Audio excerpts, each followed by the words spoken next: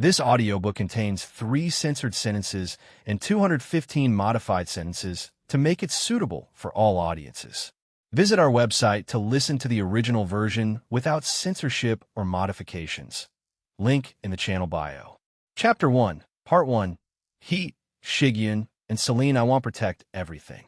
Although, I will absolutely protect those precious people within arm's reach. If it's for the sake of that, I will slay everything. Everyone deserves a future. Many can redeem themselves, but I've also come to understand that not everyone deserves that chance.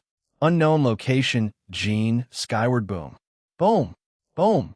Ignia provided me with some information about the Cows Brigade, so I fought him as promised.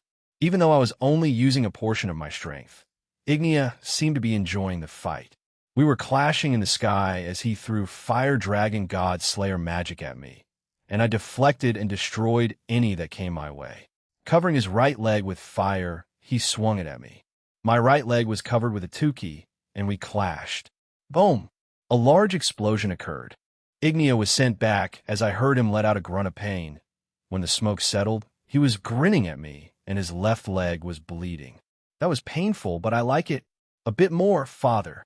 Battle maniacs are difficult to keep up with, and you're not? I don't mind them, but if given the choice to fight or not, I would choose not to. You know me. I'm lazy.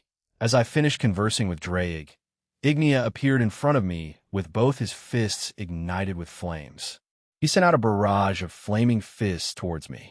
In response to this move, I used normal consecutive punches, and our fists collided again, but Ignia winced every time, but the grin on his face never left. Don, Don, Don, Don. Ugh, after that clash, Ignia drops back down to the ground and starts to inhale air around him. Wait, is he? I land on the ground as Ignia had a smug look on him. He's going to roar. How will you respond? Gene? I have an idea. Comptoir. Can this barrier take it? Comptoir.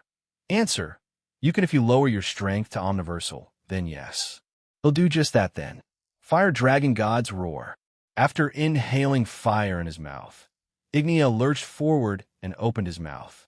Out came a large mass of flames in the shape of a ball, and it was quickly approaching me. The ground beneath us was melting, even the air felt hot. However, the barrier held strong. The attack covered the entire width of the barrier, but I expected that given the strength of the attacker.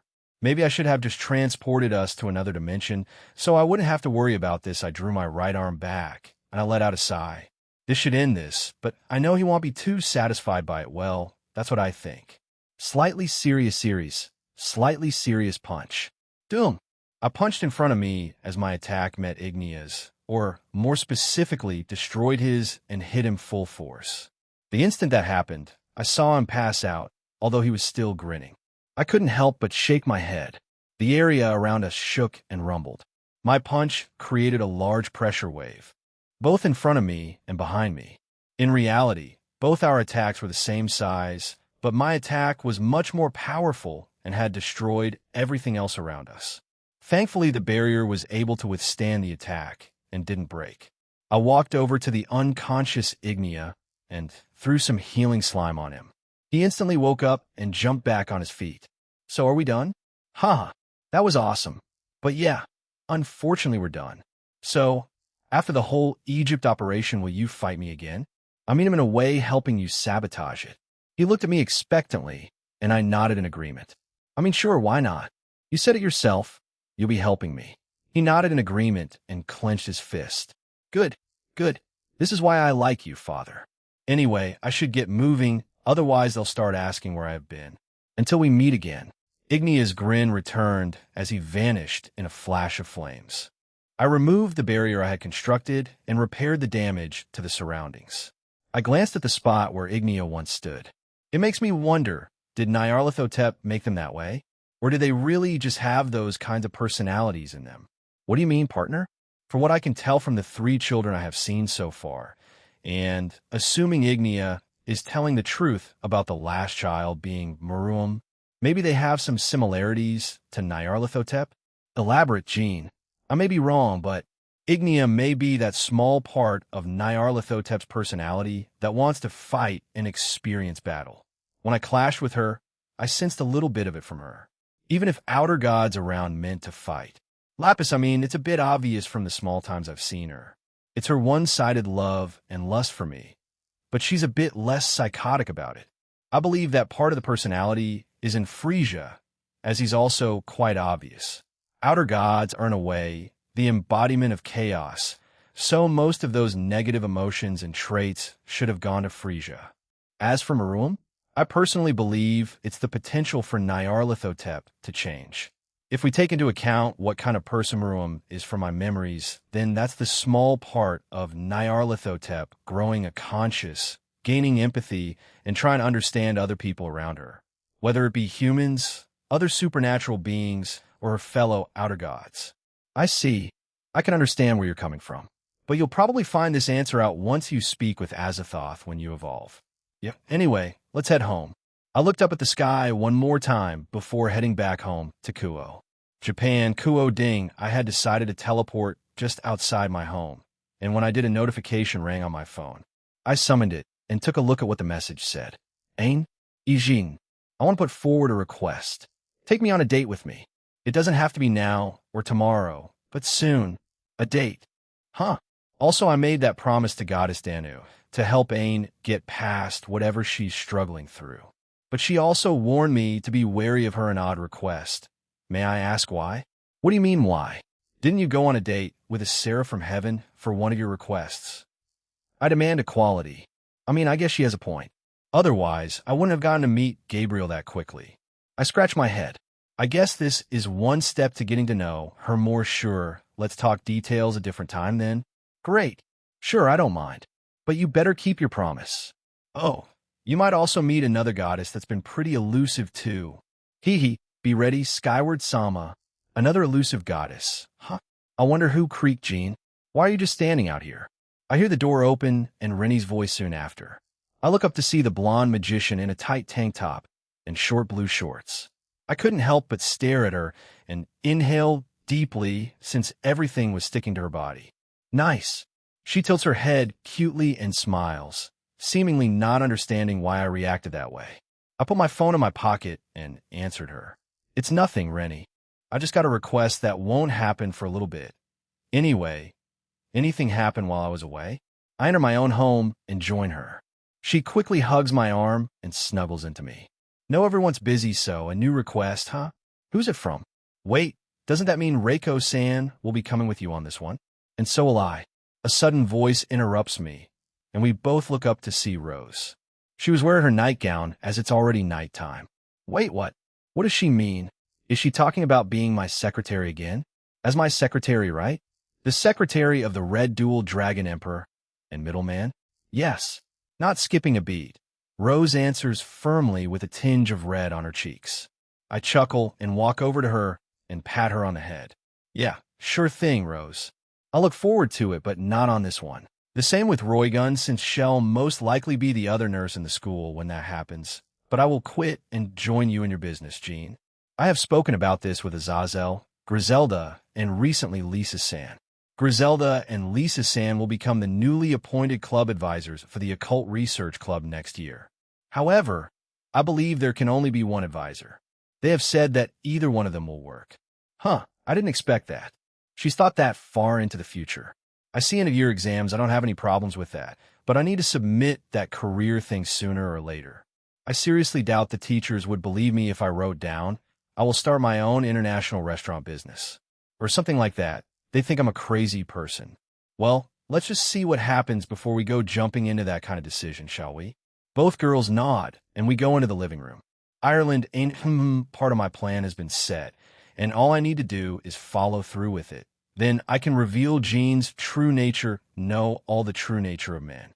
Irrespective of how desperately he tries to portray himself as a hero in the supernatural world. He's just a disgusting pervert in the end. Harem? Are you insane? Who in their mind wants to unite everyone for such an absurd reason? Fwash, as I was prancing around in the secluded forest I was in, I felt the presence of someone I knew. Turning around, I could see that it was Goddess Danu. She had a look of concern. Danu, please. I don't want that sort of look coming from you. A look of pity. Danu? How can I help you? However, the goddess in front of me does not answer me. She simply stares at me in pity. I sigh and shake my head. I am justified in my action, Dano. Jean is innocent. He may have a questionable reason for uniting us all, but he's doing it for the betterment of us all. Betterment, huh? Even if he is, no, he isn't. I don't care what you say. What about you, Dano? I've said this before. You disappeared for many years and only came out of your seclusion because of him. Explain yourself. Or are you planning to stick with fate brought you together?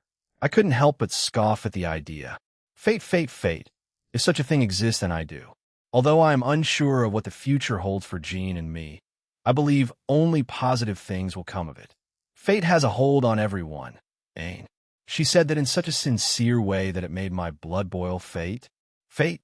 Hearing such a word makes me sick. So, you're implying that what happened to me was also fate? Is that right, Goddess Danu? She had a look of shock after I said that. Yes, if you say such a thing, then what happened to me in the past fate had an influence in it. Yes. You're saying it was fate for me to be brutally mistreated by 3 of my husbands? Fate for me to see them kill my first child? Fate for them to force my second to violate me, then kill them? And finally, my 3rd husband till I couldn't finish that sentence. I choked up, even though hundreds of years had passed. What that monster did to me, it can't ever be undone. Whether through magic, a divine tool, or even the sacred gears. Ain, fate that they completely destroyed me down there, making it impossible for me to have children or even have safe and enjoyable sex. I couldn't help but laugh. Even thinking about that makes my entire body shiver. Children, and a physical relationship that extends beyond hand-holding, hugging, and kissing. Anything more intimate is physically impossible. I don't feel like a person anymore, just some kind of defective product. It's not what I meant, and it's tragic. However, those men can't hurt you anymore, nor can they come back.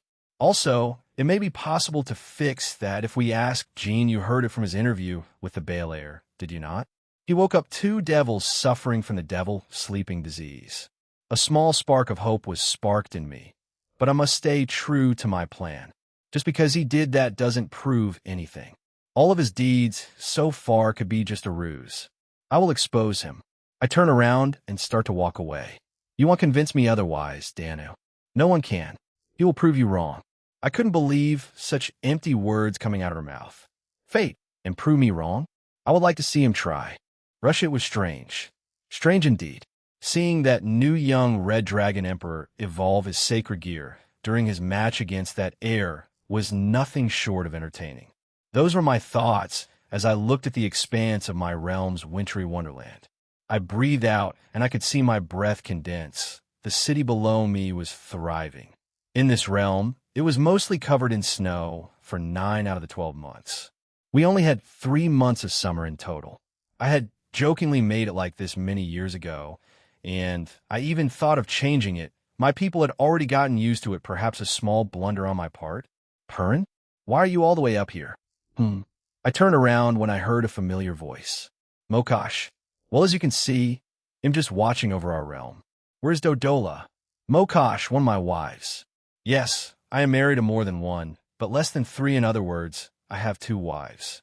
I can understand the young middleman's stance on harems, though does what I have even categorized as such? I am uncertain. She is tending to other responsibilities, unlike someone I know.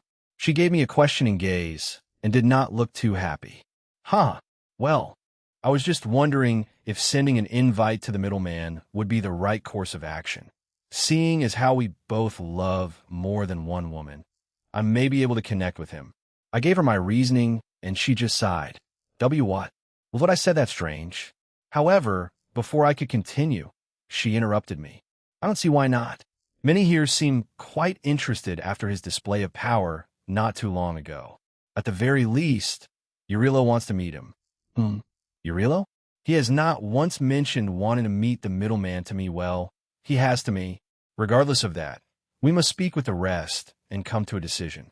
As I have heard, the alliance seems to be more advantageous for those who join. I nodded and got up from my spot. Yes, this meeting has been long overdue. Let us depart. Now, what will our decision be, middleman? Egypt, as I gazed down at my people carrying on their daily lives, I couldn't help but ask this. Would it be a wise decision to let the middleman into our realm? After his recent match, which was broadcast throughout the entire supernatural world, many of the skeptics are starting to change their minds. However, this is only towards my fellow gods and goddesses. Prior to seeing his match, however, more and more people have started to be in favor of his invitation rather than against it. But there are still gods that are skeptical or against it. Two stand out in particular, Seth and Ta. I do not know why they are against the middleman coming here, since they weren't that particularly bothered by what had happened many years ago. The destruction that was caused by both dragon emperors. It caused quite a lot of damage and killed many of our citizens here. However, many have forgotten or forgiven the act, but there are still those that resent the two dragons. Besides possessing another divine dividing, the current Red Dragon Emperor is also more unpredictable. At least, that's how the people opposed to letting him into our realm see it. But we have voted to invite him into our realm. Perhaps the young Baal heir saw this as an opportunity to show the rest of our factions and pantheons. I felt a smile creep onto my face. If so, he's a lot more cunning than meets the eye. Seror Baal, was it? A very intriguing devil indeed. Master R.A.? Hearing a familiar voice, I turn to my side and see Rashida. Did you need something from me? Yes, Goddess Isis has returned. She wishes to speak with you. The matter pertains to the middleman. The middleman? Why does Isis want to speak about him? Interesting, she was not against his arrival. In fact, she was for it. However, she had never had this much interest in him. Why? Master R.A.? It is nothing, Rashida. Very well, come. Let's meet with Isis. I'm quite curious as to why she has suddenly taken an interest in the middleman. Rashida bows and starts to walk away as I trail after her. Middleman, Gene Skyward. When you do accept our invitation, and when you arrive in our realm, you will not only be battling for the people's acceptance, but also some gods. I look forward to seeing how you deal with it. 2 weeks later, Japan. Kuo Gene Skyward, waking up from my slumber. The day had already started off quite boisterously. Gene Skyward, or Aaron Toole, as I recently recollected my name. I am in a predicament. The first thing I saw when I opened my eyes was, well, women. Now, that isn't anything new or strange. However, since a few things have changed recently, and I would say they were positive changes. In front of me was Rias lying on my stomach, and her face was just inches away from mine. She was obviously already awake and staring at me quite intently. The other girls around me were still asleep. That much I was certain about. Rias? I called her name out in a low tone, but she didn't answer me. However, she did begin to lean forward and we shared a short kiss.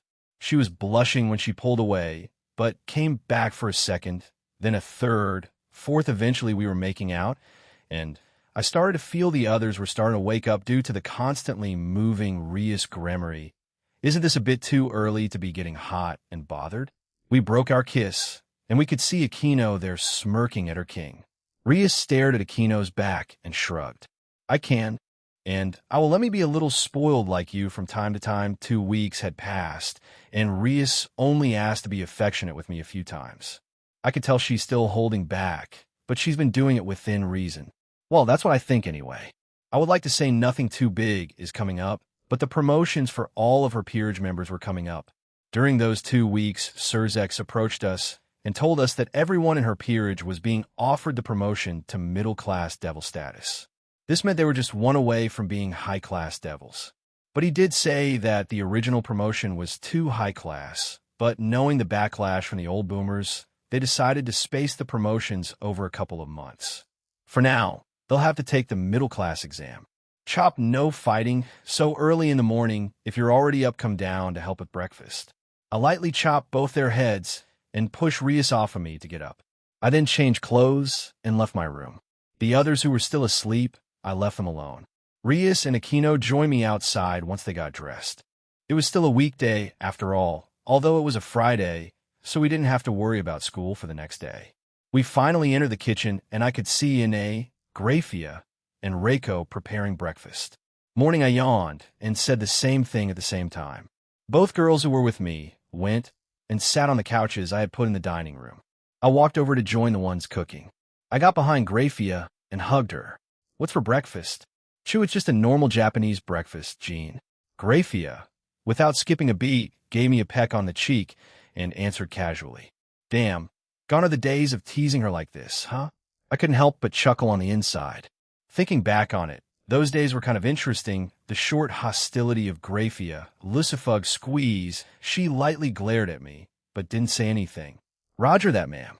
The other two who were helping her cook were looking at our interaction with curiosity and amusement. I glanced at them and shrugged. I look forward to it then. Good luck, Ine Reiko.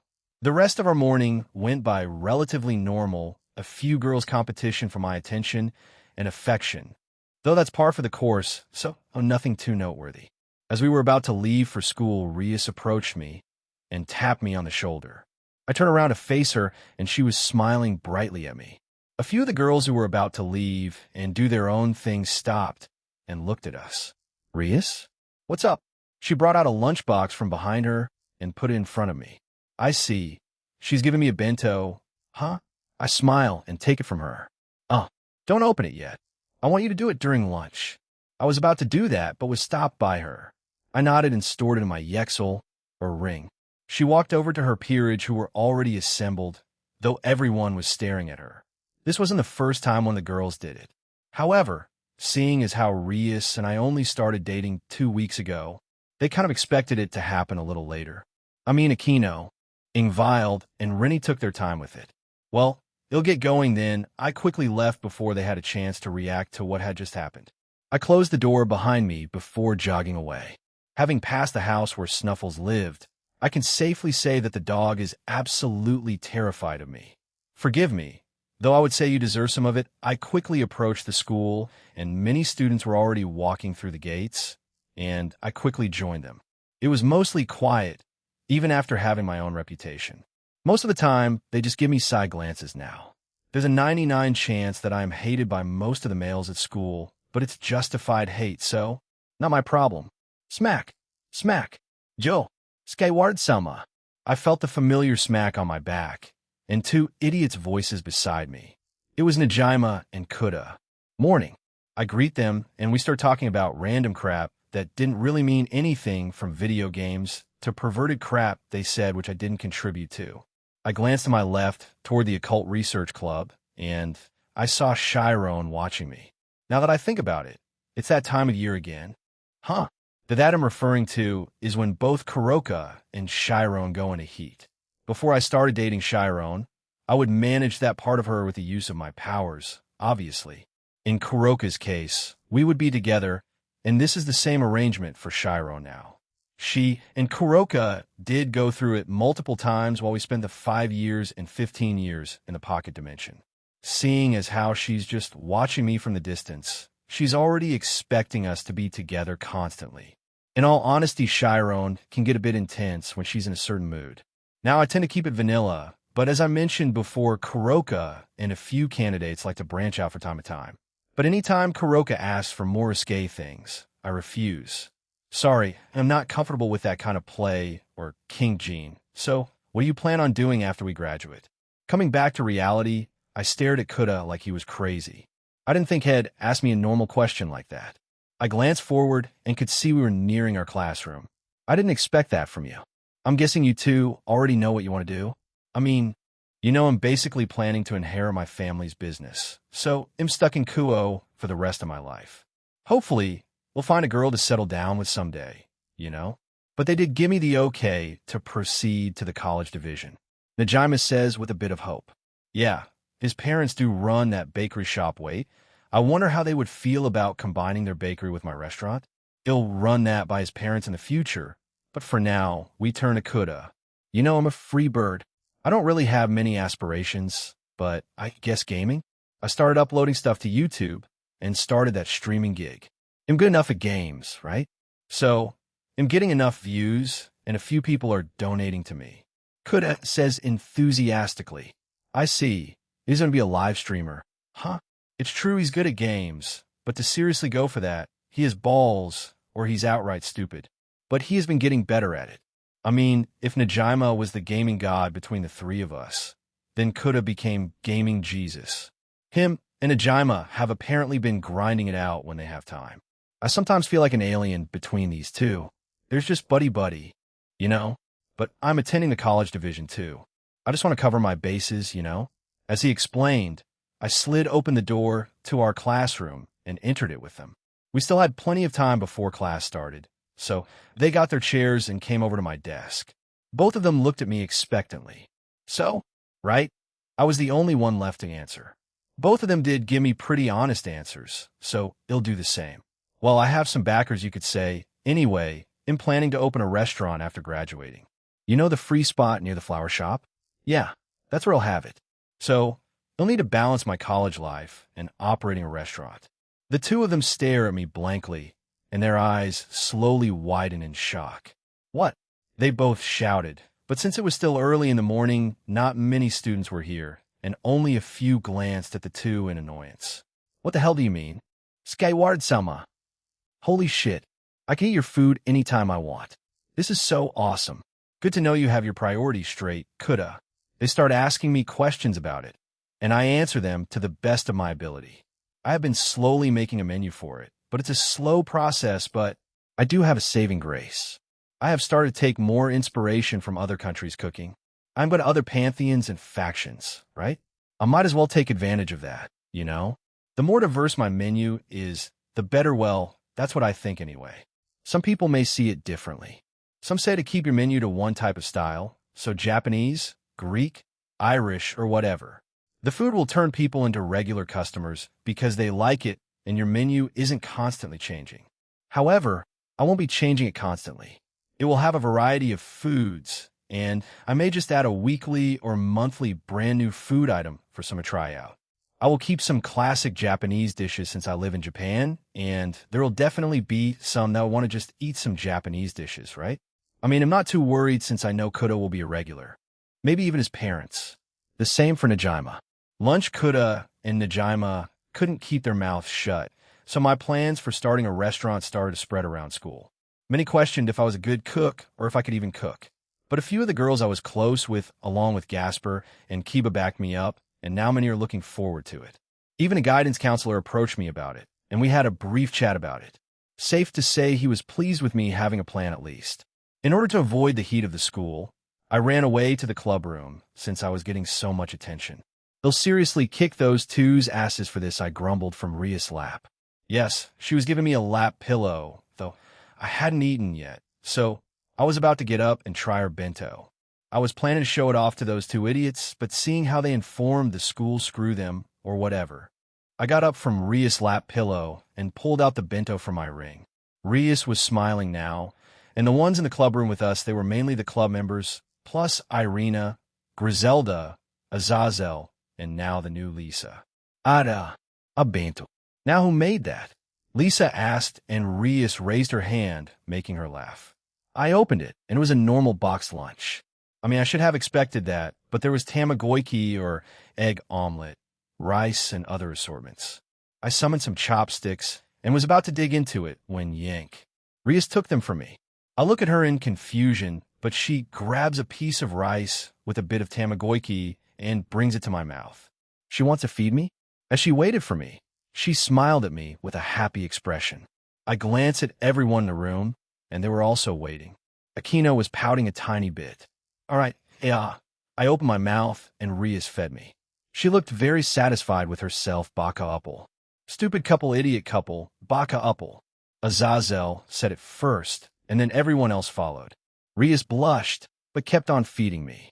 So, she wasn't really bothered by it. It was all running smoothly until Aquino stood up suddenly and came over to us. Here it is. Waka waku. Aquino summoned her own pair of chopsticks, grabbed some of the rice and food from the lunchbox, and put it up to my mouth. Rias was stunned, and Azazel began to laugh. I awkwardly opened my mouth and ate it. Rias was a bit unhappy, so she immediately followed up by doing the same thing. This is goddamn war. These two were poking my mouth and cheeks, trying to make me eat my loot. Even more of them are coming over. Asia, Zenobia, Reveling Vild, Rose, Chiron, and why are you coming? Lisa also approached with her own chopsticks. I didn't get any response from her, but she only did the yufufa thing. This can't get any no. Stop. Kiba, Gasper. Those two also approached me. Azazel's laughter kept on getting louder. I was very tempted to zap him. So, my lunch was even more chaotic thanks to everyone trying to feed me. Irina and Griselda looked like they wanted to join and partner. Should I join? Zap. Jaya.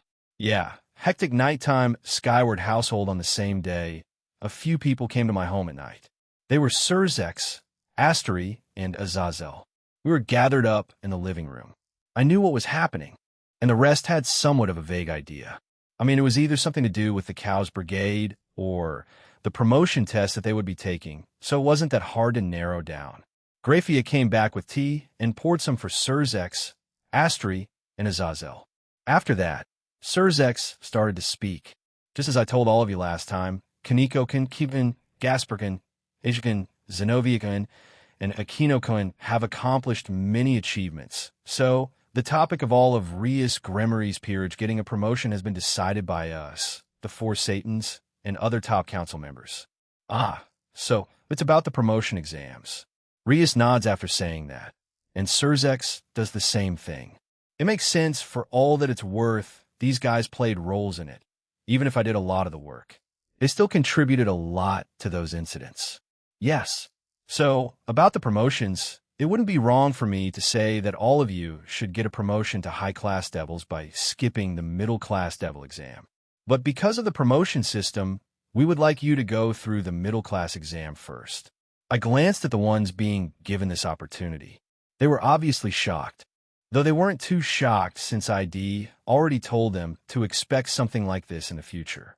Obviously, Surzex told me first, and then everyone else a few weeks ago. It's not that weird. I mean, for all of you to be given this promotion to become high-class devils, and all the things you have achieved so far isn't anything to scoff at. But even in the world of devils, there are still steps you have to take. Azazel said while drinking the tea that Grafia gave him. Especially the higher-ups are fussing about it. They acknowledge the special promotion for all of you, but they're also saying to follow the proper procedures.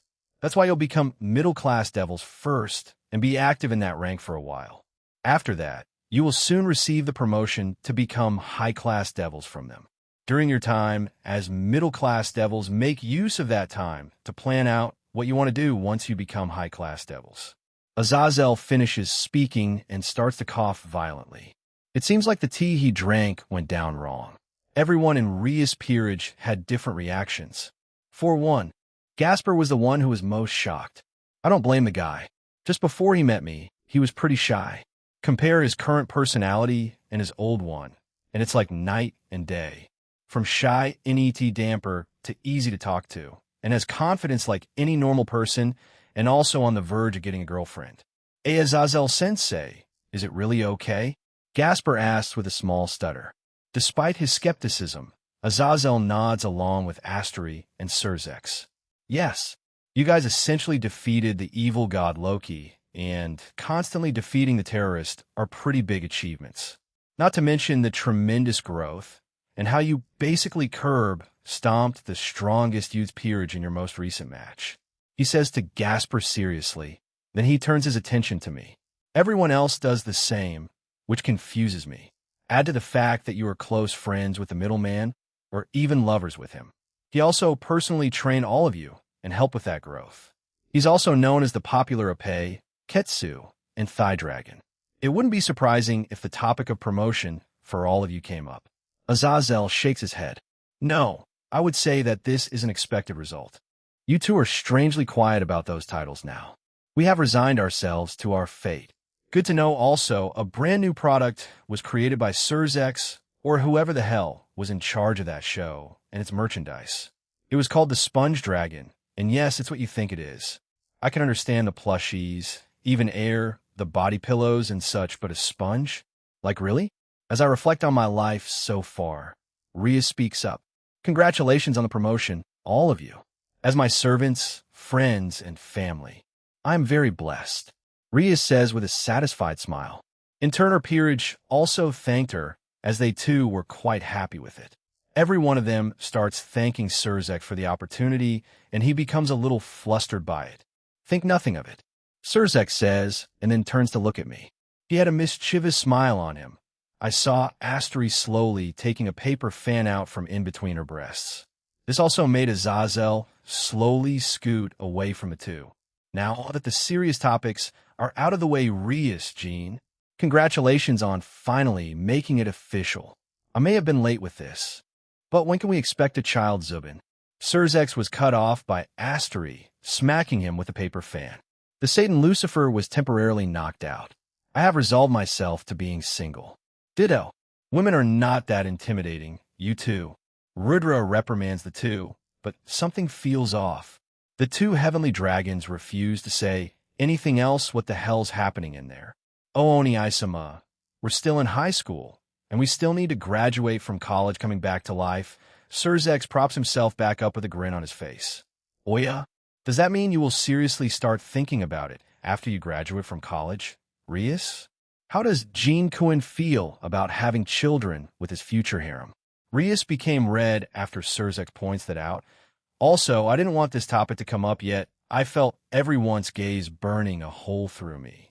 I know some of the girls, mainly Rennie and Grafia, have said they wanted children in the future, although I have no idea how serious they were about it, since they said it during the heat of sex. I also know that Kuroka wants kittens in the future, but since she's calmed down a bit, she's not asking about it as much. Or at all, really. I quickly scanned the room, and they were all waiting for my answer. Well, I mean, how do I say this? If they want some in the future? Sure, why not? I'm not against having children if that's what you're thinking. Haha, do you hear that? Astery? We'll get to see and interact with Riatan's children, yes. If we do not include the topic of the repopulation of the devil race, then having more Grimoires or Skywards running around isn't a bad feeling to think about. Millicass will have others that will look up to them.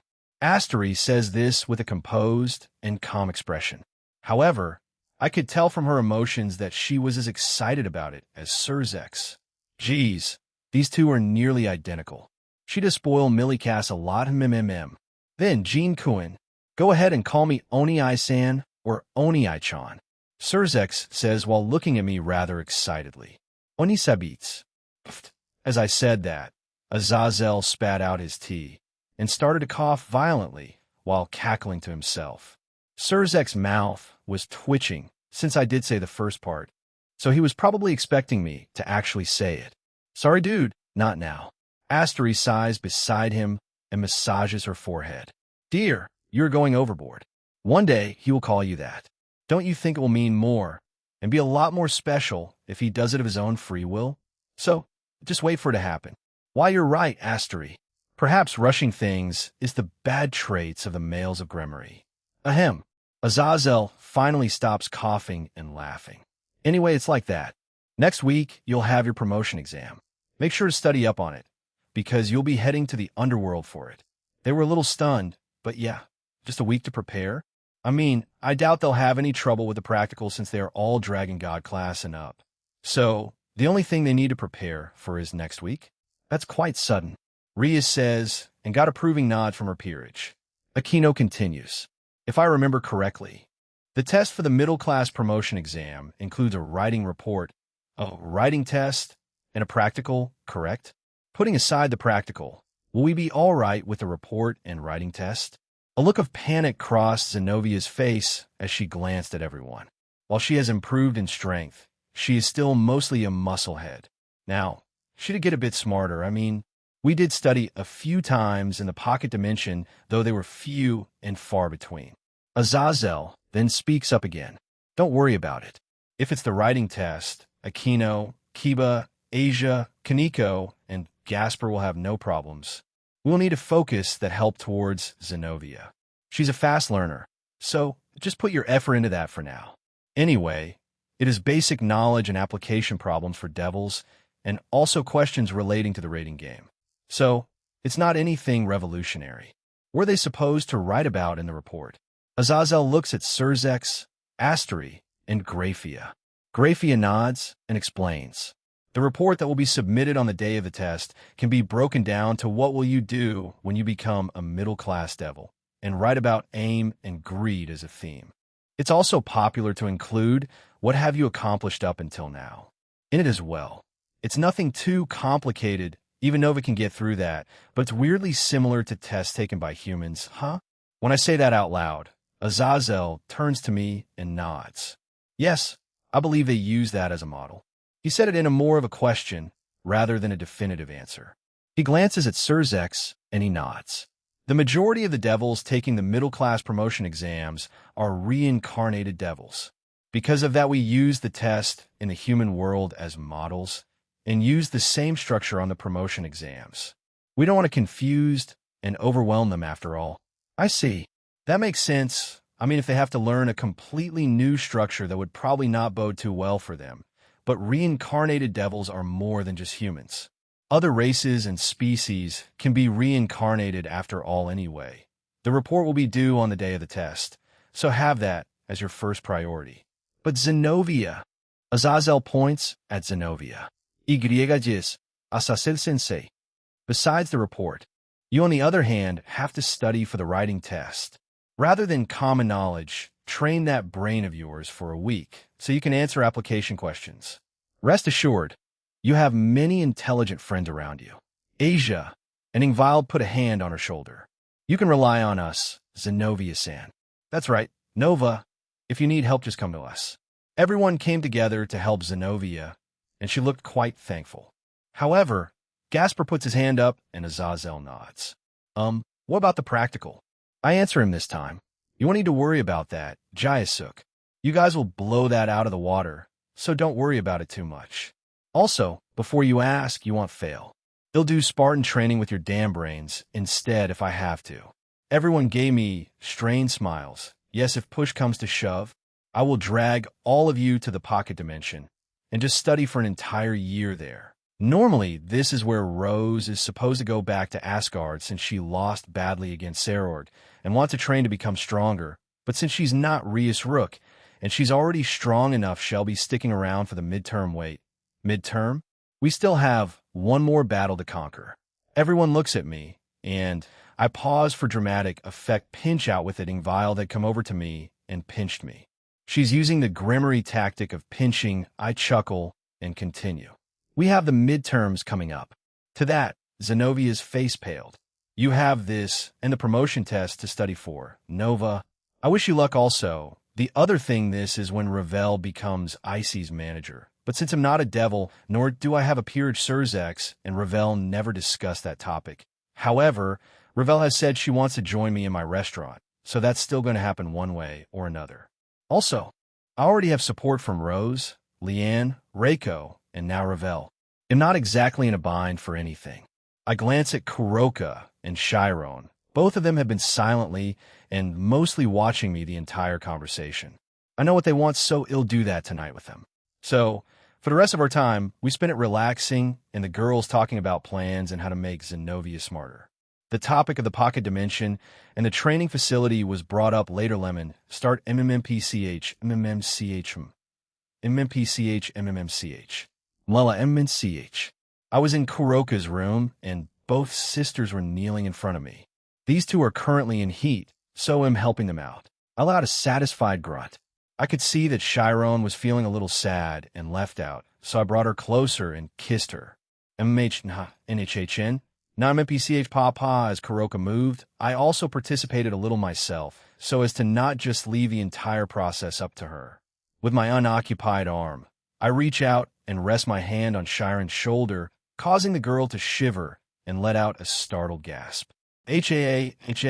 Naya Kuroka was caught up in the moment as she quickened her pace without considering the rhythm we had established. I pulled back and paw. Nia. I pressed close to her, and she gasped in response. Kuroka drooled a little bit, but eventually started to move again, though she was doing it a little slower now. I glanced at Chiron and communicated with her silently.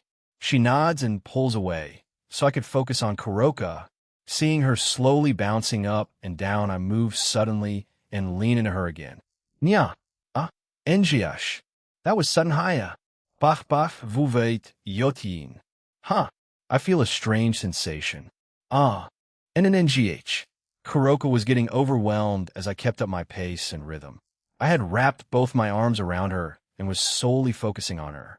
You're saying that, but you're moving with me. She details Naya. With each motion, I pushed in completely, and just as her hips began to rise, I pulled back at the very last moment. MGH, Haya, don't stop now. Huh. I felt Kuroka forcefully trying to pull me back closer, stopping me from leaving. More. Stay with me more. It'll give you everything you want, so keep going. Sweat drops down her torso as she twists her whole body, stretching and working hard. Seeing her work so hard excites me more. HFFF hafwa. MHY, you're pushing so deep nya. Kuroka grabs my head and pulls me in her chest. Her hold was tight. The timing felt right. Jean, I'm close, she announced, her voice strained. Fwa, MMGH, Together, Hayek, MFFF, come with me. Seeing her desperate for release brings me closer to the brink. I start to move faster, losing myself to the feeling. Ugh, do that more. I love it when you go deeper. Again. Ik, Papa, I'm close. I'm so close. Jin. Kuroka screams my name and tenses up, pressing her hips downward into my lap. We shared a final, deep moment together, holding each other close as we both reached our peak. The intensity of the moment was overwhelming, and we held on tightly. Amazing. I pull away from Kuroka's embrace, and to my surprise, she was already exhausted. Her eyes were glazed over, and she wasn't all there. This had never happened before, as she was usually fine for long stretches, even in the past when she was feeling unwell. I tend to the tired Kuroka and place her down on her own bed. Chiron, who had been watching, looked eager for her turn. I tapped my lap and she crawled over to me. Sorry for the wait, Chiron. Nyan. It's my turn, Jean. She smiled at me playfully. You're still raring to go. She brushes her finger against me and scoops up a bit of something with her finger, then brings it to her lips. Tasty. Excuse me. She quickly grips me, gives me a brief rub before taking the same position as her sister. But since I was a bit impatient, I didn't wait for Chiron to get comfortable, so I picked her up and held her close. In turn, I pressed against her. Look, she made a strange sound as it happened. I immediately began moving closer as I wanted to feel that closeness with her. Jean, that's too sudden, she shivers. I guess she felt a sudden wave of emotion. Though she did touch herself while I was with Kuroka, I'm still feeling very aroused. Chiron, I'm sorry, but I'm not going to take it slow. She just gave me a quick kiss on the lips as an answer. After getting her agreement, I started to move faster. NGHMH. Jean, you're being so rough and no. Wait, this is too. I can't take it. I can't if you do it this, as if on instant, Chiron matched my movements even after saying the exact opposite words. As bodies met with force, a sharp sound resonated throughout the room. Chiron then brings out her ears and tail tug. Pop on Nyan. Ugh. Gee, more. Pull on my tail more. Nyan. I pulled on her tail while I kept up my steady rhythm. Keep going, Jean. I can't think any more hike. Gong. Ik. Wait, no. Don't move like that. I'm gonna go crazy. Oh, just like her sister, Chiron quickly lost herself in the moment, and so did I. Geez, how can these two be this no? They're sisters. It makes sense they share some traits. I guess their love for intimacy is one. Even if Chiron is a little more subtle in the day-to-day. Jean, I'm overwhelmed. Please more. Love me more. It's okay, Chiron. It feels wonderful for me too. Hold me. Hold me tightly, Jean. Stay with me. That almost sounds like a proposal from Chiron. I couldn't help but grin. I let her hips sink lower onto me as I pull her tight with both arms and continue thrusting. Now, not only our hips, but breaths match pace with each other. Fwa! I feel it mounting in me. Oh, Satan, wait, no. Shagood Jean Dayak. The pleasure has arrested the movement in her upper body. Only the lower half of her body is still in motion. Chiron, you're holding on so tight. The sheets below us were already damp with a pool of moisture that has flowed from her so far. Each movement is intense, and the pleasure keeps building. I can't help it with you so close, Jean. It just tightens on its own. My body feels like it's taking the shape of you. I'm so good. Lost in a tireless world of pleasure. I keep moving closer to her as far as I can reach. Hey, I feel it. Jean, this feels so good. We stayed in each other's embrace as we trembled together. It's still coming out so hot. Imminent NGH. Chiron's body arches backward and convulses. I'm scared it won't stop. I feel her tense up in anticipation of another wave, but the sensation still hits her just as hard. Her body trembles rhythmically, as if to hold onto every last drop of the moment. Your warmth, Jean, it feels so good and NGH. Am overcome again. Chiron's body responds again. I've lost count in how many times that it happened. But when I peer at her face, Chiron had an even more dull look on her. She had completely lost consciousness as she lay her body against mine. I look back at Kuroka as she too was also asleep. I have no idea what happened to these two, but they usually end up completely worn out like this. But I guess we were done for the night. I got dressed after tidying up since both Nekash's sisters were sleeping peacefully. I reached out to soothe them through their restlessness and discomfort. Honestly, it feels inconvenient to have something like that. I can only dread the thought if I was single or had no one to turn to. Kuroka mentioned before that she could repress it, but if I'm remembering correctly, Chiron had troubles when those times came. So, when it first came around when Issei joined the peerage, she lost control of herself, but Kuroka stopped her. I mean, that's been dealt with here since I exist. I'll ask her how she dealt with it before I got here. I'm more surprised at myself since I didn't ask her before. You were too busy wanting to get with her. Okay, Drake. Ignoring the weird comment from the dragon, I finally left the room and joined the rest downstairs. Since the session didn't last long, I still had time in the day. As I was approaching the stairs, I come across Shigyon. This is a good opportunity. I want to take her out on that date. Then after that, it'll go to the Shinto realm with Hephaestus. But I'd want to check on Sherry, Kyoko, Burin, and Muvith. But from my text with her, all four are doing well. The two male dwarves did contact me to accept the proposal, and I passed it along to Hephaestus. I also gave them the same portal gun and told them how it worked, so they were a little disappointed since they couldn't replicate it. But I corrected them and said that they could try replicating it. They just had to start from scratch and can't dismantle it to examine whatever the hell it's made from. I left that part to Comptoir Shigyon. I call out to her, and she turns around. I quickly join her, and we have a short chat. Jean, how can I help you? Are you about to go join Kuroka and Chiron? No, we're done. Anyway, it's about you. So, I was thinking of scheduling the date in a day or two. Which is more convenient to you? You already know about the devil exam the Gremory servants need to take. I plan on going with them, so I have to get some things done before then. Shigyon nods and thinks about it for a few seconds before looking back at me.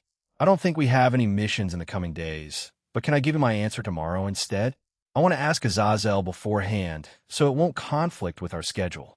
Sounds reasonable enough. I agree with her suggestion, and we go downstairs to join the others. Once there, Akino looks at me with a surprised expression. You're done already? They both passed out after one round. Our short and terse conversation made the few girls in the room blush. But to the ones that were already used to it, they promptly moved on. I shrugged and sat between a few girls and enjoyed the rest of the night in a boisterous fashion. Mount Olympus, same day, Hephaestus the day, was coming to an end. Sherry and Kyoko had left a few hours earlier after being under my tutelage. I was reading a book while relaxing on my sofa. I had some coffee beside me on my table. Reaching forward to turn a pag ding. My phone's notification went off, and I hastily grabbed it to check who had messaged me. There were only a few candidates, and they were Hestia, Kyoko, Sherry, Demeter, Hermes, Muvith, Burin, and finally Jean. I felt a smile creep into my face as I saw that it was Jean. I quickly unlocked my smartphone and checked what he had sent. Joe, bye. I was thinking of having our date in the Shinto in a few days, and of course checking out the blacksmith in Takamagara. We'll be going to Hawaii first with someone else, though. That's in a day or two after that. How about you and me? Hawaii? I wonder who he'll be going there with. But after that, well, I felt my face burning up, but I decided to text him back just in case. It's fine. I don't mind waiting, Jean. Cool. Anyway, I'll text you when I have a definite answer. Till then, Faye. I put my phone down after rereading it a few times and sigh. Date, will be in the Shinto realm. Doesn't this mean it'll essentially meet some Shinto gods? I somehow only met the Norse gods at the end of Jean's alliance there. But this time it may be a little different. Jean hasn't said anything about visiting places in it. It may be a short date. Thinking about that makes me a little sad. Hopefully he has some sort of plan. Slam. The door to my home suddenly slammed open. I sighed and got ready for whoever it was. A small and petite girl walked in. It was Hestia. She had a wide grin on her face, and she had a little plastic bag with her. How can I help you, Hestia? But she waves her fingers at me while saying TSK. I have been practicing nonstop, hep, and today no, tonight.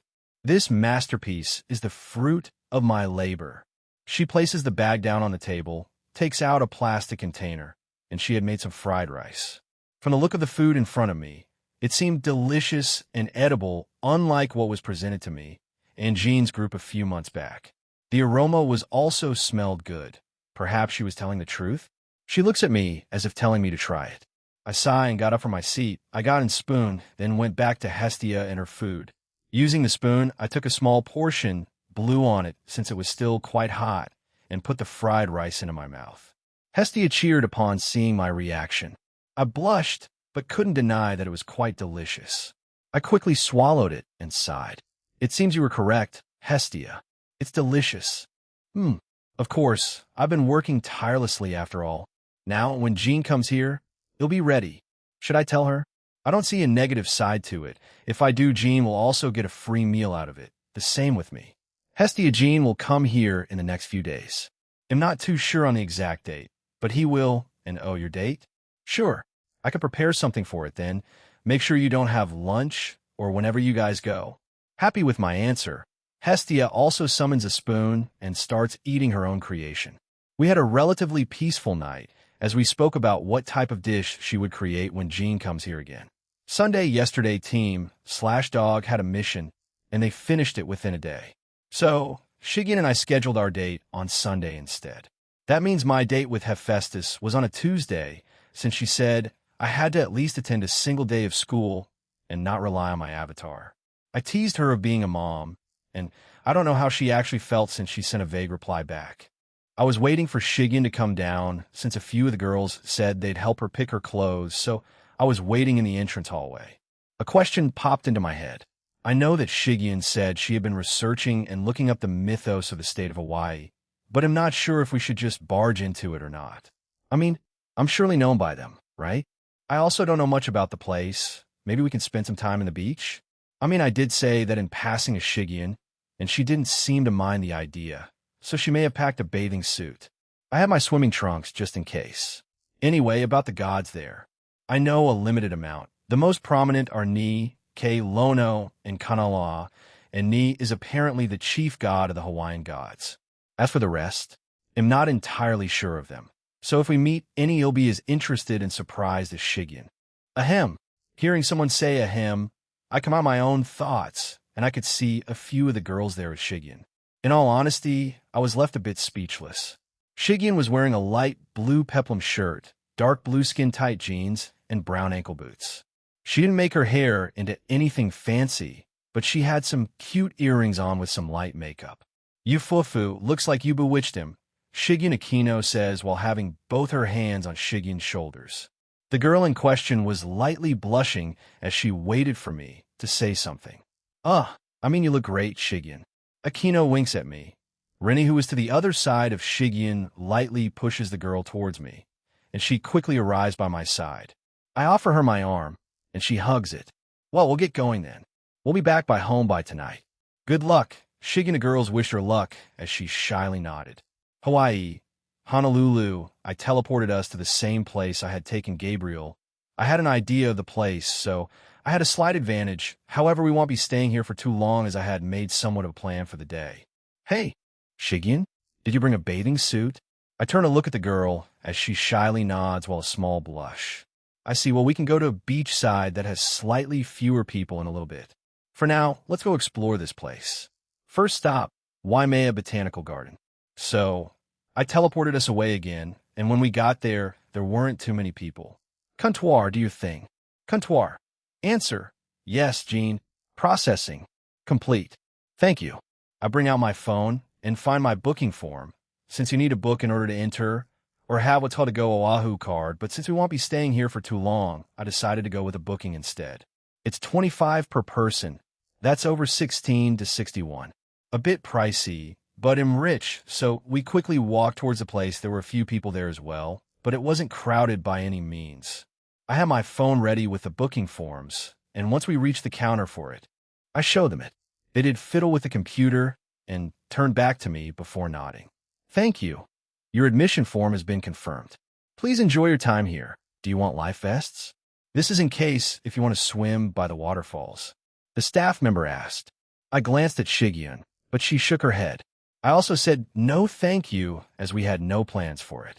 The staff nodded and wished us well again before we set off. As we walked through the botanical garden, we saw many different types of plants, trees, and other attractions you would find in a place like this. We came across a small guided tour and walked behind them and had a free tour, but we couldn't stay long since we didn't want to be found out. As we neared a certain area, we see is that a peacock? I've never seen one up close before. Natsum would have loved to see this. Even now she thought of her friend and teammate. How considerate of her. I crouched down and gestured to the animal. Hey, come here, I said to it telepathically. The animal gained a surprised look and eyed me. How can you speak to me? It asked, and I smiled. I'm just different. Anyway, my girlfriend here wants to see you up close. Do you mind? The peacock stares at me for a few more seconds before slowly coming our way. Shigyun was a bit surprised and starts to fidget, but I gesture for her to crouch down too. I did say I could talk to animals. I just asked this peacock to come closer. I tell Shigyun, and she nods. She had a look that screamed, can I pet it? So I asked the peacock if she could. Hey, do you mind if she pets you? I do not mind. However, please be gentle. I nod and tell Shigyun what it said. She became rather excited and gentle started petting the peacock on the head. I just stared at the large feathers behind it, as it looked pretty amazing. I wonder if there are supernatural peacocks. Would they be larger? Even more mystical? Perhaps Hawaii's mythos has them? I was kind of hyping myself up, along with this place's mythos. I hadn't felt any of the supernatural keeping an eye on us. However, I did feel many around the island. But they weren't near us for the time being. Wow, they normally don't come near humans. How did you manage to get it to come near you? Shigyun kept on petting the peacock as the both of us turned to look behind us. It was the previous tour guide with their group, she asked as she approached us. And just good with animals. I answered her nonchalantly with a shrug. This made the woman chuckle. She then comes over with the rest of the group. May we? Can they? She asks. And in turn I ask the peacock, and it nods again, surprising them. But he says to be gentle when petting him. He doesn't like it when people are rough. So, with my permission, and Shigyun scooting away, the rest of the people there took their turns to pet the peacock. Eventually they all had their turn, and the peacock nodded to me one last time before trotting away. We got a few thanks for whatever reason, and then we came across a small little stream with uniquely shaped trees and many rocks with pebbles. We both felt a bit of magic from there, but we agreed that someone that was part of the supernatural was here relatively recently, but was already long gone. It's not divine, but it's definitely something. Seeing as how nothing else was there, we quickly left, and we slowly approached an area with a strange hut-like structure. Shigyun was intrigued by it, so she let go of my arm and walked over to it. I joined her. That's, I think, called Hail O Lono or House of Lono. It's dedicated to the Hawaiian god, Lono. This heiau, religious place of worship, is believed to have been originally constructed around 1470 AD. Lono is associated with peace, fertility, agriculture, rainfall, and music. I explained to her, and she turns around to face me with a small grin. Did you find that out from Comptoir? She asked, and I laughed, but didn't deny it. I mean, Comptoir and prior research, since this is where you wanted to come to, Shigyun. Yeah. Anyway, let's go. We still have a lot of places to visit. Agreeing with me, she hugs my arm again, and we walk around the place again. The notable places we visited were Kula Shrine, Kauhale Kahiko, Hail Iwi, agricultural terraces, and finally ending our tour here at Wailele. KSHSHSHSHSHS, there really are people swimming there. We both look on at the people swimming near the waterfall. I think it's around 40 to 45 feet tall, and the status of being allowed to swim there changes depending on weather and circumstances, I believe. Want to know a little fun fact? Sure thing, comptoir. I asked the girl beside me, and she answered me rather smugly, making me chuckle. The name of this wailele changes depending on the amount of water that is flowing. When the water gently flows, the name is waihe, softly trickling water.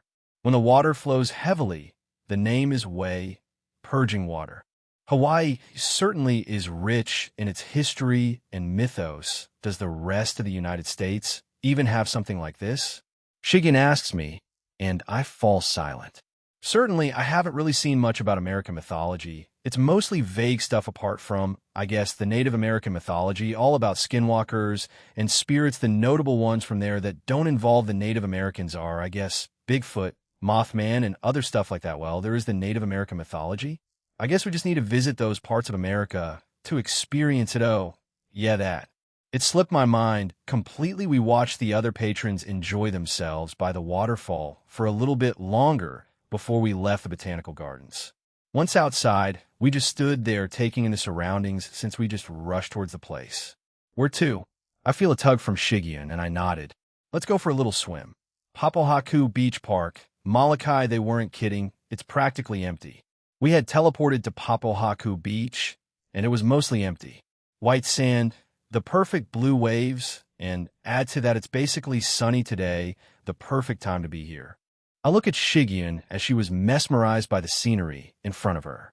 She notices me eyeing her, and she begins to blush. Shigian, I've practically seen you naked already. Does the act of wearing a swimsuit change it? Yes. Comptoir. Answer, yes. Huh.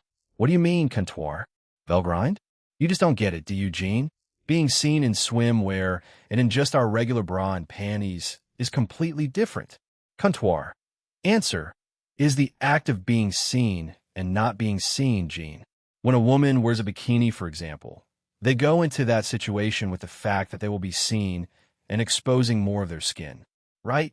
Meanwhile, if you say, you walk into me getting dressed and I was in my bra and panties, I would obviously crush your head. I was in a vulnerable state and wasn't expecting someone to see me like that.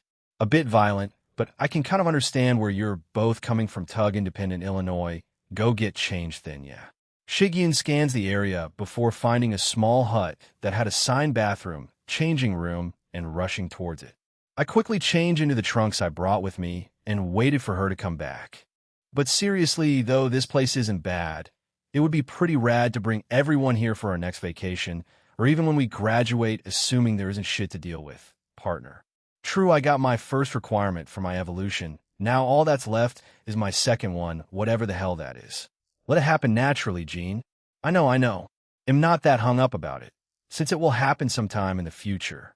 I chat away with everyone inside me while I wait for Shigian to reappear. Poke, I turn around and see nice. Bonk. Shigian lightly smacked me on the head, and I laugh. She was wearing a pink bikini and brown sandals. Her bra was a frilly one. She looked cute in it. I offer her my hand, and she accepts. We go towards the water. Grab. Hiya. Jijin? Sorry, Shigian. I felt no presence of anything else nearby, so I quickly maneuvered behind Shigian, grab a hold of her, and jump high into the air. Let's go swimming, Kya. Splash. Once we were underwater, Shigian glared at me. I inwardly chuckled and pointed in front of me. So, we swam around there looking at the sea and aquatic life of this place. I was hoping to see or come across supernatural sea creatures. However, it seems like there were only normal ones. I was hoping to see a supernatural shark or something, maybe a megalodon, but I feel like that's asking for too much.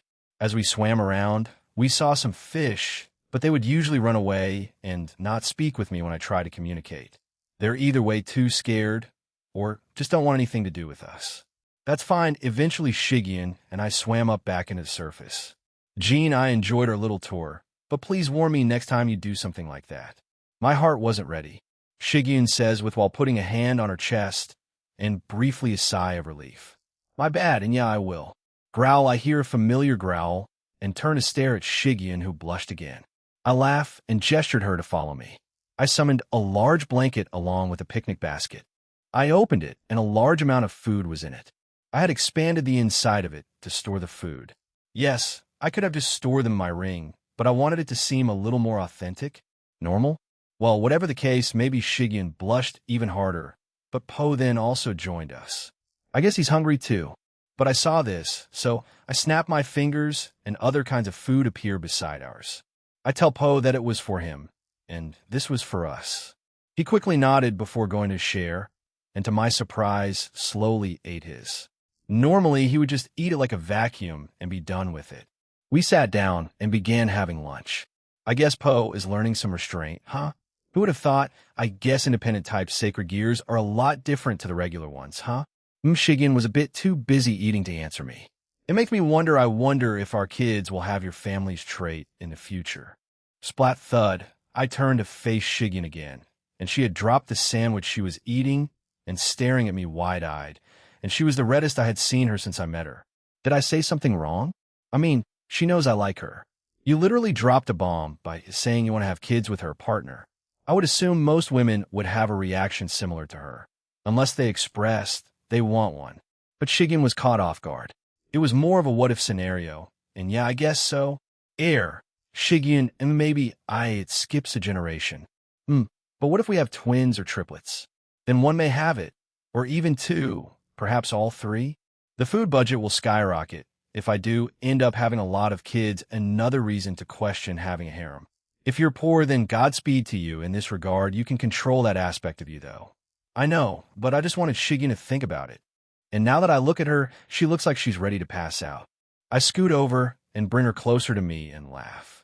Sorry, Shigyun. I didn't mean to overload you there. Let's just keep that sort of conversation for the far future. And I cleaned up the food she dropped, and we had a more casual conversation after that. We went into the ocean, splashed around, and played some before we got dressed. Honolulu, we teleported back, and the sun was slowly setting as we had stayed a little longer by the beach and just held hands as we went on a walk. We didn't talk about anything in particular, just a few mundane topics. We had decided to come back to Honolulu before heading off to our last destination. At per Shigyun's request, she wanted to go to the highest point of Hawaii. In a quick chat with Kuntwar revealed that to be Mauna Kea, one of Hawaii's dormant volcanoes. We went to a nearby vendor and bought some drinks, and as we began to walk away, I felt Shigyun tighten her grip on my arm and tense up. We felt a bit of divine energy being pointed towards us. However, it was not hostile. We looked to our left, and a man was smiling at us and started to wave us over. I used observe on him and was a bit surprised. It was the chief god of the Hawaiian mythology, Ni. Ni is a man with a lanky physique, short hair dyed blonde, and yellow eyes. He keeps his hair in an unruly fashion and has a pair of sideburns and a goatee. His outfit consists of a pink aloha shirt left unbuttoned, a pair of dark-colored cargo shorts and black sandals that resemble the Japanese geta. Ni's notable accessories include an earring on his right ear and a necklace, both having an inverted cross on them. It's the chief god of the Hawaii gods. I whisper to Shigyun, and she relaxes. I nod, and we walk over to him. I didn't think I'd come across the chief god of the Hawaiian mythology in here of all places. I say as we arrive by him. He just chuckled and shook his head. I didn't think I would see the dual dragon emperor and middleman in our little home today, of all days either. I guess we're as surprised as each other. Huh? He grins and I shrug. Maybe. I felt you eyeing us as we came to this spot, but I chalked it up to you being a weirdo or just someone from the supernatural recognizing me. Well, you're free to go anywhere, Gene, was it? Do you mind telling me why you visited our little island? I had sent you months ago, but we saw you with one of the seraphs of heaven, so we did not interfere. Makes sense. I didn't care much about it that pointed, and solely focused my attention on Gabriel. We're here on a date. We were about to go to our last destination before heading home. Mauna Kea. A date? Huh. I see. Enjoying your youth, huh? Good. Although Mauna Kea, huh? An interesting choice for the final place for your date. I see. Worry not then. I will inform the rest to not block your path. They have been in an uproar since you came here again. He turns away but stops. Oh yes. A nice exhibition match, Gene. I look forward to your future endeavors. Oh, and you're welcome to visit us in the future too. And with that, he starts to walk away while waving to us lazily. He was a lot more chill than I had thought, though I am expecting gods and goddesses that I am not too knowledgeable about to me unpleasant. Just say asshole, partner. So maybe a bit worse than that, so we'll go with unpleasant, Drake. Let's go then. We could get a good view of the sunset. Mauna Kea, well, when we got there, we saw a few things. 1, there were observatories. 2, there was snow. And 3, a lot of open space and rocks. Since I'm indifferent to temperature changes, and Shigen's outfit was already equipped with the enchantments, we were fine, but I did sense a few auras here, so I would rather not be seen. I put some invisibility on us, and we started to walk around. As we did, the sun slowly set and the sky turned orange. I'm pretty sure the ones who are choosing to stay are, well, I don't know, maybe whoever the hell works in observatories. Or do they have lodging up here? But I doubt that. I didn't expect this much snow. It's not much, but it's still something. Well, we're pretty high up, so it's inevitable. We make our way to a hill and sat down. We watched the sun slowly set, and the sky slowly turned dark. The wind started to pick up, and it was becoming colder. I decided to undo our invisibility and instead put a small illusion around us so no one would see us. Xingpo came out and was in Shigen's lap. She plays with him, and I sometimes patted him on the head. Now, then I guess I should take charge here. I feel like I've let them do the confessing part for the last few. But before that, what's after this? 2 days from now, I go up and meet Hephaestus, then to the Shinto realm. Maybe briefly go to the dwarfs to check up on them? I'll ask Hephaestus about it. I don't just want to go to that smithy and be done with it. It would be a bit insulting. Well, that's what I think. Squeeze being brought out of my thoughts, I felt Shigen squeeze my hand, and I turned my attention back to her. She was looking at me with a smile and with a tinge of red on her cheeks. Jean, yes. Fuck, I was caught up in my own thoughts for too long, and I missed my chance. Ugh, forgive me. I am not good with speeches, and I don't like standing out too much, so it'll be short and straight to the P-point. Sure Chu taking this opportunity till I lean forward and capture her lips. Seeing Shigen pause before she confessed her feelings, so I took it. Her eyes widen, but she closes it just as quickly and kisses me back. We eventually part. Mao wanted to do that, she said while sounding slightly upset. It made me chuckle, and she lightly starts hitting me. I love you, Shigen. Please be mine. I love you too, Jean. We sat there for a little while longer, enjoying each other's company and the calm atmosphere of Mauna Kea. Ireland, Ignia, HAA. Ignia was in Ireland. Why, you may ask? Because I felt like coming here, and I also lied about scouting the place out. Father was born here in his past life, and he still holds significant attachment to it. I wasn't sure in where the hell I was, but there were a lot of rocks and grass everywhere I walked. But this was near the site of it, the area, or whatever the hell it was to attract King Ghidorah to this universe. Honestly, I didn't mind if it came. That just gave me another foe to fight, But I doubt Father would be too happy about it. I better. Now, that's interesting. I was nearing the place when I see a figure in front of me. They were stronger than me, the only person I know that can create more powerful beings, and isn't currently imprisoned, is Father. When did he? Was it after we went our separate ways? That was around 2 weeks ago, after all. The woman turns to me and had an amused look on her. The person in front of me takes on the appearance of a buxom and a curvaceous woman with her long blonde hair extending to her hips. For attire, Celine dons a loose kimono with fur lining on the top, while also having flower designs all over it, as well as zigzag lines on its edges. Her head is covered by a hood adorned with an upward crescent moon with a gem on top, as well as a pair of wings on each side.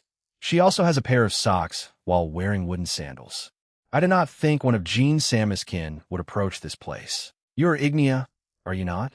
So, I was right. Father created her. She felt like a dragon. Yeah, Ignia. Who the hell are you? And are you a dragon? She smiled and summoned a small cup and drank from it. KWSHHH. Oh, hell yeah, she is, and she was dangerous. A pleasure to make your acquaintance, Ignia. I am Celine, a true dragon god, like yourself, and also the moon dragon god. You gotta be shitting me, is that right? So, are there more of you at those places? She didn't need to make a verbal answer. The smile that appeared on her face was all the answers I needed, so there were other new electa that father made. Huh? If this Celine chick is in Ireland, then who the hell are in Russia and Egypt? You're a lot smarter than you look. I'm mostly brawn, but I can use my brain, you know. She didn't move from her spot, but her gaze was bravado. I felt a bit uneasy being near her. All of Father's electa are a rank above me after all, and they're also suited for combat. Not to mention their undying loyalty to him. So shall we chat? Hell, like I have a choice. She just smiled in response. In appearance, Ireland, Igmia, I trust you told Jean Sama the whole truth and nothing but the truth? Well, yeah, I have a pretty favorable deal with him, so lying now would be counterproductive. I also doubted I could lie to his face, so I decided not to, otherwise I felt like my life would have ended. But I guess he sees a use for me? Well, whatever. I don't care if I'm used as a tool. As long as I can experience a fight now and into the future, it doesn't matter to me. Tell me, Igmia, which other factions will go to Russia, Egypt, and here? Father already knows this, but the hero faction and I will be in Egypt. Margir in Russia with some of the Monkai Association, and Walburga with some Hexenact in Ireland. Jean Sam's Shadow Knights increased from 200 to 600, you know? I have 20 of them. You could do the rest. Yes? If she has 20, then the other two located in Russia and Egypt should have their own 20. 21 Omniversal class beings are stationed at each location. Father will add to that, and anyone else he brings to Egypt with him. Talk about power imbalance. Not to mention Chow's beef with that Aurelia chick. I don't think he will survive Father's visit to Egypt. Igmia, It seems you're mistaken about something. Jean Sama will have the Electa, Shadows, and 2 more avatars of himself in those places. While the real Jean Sama is in Egypt, he anticipates that Part 2 of the attacks Cow's brigade has planned will happen simultaneously. So, he's already had us stationed at these locations. She smugly smiled at me in the end. I didn't think Father would go that far. I know he can't locate us yet because of Mother's blood, but I didn't think he'd go this far. Is he planning on dealing a massive blow to the entire Cow's brigade? According to my memory, the hero faction had already suffered some losses when they decided to explore the dimensional gap. Father's shadows were already there and killed them all. Chow has been stressed about that, and he's been more irritable lately. Is that so? I guess Father has become a bit more proactive in stopping Cow's brigade. I guess he just wants his peaceful life, huh? Though Lapis is aware of this. But as far as I can see, she hasn't done anything about it. But most people in the organization don't like Chow. Celine smirks and takes a sip from her drink. So, they wish for that organization to fall? My, how cruel of them. This organization wasn't created with making friends in mind, you know? She didn't answer me, as she just laughed at what I said. Whatever, there are more weirdos in this organization, especially the group that's called the Seekers of Truth. Honestly, I don't get their deal. Once they discovered that the Omniverse was real, as well as the EXE gods from Lapis, they became utterly insane. That's how the plan for bringing King Ghidorah was created. But I believe that was Lapis' plan all along. She's not as crazy as Mother, but she's in her own right. Speaking of siblings, Frisia has been missing since the day Father gained his first requirement for his evolution. Frisia did say he would go out with a bang. I don't know what he meant, but after interacting with him for a short while, I think he will try to endanger not only the supernatural, but also the human's world. Shit, I forgot to tell Father that. I quickly look back at Celine. She can communicate with Father, right? She can just pass it along. Celine, I have some pertinent information I forgot to mention to Father. Do tell, Igmia. So, I told her about what Frisia said, and how he had gone missing since then. Her amused smile vanished, and she gained a more serious expression. I see she brought up her ring, and some transceiver appeared beside her ear. She started speaking to Father through it, and I could hear his voice through it. They finally finished talking, and she turns her attention back to me. Perhaps it's his latent fatherly instincts acting up, but he does not seem to want to punish you, Igmia. Rejoice. I'll look at the mark that Father put on me. I guess it has no effect if it's my own genuine stupidity. I felt a sense of relief from that fact. Celine was smirking at me as she was just staring at me the entire time. I don't think I outwardly showed my slight panic. So is that all? Ignia? Well, yeah. I know I said I would pay attention to meetings, but I don't exactly go out of my way to spy on people or what the hell they do. So Celine sighs and shakes her head. Jean-sama, did you really choose the right double agent? No, he was the only option. Perhaps Jean-sama can make you slightly smarter? It is not difficult at all for him, unless that blood of Nyarlathotep prevents any kinds of changes from happening well. Seeing as how he could mark me like this, I don't think it will interfere. But I kind of like being just an all-muscle dumbass, as weird as that sounds. Yes, it is dumb. You are incomprehensibly dumb. And yes, your body language and expressions gave you away. I don't like this bitch. So annoying, I sigh and turn around. Well, whatever. We're done here. I told you the last bit of current knowledge I know. He'll come back here if I find out anything else. Now then, what should I do to help Father in Egypt? I can assume that he will prevent his lovers, Electa, and the shadows from attacking me. Well, not attack me seriously, but we need to continue the act of being against each other. They'll have to check out Pyramid Lawn then. Magic is already deployed there to keep humans away, but if they do get close, we just kill them. What did do Japan, Ko? They, later Jean scoured whom? I was sitting on the couch as I had woken up quite early. Even Grafia wasn't up yet, but I came across someone when I was en route to the toilet, and it was Natsum. So, we were just in the living room with a small light source made by me. She was just using me as a lap pillow, and I was mulling over what Celine had told me. Celine is the most recent Electa I made. I have 3 others, and 2 are stationed in Egypt and Russia. I also have Coratia stationed at the North Pole, along with her new army of bugs and insects. Antares and his army of dragons are at the South Pole. I don't know what compelled me to have those 2 over there. However, when Ignia told me that they were targeting specific places, I just had a weird gut feeling about putting them over there. The thing about Frisia going completely missing is also alarming, so I'm kind of glad I made more Shadow Knights. But I still don't have a leader for them, whatever. I can have Igris lead them for the time being. I've stationed many of them across the world, so those places should be defended wherever he plans to show up. There are around 195 countries on Earth. 600 is enough to cover that. Natsum, why were you up so early? She had been playing on her phone and was mostly in her own little world, but she looked at me when I asked her that. Toilet. But you came out too, so I just joined you. Will you watch over me if I fall asleep? I see. And, of course, is that even a question at this point? She smiled, closed her eyes, and pursed her lips, and I leaned down and kissed her. After that, she continued to play on her phone. One more day before I go meet up with Hephaestus, check out the dwarfs, and go back to the Shinto realm actually. I can use that time to set up a date on when Amaterasu comes to Japan and confront the Himejima clan. Look at you actively chasing after goddesses now. You little rascal. Are you alright, Drake? Smack. Slam. Thud. He's drunk. Don't worry about it, Jean. Drake, Garrett, and Belzerdar. Just ignore them. Seriously? Why did they start drinking? Well, they were talking about the old days, apparently. Drake summoned some alcohol, and they just went wild after that. Velgrind interrupted Albion and spoke on his behalf. I see, so that's what happened. Hey, is Rudra there? He's been awfully silent lately. I'm here, Jin. Kuntwar recently created some books here, so I'm reading through all of them. On cue, Rudra answers me. I see, well enjoy, I guess.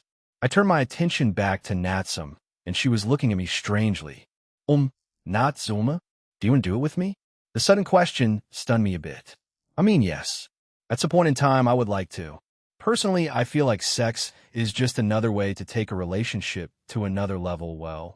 Yeah, so we can, become a little more intimate. But I won't rush or force you or anything. Maybe in the future then.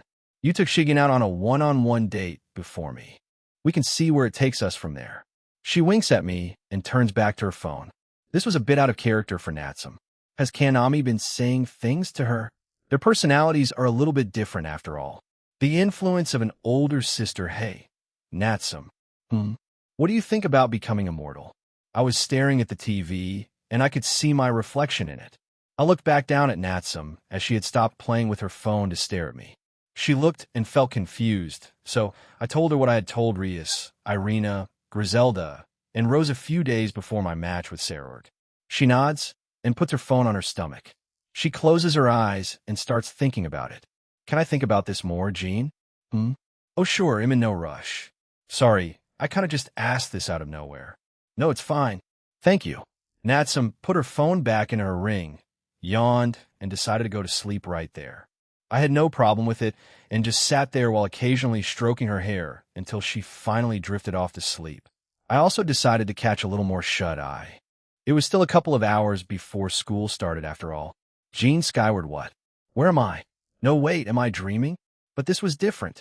I wasn't in the infinite white void, and the scenery wasn't changing. It was the opposite, actually, an infinite black void of nothing. I felt ground beneath my feet, so I decided to start walking. I could hear my own footsteps as I walked. So, I guess there's some kind of echo here, just in case. Hey, anyone here with me? Irene? Velgrind? Drunk Trio? Albion? Comptoir? Elsha? Amaris? Rudra? I guess as much, man. Why am I here? At least show me my past life, Azathoth, and not just a black fucking void. I scratched the back of my head and continued walking. I have no idea on how long I had been walking, but seeing as how I hadn't woken up yet, in the distance, I could see a silhouette. Finally, something that makes sense in this strange place. I began running towards the figure in the distance. However, no matter how hard I tried, it felt like I was just running on the spot, almost like I was on a treadmill. Fucking hell, I stopped and decided to walk towards it. Surprisingly enough, I started to make actual progress. Did this mean I had to take my time and not rush things? Ugh. What are you trying to teach me here, Azathoth? Eventually, I got to a certain distance and couldn't move forward anymore. I accepted this and watched the figure. They were quite tall, but not as tall as me. They had long black hair tied in a ponytail that reached their waist, but the end of their ponytail looked like the point of a sword. She? As I said, I could see pretty large breasts. Therefore, I'm just assuming that's why. She was wearing a strange outfit, and I wasn't sure how to describe it. However, around her hip was something with a red diamond on it. When I turned my attention back to her face, she was looking at me. She had some sort of black horn with the same red diamond shape on them. Her eyes were amber-colored, and her pupils were like that of a cat. They were sharp. Hello? She didn't answer me, but she slowly turned her head more in my direction. A strange, sorrowful, and apologetic look was on her face. Why did she seem familiar? After a few minutes of silently staring at each other, her mouth slowly began to open and move. Wait, are you AZ Japan, Kuo? Skyward household Jean skyward. I opened my eyes, and I was back in my home. I glanced down and could see that Natsum was still asleep. Quickly looking out the window, it was early in the morning, and it was quite bright outside. But I'm confused as hell. Hasn't Comptoir, Rudra, the children of Nyarlathotep, and Nyarlathotep herself referring to Azathoth as a he? And even the psycho bitch calls him Papazoth. I'm confused. Comptoir? Comptoir. Answer. Yes, Jean?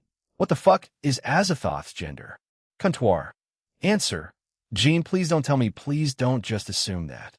I sigh and tell her what just happened to me. Comptoir.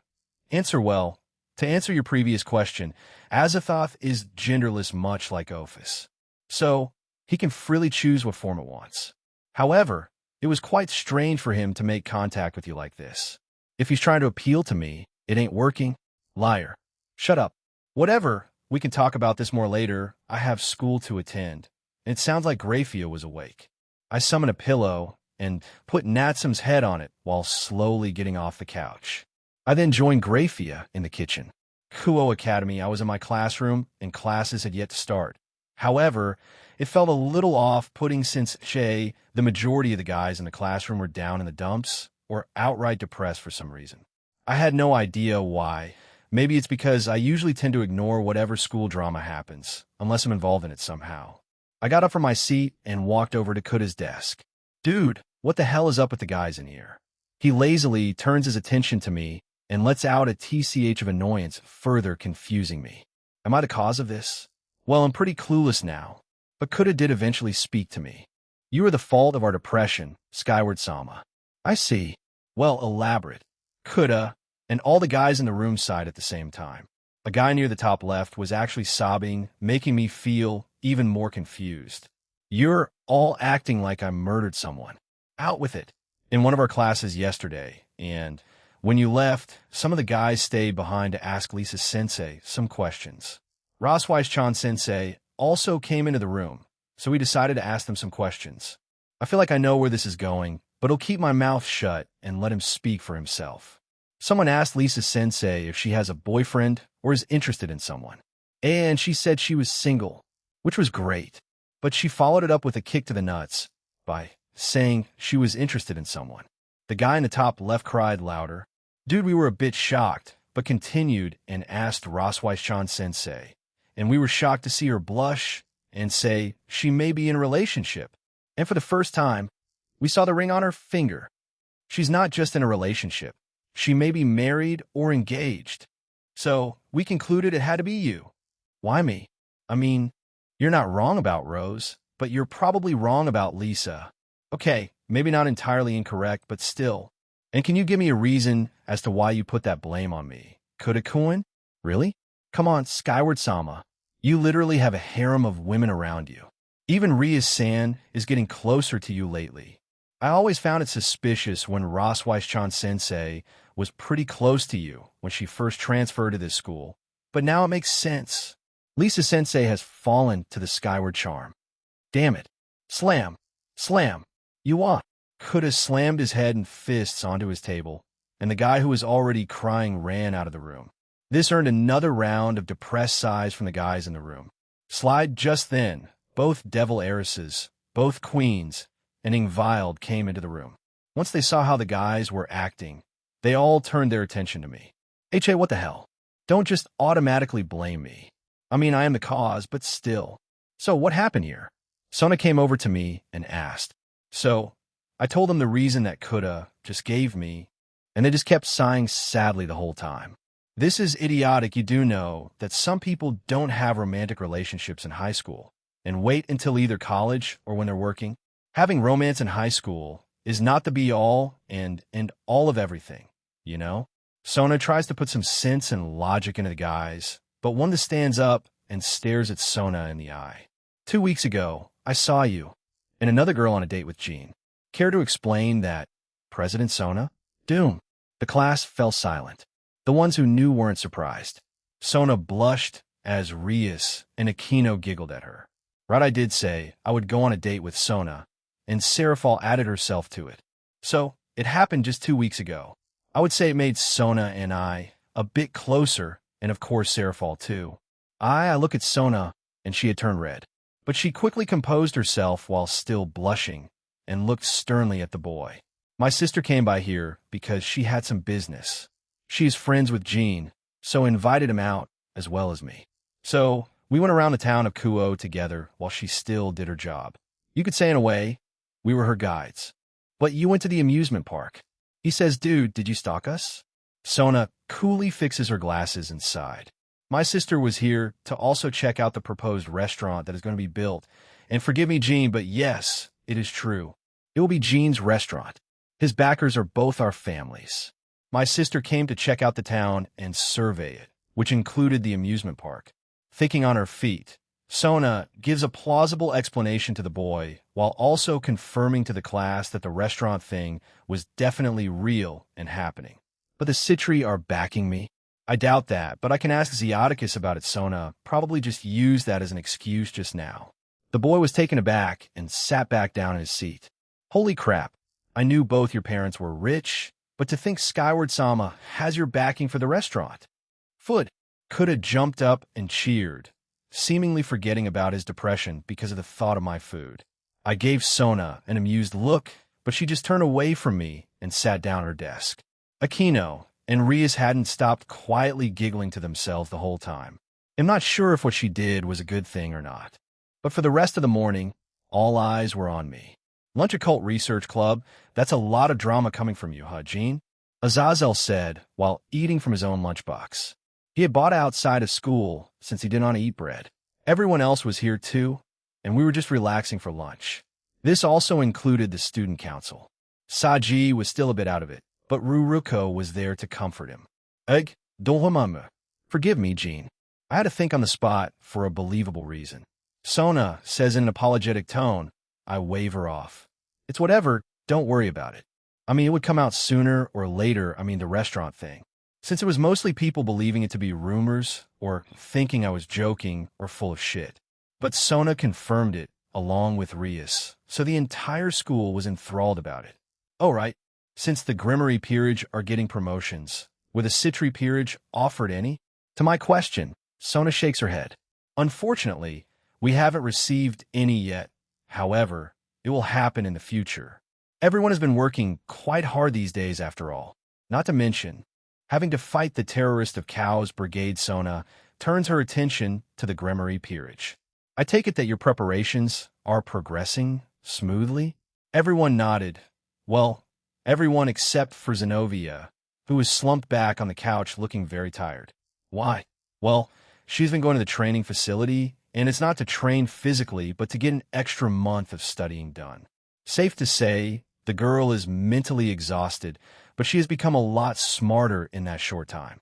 Well, Lisa, Rose, and a few others did accompany us here. Lisa was quite surprised by the place, but quickly brushed it aside by saying Jean did it, so it's possible. I guess she has faith in me since I helped her. Good to know. All right, we'll be needing your help again tonight, Sonakun. Azazel says, and she nods. What do you mean, Azazel-sensei? Kiba asks. You're already aware of our efforts to create artificial sacred gears, and we've tried to increase our own productivity from making them, stabilizing them, and using them more than just a few times. It's quite annoying to have them break and not work again, you know? Anyway, the Citri group here started to help us in testing them, along with a few others like Team/Dog, Rainier, Calawarna, and alike. They also stopped using the reversal. Well, they were meant to show it off during their match against the Grimmery Peerage, but we know how that ends. In response, Azazel glanced at the Peerage of the Citri, who had strained smiles on their faces. Right. Reversal, also referred to as reverse, is a counter ability that Grigori had been researching. As its name suggests, the reversal is an ability that is capable of reversing the attributes and effects of special powers and items, such as sacred gears. This causes an inverse effect, an example being reversing Asia's Twilight healing, thus turning its incredible healing powers into incredible damaging powers. This was effective enough to take out Asia and Momo in a single hit. Despite its effectiveness, reverse, however, places a burden on those who this ability wasn't originally meant for. This is similar to fallen angels stealing sacred gears that didn't originally belong to them, which results in the shortening of one's lifespan and destruction of their abilities. As a result, Azazel deemed it dangerous and suggested that it be banned from future raiding games. But those events never happened since the Grimmery Peerage took them all out pretty quickly. Anyway, this would be a lot smoother if a certain someone offered help in it. Azazel looks over at me, and I smirk. I could, but I'm not sure yet. I do have plans in that department, and it involves Avetsa. I have been thinking about her for quite some time now. How should I approach her ending? In my eyes, she's quite valuable. Not only is she as smart as Azazel, but I'm inclined to believe she's already stabilized her version of the artificial sacred gears. So I was thinking of capturing her and completely erasing her history with Cow's Brigade, as well as her feelings and current personality. It'll remake them into, well, a female version of Azazel, and have her on our side. Now, morally, it's obviously wrong. I can see the benefits, but also it's not exactly ethical, you know? I know some of the girls won't be 100 with me on this, but I can trust them in understanding the benefits of it, completely changing someone into something different. How weird would that be? With Kuntuar's help, we won't have any problems with it ever backfiring. An example is Avetsa gaining her memories back, or anything like that. This will be an absolute and permanent change. Only I can reverse it, but I doubt I would. Don't worry, Azazel, I have plans for that. Meaning? I tell them my thoughts, and everyone falls silent. A few looked at me with concern and slight worry. Yeah, I was expecting those reactions. Momo puts her hand up, and I nod toward her. You won't do that to any of us, right, Jean-senpai? No. If you're concerned that I might do something like that to any of you, then you can put those thoughts aside. I can see how not many would like it, but you can't deny the benefits our side would gain, right? Her knowledge of the making of the divine beasts, artificial sacred gears, and of course, inside information on Cow's Brigade. Azazel sighed and agreed with me. HAA, right. Putting aside morality and ethics, this move would be very beneficial to the DXD Alliance. But how would you do this, Gene? For the time being, keep this between us, but Ignia is also a double agent for me. During my trip to the Shinto realm, he approached me and we made a deal. So, he is now my double agent. Azazel nods sagely, satisfied with that. He seemed the most reasonable out of the bunch we met so far. I mean, he wasn't against negotiations with Surzex and I. But I guess there are benefits to muscle brains and battle maniacs, huh? Is my guess right that he offered this to get chances to fight you? You're spot on, Azazel. He smirked at me and kept eating. I continue. However, it appears that part 2 of their attack is coming soon. Egypt, Russia, and Ireland seem to be prime targets. I already have my subordinates stationed there and they are ready to act. Leave this to me, Azazel, but inform the others we're allied with to just be ready, but don't make it too obvious that we're onto them. If what Celine, and to the extent Ignia told me was true, then Lapis hasn't taken action at all. But she's a lot more cunning than that. Egypt will be the most secured since the original, will be traveling there, along with whoever comes with me. Aurelia, since she wants to finish her beef with Chow Chow. And my other Electa, they're my avatars, won't have any trouble with protecting Ireland and Russia. If I finish on my end, I could just swap out with them. I also have the Electa and Shadows, they're okay. They'll do that after school ends. They'll have our own factions and our allies on high alert then.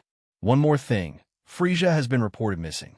Ignia told me that he would go out with a bang, and said that he may try to involve the entire Earth and humans. Therefore, I have most of my shadows stationed across all countries in the globe. Azazel frowns and stops eating. I see well. Grigori and the Devils have some of our own all across the globe too, so we'll have them on alert too. They'll have a better answer for you after I speak with the other factions and pantheons. All right, but that got a bit heavy at the end. Looking at everyone, they all had concerned expressions on them. Clap. I clap and gain their attention. Just leave this to us and just focus on what you guys need to do in the next few days. If we need assistance, we will contact you, but like I said, leave it to us. Yes, let's leave it to them for now, and let's focus our energy in your promotion exams. Oh, by the way, Sona, I heard you found new potential pieces? I believe in New Knight and Rook, right? Yes, I am currently in negotiations with them. So far, it's progressing smoothly. I have high hopes. The two heiresses start talking about devil stuff, and I tune them out. Ravel pulls out some books from her ring. Yes, I gave her one. I mean, her mother basically gave me the okay to pursue her, so I just decided to give her some protection. During those 2 weeks, she also used the training facility and reached ultimate class status. Now, Zenobia-san, I have gathered many books and a reference book for your upcoming promotion exam for today. Not only that, but I also gathered some books for the exam that's coming up for Kuo Academy as well. Era, it seems like it's study time. Even during lunch, Aquino came over, as did Asia and Irina. The church trio had formed again, with some help with Aquino, Zenobia, and the rest studied the rest of lunch. The teachers also gave them some pointers. Nighttime skyward household few, I came out of my room after spending time with both Chiron and Kuroka tonight. They kept me up a little longer than usual, but it's still something. I hadn't heard anything from Azazel yet concerning what he had spoken about during lunch, but I have high hopes. I made my way downstairs and into the kitchen, and there was Reiko with Griselda having some tea. They saw me, and I greeted them. Hey, still drinking some tea? Huh, still. What do you mean by that, Jean? And yes, good evening. It was just a silly joke anyway. You're both not sleeping yet? Well, Reiko can essentially stay up for as long as she wants, but Griselda, you still have to head to school tomorrow. And you don't? Oh yes, never mind. You have a date with a goddess, don't you?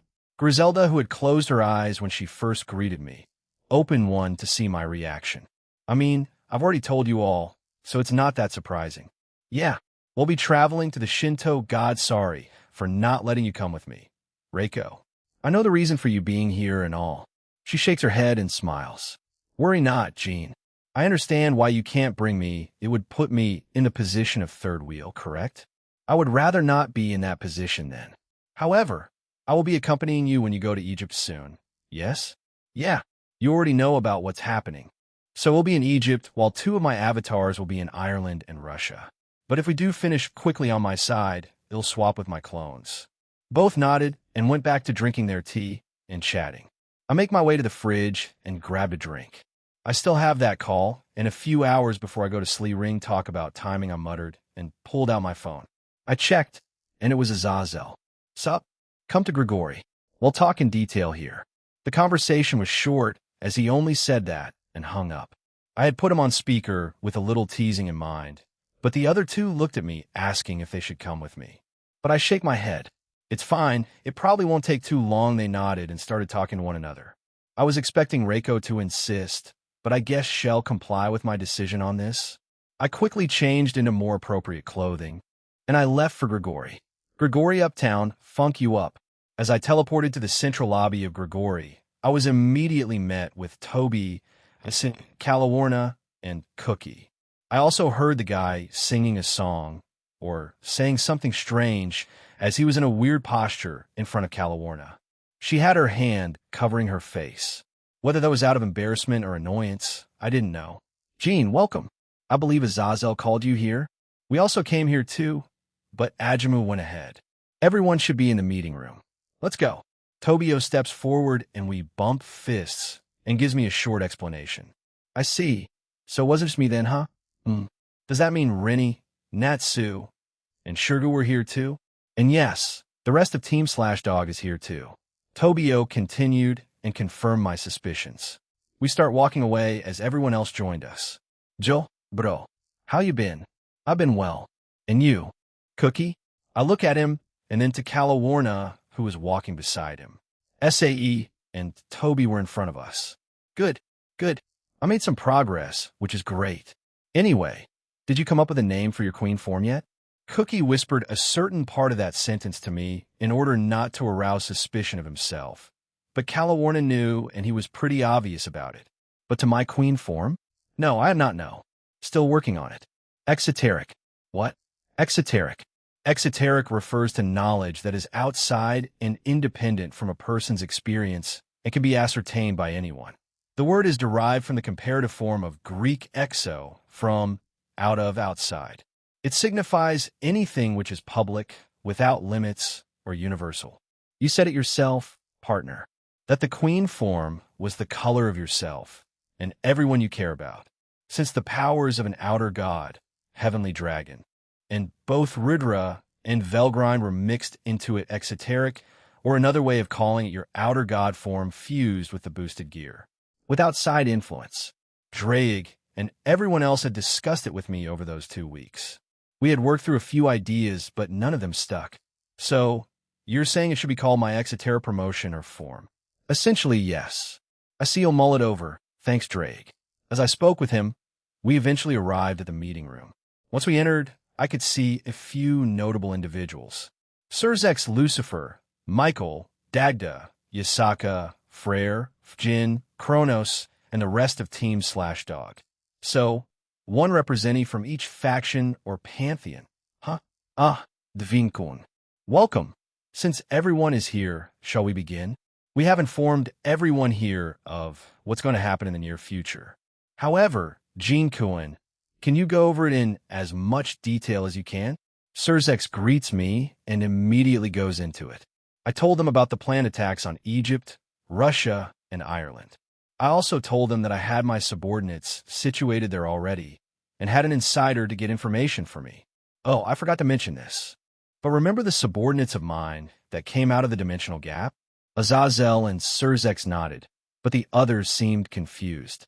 Well, a significant portion of the hero faction tried to navigate through or explore the dimensional gap, and so they killed them.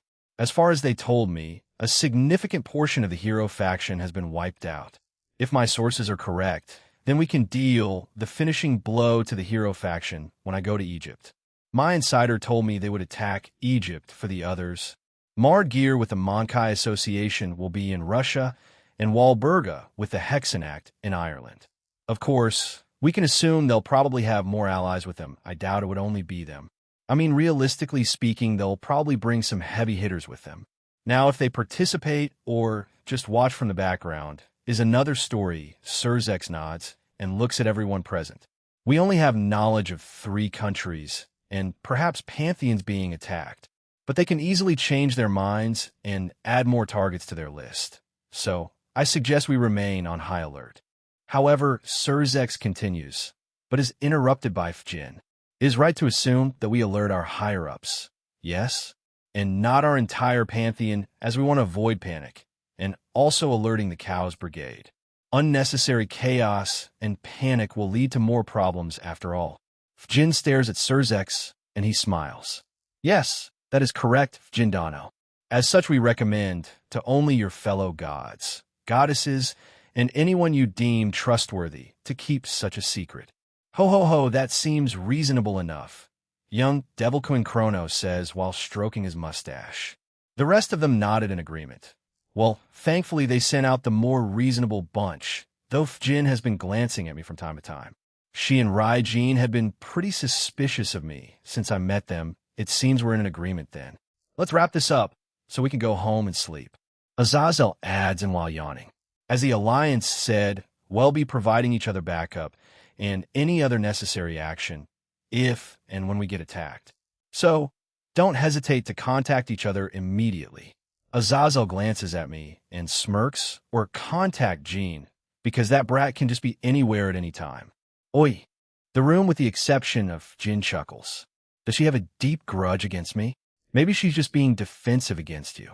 I mean, you did speak with Amaterasu by yourself, and if what Suzaku said was true, and if they're close with her like sisters, they probably don't want you, who is known to have a harem, to hurt Amaterasu or add her to your harem, Jean. It's understandable, even if harems are accepted in the supernatural. It doesn't mean everyone is for it, I guess. If that's her stance, then as I spoke with the 2 dragons, the meeting slowly ended as they spoke about what they will possibly provide to each other when an attack does happen. Smack! Smack! It's been a while, Jean. I enjoyed your match just a few weeks ago. It ignited a bright fire within me and our residents in Tuatha De Danann. Make sure to visit when all this is behind us. Dagda came over to me and started smacking my back. It seemed everyone had something to say to me since they were waiting. Surzex and Azazel were speaking to one another, and Michael was talking to Fjin, which was a bit surprising. However, he seemed a bit troubled as he spoke to her. Dagda said a few more things before parting ways with me. Then came Freyr. In spite of the fact that I had visited Asgard twice, not to mention that I briefly went there to fetch Rose on our first date, we hadn't spoken much. Freyr, we hadn't had time to speak to one another yet. Indeed, I trust you are well, Jean. The Dark Elves have been in good health and high spirits since you helped them. I wanted to give you my and our thanks once more. He puts his hand out and I shake it. He seemed like an intimidating person at first sight, but he seems to care for his fellow gods and people. Once our handshake was done, he also left. Yasaka and Kronos approached me. Ho-ho, Jean, it has been some time. Will you personally approach the Egyptian gods? I'm actually planning to go to the Greeks' realm and hopefully get my invitation that way. I see. You're going to approach Kurosagi, correct? He was grinning at me, and I nodded. I guess nothing gets by him. Huh. Though seeing as how most of them aren't stupid, she couldn't exactly keep it a secret. But they also had the decency to not pry into. Well, this is me assuming they didn't because they may have asked her at some point. Only I and a few know of her true identity. You need not worry, Jean. Anyway, I will make my leave. I shall see you soon. Yes?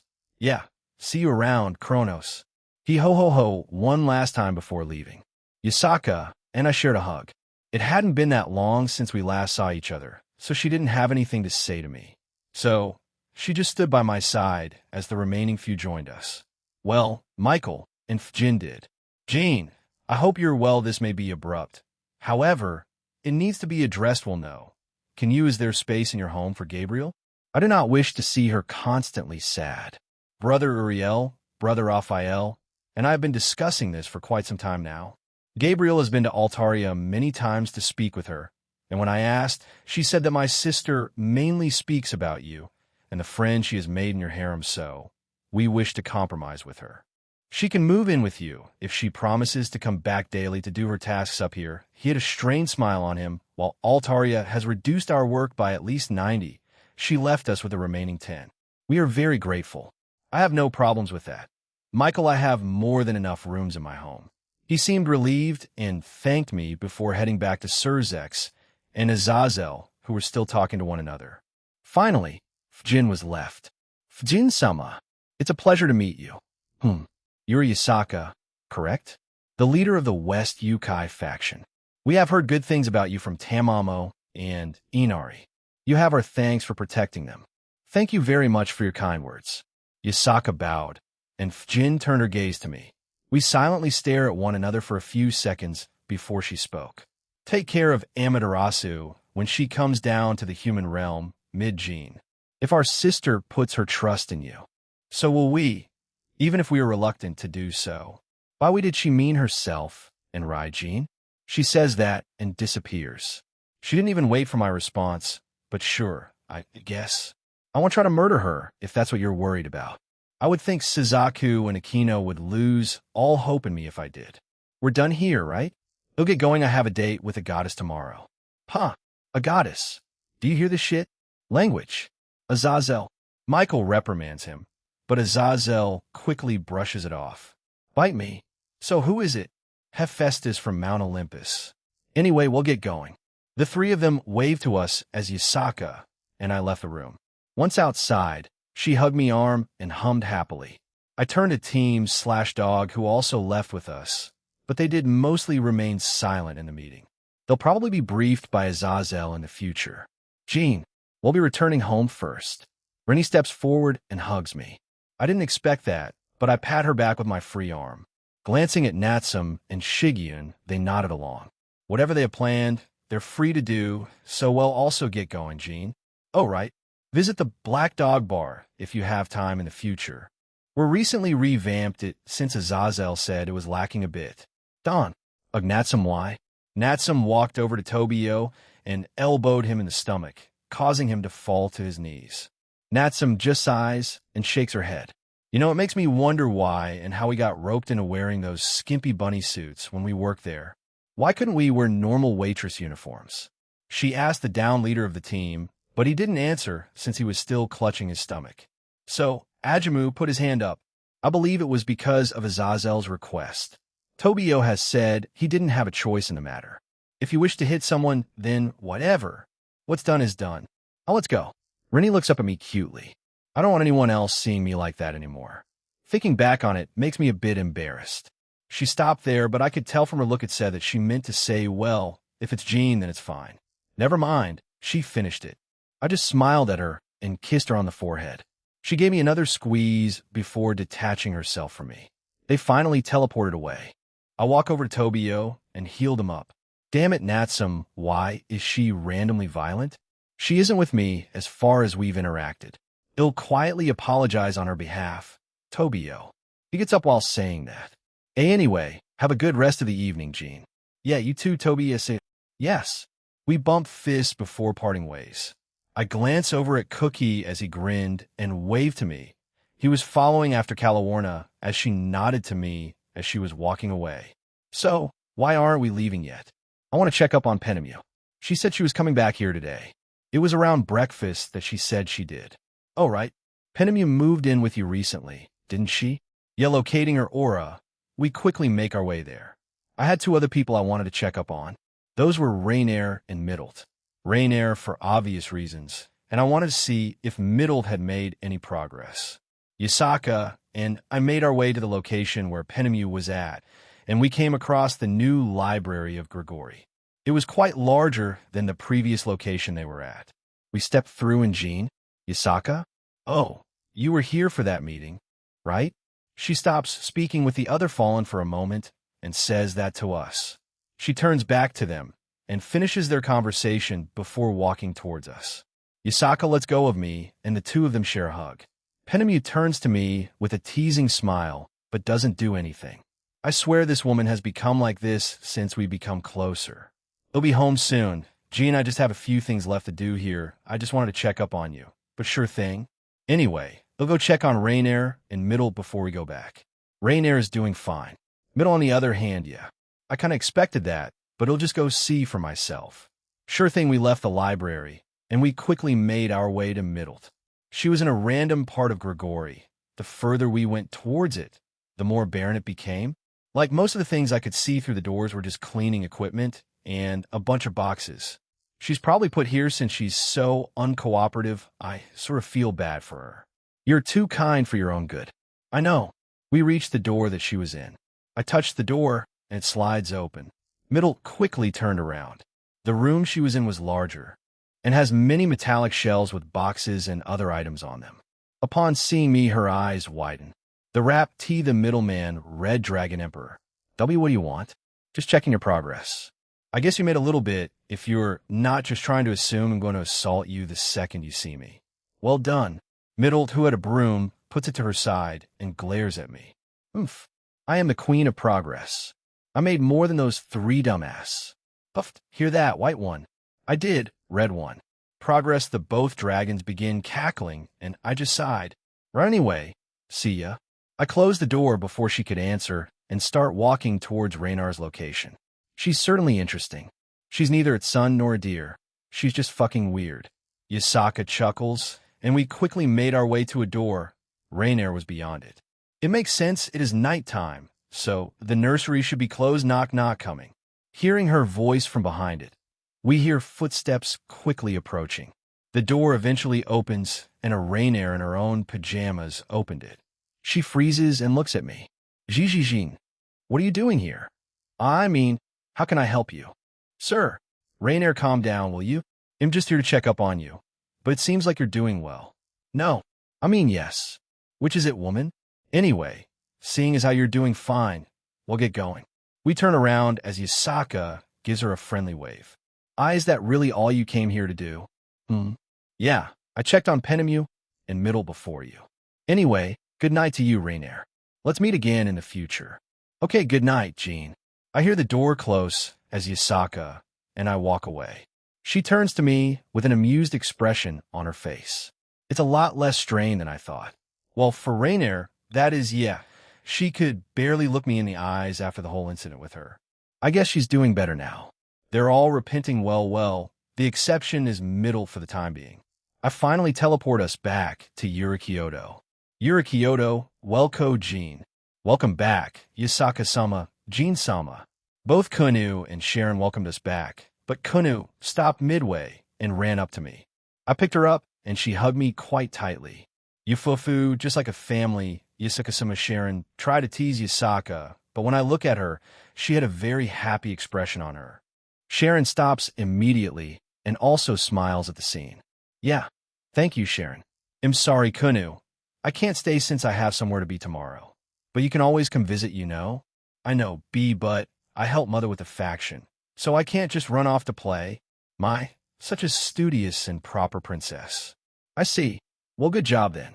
You'll make a good leader in the future. Of course, if Yasaka plans on stepping down in the far future. Afufa maybe, I'm not too sure yet.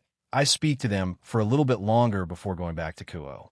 Apparently, a few more of the younger Yukai had started to take up training since they saw my match with Serorg. They were inspired by the both of us. Many wanted to become like Serorg, a man who built himself up from the ground and up. Next, they bump kicked their ass. Literally? No, what the hell is wrong with you? I fist bump with my avatar as he was about to go to school for me. At least my avatar keeps my sense of humor everyone else had left earlier, so I was just left with the ones who had jobs or did other things during their time.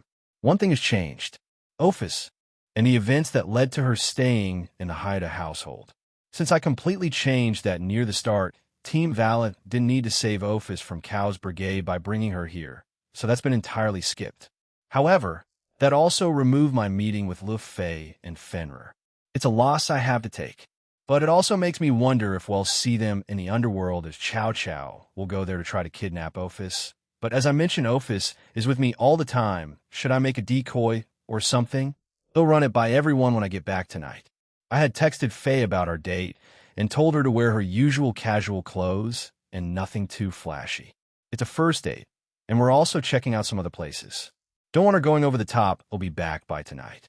I feel some auras coming my way, so I preemptively say it without turning around.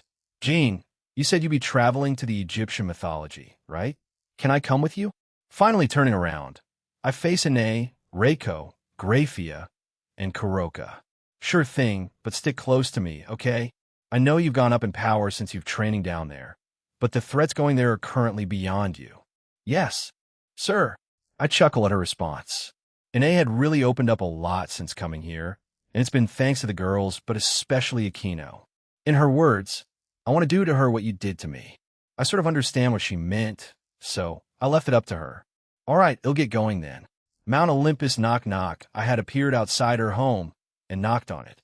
I heard panicked footsteps quickly approaching the door. Even from her, I could feel her emotions, and she was quite nervous. I got a text from Faye telling me not to eat breakfast or lunch, depending on when I came. It was nearing 9 in the morning, so I was quite hungry since I had skipped breakfast. I know, leave me alone. Let me feel hungry if I want to. But sure thing, partner. Finally, the door swings open, and an imperceptibly flustered Hephaestus greeted me at the door. Yo, sorry for coming so early. It's no problem, Jean. Come, I hope you're hungry. Well, yeah, I'm starving. He lied. Don't narrate my life. Ignoring the cackling of the Welsh dragon, we make our way to her kitchen, and Hestia was there with a giant, creepy grin. Welcome, dual dragonkun. Hestia have pre-clank-clank, this is good. At least let me finish. I had quickly taken my seat and started eating the food that was in front of me. I didn't want her to finish that weird speech, but Hestia seemed satisfied with my comment. Yes, praise me. All that hard work has paid off. After saying that, Hestia also started eating with us because she also hadn't eaten yet. What a troublesome goddess. We quickly finished eating since we didn't really have much to talk about. Hephaestus and I got up, cleaned the dishes together, and were about to go to the dwarfs, but Hestia. I turned back to the girl as she was looking at me, confused. You know my plans about starting a restaurant, right? How about coming to work for me? I like your food, and I think it can still improve given the right environment. She was staring blankly at me while the gears in her head slowly turned. She finally comes out of it and starts nodding furiously. Yes, a great opportunity to improve my cooking and further prove you wrong. I only said your cooking back then sucked, but I've already said you've improved. Do you really need to prove me wrong? Why, you know what I meant. He'll still accept the proposal, though. Is that so? I'm glad then. We'll talk details at a later date. Hestia gave the both of us a thumbs up before we left for Asgard. Asgard Yoa, as I had teleported us directly into the Dark Elves' island. Faluni, a previous Dark Elf guard we met, fell over. It seems like we had teleported directly in front of her and scaring the poor girl. A few heads turned to us, and a bit of murmuring happened. Sorry, are you all right, Faluni? Oh, Jean-san. And no, I'm fine. She quickly notices me and got up quickly while dusting herself off. I see. I take it that everything has been good while I was away. I'm just here to check some dwarfs with Hephaestus. She quickly nods her head, and a few other dark elves and dwarfs join her. They started asking for some autographs, and I obliged. They didn't seem to mind, so I quickly signed everything, and they dispersed after that. Anyway, we'll get going. Yes. Goodbye. Faye and I took the same route into the underground town of the dwarfs. The only long part was the staircase that descended to it. Faye and I chatted while we took the semi-long journey down there. However, we eventually entered the same room and quickly left it. Our first stop was Muvith and Baron Smithy. We were greeted by a few individuals down there, but we quickly got to their shop and entered it. Welk, J. Jean-san. I pastu sama. Burin starts, but quickly changes his demeanor once he spots it's us. Upon hearing that, Muvith also came out from the back. Hey, just here for a quick visit. How are things? Not too long after the alliance with Asgard, both Muvith and Burin contacted me. So, I set them up with deal with Hephaestus like Kyoko and Sherry. While they didn't become apprentices to her, they just had the deal instead. Yes, things have been well. Even though our workload has increased significantly, we can. T really complains since our business has been booming since we accepted the deal from Hephaestus Sama. We can't thank you enough. After that, They showed us some of the things they had been working on, and the higher quality items they had created were being displayed on the shelves and tables. When I used Observe, there was a noticeable increase in quality, so they weren't lying. Good for them. Shortly after the quick tour, we decided to get on moving. It looks like everything is going well for you guys. We'll get going then. Sorry for interrupting you too. No, it's fine. Thank you for the visit. We waved to the two as we left the shop. Our next stop was Sherry and Kyoko's smithy, so we quickly made our way there. Thanks to the exhibition match I was recognized a lot more now. Whether this was a good or bad thing, I wasn't sure yet. We entered through the shop's door, and when we stepped in, we were greeted by an enthusiastic Sherry. Well, this is Sama. Jean-san. Why are you here? I don't mean that in a negative way. I was just wondering why bonk will you calm down? G's Kyoko came out of the back and lightly chopped Sherry on the head. The girl let out a small yelp, but nodded. Welcome back to our shop, Jean-san Hefestisama. How can we help you today? I tell them as to our reason for visiting, and they calmed down as they were a little tense. However, they didn't give us a little tour, but took us to the back and showed us their current progress on what they were working on. It looked like a gauntlet. No, it looked like the boosted gear. It wasn't a one-for-one recreation, but it looked well made. It's been designed after your boosted gear, Jean-san, but it doesn't function like it. It actually uses the crystals that keep our island afloat, but not known by the average citizen is that you can imbue it with a certain type of elemental magic, and it can use that without needed to use a magic circle. But it's limited in use, since once the power in the crystal runs out, then you'll need to get it replaced. Although by our calculations, it will take a considerable amount of use before replacing. By our estimates, around 2 million uses? Give or take, depending on how much you use it and the type of spells and techniques that are used incredible. If what they say is true, then hey comptoir, maybe we can monopolize on this. We can just make the same things and sell them to make money, and another business opportunity on the side of the supernatural. Comptoir. Answer. Yes, recreating these crystals is quite simple. However, depending on the quality of the crystal, it can have higher usage times. Let's talk it over with the more business-savvy people. I see, that's pretty good. I may have my own business proposition to you two that involves the making of these. Anyway, we can talk details another time. We'll get going and not get in your way. Business AI, yes, of course. We quickly bid them farewell before leaving the shop. We make our way back to the main part of the town and go up the stairs. Once we were back on the island, we were greeted by Frida. Frida, the current queen of the Dark Elves. She was being accompanied by her sister Yuanth, and one of the guards, Sephora. Welcome back to our island, Jean Hefestisama. Glad to be back. Though we're actually about to go somewhere else, Frida seemed a little disappointed, but quickly nodded. I see, a shame, but please visit us again in the future, sure thing. I've been meaning to since I want to see the progress made in Svartalfheim. She happily nodded, and I said my goodbyes to the ones around us. We finally made our way to Takamagara, floating bridge of heaven, but I decided to take a slight detour and teleported us to the bridge that connected to Takamagara. In front of us was one of the gods from the Shinto. It was Saradahiko Kami. We hadn't spoken much when I visited. He saw us and smiled before gesturing for us to go over to him. Ho ho, to think we would meet again this soon, Jin-kun. May I know the reason for your visit? Oh, please don't be mistaken, though. I'm only curious. You have express permission from Amaterasu to come and go into our realm as you please. He sounded polite, and I nodded. Oh, I found a promising blacksmith in your realm, so I decided to propose a deal to her, and while we're going to be here for our date. This is Hephaestus, by the way, the Greek goddess of smithing. His half-closed eyes opened to look at the goddess beside me, and he let out another ho-ho-ho before nodding. I see. Well then, young one, go ahead. Thanking him, we quickly made our way to the portal and stepped through. Takamagara, I quickly grab hold of Fa's hand and take her to the edge. She was a bit startled, but didn't shake my hand away. After we arrived, she took a look at the view. Incredible, right? We stayed there for around a full minute before going down. We came to the bridge where the two guards Mio and Kuroda were standing guard. Welcome back, Jin-sama. Who might your companion be? Kuroda welcomes me and looks at Faye. Mio silently nodded to me. Thanks. This is Hephaestus, divine smith of the Greek gods. Anyway, is Kathleen in her smithy? She divine smith AI, yes. I believe she's thanks. We quickly left the stupefied Kuroda. I thought he wouldn't be that surprised seeing as how he probably sees and interacts with gods all the time. Maybe it's because she's the divine smith? Well, regardless of the reason, we quickly arrived at Kathleen's smithy. Jean-san.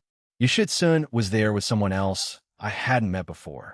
She was with a male who was a tall and muscular old man with silver hair, wrinkled skin, sharp eyebrows, and brown-colored eyes. He wears a red and orange haori with numerous flower patterns and a hakama with a darker shade of the same color tied with a red ribbon. He also wears toe-less leggings that are black in color. He is harboring a long katana as tall as him on his back. Oh, is it the famous dual dragon Kuin we saw on TV not too long ago? Huh, I didn't think I'd meet him this up close so soon. He walks up to me and starts smacking my back. Yoshitsun seemed a bit panicked, and this also caused Kathleen to come out to check on the sudden noise. Imzazaki Koyiho. Nice to meet you. Young Emperor. Oh, it's Sasaki Kojiro, huh? He seems pretty chill. Nice to meet you. Jean Skyward. I also didn't expect to see you here, Yoshitsun. I came here to get my sword repaired. It's better to be prepared, isn't it? Yoshitsun and I communicated silently. I see. It seems she's aware of the future attack and is taking her own precautionary measures. I nod, and I finally address Kathleen. Sorry for ignoring you, Kathleen. I'm here with Hephaestus. Hello, it's nice to meet you. Hephaestus goes over to Kathleen, and they start to talk. She shows her some of the things she's made, and Faye looked intrigued at them. They'll let them do their own thing, the divine smith of the Greek gods, huh? You sure are ballsy to take her with you, Jean. Kahaha. Yeah, we're on a date after this. They'll be taking her around the Shinto realm. Well, visit Amaterasu before we leave. Yoshitsun stared at me slack-jawed, but Kojiro started laughing manically. Kahaha. You're taking a goddess out on a date? I like you even more, Jean. I gave him a strained smile and turned to face Yoshitsun. Where's Benkei and Yoichi? You three are usually with each other. Benkei, she's in her own home. She drank too much last night. Yoichi is training his Tuki in Yogana. Yuko-san is helping him. I see. Hey, Jean. I also know about it, you know. I'm ready to get down to business when it's time. I can use Tuki too. But that brat didn't want to learn from me. Kojiro says beside me. I see. He's also aware. Then I can assume the others that Yoshitsun mentioned to me before also knows Kata Danzu, Miyamoto Musashi, and Ibaraki Doji, and other prominent figures. You're just a bit too intense for Yoichi, Kojiro-san. He's just fragile. Benkei also avoids your training. TCH, a Spartan trainer? Interesting, the three of us chat among ourselves until both Kathleen and Hephaestus comes back to us. She seemed happy, and so does Kathleen. Oh, how is it, Hephaestus-sama? Sasaki Kojiro, was it? It's nice to meet you. And yes, Kathleen's creations are well made. We have also made a deal. Kathleen walks over to me and grasps both my hands. She looks at me directly with literal stars in her eyes. Jesus Christ. She is happy, Jean-san. This has been a blessing. Today and onward. They'll give you a permanent 10 off any purchase you make from my store. Thanks. She finally lets me go and walks back, basically prancing. The rest of them smile at her enthusiasm. I didn't expect her to act like that, but I guess having the divine smith evaluate your creations so highly will make you act differently anyway. We should get going then. It's nice seeing you all. Oh, come back and see us again, young Emperor. Faye and I start walking away as we hear Kojiro shout behind us. For someone his age and appearance, he's quite lively. He seems lively. Wow, it's like you can read my mind. We chuckle, and I take Faye around Takamagara and show her the shops and businesses I knew of. We eventually come across the two rival novel shops, and the two quickly see me. Oya, if it isn't Jean Cohen, you're already back? Jean, I have a few new releases. Sure, let's go with Ye first. I tell her of their rivalry and how they're always in competition with each other. Faye found it rather amusing. Fufufu, you came back to Takamagara with a different woman again. Care to introduce us? I have some new novels for you too. Jean Cunye goes behind the counter and reaches down for something. She brings out a new light novel, and the title is Bunnyman Adventures. Touching feet levels me up. What kind of title air? Im with Hephaestus, goddess from the Greek bois. Pinch, I glance to my side as Ye stifles his laugh. Fea just pinched me. Oh no, is the Grimoire pinching technique spreading? Faye sighs before letting me go. I see. Welcome to our realm. Hephaestus-sama, do you read books or novels by chance? Yes, I do. I've taken up an interest in light novels as of late. However, I was and am an avid reader.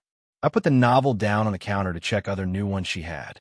Seeing a few, I take note, and will come back to buy them for Rias. I cross the street to Kajitsu-Nemura's shop. Joe, Jean-san, my novels have been selling like hotcakes lately. Well, that Vixen's too, but that's not the point. Who's the new lady you brought with you? All right, hey, race the new shipment. He takes out a few novels, and I go through some of them. I also tell him who I was with, and he was clearly shocked. Oh wow, I didn't expect you would bring a goddess here the next time you visited. Sheesh, Jean-san, you're pretty hardcore. Anyway, you'll take all of this. Do you know when the next volumes will be released? I'm pretty sure in around 5 months' time. It's usually released at 6 to 7 months intervals. Some authors take longer, some shorter. It just depends, Kajitsu-Nemura says this while checking my items out. Once done, I store them in my ring. I start to walk away, but stop. All right, did you start writing again, Kajitsu-Nemura? I saw the web novel version of your story. Get an update. Hee. I at least have 2 fans, Jean-san. I gotta at least try for them. I see.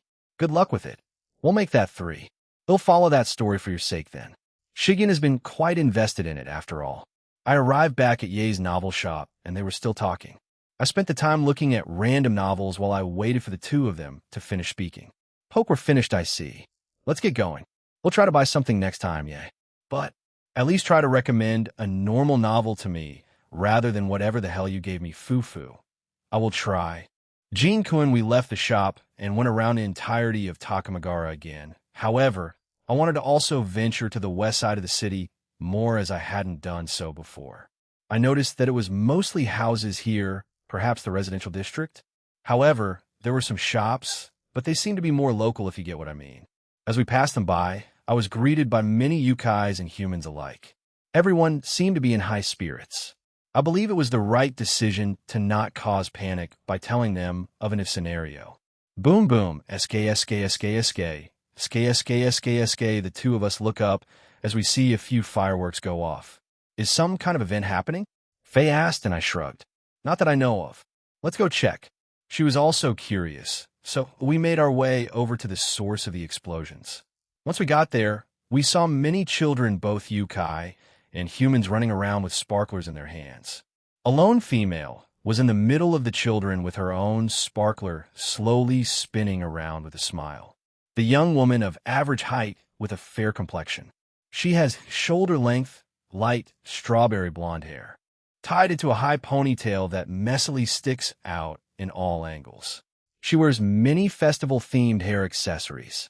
Her eyes are a golden color with orange-red makeup painted at the corners. Her attire mainly consists of a short orange-red kimono with only one sleeve worn. Her right sleeve is rolled up past her elbow and tied with a string. The left half of the kimono is draped around her waist. Her chest is wrapped up in serosure, as are her left forearm and upper thighs, extending down to her right leg. There is a small flower tattoo near her left shoulder above the serosure, and another similar tattoo patch around her upper left arm containing a red fish, flowers, and purple swirls. A festival pouch hangs from her waist on the left. One of the children stops and points at me. A paid dragon. After that, the rest of the children stop and look before running towards me, making a large fuss. The girl was surprised and came over to us. Oya? Haha, I didn't think the Apei dragon would come grace our part of Takamagara. Welcome. I ruffled a few kids' hair and chuckled at them. I put my hand out for a handshake. I just didn't have enough time to come here. Jean. Yomiya.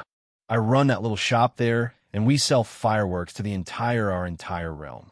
I've recently taken up business, but I've been at it since I was young, so I don't have any problems. Care to buy some? It won't hurt to take a look, Jean.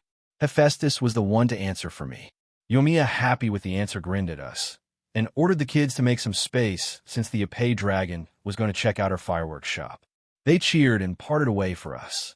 We were quite close to it. Hell, where we saw them, they were practically outside of it. So we entered, and it was quite large inside. An older man was sitting behind the counter reading the newspaper. Pops, I'm back with some potential customers. Yoimiya's father puts the newspaper down and looks at us. Olhat, welcome by holy moly. The dual dragon emperor. He practically jumped out of the chair he was sitting on and ran over to us. Welcome, welcome. Are you perhaps here to buy some fireworks? I'm taking a look, so if I do see something I like, I might. He nodded happily while taking us around. I'm Ryunosuke, Yoimiya's father, and the original owner of this shop. But I passed on the torch to my daughter recently. Our family's business has been here for more than 250 years, you know. We hope to keep it going.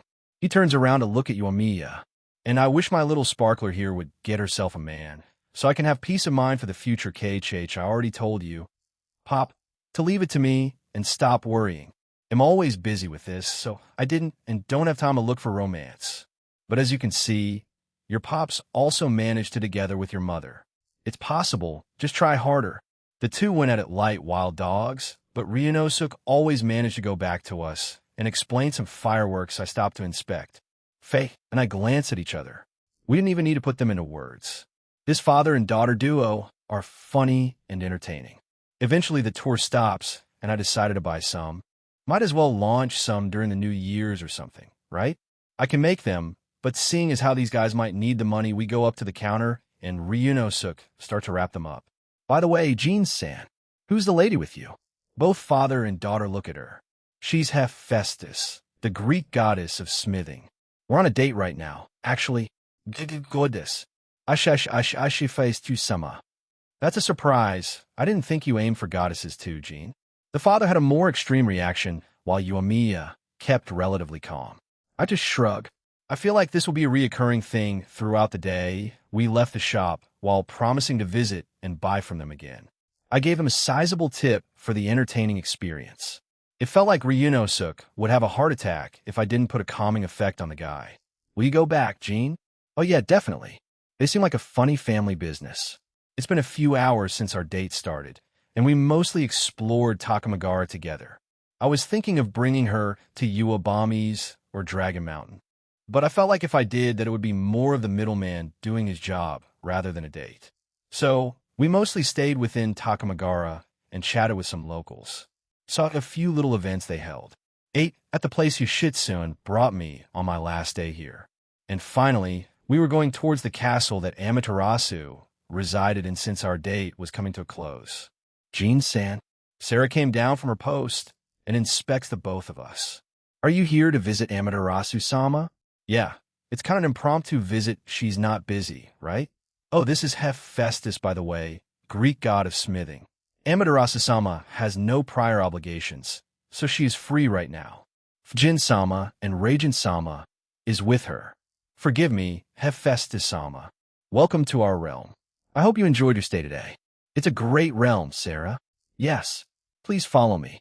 Sarah quickly guided us through the castle, and I point out some things to Hephaestus as we walk through its halls.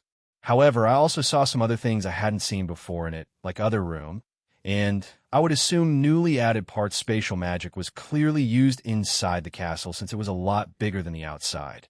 Even if the castle exterior was also large, the inside was at least 3 times, no, maybe 6 times larger. It didn't feel like that when I first came here. Did they perhaps change it since the Alliance? Perhaps to prepare for the inevitable invasion? Or is it for something else entirely? Creek, we had arrived by the door, where I felt the 3 of their auras. I had been a bit preoccupied, so I didn't really notice. I glanced at Faye, and she was looking at me with concern. I was just lost in thought. Not very convinced, but she nodded in the end. We entered the room, and Sarah left. Ada, Jean, how can we help you? I did not expect to see you so soon. Hello, Jean. Both Amaterasu and Fujin greeted me while Raijin gave me a curt nod. Hello. I was just on a little date with Hephaestus here. I wanted to check up on some things with you, Amaterasu. Does it have something to do with my visit to Japan and the Himejima clan? Yes. I just wanted to confirm when you might come.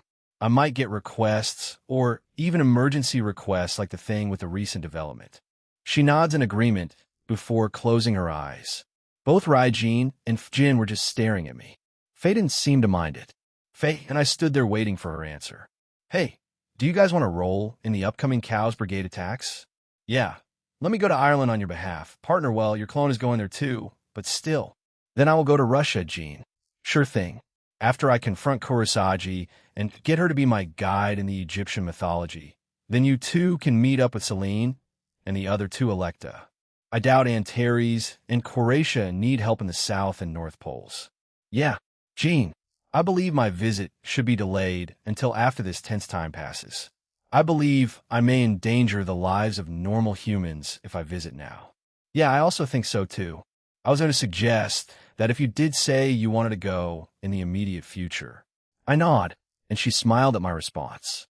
I look at the other two. I can assume they know what we spoke about that day. I see. I guess that's that then. You already know how to contact me if you need a request done. We'll get going then. I turn around, but Jean. I take it that Suzaku and Akino are doing well? Oh yeah, they're doing great. Just going about their lives, you know? But Suzaku is looking forward to your visit. I see, as I said, it will happen once all of this is over. Forgive me. Nah, it's fine. Can't do much until they do attack, but am prepared. They didn't answer me, so I left through the door again. Sarah was just outside, and I gave her a nod. I quickly left the place with Faye, confusing Sarah. Once outside, no, it went well, Sarah. Nothing bad happened, so don't worry about it. I see until we meet again then, Jean-san. Yeah, see you around. It was already dark outside. While I personally didn't think it took that long, maybe I just guessed wrong, or I was lost in thought for a substantial amount of time. Faye quickly got closet to me, and we went back to Mount Olympus. Mount Olympus, once we were outside her home, I turned to her. I gotta apologize to you, Faye. It feels like this date was a bit rushed and more like a business trip. We'll take you out on one once we have time. Maybe in the human world, all right? A proper date at a restaurant. She stops me by putting a finger to my lip and laughs. It's fine, Jean. I enjoyed myself. I got to see you do your job, experience new things. We also did go on a date for a few hours, so it wasn't like we didn't. Thank you for today. I look forward to our next one. Hephaestus quickly says, bows, and power walks toward her home. She practically slammed the door as she went in. Maybe I should have said something there, or it was a bit too soon for her to say those words. However, she'll be able to get enough courage in the future. If not, then I will do it myself. A week later, Japan, Kuo, Skyward Household, it was the day of the test. Aurelia was with me since she wanted to accompany us to the underworld. I already told her of what will happen after their test. Chow Chow will most likely show up after Team Valley. But things have changed significantly, so I'm not too sure. Lu Fei and Kuroka were meant to come here with Ophis, and they'd stay here for the time being and also accompany the Grimmery group to the underworld. That didn't happen, so I'm curious as to what will happen. Are you guys ready? They answered with an enthusiastic yes. Well, everyone except Zenobia, who looked tired. So I teleported us to the underworld. Underworld, Gladiolabala's territory. Once we were outside the center, everyone started to look around. However, there wasn't much to see, as it was your typical building, trees, bushes, and other decor for fancy and noble devils. The mid-class promotion exam was being held in the Gladiolabala's territory. Good luck, don't fail. That's not encouraging, Jean, Zenobia complained, but was dragged away by Asia. I didn't actually want you to fail. You know, as we watched the Grimmery servants disappear into the building. Rias, Aurelia, Rose, Kuroka, Reiko, Azazel, and I decided to wander this part of the Gladiolabala's territory to see if we found anything interesting. A few hours later, good job on your tests. Cheers! We were having lunch at a nearby restaurant, and Azazel had opted to start drinking already. The rest of the Grimmery peerage came back to us as they. We hadn't even gotten the results yet, but he's already assumed they passed and was celebrating. I mean, we can celebrate. You did just finish your tests. So how was it? It was fine, both written and practical. Were most of the responses, so we turned to Zenobia, who was blushing. The written was quite easy, actually. I wanted to thank everyone who helped me, so I'm waiting until we go home. but she became redder. Aquino giggled, went behind Zenobia, and put both her hands on her shoulders and spoke as she started rubbing her cheeks with Zenobia. Ufufu Zenobia here went a little overboard with the physical. She destroyed a large portion of her examination room. Thanks to the item Jean gave earlier, we managed to fix it. Again, Zenobia turned crimson. I had anticipated it, so I gave Aquino a device that would reverse time at a selected area. Seeing how nervous she was, she would probably forget to hold back a significant amount. Well, it's a learning experience. We have Jean to thank for that then. But seriously though, you guys need to watch your strength. All of you know everyone that's been trained by Jean is seriously weird. The jumps in power are just unheard of, so learn to control it more and not mess up like that. But this can slide since the muscle brain Zenobia was stupidly nervous about it. But you did hold back a considerable amount not to outright kill that fellow devil. So good job. All right, I'm sorry. Kuroka got up and went over to Chiron. How was it, Naya? It was fine, Nae-sama. I had studied enough and held back. As expected of my Chiron, I, along with everyone watch on as everyone started to speak about their experience and what they wrote down. Rias looked very proud of her servants as she looked over at them with a content smile. Zhang, swap, bang, crash, tch. Someone, a familiar person, crashed into the building around us. We were transported into a new dimension. Did they use Dimension Lost again? Vevali? Azazel seemed alerted as the leader of Team Valley crashed into the building, destroying it. He was shortly followed by Lu Fei. And who the hell is that? The woman of fairly average height with an hourglass figure and very large breasts. She has long blonde hair, styled in two twin spirals that come over her shoulders. Her bangs are parted to the right. Like all vampires, she has red eyes, fangs, and pointed ears. She wears the same type of headband as Chess. She also wears a white collar and cape that reaches to her mid-thigh. Like Chess, she wears an attire with a low cut that reveals her cleavage. She wears a white dress with sleeves that are heavily adorned with blue ruffles past her elbows and reach midway down her forearm. Blue lines go down her bodice to emphasize her breasts and hips.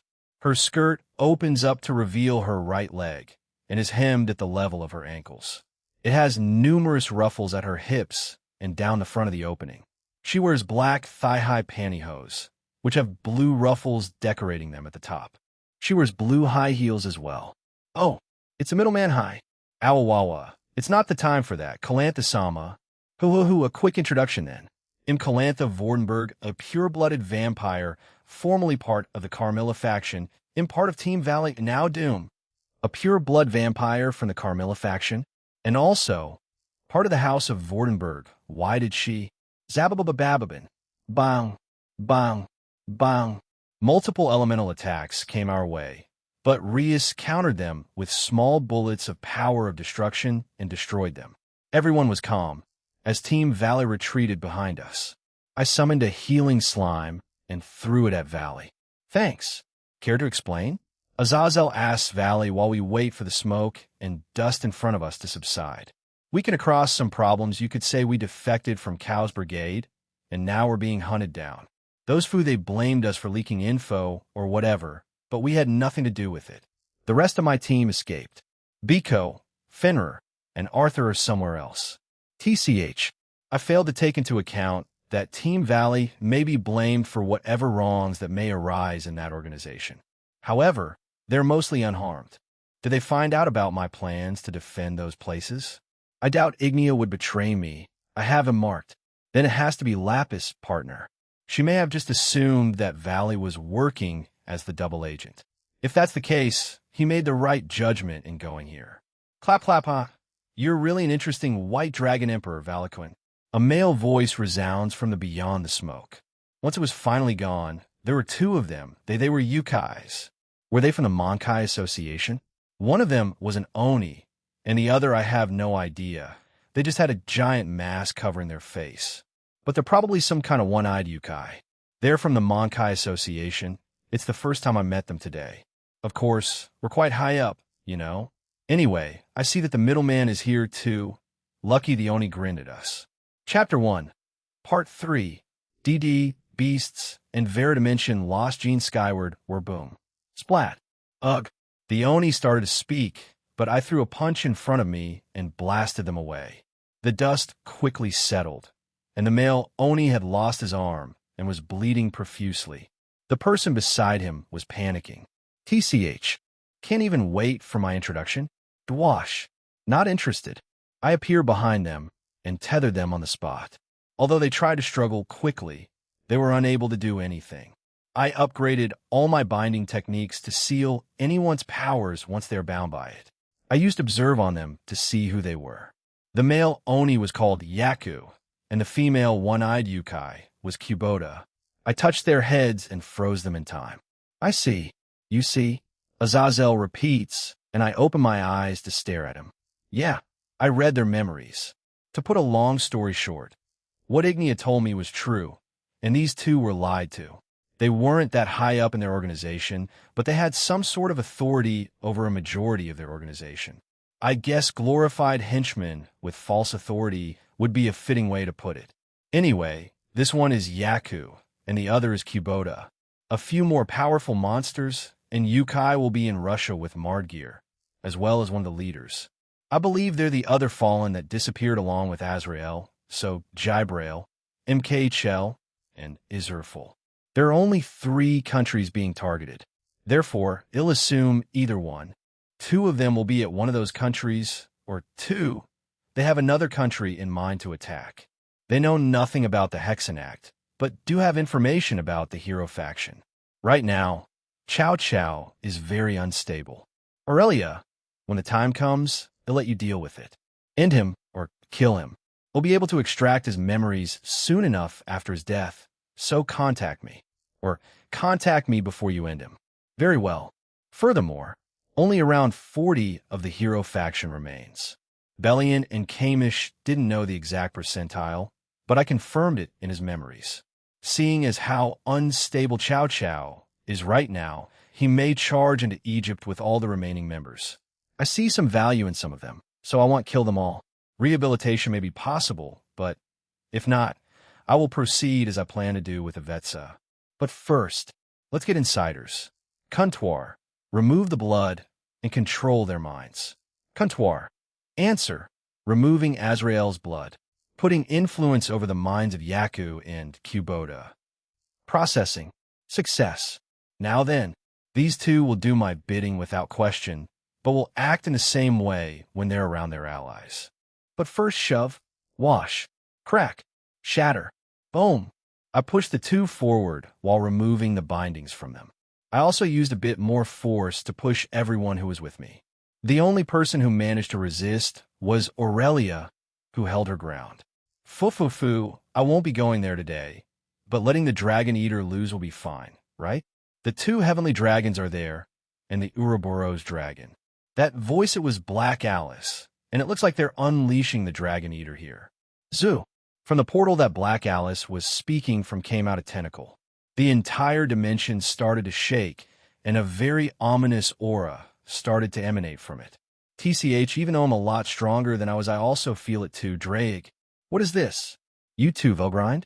Dragon Eater. Such an interesting name. The rest of it started to emerge. A head, a torso, black wings, and a cross. There was something impaled on the cross, as well as objects restraining it, as well as disturbing letters written all over its body. It also had blood dripping from its eyes. When it appeared in our field of vision, we could fully see it for what it was. It had the lower half of a snake, no. Those were the lower half of a dragon with scales on it. The upper half was of a fallen angel. Oh! It moaned in pain, and it echoed throughout the area. Its mouth was covered with fangs as it salivated and bled. It also emanates many emotions. Pain, jealousy, suffering, and resentment. This thing, it harbors a deep hatred towards us. I glanced at Azazel as he had begun to shake in anger. These psychopaths, to bring such a thing, you're telling me they broke the seals that were placed on it from Cositis. What is it, Azazel-sensei? Gasper asks as he stared at it in concern. No one was really scared by it. They were a little disturbed by its appearance, but nothing too severe. I answered for Azazel. Presumably, it is the poison of the god of the Bible. This is thought to be the result of the evil intentions of the God of the Bible, a forbidden being that made the people that resided in Eden eat the fruit of knowledge. The first crime that was judged by the current dead God of the Bible, Dragon Eater or Samuel, the angel that received the curse of the God of the Bible who hated dragons and snakes. A dragon whose existence was erased from the records of history. Gene is right. Azazel says and continues, "Do you know the story of Adam and Eve?" They nodded. The thing that transformed into a snake and made Adam and Eve eat the fruit of knowledge is that thing. As a result of its action, it brought the fury of the God of the Bible. After that incident, Father started to have a hatred for snakes and dragons, and it was to an extreme level. That is why dragons and snakes are portrayed as evil in many of the church's texts. The being that was created is one that was made out of the evil intentions of God. Because of God's hate, it naturally received many curses and poisons on its body. Naturally, it's almost impossible for God to have evil intentions. That's why it's so poisonous. Not only can it kill dragons, but it can affect other things beside dragons. That's why it was deemed too dangerous and sealed in the deepest depths of Cocytus. The curse it received from the God of the Bible is said to be the most powerful way to exterminate dragons. That's why it's also considered to be the most dangerous and brutal dragon slayer. Azazel finishes and lets out an angry sigh. I guess that's why Hades joined Cow's brigade then. Or he was always part of it, and now he's finally making his moves. That dead piece of shit. I knew he wouldn't like the fact that Zeus made an alliance with us. Gene, is it safe to assume that there are more evil gods on his side? Yeah, and I can't detect them since they probably drank Azrael's blood to get stronger. The same with the other fallen angels I mentioned. Azazel made a TCH sound, and his anger was already rising even more. The portal that Black Alice summoned was dispelled, and she left this thing with us. Well, too bad I'm here. I was about to move when grip. Gene, think carefully. Even if you were a dragon god, I don't think you'll come out of it unscathed. It's going to target you, Valley, and potentially Ophis and Irene in your necklace. It's fine, Azazel. I'm immune to those poisons and techniques. I removed his hand. He was about to say something else when I disappeared and reappeared behind Samuel and touched him on his back. He then suddenly vanished from existence. I fly back to them as they blankly stared at me. What? No, what the hell did you do now? Azazel was furiously scratching his head. I gave him a strange look and pointed at the box that was dangling on my hip. It was attached to my belt. I was pointing at my lavender box. I had trapped Yasaka's former husband there, and now Samuel had joined him in there. Elaborate, damn it. I have no idea what that is. I call this thing the lavender box. This was created to trap any enemies I might encounter. Anyway, I have Yasaka's former husband in there, since he was also part of Cow's brigade, but he was practically useless. Anyway, Samuel is also in here now. Furthermore, it seals their powers and basically tortures them endlessly. Azazel backed away from me. I ignore him and look around us. We still needed to get out of here. Unfortunately, it seems Hades has already made his move, as I said earlier. We're surrounded. Hello, Earth to Gene. Azazel, do you feel that? Huh. WHM. We're surrounded. These feel like Grim Reapers? So that shitty skeleton geezer is really making a move. Huh? I restored the building that was destroyed by Valley crashing into it. Also, we had entered it, and I had surrounded it with a barrier.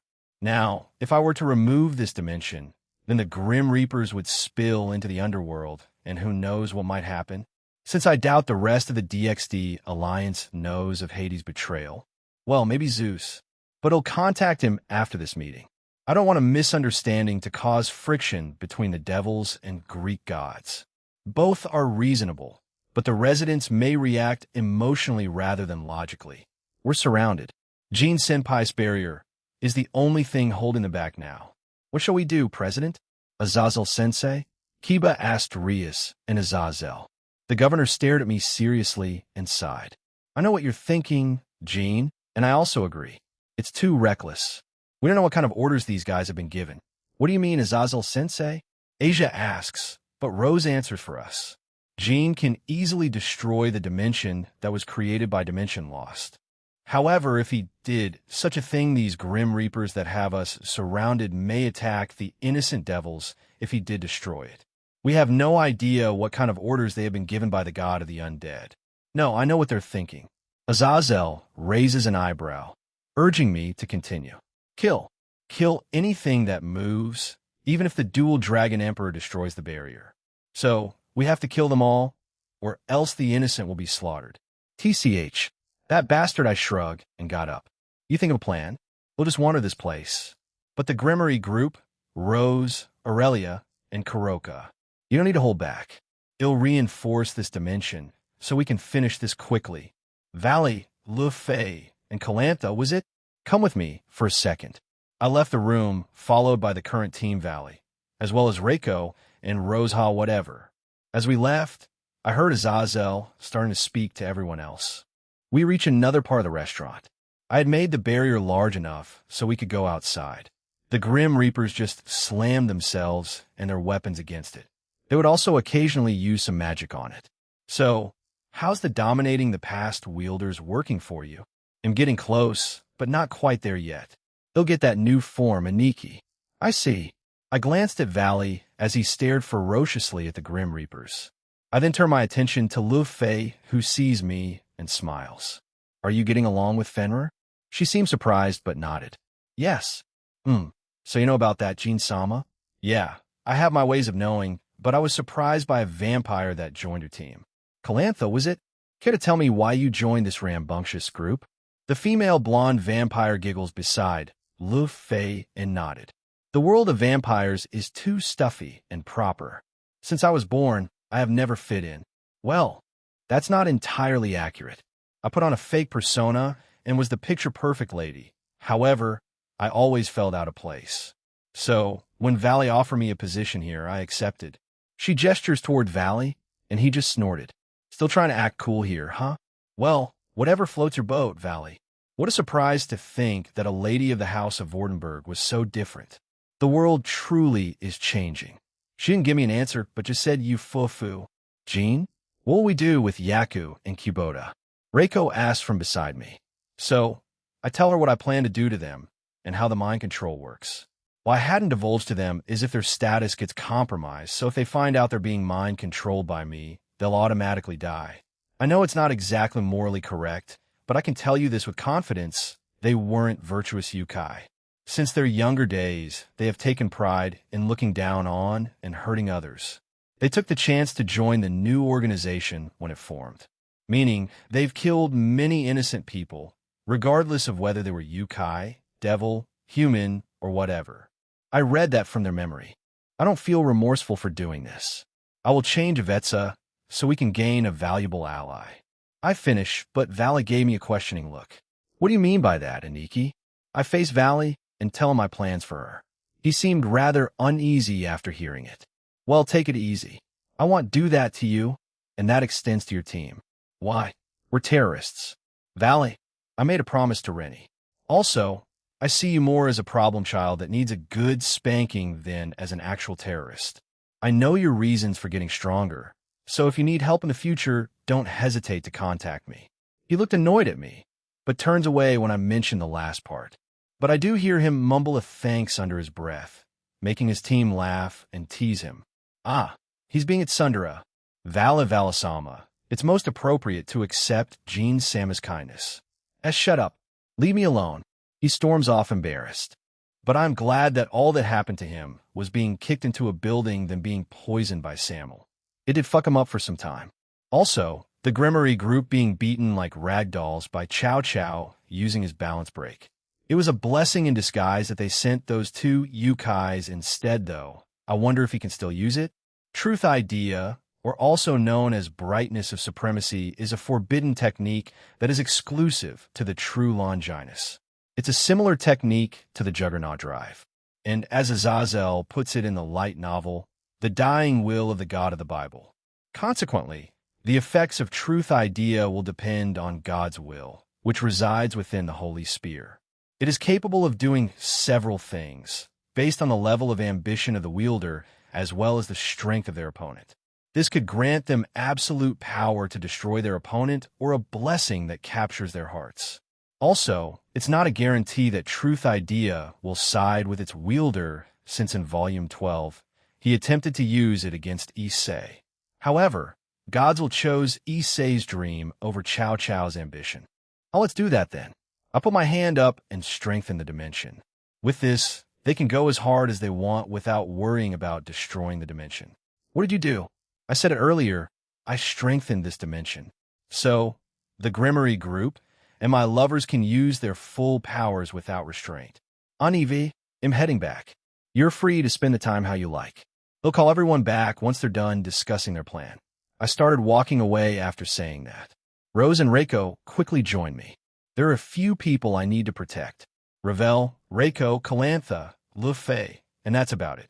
I also include Azazel to an extent, but he can look after himself. I stop and turn to Reiko. I hadn't given her a ring yet, but I think this should be a good time. She knows how they work since she's asked about them. It's my own blunder that it's taken this long. There's no other excuse. Jean? I grab her hand and surprise her. Then I made a ring for her and gave it to her. It's yours. You know how they work, right? She nods. Thank you, Jean. She quickly slips it on, and I kept on walking. Should I give Lu Fei one?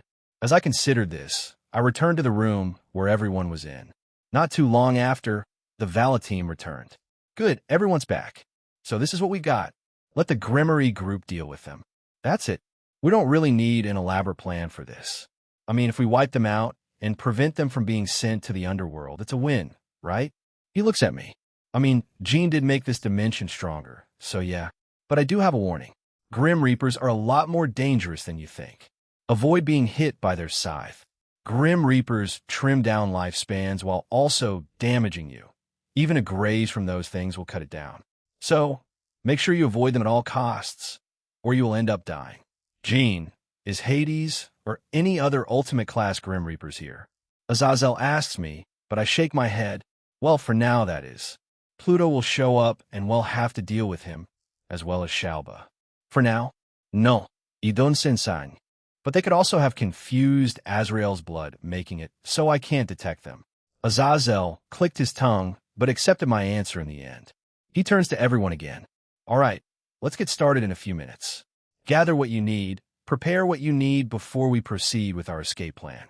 This is an extremely significant part of this world's history. It's when Issei dies again. However, I won't be dying since I have Samuel with me in my lavender box. However, I'm unsure if Shalba has that blood from Samuel he used to kill Issei. No, an arrow or blood won't reach me because of my true infinity. I don't have to worry about that, I muttered. I won't die, it's impossible. HAAA. I need to stop worrying. Even with the weird death flag that Azazel set me up before the raiding game between Sona and Rias. It'll permanently kill Shalba here, provided he is still alive. I didn't find a body after our confrontation back then. Jean? When I looked up, I saw that most people had left. The only ones left are Aquino, Rose, and Reiko. I guess they went off to relax for a little bit. Even Azazel wasn't here. Is something wrong? You said you didn't have to worry about something. Aquino had a look of concern as she grabbed a chair and sat beside me. I look at the girl and shake my head. No, it's really nothing. I don't expect to die today, Aquino. I could feel a wave of fear and anxiety immediately appear in Aquino. Even without that, the face she was making said it all. Maybe I shouldn't have said that. But I did promise them to be more open about my thoughts and feelings. What do you mean by that, Jean? Rose asks. She also looked uneasy. I know I said that there weren't any ultimate class Grim Reapers here, but I did say for now, so it'll tell them that there may be a chance. Unless they picked up on that. Also, I expect another visitor to come. Who? Shalba Beelzebub. They were a bit surprised since they expected him to be dead. But Rose continues. Reiko didn't really know the guy, so she kept quiet. And which Grim Reaper did you think might come? Pluto. The legendary Grim Reaper that's recorded in history? Isn't he? I nod.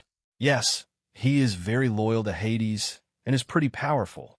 Only a few Grim Reapers ever get the title of Ultimate Class since they need to be stupidly powerful, and other crap Pluto, Pluto 2, Orcus, and Thanatos are the few that come to mind. Why did you say you might die, Jean?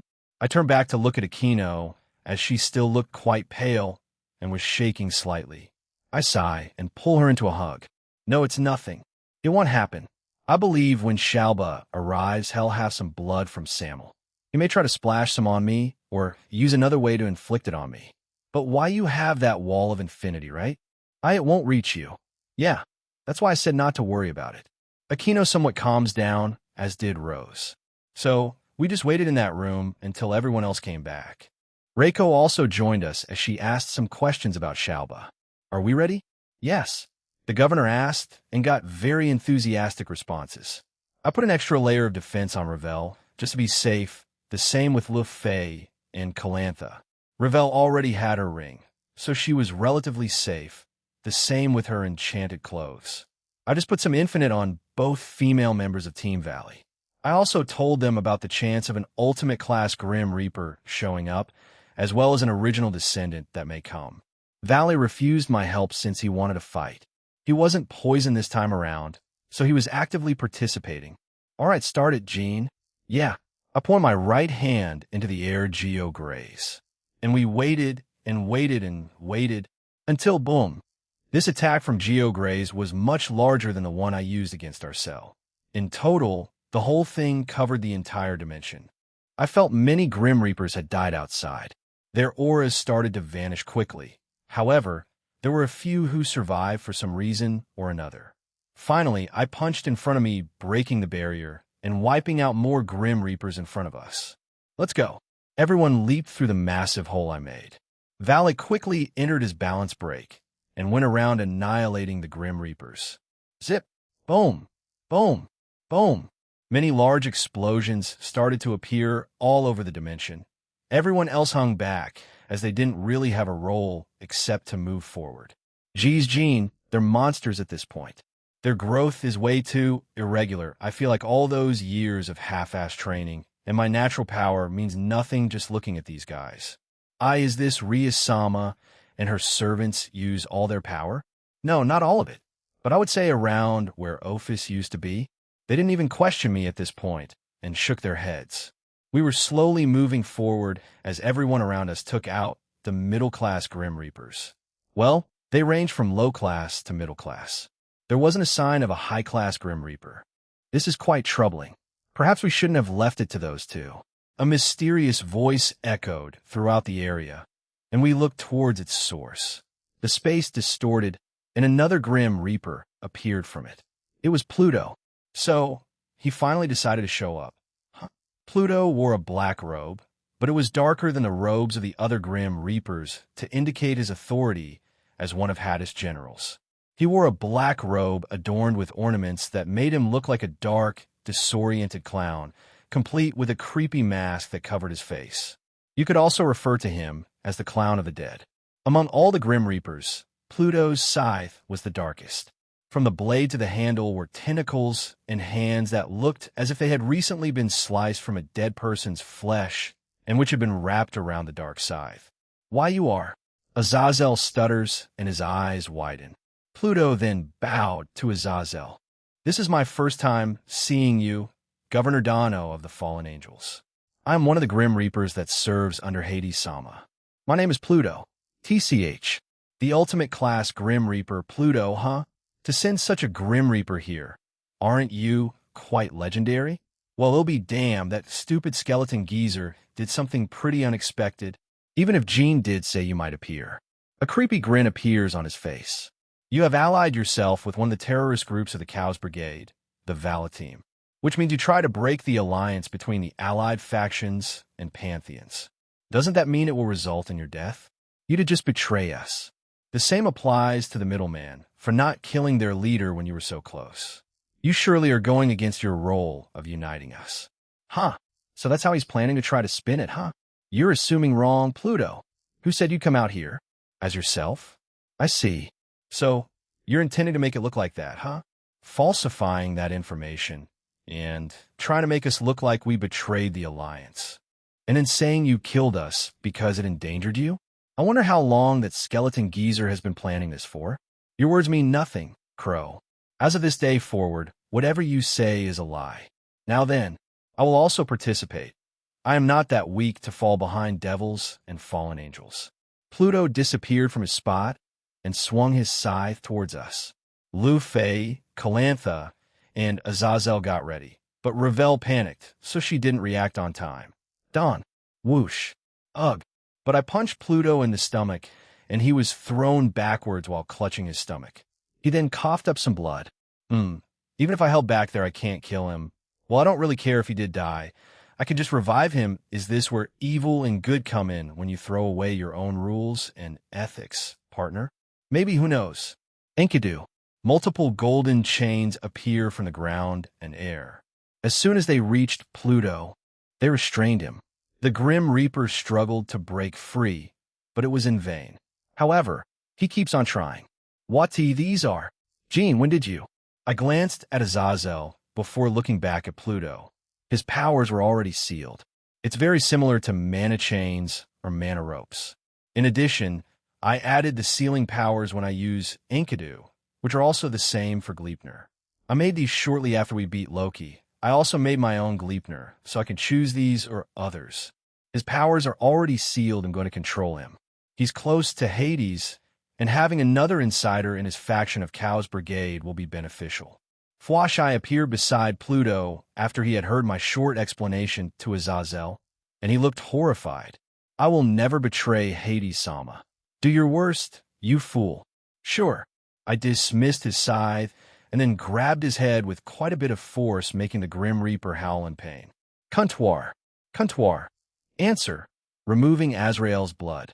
Putting influence over the mind of Pluto. Processing. Success. Once that was finished, I'll land back down with Pluto beside Azazel and the rest. If I can get insider in all factions inside Chaos Brigade, that would be pretty neat, huh? But I would like a higher level one than Yaku and Kubota.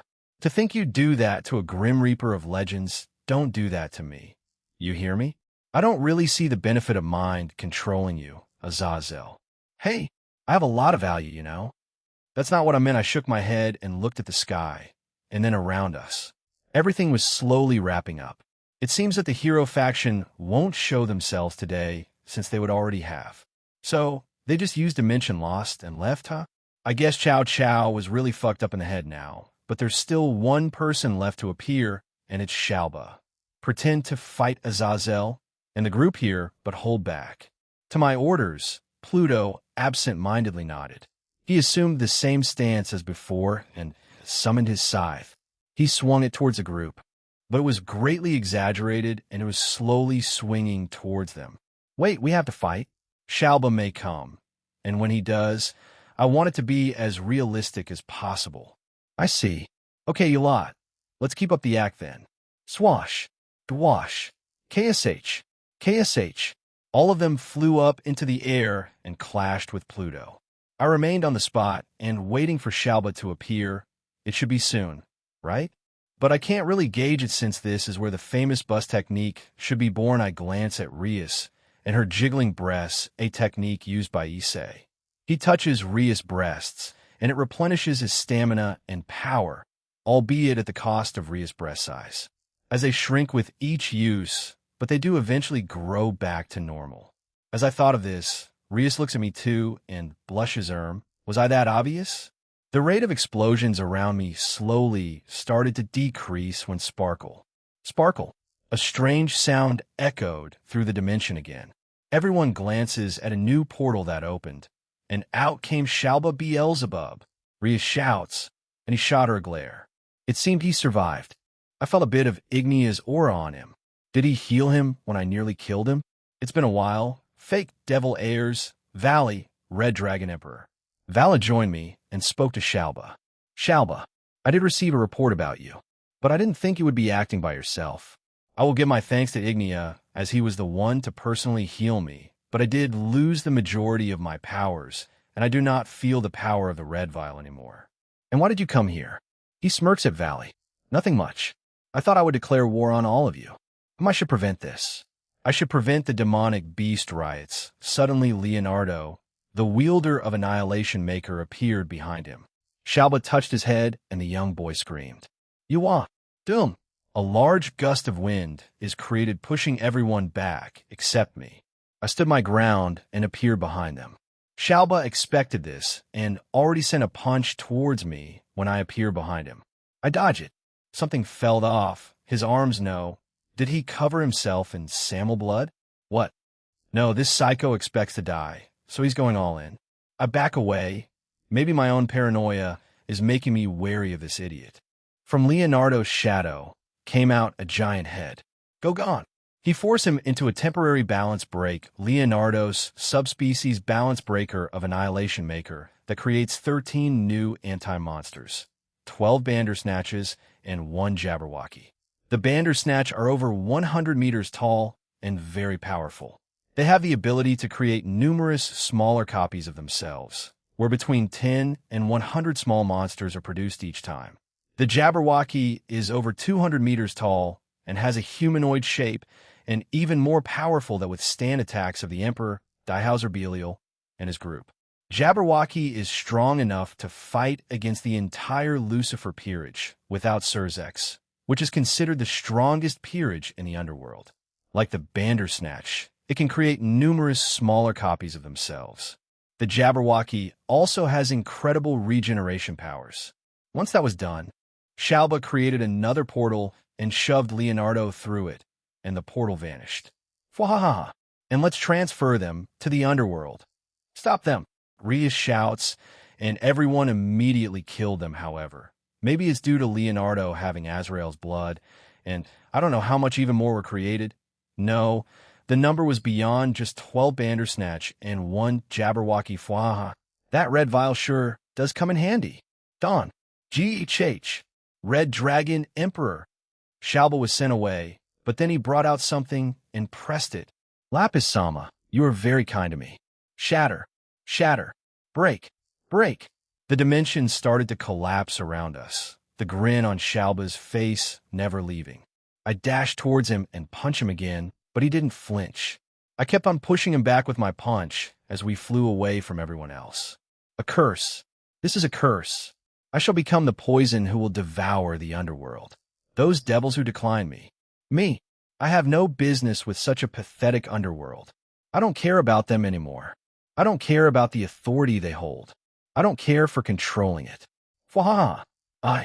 Shalba Beelzebub shall use this last bit of power to destroy the entire underworld with these monsters. He then directed his insanity at me, his grin widening even more. That's right. The children you care deeply about will be all killed by my curse. My monsters. Red Dragon Emperor. Suffer, receive my curse. Stukele, D. I want to see you bleed. Fwahaha. My curse will kill the pregnant, the low class to the highest of elites. New offsprings will not be safe. D. You think you can play hero? Fwahaha. A world with no discrimination can be achieved? Fwahaha. That's just a dream. It'll make your death as humiliating as possible, Shalba.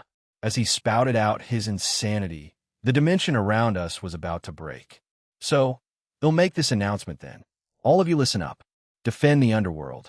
I won't be there for it, but I'll be back. I need to take care of this dumbass at a different place. Rose.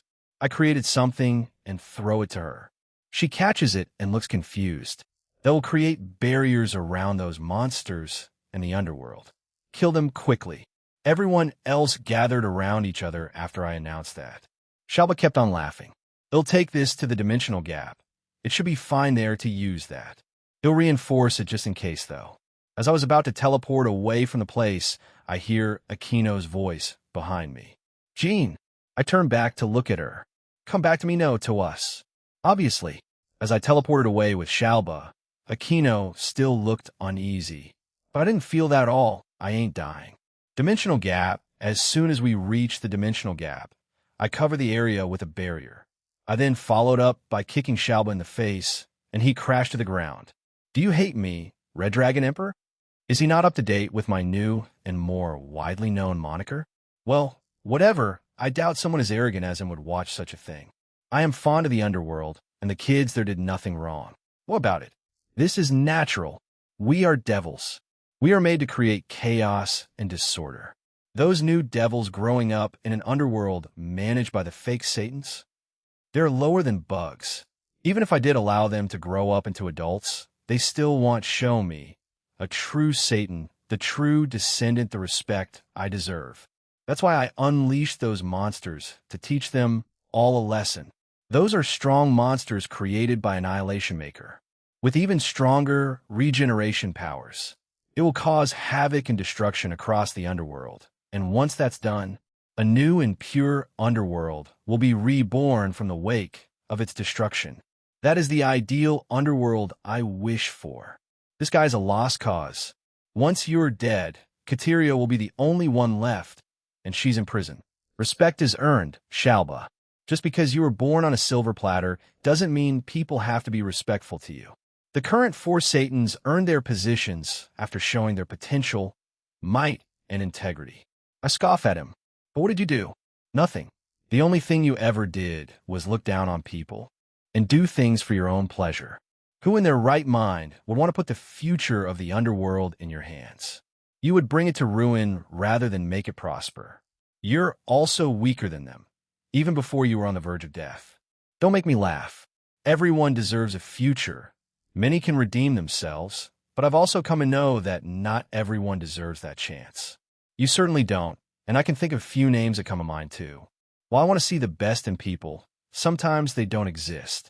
Although I'm not a hero or anything like that, since I reflected on some things during those years in the pocket dimension. But I'll keep on doing what I'm doing since peace is better than constant war and suffering. There are some people I want saved, but only the ones I believe deserve a second chance at life. Is this arrogant of me? Maybe. But I'm being set up as the next ruler of this fucking Omniverse, so I have to at least change a bit of the way I think.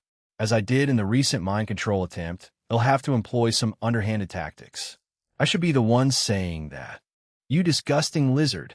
Don't make me laugh. That's all wishful thinking. Absolute power rules all. Zabababababin.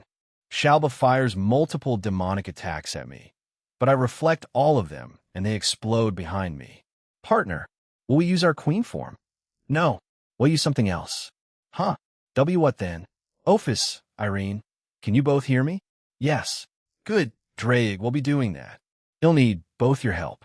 As I tapped my necklace, I sent what I wanted to do to Irene and Ophis. Yafufu, I did not think I would be involved in such a way. Very well. Yes, anything for Jean. Oh my God, Kia. We're gonna do that, partner. Did he just say Kia? Indeed, he did. I've never heard such a girly scream come out of a male before. Shut up. Leave me alone. Balance break. Welsh Dragon Balance Breaker. Donning my red armor, I face Shalba. Don. GHHA, Red Dragon Emperor.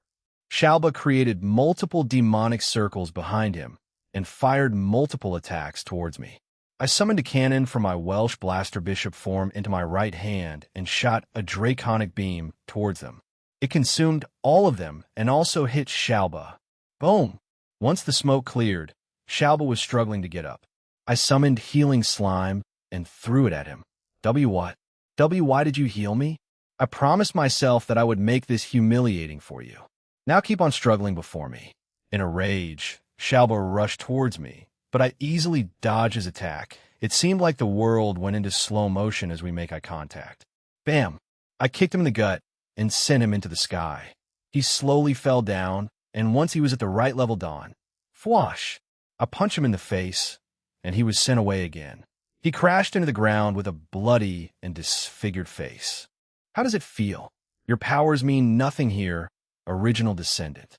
Sire Skewt, this means nothing. He shouted back at me, but his disfigured face made it hard to understand. All right, enough. Let's end this. All of you help me out. Let's sing. Yes. Very well, hell yeah. So, I started to chant. I clutched my right hand. The crimson red dragon dwelling within me. Awaken from your dominance, a crimson glow was emitted from the gem on my right gauntlet. The crimson heavenly dragon I possess within me. Rise up to become a king, and roar Ophis then chanted the next line. At the same time, the gem on my left gauntlet unleashed a jet black aura. The jet black god of infinity, a crimson aura enveloped my entire body. The glorious god of dreams, Irene, says her line with an authoritative tone. My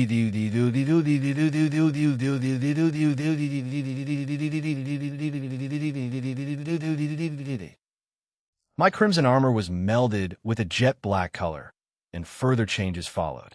My gauntlets, greaves, breastplate, wings had the color of crimson and black fused together, and their shape also changed. And from there, the symbol and the letter D flashily alternated on all the gems around my armor. Dragon full drive. As Drake announced the transformation, a massive amount of deep crimson, jet black, and outer god aura poured out of my body to an insane extent. What is this? A god. You're a god. Lapis-sama never told me about this. Terror was evident in Shalba's voice. Dawn, dawn, dawn, dawn, dawn, dawn, dawn, dawn. Bam! The barrel of the cannons widened. DD, DD, DD, DD, DD, DD, DD, DD, DD, DD, DD, DD. I saw the symbol in my gems flashing alternately between red, black, and my aura. Dayua and the cannons were charging up. As our powers were focused into them, they received the powers of a heavenly dragon, dragon god of infinity, dragon of dreams, and an outer god. One last time, Shalba glanced down at us. A look of utter despair on his face. Go, blaster! Along with my voice, the thick and intense cannon attack, which was a combination of crimson, jet black, and my aura was fire from the muzzle of the 4 cannons at once. The blast from the 4 cannons instantly reached Shalba as he began to scream. Red Dragoon Emperor! Boom! The sky of the dimensional gap was engulfed with a massive explosion, booming sounds, strong winds, and other phenomena. The strength of my attack made the entire dimensional gap shake. Jin-sama, is everything all right? I heard Bellion ask. Yeah, don't worry about it. I just got rid of a pest. Very well. Once the attack had ended, a large portion of the dimensional gap was missing. I should repair that. And so I did. With my outstretched hand, I reversed time, and it slowly changed back to what it was before. Next is the underworld. Are we going to show this off? No. Let's go back without the armor. Right, that makes sense. I'm not disappointed at all. Looking down at my hands, I am relieved that my true infinity has been keeping the blood of Samuel from touching my skin. Since the blood was still on the wall of infinity, I removed it. It would be a bit awkward if it got on me now. That would be a lame way to die, partner. Shush now, Drake. Anyway, let's go to the underworld Roswise Shatter. Shatter. The dimension around us had finally broken and shattered. Following that, the beasts summoned by the balance breaker of Annihilation Maker were teleported away. I immediately activated the item Gene gave me. I suddenly felt a large barrier encompass the entire underworld, as well as smaller ones that showed where the monsters were. Rias-san, I suggest we split up. Each of us can handle a beast by ourselves. To the ones that may not be able to, please team up with someone who can. Aurelia-san steps forward and shakes her head. No need. We can kill them quickly, so the others don't need to do anything. From here, I can feel around 50 in total. Jean calls those monsters that are 100 meters tall the Bandersnatch, and the 200 meters tall monster the Jabberwocky. There are around 40 Bandersnatch and 10 Jabberwocky. They're all encased in barriers that they cannot leave or destroy. Well done on activating it right away. Roswise. Aurelia-san tells us and nods at me. I look at Rias-san, but she was busy speaking into a communication magic circle. She finishes and turns back to us. I've alerted Surzex Lucifer about the situation, and the peerages of the 4 Satans have been deployed. The top rankers of the raiding games have also been deployed. They will try to defeat these monsters. I see. I do not know if they can, but if they could at least hold them off until we get to them, then we can't rely on them. But at the very least, they can distract them for the time being. Everyone that's been with Jean to that place, you have the power to kill it instantly, but it may regenerate. So destroy its entire existence at once. Aurelia-san turned to face another direction. She radiated the aura and feeling of a leader or commander. Pick one and go to it. We have 50 in total to kill. Now go. Yes. The Grimmery Peerage and Kuroka immediately left our visions. The ones left were Azazel, the 2 mind-controlled Yukai, Ravel, Team Valley, Azazel, Reiko-san, Aurelia-san, and I. Valley, I suggest you leave the underworld for now. They'll have to inform the Alliance of what just occurred. Maybe you might lose your titles as terrorists. Azazel says this to them, and they agree. Right, we're leaving. Calantha, Lufay. All of them quickly teleported away, leaving. Azazel also spread his wings and started to fly away. Rosweiss, 10k-15kThis. Take Reiko with you. I will have the daughter of Phoenix accompany me. I looked towards Reiko, and she nodded. Ravel also didn't have a problem with that, so she quickly joined Aurelia-san's side. What about the two Yukai? After I asked Aurelia-san, she touched both Yukai, and they turned invisible. She then proceeded to put them in a corner of the restaurant. This will be fine. I will inform Jean about this.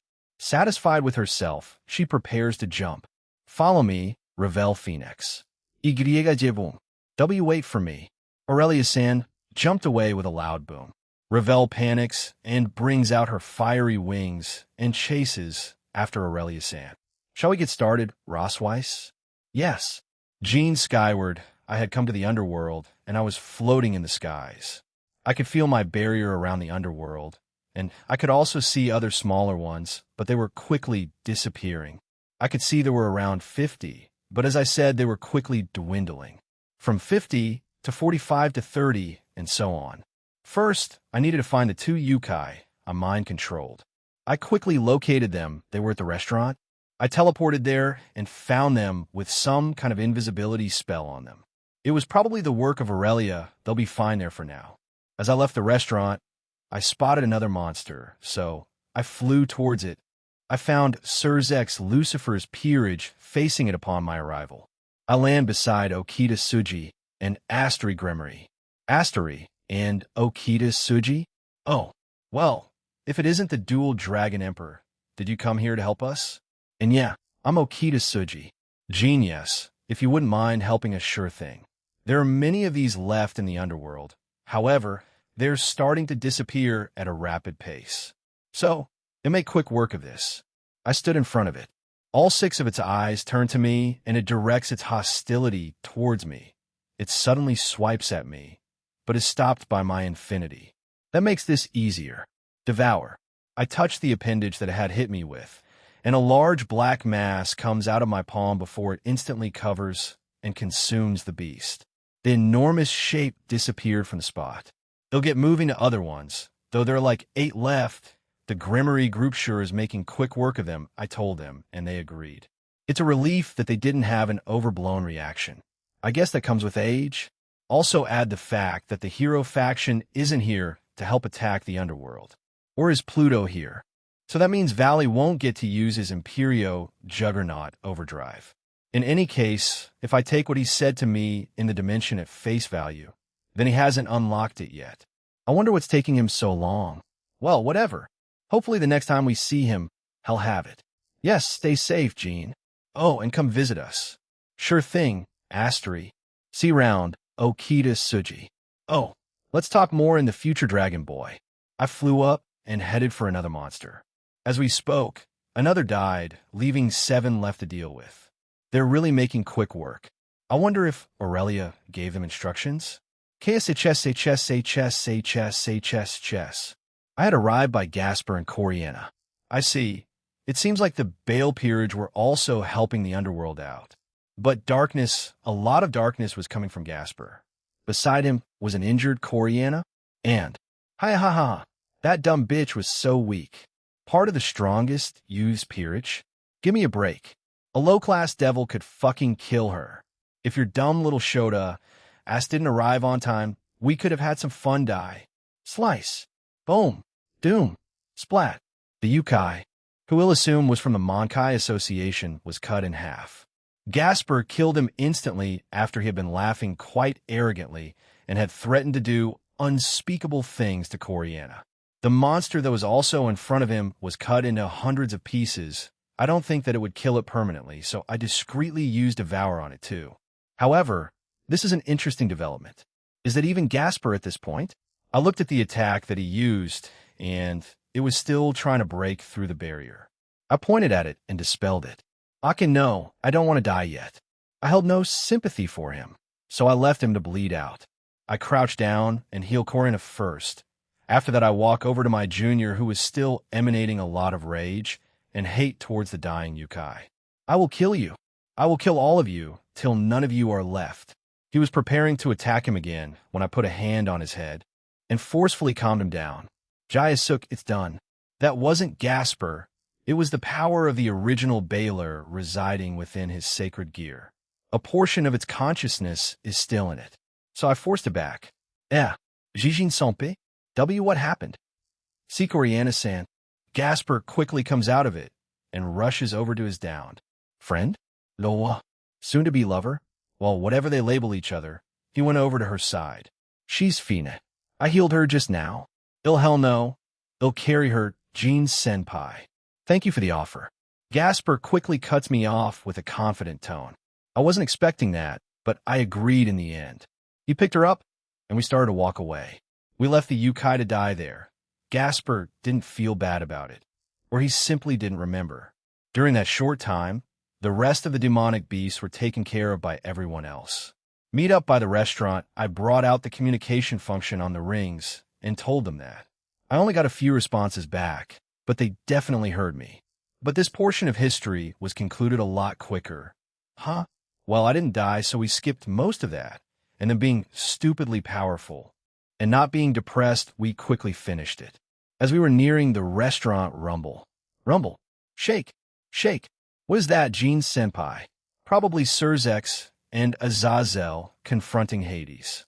But that feeling, it's definitely Surzex. Ashcrow can't do anything like this, haha. Even when away from each other. You can't help but take a shot at Azazel sensei. Nope. I mean, he'd probably do the same thing to me, you know? This made Gasper chuckle. He answered with an I guess you're right. We finally reached the outside of the restaurant, and everyone else was there along with the Bale and Citri peerage. They noticed us as we finally reached them. Hey, how is it on your ends? It didn't take long. They were quite weak. Rias answers me.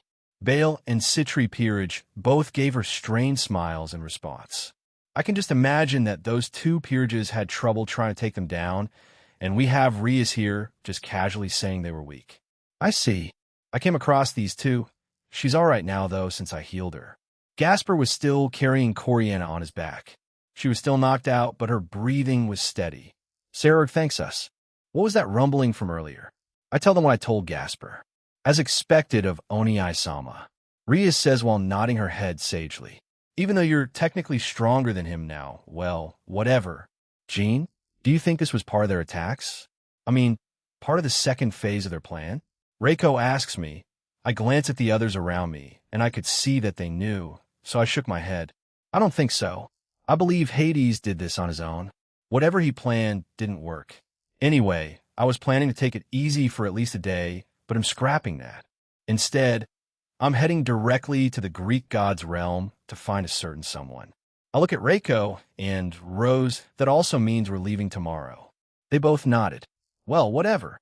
As I said, the underworld is going to suffer the aftermath of what just happened today, and we have to fix it. I know that Grigori will lose a lot of members since, more particularly some higher-ups, since they were giving out information to Cal's brigade, but he won't step down this time, since he didn't try hiding Ophis in the Haida household without notifying the devils or angels. So, he'll stay as governor. But their situation with the decreasing natural births is still a thing. Jean? Oh, it's nothing. I was wondering if they would show up, but I guess they did. Tobio and Dulio were here. I guess Azazel asked for a little backup, but they just left. Anyway, let's go fix some shit up before going back home. Even though I chose this idiot to be my spear, well, he's a lost cause. But no, never mind. I want metal with it. I would rather save my own skin. Indra turned to look at a very unstable Chow Chow, ever since he lost his arm, and that short duel with a woman named Aurelia, who is apparently a subordinate of the middleman. He's been like this. However, it's not entirely her fault. He has consumed something. Those were his words. It will go. No, it'll be perfect. Sakura-sama. No one will get in our way of success. He wasn't even listening to me, though he never did. Unless I was actually putting my aura out. I've abandoned him. Should I take his sacred gear? No, I will watch with keen interest on how his story ends. Will the middleman show you mercy? Or will your life come to an end? I felt a grin spread across my face. I can only wait in anticipation, Japan. Kuo Skyward Household Nighttime, a few hours after dealing with the aftermath of Demonic Beast Riot, though a lot more contained rather than in canon. We were back in my home. I only had a few hours left to rest, but am planning on contacting Ignia to ask a few things. I had sent the 2 Yukai that were in my control back to their organization. Maybe they can also get some good information for me. It was after dinner, and everyone was just unwinding for the rest of the evening, but I had decided to spend some time at the top portion of my home. The breeze here was great, so it only makes sense. I was wondering when she'd come and see me. I muttered as the door opened and closed. Out came Aquino. I was expecting this, but when I saw her in the underworld after temporarily splitting up, a giant wave of relief washed over her. I was staring at her as she came over to me and hugged me. Were you that worried? Well, I did say I would be fine, Aquino. Nothing to worry about. You nearly put a death flag on yourself. I can't exactly deny that. Signed to myself, I hug her a bit tighter. My bad. Maybe I should have just kept quiet. That would have been worse if you didn't come back. Slam. I heard, mister. The familiar voice of Rennie came through the door. She was followed by Suzaku. When did she get here? My eyes met with her, and she smiled a gentle smile at me. She really does put me at ease. I wonder why. Comptoir. Answer. Hey, Comptoir, if you tell me, I'll kiss Comptoir. Answer. 3-4 faded once. I see, Comptoir. Answer. Why you promised, right, Jean? Sure, but let's talk more when I go to sleep. I wish to find out more about this. Since I reached my first requirement, you could tell me more things, right? Comptoir. Answer. Yes. Very well. Heard. Rennie points at Aquino, who I was still hugging. However, she doesn't answer her and just kept hugging me. Ah, you mean Aquino? The death flag thing? She nods. Once they got over to me, she hugs my left side and looks up at me cutely. I chuckle at her. This is no laughing matter. Right. My bad. Welcome, Suzaku. When did you get here? Just a few minutes ago. May I stay the night? Of course. You're always welcome here. Suzaku nods and hugs my right side and sighs in content. Aquino to my front, Rennie to my left, and Suzaku to my right. Is this heaven? I awkwardly walk over to a seat with the women clinging onto me. Once there we chat about random things, but I do keep my attention on Suzaku since I just found out about her being one of my fated ones. That's 3 now. Lavinia, Rennie, Velgrind, and Suzaku Haimajima. What the hell connects them? Poke 'em. I look in front of me as Aquino started poking me. She sees me and just smiles at me, but she stops and looks at me seriously. When will you propose to us? Aquino. You should wait until you graduate from education before thinking about something like that. Aquino nods. I agree with that. Suskane-san, but don't couples talk about if they want to get married in the future or not? I think talking about this with Jean is okay. Rennie and I will be with him forever. I understand, Aquino, but what do you mean by forever? Aquino tells her what I had done to her, Rennie, Grafia, and Asia. Suzaku looked a bit surprised and was staring at her, and then at me intently. I see well it'll keep that secret for the time being, Aquino. But rest assured, I will eventually propose to all of you. Happy with my answer, she lays her head back into my chest, but she pulls her head back. She looks at Rennie, and then at me. Why do you call Lavinia Rennie? I stare at Aquino, and I look at Arenia. When did I start calling her that? However, the girl in question just giggles beside me. I found it strange at first, but I got used to it quickly. You know Jean giving everyone weird nicknames from time to time? I guess he just chose my surname. But I don't mind. In the future, it will change, she says with a blush, and I felt my own cheeks heat up a bit. Wait, which do I choose? Skyward or Tool? Lavinia is Skyward, Lavinia Tool. I mean, probably Skyward since that's my current name. Why not keep their previous surnames as new middle names? Something like Lavinia Rennie Skyward if you're that concerned about it, partner. Point taken, they'll run it by them. So I did. I don't mind either, Jean. Lavinia answers me. The other two hadn't given me an answer yet. Well, I better start calling you Lavinia then? Lavi? Avi? Vinia? They don't really stick while we talk about a few more topics before going back to the living room to join everyone else. Tomorrow, I go back to the Greeks' realm and confront Kurosagi about her title of Spear of Sun God Ra. and hopefully convince her to take me to the Egyptian realm. Jean's soul slam. Again. No matter how many times we do this, Belzard, it won't change. As soon as I go into my soul, I saw Garrett and Belzard arm wrestling, while I saw him being slammed into the table and get up. But yes, they were arm wrestling. Oh, partner, welcome. You have come, Jean. Yeah. Where's Comptoir? Behind you. As I was about to turn around, my eyes were covered by hands. If you wish to receive more answers, I want my reward first. She says behind me. I sigh and agreed. She then uncovers my eyes, and I tuned around to see her on her tippy toes, eyes closed, and her lips pursed waiting for the kiss. I lean forward and give her a quick kiss. I take a step back and wait for Comptoir to get out of whatever the hell she's in, because she was giggling to herself. It's like a maiden in love, yeah. It's kind of Grodoom. Ding Jaya Draig was suddenly launched into the distance. I could hear Team Rockets were blasting off again, echoing in my head.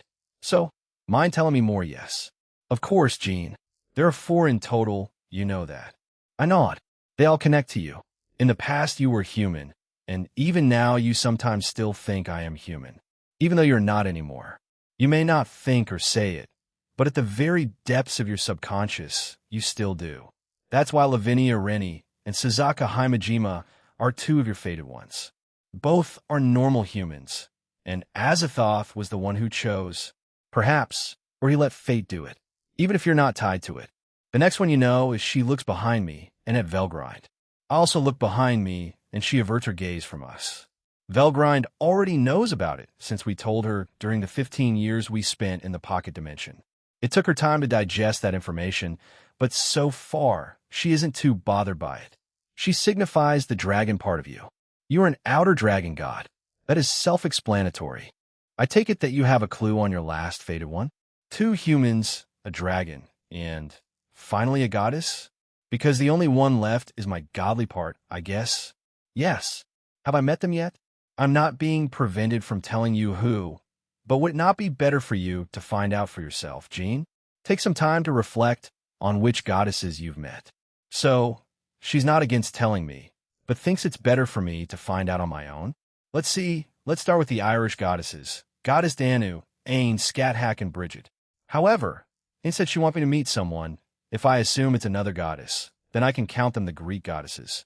Hephaestus, Hestia, Aphrodite, Artemis, Astrea, 8, Athena, Demeter, Eris, Hecate, Nyx, and Amalthea.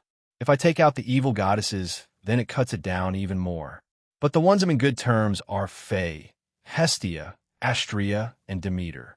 The rest are questionable. Norse goddesses, the maids of Odin count, right? So, Hel, Fulla, Hlin, and Gna.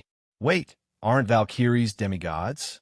So, Rosweiss and Zelma should count finally. The most recent are the Shinto goddesses Amaterasu, Fjin, Raijin, Inari, and that's about it. Wait. Does Tamamo count? I look back at Comptoir after going over the goddesses I know. And there are too many. I'm going to meet even more. At least help me narrow it down. Fufu, you'll find out eventually, Jean. Do not rush.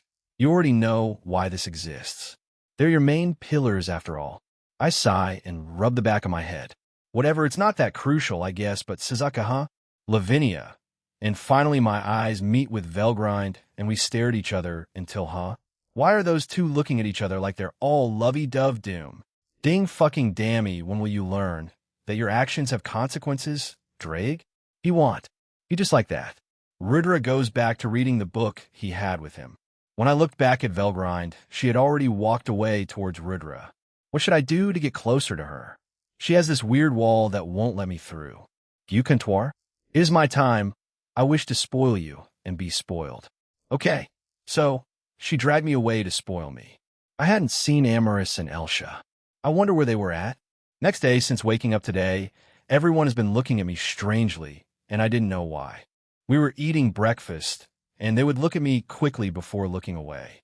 I am very confused. Okay, you're all killing me. Why are all of you taking quick glances at me? Graphius sighs, summons a mirror, and hands it to me. I was confused, but deduced that it may involve my appearance. I took the handheld mirror and looked at myself. Huh. My left eye had turned silver. What the hell happened? Comptoir? Comptoir. Answer. Not just that. Look at the tips of your hair. I did so, and they had also become silver.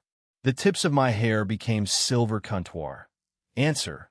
While it was a bit delayed, your body has started to permanently change. You did reach the first requirement of your evolution. I see. I don't know how to feel about this. Whatever, I can just put some illusion magic on me when I go to school. My avatar can also do the same thing. I don't worry about it. Just a side effect. Surprisingly enough, they didn't need me to elaborate, but they know about my evolution thing, so I shouldn't be too surprised. The Grimmery peerage and everyone else who at school had already left. I wasn't going to the Egyptian mythology yet, so I won't be bringing an A yet, but I promise to teleport back to get her once I do go there. So for the time being, she's training her cooking with Graphia and also being a maid. To my left was Rose. She was in her usual business suit. To my right was Reiko. She was also in her usual tight suit attire. Seeing as both of them were ready, we left for Little Olympus. Little Olympus, Little Olympus, how I was just here a few days ago. Let's go. I hear them chuckle behind me, and I walk toward the guards. I had teleported just outside Little Olympus.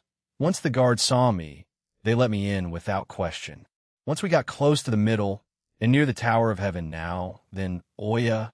Jean, why are you here? The familiar voice of Hermes said to my right side. I look over and saw him there. Hello, Hermes.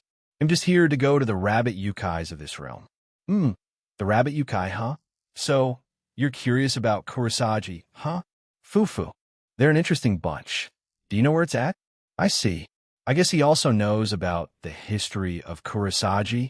You're making me very curious now, you know? I believe southwest? That's what I heard the announcer say. Hermes gives me a thumbs up. Yes. You are correct, Jean. Well, it doesn't seem you need my help. Who? Do enjoy your little adventure there.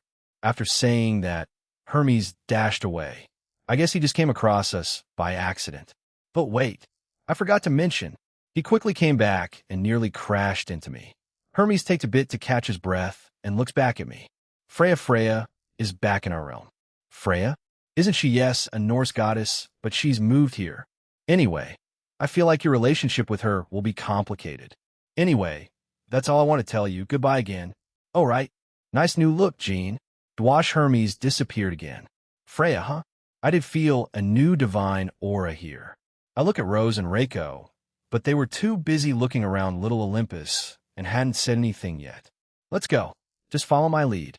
I float up, and so does Rose, but Reiko awkwardly stands there right. She can't fly.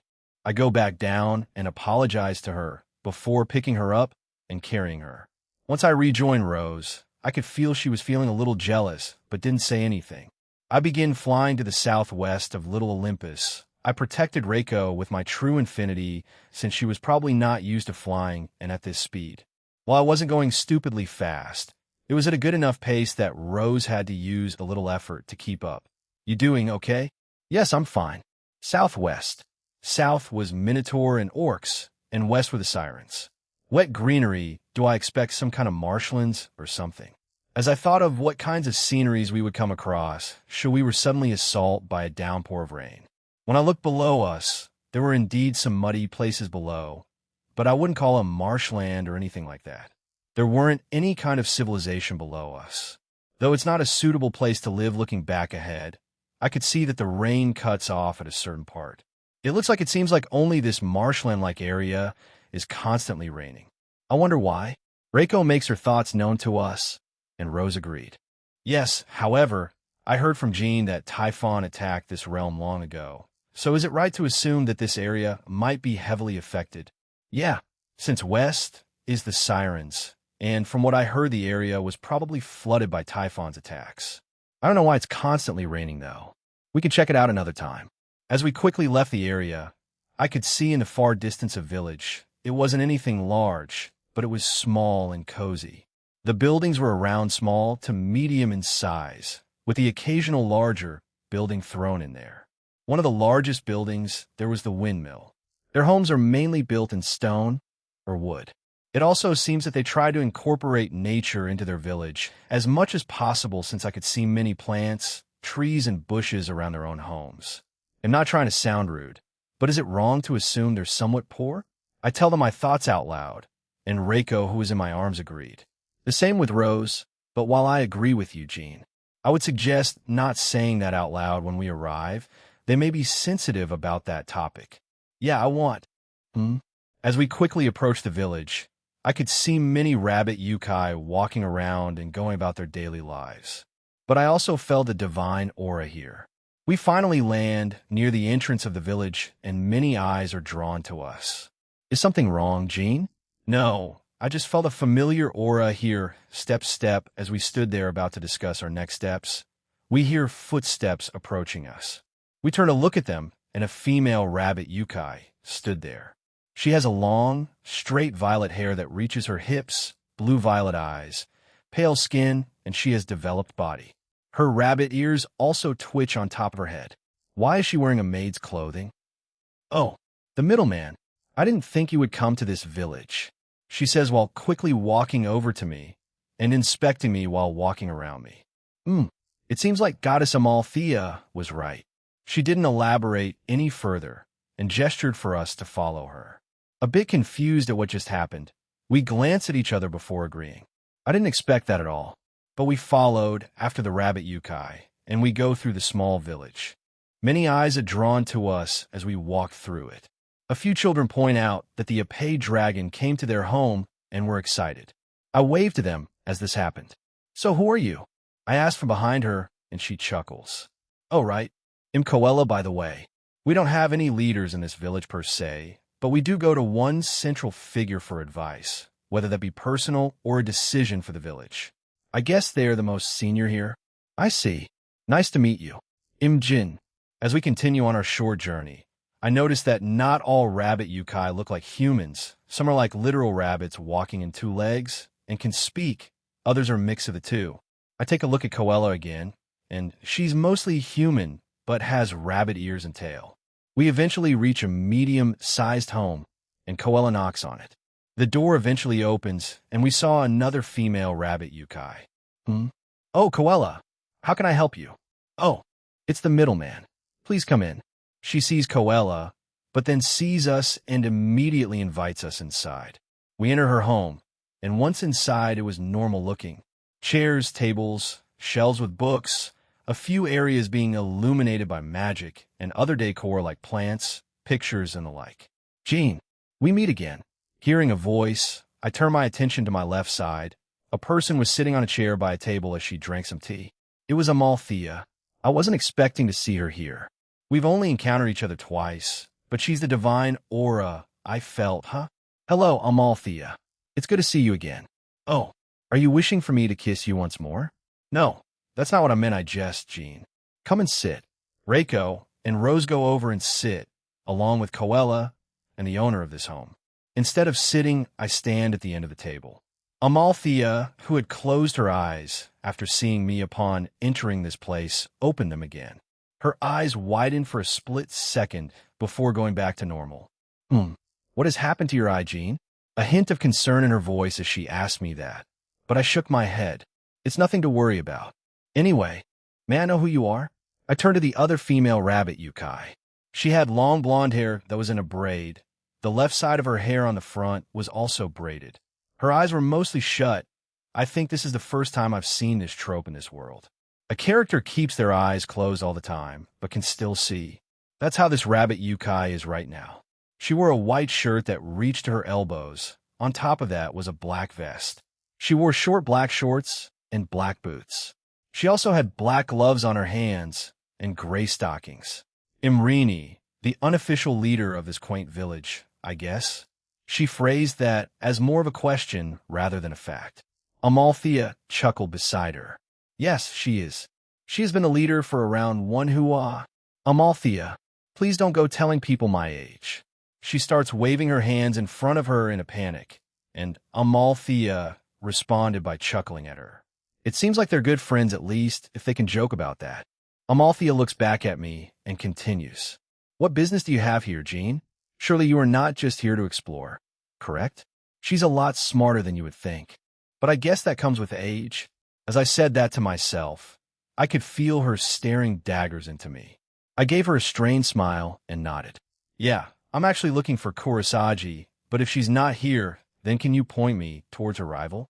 Both Rini and Amalthea gained serious expressions and looked at each other. Coella was just mostly confused. I see. You're here about that, correct? Kurosagi is here, and her rival Vera is also here. I would suggest you go meet Vera first before you confront Kurosagi about it. She's a little more sensitive about the topic. I nod. I see one last question. Why is there barely any male rabbit yukai? I've mostly seen women. Rini smiles and answers me. You may already have heard, like the harpies, but the chances of male rabbit yukais being born is quite rare. My knowledge of this is based what I know here. Perhaps it's only relevant to our race in this realm, because I'm unaware of how it works outside of our realm. I see. Thank you for answering my questions, and sorry for intruding. And thank you, Coella, for bringing us here. I started to walk back to the door. Rose and Reiko quickly joined me. Ada, why not stay a little while, Jean? I'm sure you're aware of what's happening to the world right now. As much as I'd like to stay, chat, and explore more, I have a job to do. I hope you understand, Amalthea. I suppose you do. Forgive me. No, it's fine. Anyway, we'll try to come again in the future. We finally left through the door and went to look for Vera. Amalthea, I never would have imagined that Jean would come here of all places. However, from what I heard from young boy Hermes, he had the desire to explore not just our realm, but many others. So he didn't find a chance to come here, Amalthea. What did he mean by that? A longtime friend, Rini, asked beside me. I took another sip of tea and nodded.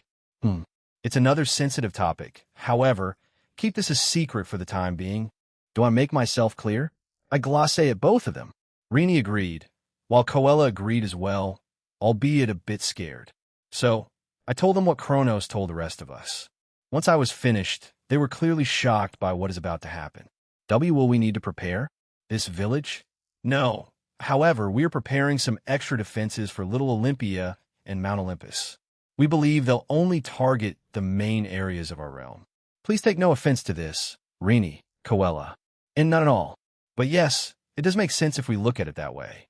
The places they've mostly attacked on a large scale have been places of importance or relevance. Rini and I converse as Coella seemed to be panicking. I got up from my seat and hugged her from behind, making the young girl freeze. If you're still worried, Coella, Jean has offered to help us. While the governor of the fallen angels may have said it in a joking manner, Jean will definitely provide us aid. So, if they do attack here, hell definitely come help. Is what you're saying? Rini finishes my thoughts, and I nodded. Perhaps it's presumptuous of me, but I believe that's the kind of person Jean is.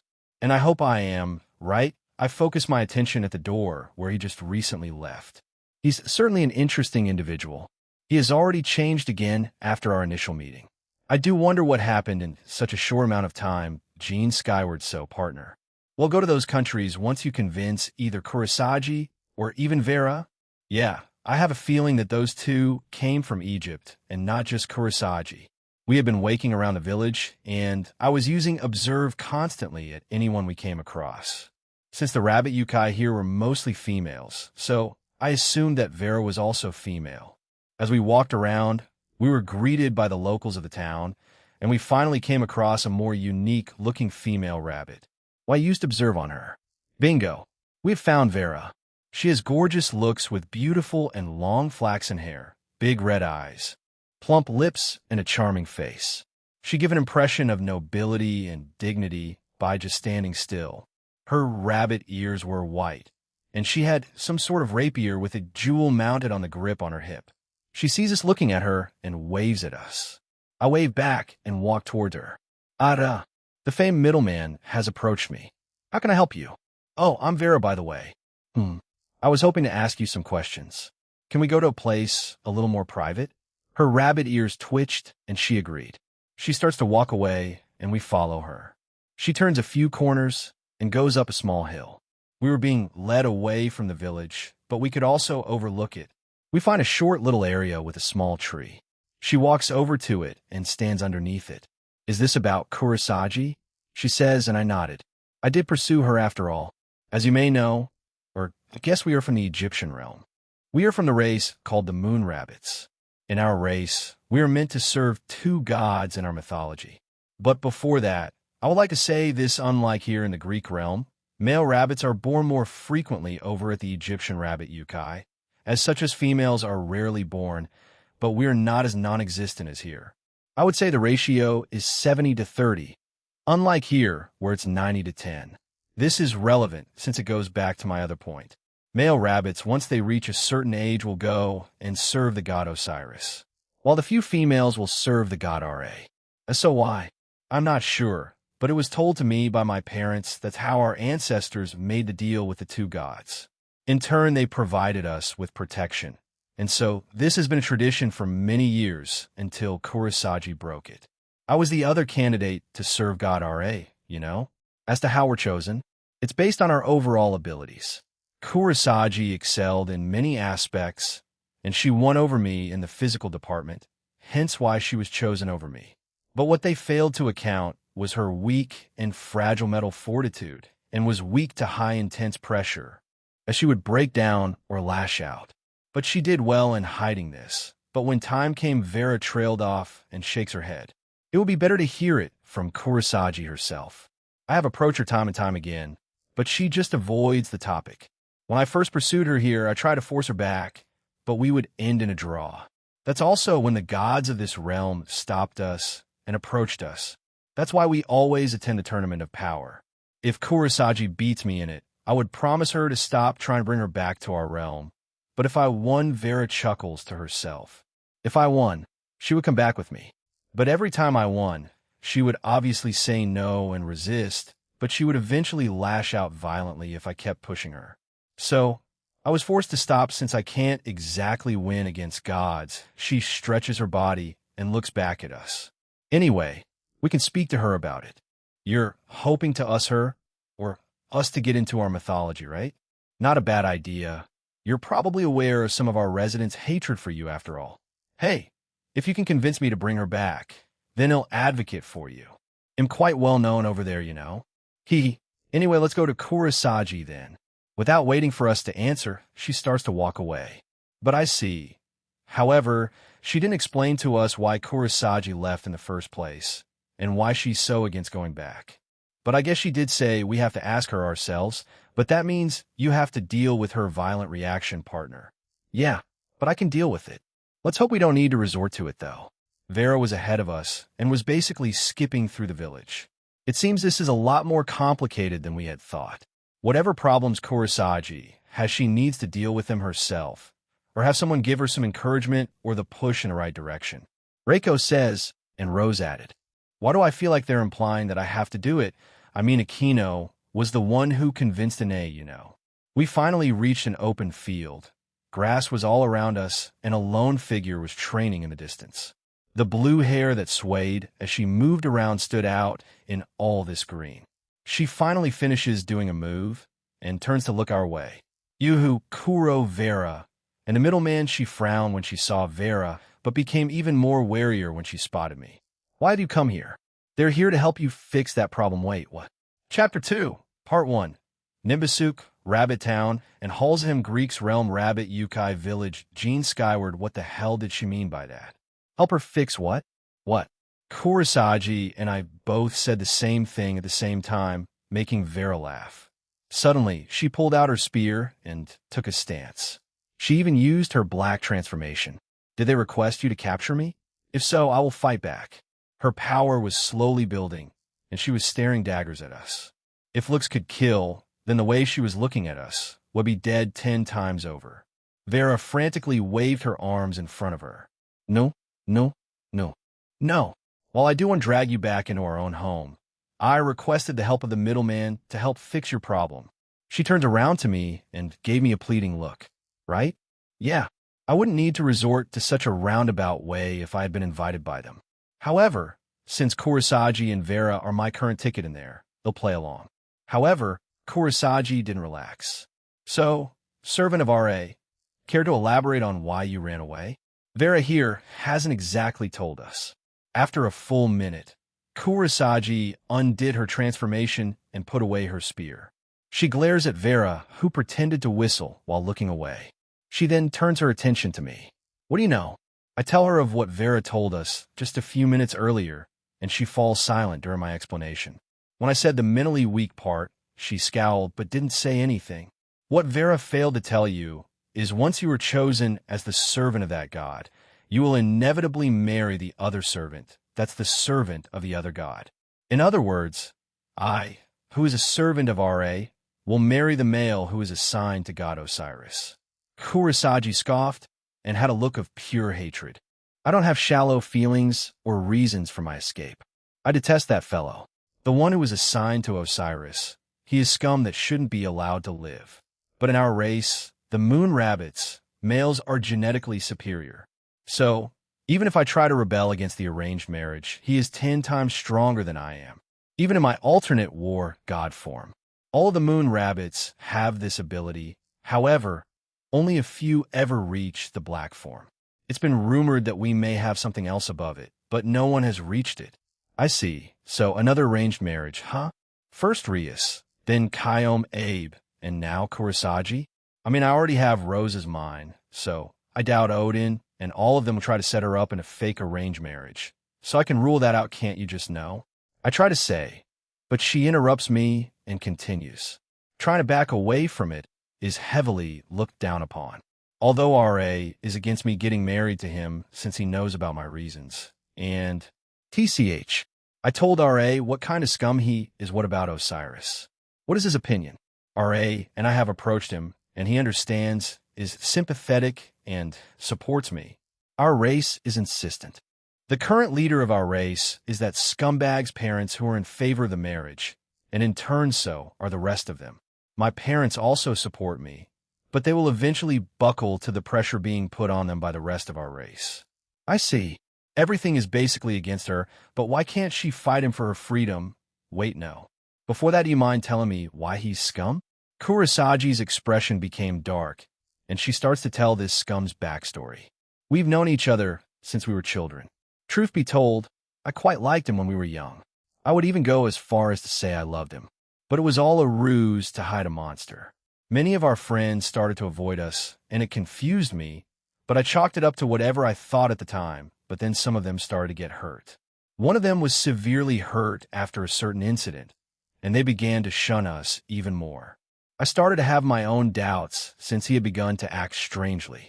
So one day I followed him. After we parted ways after spending most of the morning together, I followed after him. He walked to a certain spot where some of our former friends hung out. Kurosagi's emotions started to flare, and a look of rage appeared on her face. That sociopath, he just started attacking them at random. He broke one of their arms and a leg. He bashed another's head in. However, since we're resilient, they did not die. He didn't know that, so he tried to cover it up and threw one of them down a small ravine. Once he was done with his handiwork, he left like nothing happened. We were 10 years old.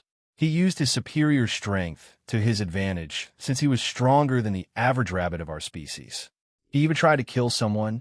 The one who was thrown into the ravine was rescued in time, but they have permanent damage to them and is essentially disabled for the rest of their life. He is very distrustful of everyone. The only ones he trusts are his immediate family. And he got off free, even when I reported it. After that day, I avoided him. My hate for him grew. The one he attacked was also a close friend of mine before they distanced themselves from us. But after that day, I also avoided him. Every time I saw him, my own blood boiled, and I could only think of doing the same things he did to everyone else. But as we grew up, he also became stronger and stronger until another incident occurred. I wanted to say something, but decided to keep my mouth shut. I have a feeling about what she will say. Like Vera here, he also had a rival who had the potential of being picked over him, so he got rid of him permanently this time and made it look like an accident. When it happened, he already had a lot of backers, fans, and many in the village supported him while the other candidate had some support, and he was known he wasn't on the same level as him. So, when he suddenly disappeared one day, there were some concerns, but many assumed that he just ran away since the pressure got to him. And so, he became the default pick for Osiris. Kurosagi stopped talking, and she didn't seem to want to continue. She had unknowingly transformed into her alternate war god form, the black form. But you've avoided saying his name. What is it? Halzaham. She scoffs as she says the name with venom. She really hates the guy, huh? So what do they want me to do? Bring him to justice? Stop her arranged marriage? Help convince Osiris? I wasn't too sure what they were asking me. So, what exactly do you want me to do? I turned to Vera and gave her a questioning look. Well, 1, bring Kuro back to our realm, and 2, I guess stop the marriage and bring the guy to justice. As far as I know, he has his own concubine right now, and I'm inclined to believe he would just add Kuro into it. So does that mean she hates harems? But every time she looks at me, she usually has no feelings or is neutral. Do you hate harems or concubines, Kurosagi? I hate him. What people do with their love lives is irrelevant to me. It's none of my business. Unless you're asking if I hate you, middleman. Then no. I respect what you are doing, even if it's a bit questionable. It's always the a bit questionable part at it in the end. Well, I am the middleman, so I guess I can give it a try. Vera, do you keep in contact with your people? If so, what kind of reputation do I have over there? I nod to myself and turn to Vera. She thinks about the question for a bit before clapping her hands. Although I keep in touch with them, well, with my parents, I haven't inquired about your relationship with them. One moment, let me try. She walks away while summoning a circle beside her. To respect her privacy, I don't listen in on the conversation. She speaks with them for at least 5 minutes, and during that time we awkwardly stand around as Kurosagi just stares at Vera. Eventually, she came back to us while happily humming a tune to herself. I have results, Jean, she said dramatically while doing a strange pose. Glancing at Kurosagi, she did not look amused and was clenching her fist quite tightly. Sensing the impending danger, Vera kept going. Haha, anyway, it's a split. Half of our race adores you, and the other hates you, but it's mainly due to Halzaham. He doesn't like you for whatever reason, and has essentially brainwashed his followers and fans. Funnily enough, his father is a big fan of yours. Vera looks at Kurosagi and beams. We can use this, Kuro, if we bring Jean back to our home, and have him convince our current leader that Halzaham is a corrupt, sociopathic asshole. We then can have this arranged marriage annulled, have his past crimes come to light, and well, whatever happens after that. Vera finished her sentence with a wide smile. Kurosagi also seemed a bit hopeful, but I doubt it would be that easy. Well, if I was normal, it wouldn't be easy, however. Even with irrefutable evidence, some won't budge and just double down. So what's your plan, partner? I have an idea. Hey, I have a question, Comptoir. Is it possible for me to show the events of the past in real time? Comptoir.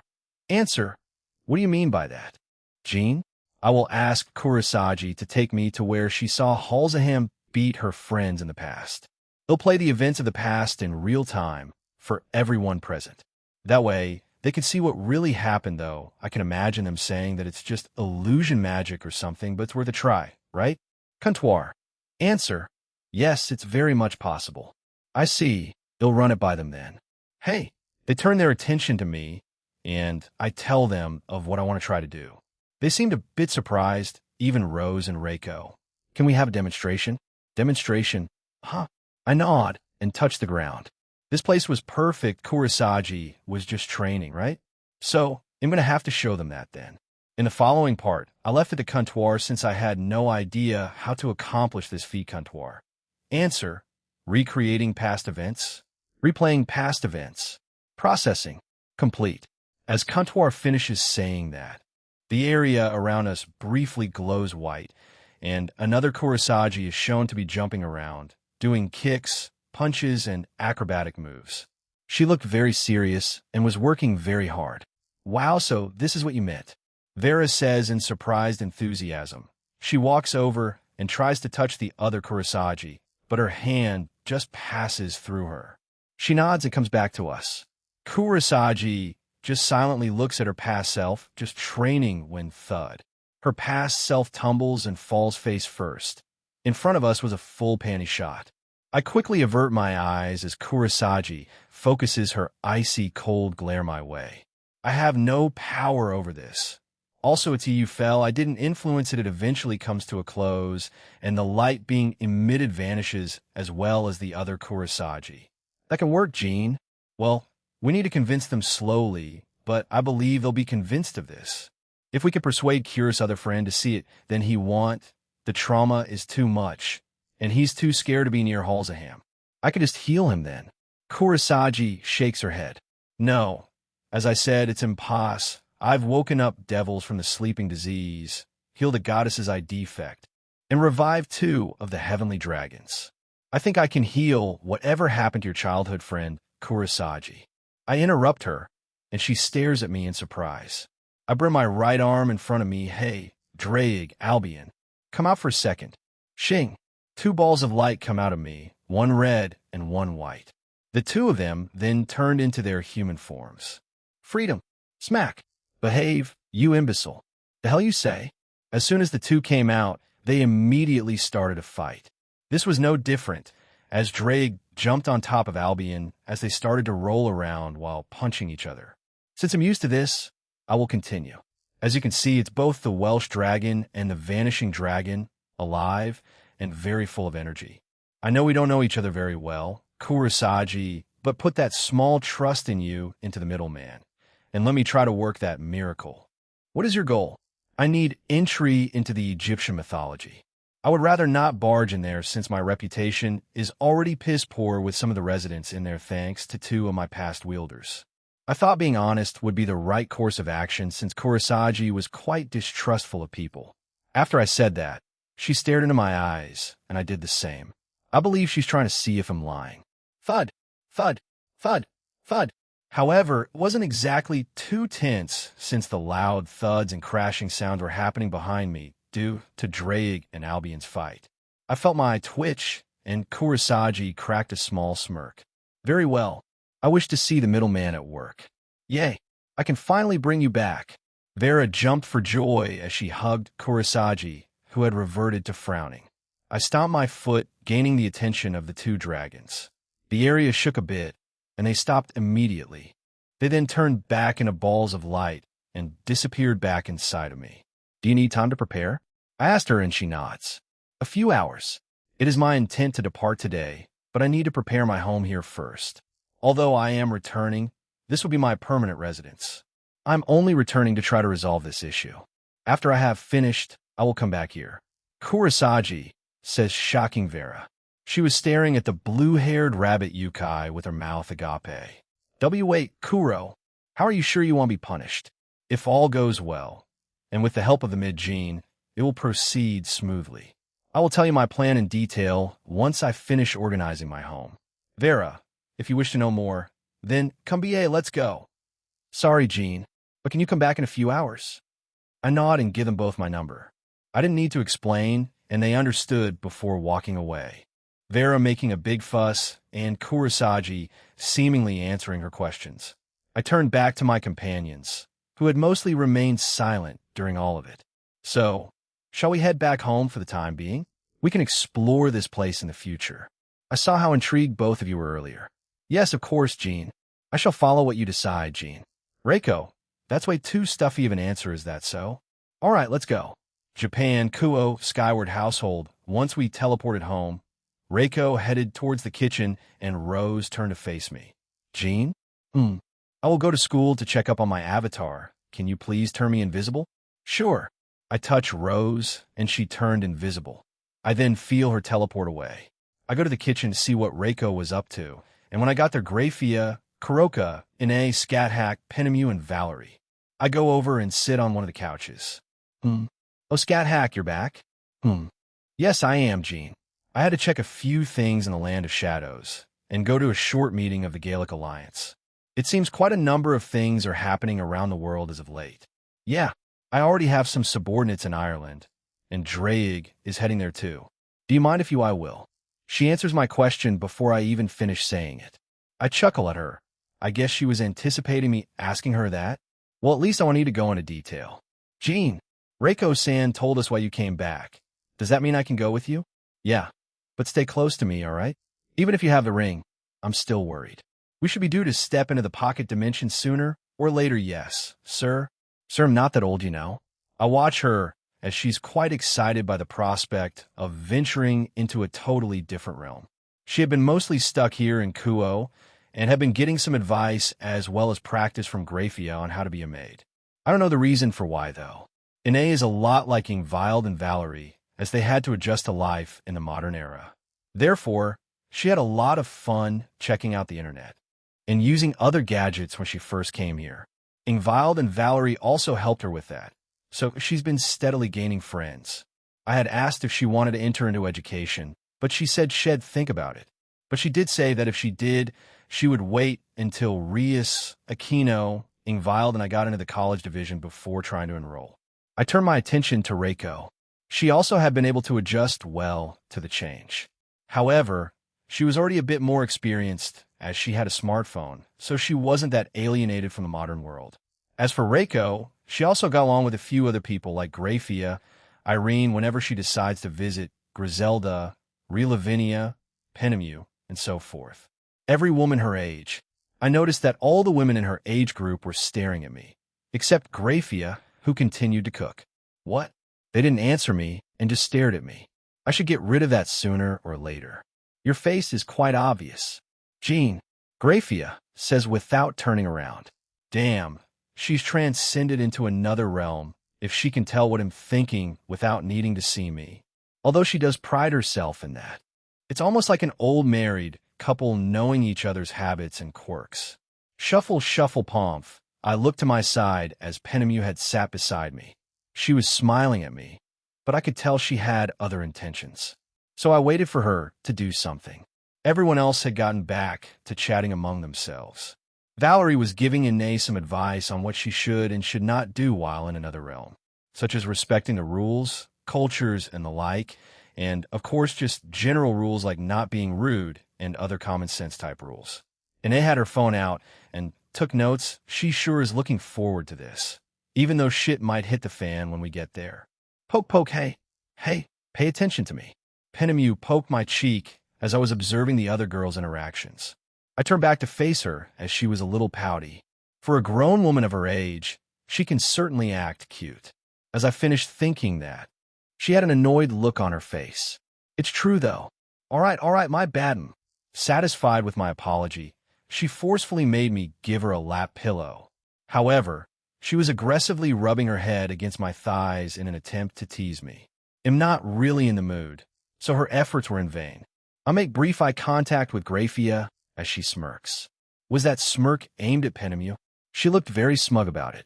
FIA, you sex-crazed maid, I muttered, but she apparently heard it, and I could see her cheeks were a bit red. So, I chilled with everyone else as we waited for Kurosagi or Vera to call me, so we could go back. Greek's realm Kurosagi, I had arrived home, and was slowly sorting through every item I owned and cleaning others as I came across them. This has been my home for the last few years, and I treasure it. I have made many memories here, even if not all of them were pleasant. Vera, who is also a moon rabbit just like me, and my rival had accompanied me to my home. It was not the first time she had come here, but it had been a few years since she entered it. Wow, it certainly has changed by a lot. Huh. Ooh, when did you get this? You read some light novels too, Kuro. She was just wandering around my home, checking things out, and haphazardly putting them back. Truth be told, I was a bit annoyed, but I didn't say anything. While silently suffering, I let out a hot breath through my mouth. I do not like the label of weak-willed, mentally or emotionally weak. Even if it is true, I hate it, because it caused my own downfall at times. For someone who was chosen to be the servant of God Ra, it's one of the highest honors. If I had to be honest, I wouldn't have minded the arranged marriage if the other person was sound of mind and not psychotic. But the thought slowly dawned on me over the years, as Halzaham had always been at the top of the male rabbit yukai in our race. I hated it, and I secretly wanted Vera to win, but my own pride and ego forced me to win in our match. I always regretted it. Maybe if I let her win, none of this would be happening. I even brought Master Raspier with me. I didn't disclose that to Jean, but I'm sure he saw me with it during the Tournament of Power. He will surely ask me about it before we leave. But I'm also dreading heading back. I do not know how Master Ra will react. He's a kind Godwell most of the time, but he does put his foot down when the times do need it.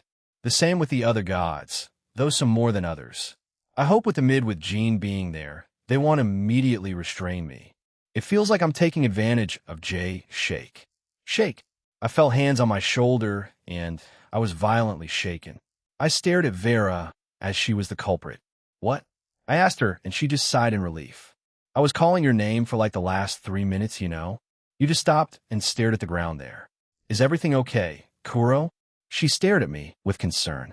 Even if we are considered rivals, and even when I treated her quite poorly over the years, she still considers me a friend. She also treats me with care and respect. But I sigh. I need to make it up to her in the future. No, it's fine. I was just lost in thought. Forgive me. Really? If you say so. Anyway, let's get to cleaning. Oh, right. Are you really betting on Gene helping you? What if he's not successful? I shook my head. He has had a 100 success rate so far. I want to bet on that. I'm also sure that he knows that I am, but he still accepted the request. He really must need to get to our realm if he's that desperate. I wonder why. Why indeed? Oh, why not just ask him? Surely he'll tell us, right? Unless it's something super important and he can't share with us, you know? Vera was too positive at times, but I would like to think some kind of mutual trust was achieved between us, even if this was our first time interacting. Maybe I was being too hopeful. Although I will consider the idea, I won't hold high hopes that he will tell us. Now, then, let's hurry and not keep Gene waiting. Sure. I put any encumbering thoughts to the side for the time being and focused on the task at hand. Vera also followed along, and we quickly and efficiently cleaned and organized my home. Japan, Kuo Skyward Household, Gene Skyward. A few hours have passed since we came home. I was currently at the top of my home, and I was in the jacuzzi. Hopefully those two will contact me soon, since I'm quite eager to get into that realm. I looked up at the sky and sighed. In any case, if what Kuntor told me is true, I might not have the best experience there. Also, from what Vera said, it was only her race, but they're equally split about me. I wonder if they were also affected by my past wielders. I shake my head. There's no point in thinking about it. Let's just focus on the present and get through that first. He'll contact Ignia now and ask him about when he thinks they'll attack. I tap my ear and connect directly to Ignia's mind. Ignia, Father? Do you need something? Do you know when Phase 2 of the plan will start? Even if it isn't an exact date, it will be useful. No, they've been quite vague about it. I think they know there's a double agent, but aren't sure who, so I think they're being deliberately vague about it. But soon has been thrown around. I suggest you just stay alert. I see. All right, thanks. Does this mean we can fight soon? Ignia asked with a bit of excitement in his voice. You can fight Aurelia or my other Electa when we go to Egypt. Nice. All right. They'll go now, Father. I sigh again. So, no dice. Guess they catch on quickly, or perhaps Nyarlathotep or Lapis already knew what I was going to do. I'm not sure if they're smart and calculating or just paranoid creek. I looked back down to see Suzaku had come up here too. However, she was only wrapped in a towel as she came over to me and got into the jacuzzi. She sits beside me, leans her head on my shoulder, and sits there for a moment. In the last few hours, Suzaku had joined us and was mostly speaking to the other girls. I had been either reading or watching TV. Now, I was kicked out of the kitchen since they wanted to have girls talk. So, I have no idea what they spoke about. What might you need, ma'am? Suzaku chuckled beside me, but shook her head. I wrapped my hand around her waist and pulled her closer to me. We sat there in silence until I decided to speak up. Amaterasu will come to Japan when all this shit is over. So, just be ready, okay? I see also language, Jean. Yes, Mom. Pinch Zoe. Suzaku pinched my cheek after I teased her a bit, but quickly let go. We stayed silent for a few seconds until I felt her starting to move. I glanced at her as she had her eyes closed and had turned to face me. I leaned down and captured her lips. Reaching over with my free hand, I grabbed a handful of Himejima titty. Suzaku let out a muffled moan into our kiss. I decided to push forward a bit and insert my tongue in her mouth. She was a bit surprised, but quickly started to kiss me back. Na. Chupu.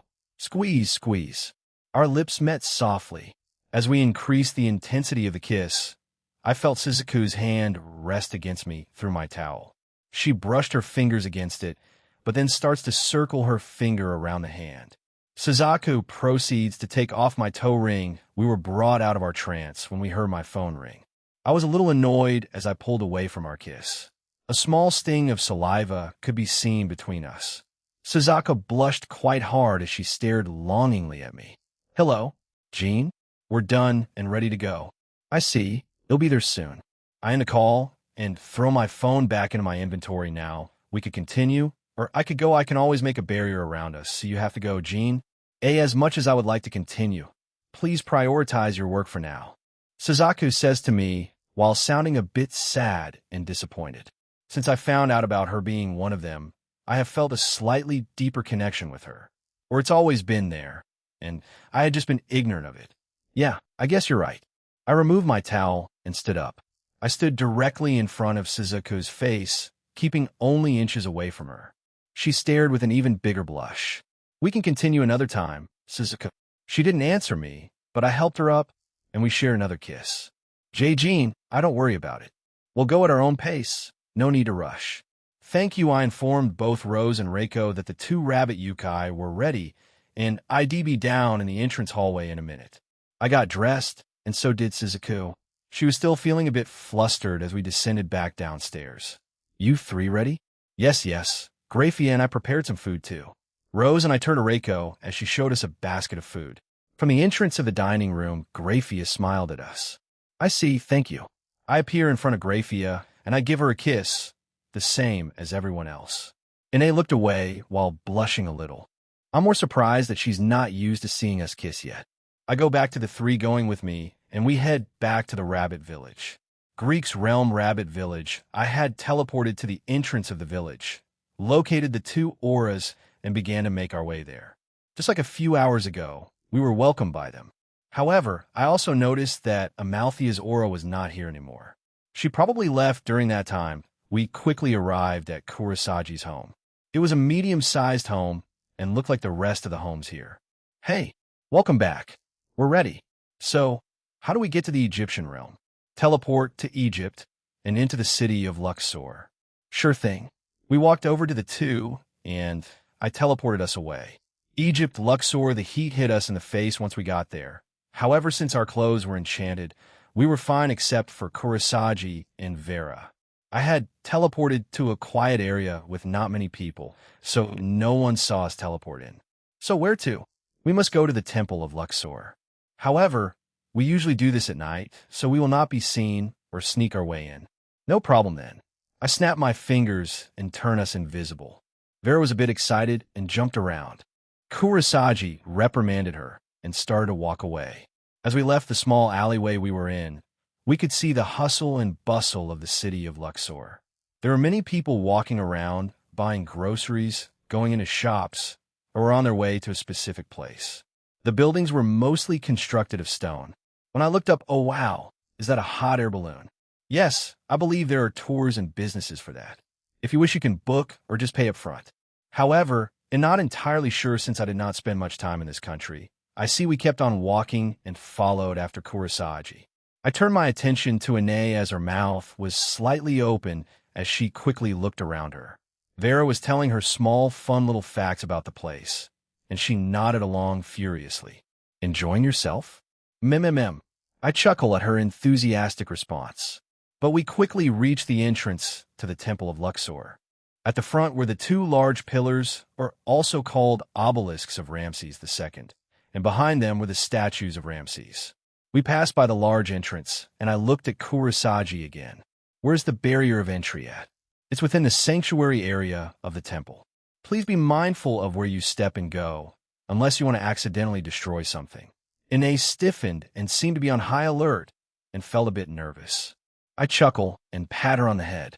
Relax. Just be mindful and you won't break or disturb anything. She nodded, and we quickly passed by the courtyards of Ramses II and entered the colonnade of Amenhotep III. Since it was daytime, the inside was being illuminated by the daylight outside. The inside was covered in unique symbols and hieroglyphs. They were mostly in the color of gold, with the occasional blue and red. Oh, Ine says as she becomes even more excited.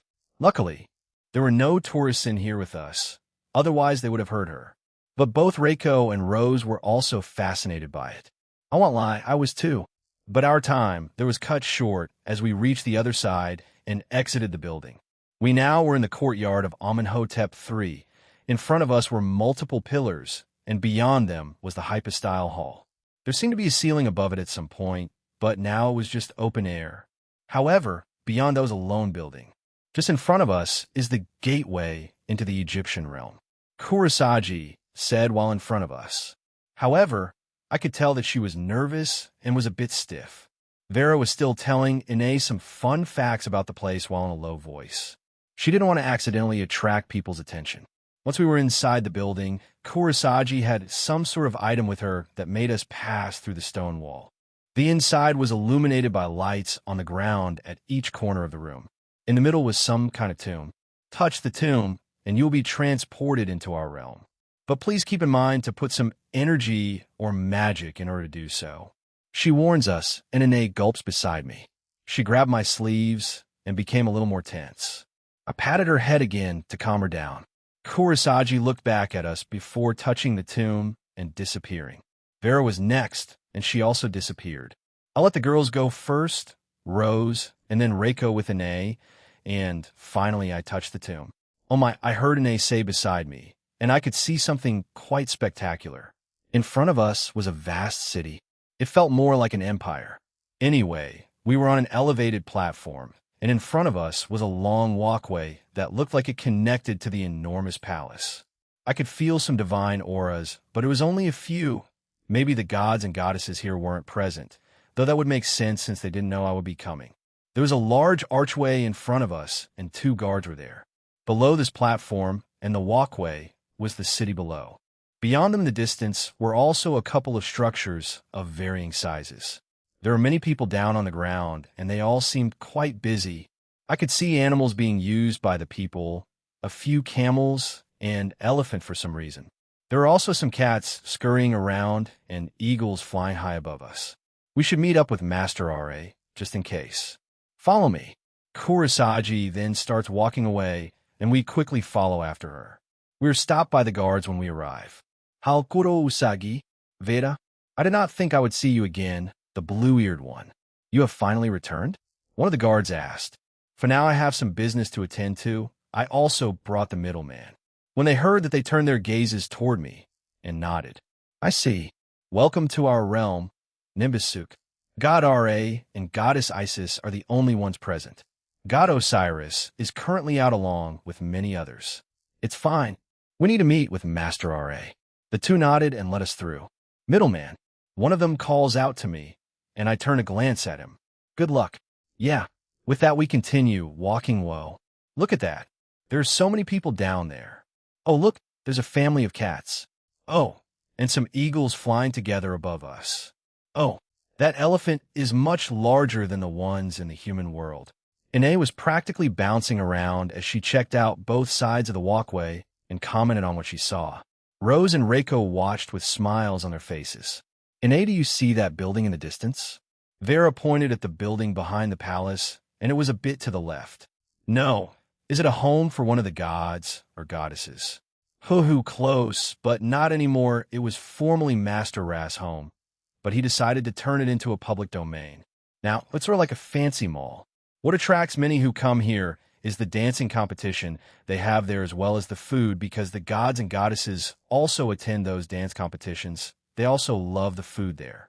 She explains in a chipper tone. She then proceeds to explain other things in the realm. Food, huh? I wonder if I'll have a chance to go there when all this shit is over. I feel someone grab my arm and they hug it. Rose caught my attention as I glanced at them. Are you thinking of heading over there? The word food was mentioned after all. Maybe. Vera, what's the circular-shaped building to the right of the palace? She follows my finger and nods sagely. That is the library. It's quite massive, isn't it? You can enter it free of charge, and it's quite extensive about our realm's history. It also includes our race's history. Well, that's what my dad told me. I haven't been there myself yet. Library, both Ine and Rose mutter at the same time.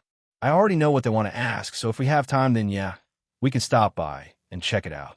Chu satisfied with my answer, Rose gave me a kiss on the cheek.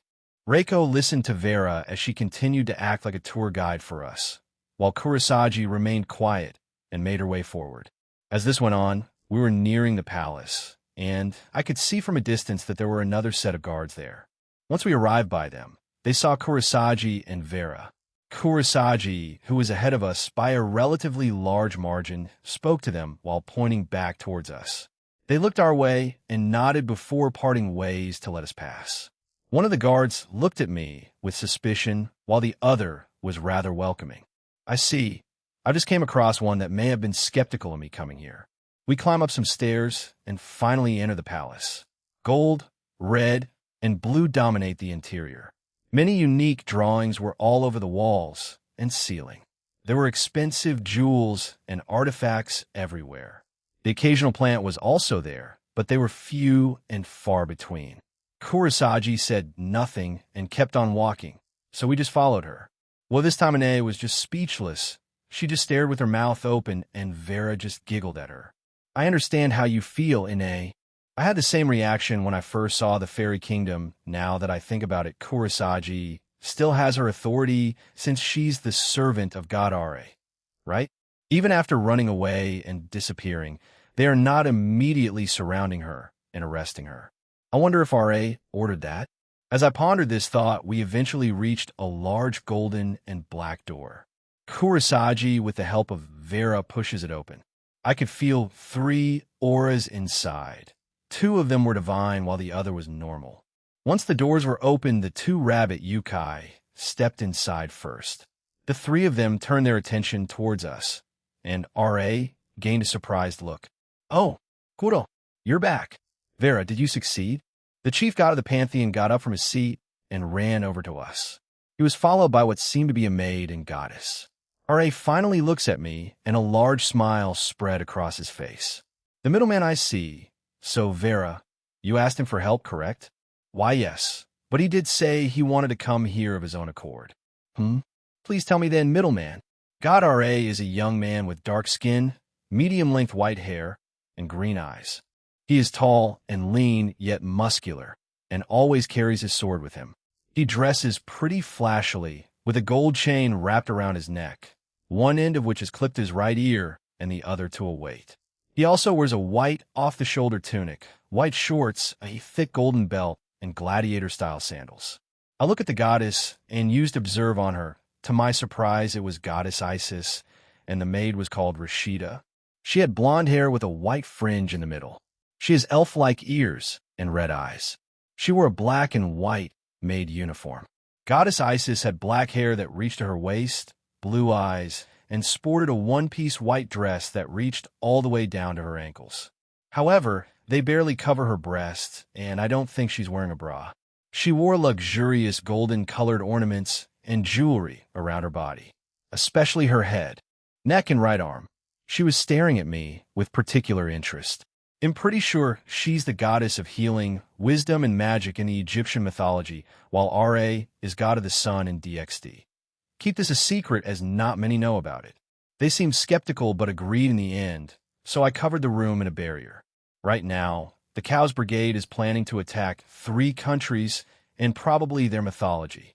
These are Russia, Ireland, and Egypt. I have several double agents in the Cows Brigade. Anyway, I think they have another country they'll attack if they fail to conquer one of the 3. I already have my subordinates in place in all 3 and several others all over the world.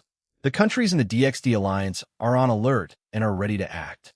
My other objective was to inform you and to help protect it as well. As I mentioned, a subordinate of mine is already here, and is he the eccentric fellow that does strange poses? Goddess Isis interrupts me, and I facepalm. YSRA looks at Isis, and I before bursting into laughter. I see. So that's why you came to me not too long ago, Isis. You did inform me of such an interesting fellow. You couldn't feel his power, but he was very sure of himself, but also strange. Now it makes sense. He's the middleman's subordinate. No, forgive me. Jean, was it? He is Jean's subordinate. Ra seems like a rather chill god like Zeus and Odin. So far so good, I think. Thank you, Jean, for warning us, and having some of your subordinates stationed here. That isn't everything, yes? Kuro and Vera said yeah. So, it's a personal request from Kurosagi, and I want to help her. R.A. nods understandingly and hums for a minute before looking back at me, a wide smile still on his face. Very well. I will support it. I see this little one as a daughter of sorts. Do what you must. I will inform Osiris of your arrival and plans. It makes you wonder if your infinite charism is finally working or is just completely random, partner. I mean, I tend to forget I have a status screen since I rarely use the thing. With that in mind, I opened it. Status, true name, Aaron Tool system name, Gene Skyward age, 18, physically, soul, 87 quintillion, potential, rank, gender, male race, outer ultimate true dragon god, evolution 1-2, titles, dual dragon emperor, click to expand, sacred gear, boost to gear and divine dividing level, HP, MP, STR, Vit, Dex, Int, Wis, Char, Luck, Gold, way too much, money, go ruin the economy or something. What the hell is with the gold and money? Comptoir. Answer, T. Don't you me? Woman. I inwardly sigh and look back at R.A. as he had a confused expression on him. Sorry, I was talking to the two dragons. Thank you. R.A., you'll need to go to the Rabbitstown City Domain Realm, or whatever the hell it's called as soon as possible. Very well. I will not delay you any further. Oh yes, Gene. You're invited to this realm. However, I know. Drake and Albion told me. I mean, at least some have forgiven them, right? I just got to win their hearts, and I'm all good. I stop R.A. as he looks at me a bit stunned before laughing again, and then finally nodding approvingly. Good, good. You already know, so that saves me the trouble of informing you. We will talk another time, Gene. However, he looks at my companions and sighs. You seem to have brought some interesting companions. A Valkyrie, a hybrid, and the legendary Minamoto no Reiko of Japanese mythology? Interesting, very interesting. Oh yes, my bad. Feel free to explore. Kuro, Vera. We'll chat in detail once all of this is behind us. He turns to Isis. I will go tell the other fellow gods and higher-ups to be alert of the imminent danger. Help me out here, Isis Rashida. I will have to decline, R.A. I want to observe Gene for a little while. MMG Chem. Very well. Let's depart then, Rashida. Yes, sir. Even though R.A. said that, he starts to speak with the maid Rashida, so we took this opportunity to leave. Goddess Isis was also following us, so we had an extra person now. I will lead us to our realm. Please follow me. Kurosagi starts to walk away again. Vera this time was beside her as she told her about some things to expect when they get back. Isis joined us as she silently stared at me. I felt a bit uncomfortable. Make this interesting, boy. Sure thing, hag. Goddess Isis glares at me as I blankly look back at her. I don't know where that came from, but it felt a little good. We quickly left the palace and were outside again. We go back onto the walkway and stand there. So, how we get to your home? The only way to reach our home is to be invited to it by someone from our race, or if a god or goddess is the one to bring you there. Otherwise, you will never reach it, as there's a powerful magic spell surrounding it, so that no outsider accidentally stumbles into it. Kurosagi brings out her spear and then taps it to the ground. A magic circle appears underneath her. We stand in it, and she teleports us away. Interesting. We were in front of a large town's entrance. The walls around it were red, and the pillars had round tops with the top being pointy, and it was the color blue. I could feel many auras in the town, and they were all rabbit yukai. I looked behind me and could see a path, but it was mostly covered in thick fog. The same holds true for the sky and the rest of the surroundings. This is probably the magic Kurosagi was talking about. I looked back and realized that there was a fountain in the middle of the town. In all honesty, I was expecting this place to be a bit bigger. Is it safe to assume that the castle-like structure is the house for Halzaham and his family? Kurosagi nods. Using a bird's eye view, I check the entire place out. The houses are spaced, and there are multiple areas with street vendors, shops, and there seems to be a large pond to the right side of the place.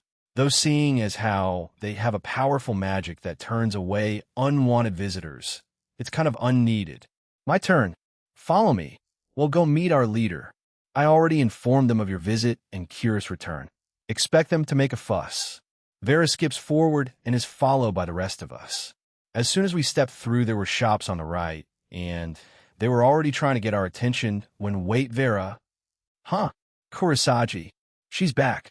As soon as one rabbit yukai said that, more and more started to appear until the two of them were surrounded and it became quite noisy. They were filled with questions about why she disappeared, and so on. Oh, isn't it they finally turned to us, and Ine hides behind me and grips my sleeve. The reaction was mixed, as some people became wary and some even hostile. Others appeared to become excited and happy. Hello, a pay dragon, Ketsu dragon. A few of the younger rabbit yukai came over to me and started running around us. With a chuckle, I summoned a plushie of the scale male from my boosted gear and gave it to them. They were happy about that and finally ran away while playing with it. I did that on reflex and didn't do it to try to improve my opinion of the ones watching us. However, some seemed to relax due to that, so whether that was a positive thing or not remains to be seen. Well, we'll get going. The middleman here has a request he needs to get done. So excuse us. Vera said it rather loudly, and that made the crowd part.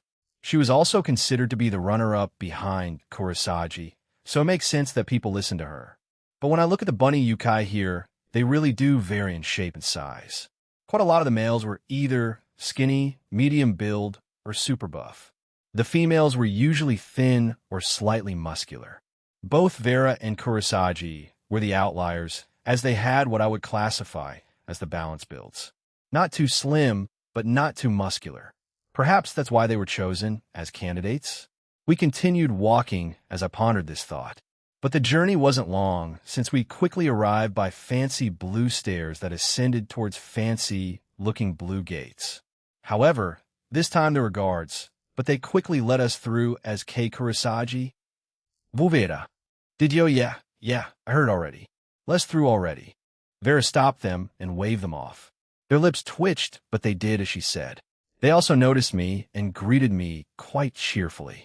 Once we go through the gates, we see, why is there a small pool of water with a bridge in the center of this place? What the hell's the point? Who knows?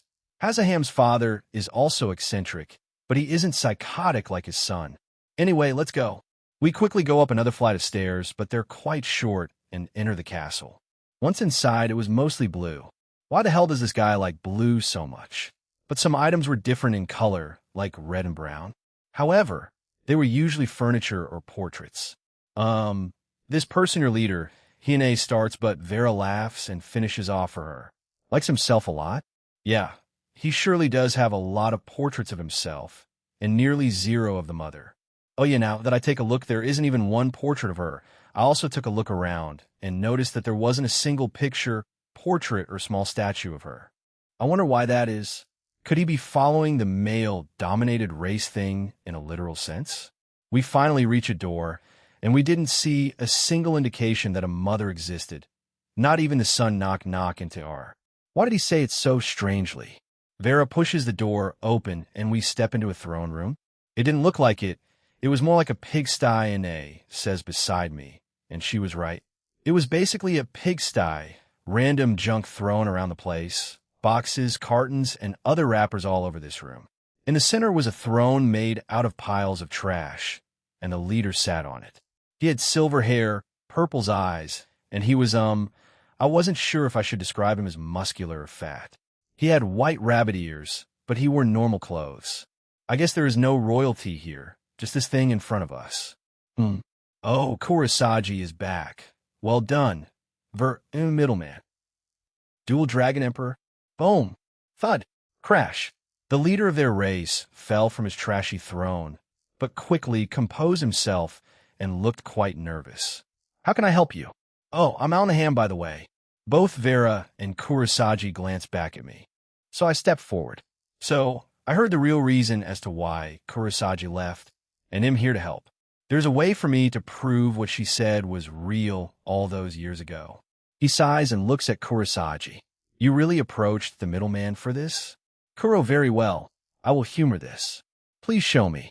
He looks at Kurosagi with a pained look, but turns back to me and nodded. I crouched down and touched the ground. The room glows lightly, and he had a look of shock.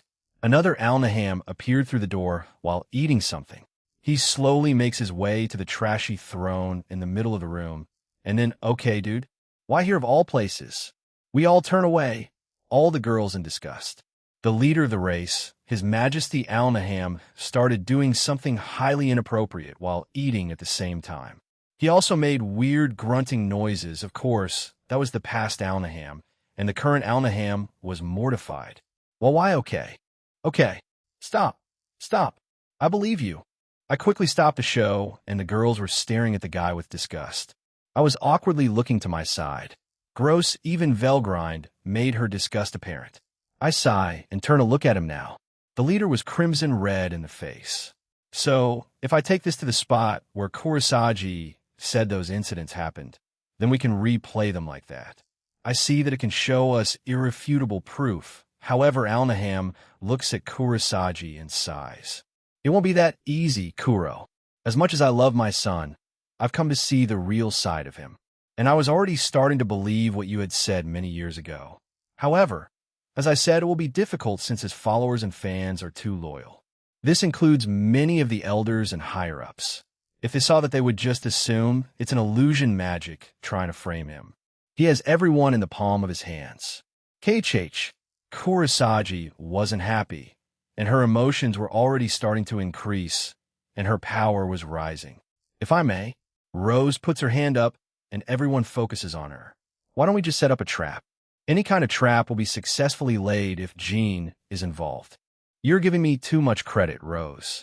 I'm not that smart, but if Comptoir is with me, then Comptoir. Answer. I love you too, darling of. Oh, be quiet, Rudra. Hee. Where are you? Isis' voice echoes throughout the room. I had genuinely forgotten about her. I turn to face her as she stares at me with a look of shock and concern. Jean Skyward, middleman. She just stared at me with an annoyed look. Ine giggled on my behalf. Thank you. Anyway, let's make a plan then. It's no surprise that everyone here will know of your return, Kurosagi. So with that in mind, let's use you as bait. Bait? This plan is simple, but I'm hoping Halzaham is caught up in the fact that Kurosagi is back and uses his common sense a little less. I'm betting on him being obsessed with her and following her to that spot and forcing a confession out of him while we let the entire village hear it. During the confession, I will also let the memory of the past play and also stream it to everyone in the village. Now, it may be painful for the one who experienced it that day, but it'll also heal him, so he can live his life how he wants. I tell them my plan, and Kurosagi thinks on it. It's simple, but I believe my son will fall for it. He has been thinking of temporarily leaving the village and searching for you, Kuro. So yes, you have been in his mind for quite some time. Just hearing that makes me want to retch.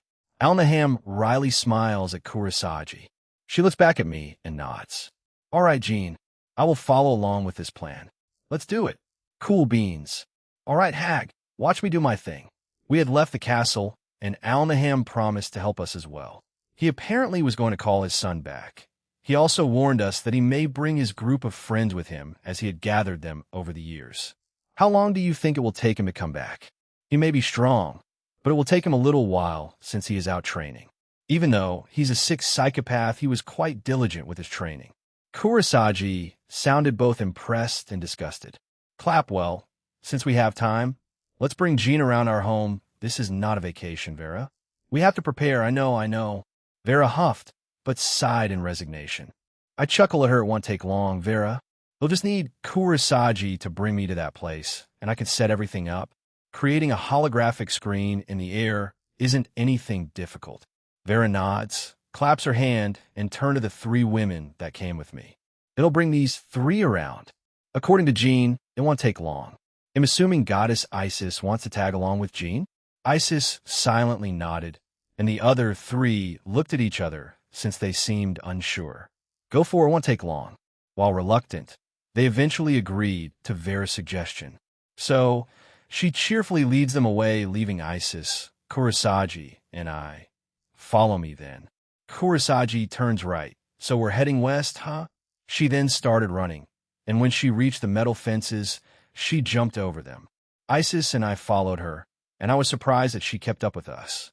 This may sound wrong or presumptuous of me, but I didn't think she was the type to be able to, do athletic things. But now that I think about it, she is a goddess, so it makes sense she can keep up. Once we were outside, Kurosagi picked up the pace and started to run straight forward. We followed her, and it was mostly barren land made out of rock. Nothing really changed, until around 2 minutes in, and she stops. We walk over to her and could see a huge drop down. Below was just the black void. I wonder how long this is. Comptoir? Comptoir. Answer. It is 5,895 m from here to the bottom. To put it simply, it is as if you jumped from the highest point on Mount Kilimanjaro. How the in hell did that kid survive such a fall? I looked down at the ravine and was flabbergasted. I would understand if they were adults since they would know some techniques or have abilities to negate some of that damage. But a kid? Kurosagi, how did your friend survive? From my estimates, this is 5,889 m, almost like Kilimanjaro. How did he not just go sorry for saying this? But why didn't he just explode when he hit rock bottom? I have mentioned that the males of our race are substantially stronger than the females. I did not exaggerate that. They truly are stronger. This proves it. If a female rabbit yukai were the one to be thrown that day, then she would have died upon impact. Isis, who had been silently listening and also looking down, speaks up. I have heard many things from both Osiris and RA about your race, but to think a mere child could survive a fall, it's certainly impressive. I give her a look that said, really? She didn't understand for a few seconds before nodding. My apologies, I did not mean to be insensitive, Kurosagi. And no, you were just making an observation, Mistress Isis. It's fine. Suddenly, there was an awkward atmosphere, so I decided to move on. Anyway, let's see how it turned out then. I touched the ground and replayed the past. The area glowed, and multiple small children were here.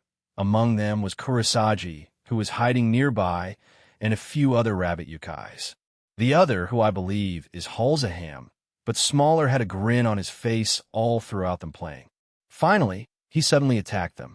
The ones who fell first and didn't get up, he left them be. But the one who stood up and that tried to defy him got the beating of his lifetime. We see him break a leg and arm, and the guy had passed out. Next, he dragged him near the edge and tossed him. The grin on Halzaham never left him.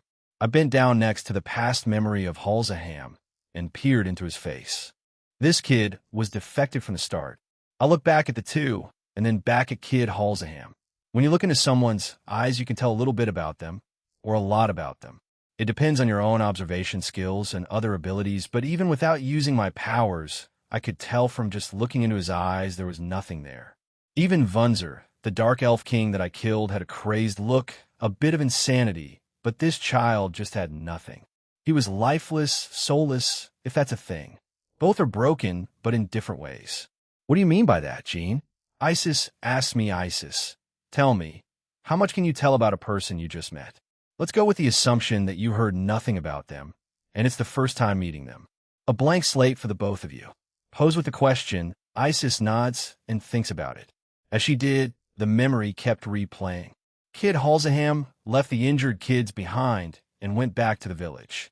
Kurosagi, who had been watching in horror, waited for a few minutes before running out of her hiding spot and helping the injured kids. She was completely hysterical, but that's when the memory ended. But it then continued with Kurosagi leading the adults there, and some of them jumping down and sliding down the walls of the ravine to go down. After a few minutes, two of them came down with a badly injured child, one of the adults crying hysterically. I will assume they were his parent. The memory finally ended as everyone rushed away from the spot. I look at Kurosagi as tears silently stream down her cheeks. Jean, Isis calls out to me, and I turn to her. I think it's better to let Kurosagi have that moment to herself, so I did call out to her or comfort her. I don't think I'm suited for that, as we're still basically strangers. I believe you have a limited number of things you can learn about an individual. If it is the first time we meet them, and we have zero information about them, then I believe from body language and how they speak will be a key indicator in what kind of person they are. However, without information on them, it is severely limited, as you have to rely on your own judgment and observational skills. If we're not using our powers, that is. If we are allowed, then it would be quite easy. No powers, I tell her, and she shrugs with a smug look on her face. Isis is the goddess of magic in the Egyptian mythology, so it would be easy for her to do that. But she is also wisdom, so I would guess she has her own ways of finding out how a person is without needed to use magic. She's probably generalizing my question and not putting herself in those shoes, even though I asked her if SHE was the one put in the situation. Like me, but I'm already well known, so they know what to expect. Unfortunate. Kurosagi finally back over to us, and the tears that were streaming down her face were wiped away. Let's go back. I wish to meet with my parents, and hopefully go to the victim's home to have him healed if you don't mind, Jean. I nod. I did promise to do that. If we do, I know, we'll get more supported, right? I see that as a win. But they won't turn you away, right? She shakes her head. He denied that's his name. He's only afraid of Halsaham. We have made amends a few years before I left. His family also does not blame me. They were thankful to me for telling the adults all those years ago enough. Let's depart. Not wanting to argue, we followed after Kurosagi. However, she was going at a slower pace. Whether this was due to anxiety of meeting up with Junaid and his family, or coming across Halsaham, I wasn't sure. As we arrived in the village, the sun was nearly done setting. Locating Varus Aura and the girls, it seemed like they were having an early dinner. I'll make a note to join them after we meet up with Junaid. We entered through the west entrance, and Kurosagi walked right past a few shops before turning right again and heading toward a blue roof shop. A woman and a man were selling fruit and vegetables there. There were still quite a few people here, even in this corner of town, which surprised me a little. The man and woman rabbit Yukai look up to see Kurosagi walking towards them, and their eyes widen. Kuro, when did you come back? Oh, honey, so many have been worried about you. The two hurriedly make their way to the blue-haired rabbit girl and start to check her over and hug her. I see. So they really didn't blame her, huh? It almost seems like she was a daughter of theirs. They finally stop checking her and look at us. Their eyes widen. The middleman and goddess Isis, how can we help you? So, I'm here to help you, son. We were invited into their home, and they had closed their shop an hour earlier. Their son, Junaid, was in his room, and he was on crouches for the rest of his life and had no use for one of his arms. Kriko, mom, the kakuro, waji goddess Isis. All by dragon. What's happening here? Junaid, who had come out of his room, saw all of us here and had the shock of his life. Not only he saw his childhood friend, who he regarded as a savior, but he also saw me and Isis. He quickly finds a chair to sit down, since it looked like he might fall over. His parents, who were in the kitchen, came over and put down some tea and small snacks for us. Goddess Isis accepted the offer quite quickly and ate the snacks. May we know why all three of you are here? But seeing the middleman here, perhaps it's... I nod. Yeah, I'm here to heal Junaid, both physically and whatever trauma he holds towards a certain individual of your race. I decided to not use his name. I don't know the extent of the trauma, so I want to avoid giving him unnecessary stress. Junaid gave me an awkward smile. I guess phrasing it like that didn't trigger anything, so that's good. His parents, however, looked quite hopeful. How are you, Suikan? The father starts to ask, but Kurosagi stops him and proceeds to tell him what I said before.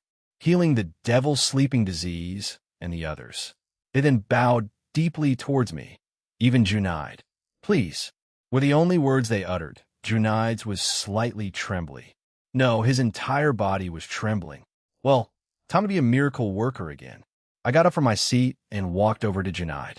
I stood in front of him and touched his shoulder. I've never done the blocking or sealing of memories before. I've only mind-controlled some people recently. Kuntuar, are they the same? If not, they'll leave it to you. Kuntuar. Answer. It is slightly different. However, blocking or sealing it is effective, and using your powers it can never be broken or unsealed. However, I suggest we completely erase the trauma he has.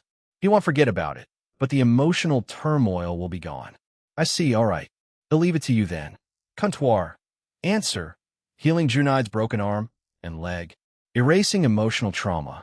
Processing. Success. A bright yellow light consumes Junaid. However, he does not panic. He remains still and calm. I could feel him putting his trust in me, so that's why he wasn't panicking. His parents were a little worried, but seeing Junaid like that, they decided not to say anything. The light eventually ends. Junaid opens his eyes and stares at me. I remove my hand from his shoulder and step back. Try moving your arm and leg. He does so, and it seemed like he never broke them. Upon noticing this, he expeditiously removed the casts on both his arm and leg. Once that was done, he started to swing his arm back and forth and move his leg side to side. I guess that's all good. Now then, for the next one. Halsaham. I said the name that would give him some sort of trauma. His parents looked panicked, but Junaid had a neutral expression now. He was surprised. Surprised at himself that he didn't react negatively. I don't feel anything when you mention his name. Both his parents were astonished. They started to ask him if it was really true, and he nodded. He turns to Kurosagi and started talking about what happened that day in detail. After he hurt the others and came to me, I stood my ground, since if I didn't, who would, you know? But I didn't think he would break both an arm and leg, or that he would drag me to the edge and throw me off. You know, as I felt the thoughts of, am I going to die? Am I going to see my family again? Or will those other kids be found? Kept on circling over and over in my mind. But as I finally hit the ground, I passed out. But the next time I opened my eyes, I was back in our town, you know? They kept going talking about it, and his parents seemed relieved. I sit back and let them talk. However, I felt a certain goddess's gaze on me, even after I did my thing. I glance at her as she stares at me, so I stare at her back. It's a game where whoever blinks first or cuts eye contact loses. Don't lose, partner. Drake, Albion, when we go outside after this. I think both of you should head to Ireland and Russia. Where'd this come from, partner? I do not mind, Jean, but I would like to know the reason. We are unaware of when Cow's Brigade will start their attacks, so I want you two to be over there. I decided not to send my avatar or clones there. Seeing as both of you offer to go, as well as my Electa and Shadows being there, I think it's fine. We also have Scat Hack in Ireland, but I guess Russia is the only I don't have a connection to, as in a person to know prior, you know? Maybe I should send another Electa there. She should be fine with the Shadows and Albion, partner. Then why not Celestin? He's not exactly doing anything right now. He's also a reliable butler. Sure, why not? Celestin is my only butler, and one of the Electas I created. I made 4 in total, 2 male and 2 female. Celine is in Ireland, the other is here in Egypt. Celestin in my ring, and the other female in Russia. They'll go out first. I need to do something I left before they could say anything. However, Isis followed after me. I jumped back beyond the walls since I needed some space. But Isis kept on following me. Seeing as she won't stop, I just sighed and stopped. Celestin. When I called his name, I saw a man in his 30s with short, combed, light blue hair, violet-colored eyes, and finely tailored glasses. He's seen wearing a butler's uniform that's light and dark silver in color, a dark gray-purple vest, a white collar shirt tucked underneath the vest with a black tie tied around the neck collar, black lace shoes, and white gloves, which came out my ring. Drake and Albion followed after him, and were in their human forms. Finally, I get to fight. Well, hopefully I do. We will get going then, Jean. I will be in Russia. Ireland for me. Jean Sama. I shall join Albion Sama in Russia. Albion, Drake, and Celestin all disappeared in that order. I glanced back at Isis as her eyes were wide again.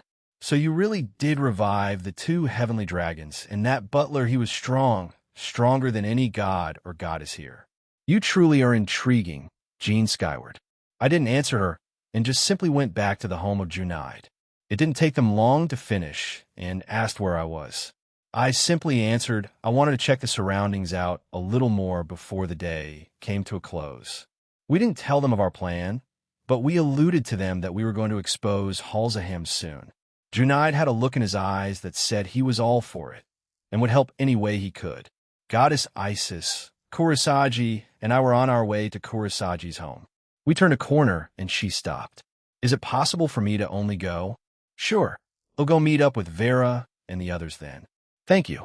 She probably doesn't want us seeing her embarrassed in front of her parents. Or she just wants to explain herself without us eavesdropping. So, following Vera's or Isis, and I made our way there. We passed by a few shops, and the place wasn't as dead at night as I had thought. How they seemed even more lively, actually. They're like this. Excuse me? With no prompt, Isis starts speaking. They're called moon rabbits after all. It doesn't matter what type of moon is in the sky. They get even stronger at night. The previous goddess of the hare, or rabbit, was called Goddess Wennet. However, Since her supposed passing, the overall powers of the rabbit people of our realm has decreased. Rabbit goddess?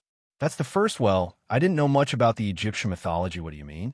Did it not occur to you as to why the females of this species were much weaker and their birth rates were low? It's because of her passing. However, RA has speculated that she is truly dead, and a new successor will come to be. I remain skeptical, but who truly knows? To my previous point, the females were equal in strength to the male. However, since she passed, it has decreased. The real tradition was the strongest male was selected for Osiris. The second strongest female would go to RA, and finally she trails off and glances at me. I was listening into her, so she continued. The one assigned to win it would be a female, as she was one herself and wanted a female. RA speculated that when an especially strong female rabbit Yukai appeared, she would be reborn as the next rabbit hair goddess. The two that come to mind right now were Kurosagi and Vera. As for who might turn into one, I have no idea. I wait for her to continue, but she didn't speak anymore, so we silently arrived at where everyone else was at. Oh, Jean. She cutely hops over to me and starts poking me for some reason while giggling. Your harem here has praised you to the moon and back. Hearing so much of it makes me want to know you more. I look at all three of them. Ine was crimson in the face, while the other two gave me strange smiles. I really doubt they would play me up that much. I would guess they were just having a normal conversation. Is that so? I guess I'll need to praise them later then. I was joking about them all being in your harem, but you didn't deny it. It is inevitable. I won't deny that. Normally, this is where Drake would say something, but since those two are missing, how about we provide commentary, right, Velgrind? Jean is okay. Huh? I'm as confused as you are, Rudra. Anyway, I move on and ordered some food for myself with many of Vera's recommendation. The other three also gave the food praise. I also let Isis order as much as she wanted since I was paying. Phew. Thanks, Jean. I didn't have enough to pay, so I was panicking, and that's the reason why we hadn't left. I didn't want to dine and dash. Seriously? I looked towards Rose and Reiko. In a way, Reiko is also working for me, so I was paying her the same amount as Rose, which was 1 million yen a month. Ine was a roommate, so she was getting 500,000 a month. Like Asia, she nearly had a stroke seeing the amount of money I was giving. It's fine, my food came after a few minutes of waiting. We just chatted about random things while we waited.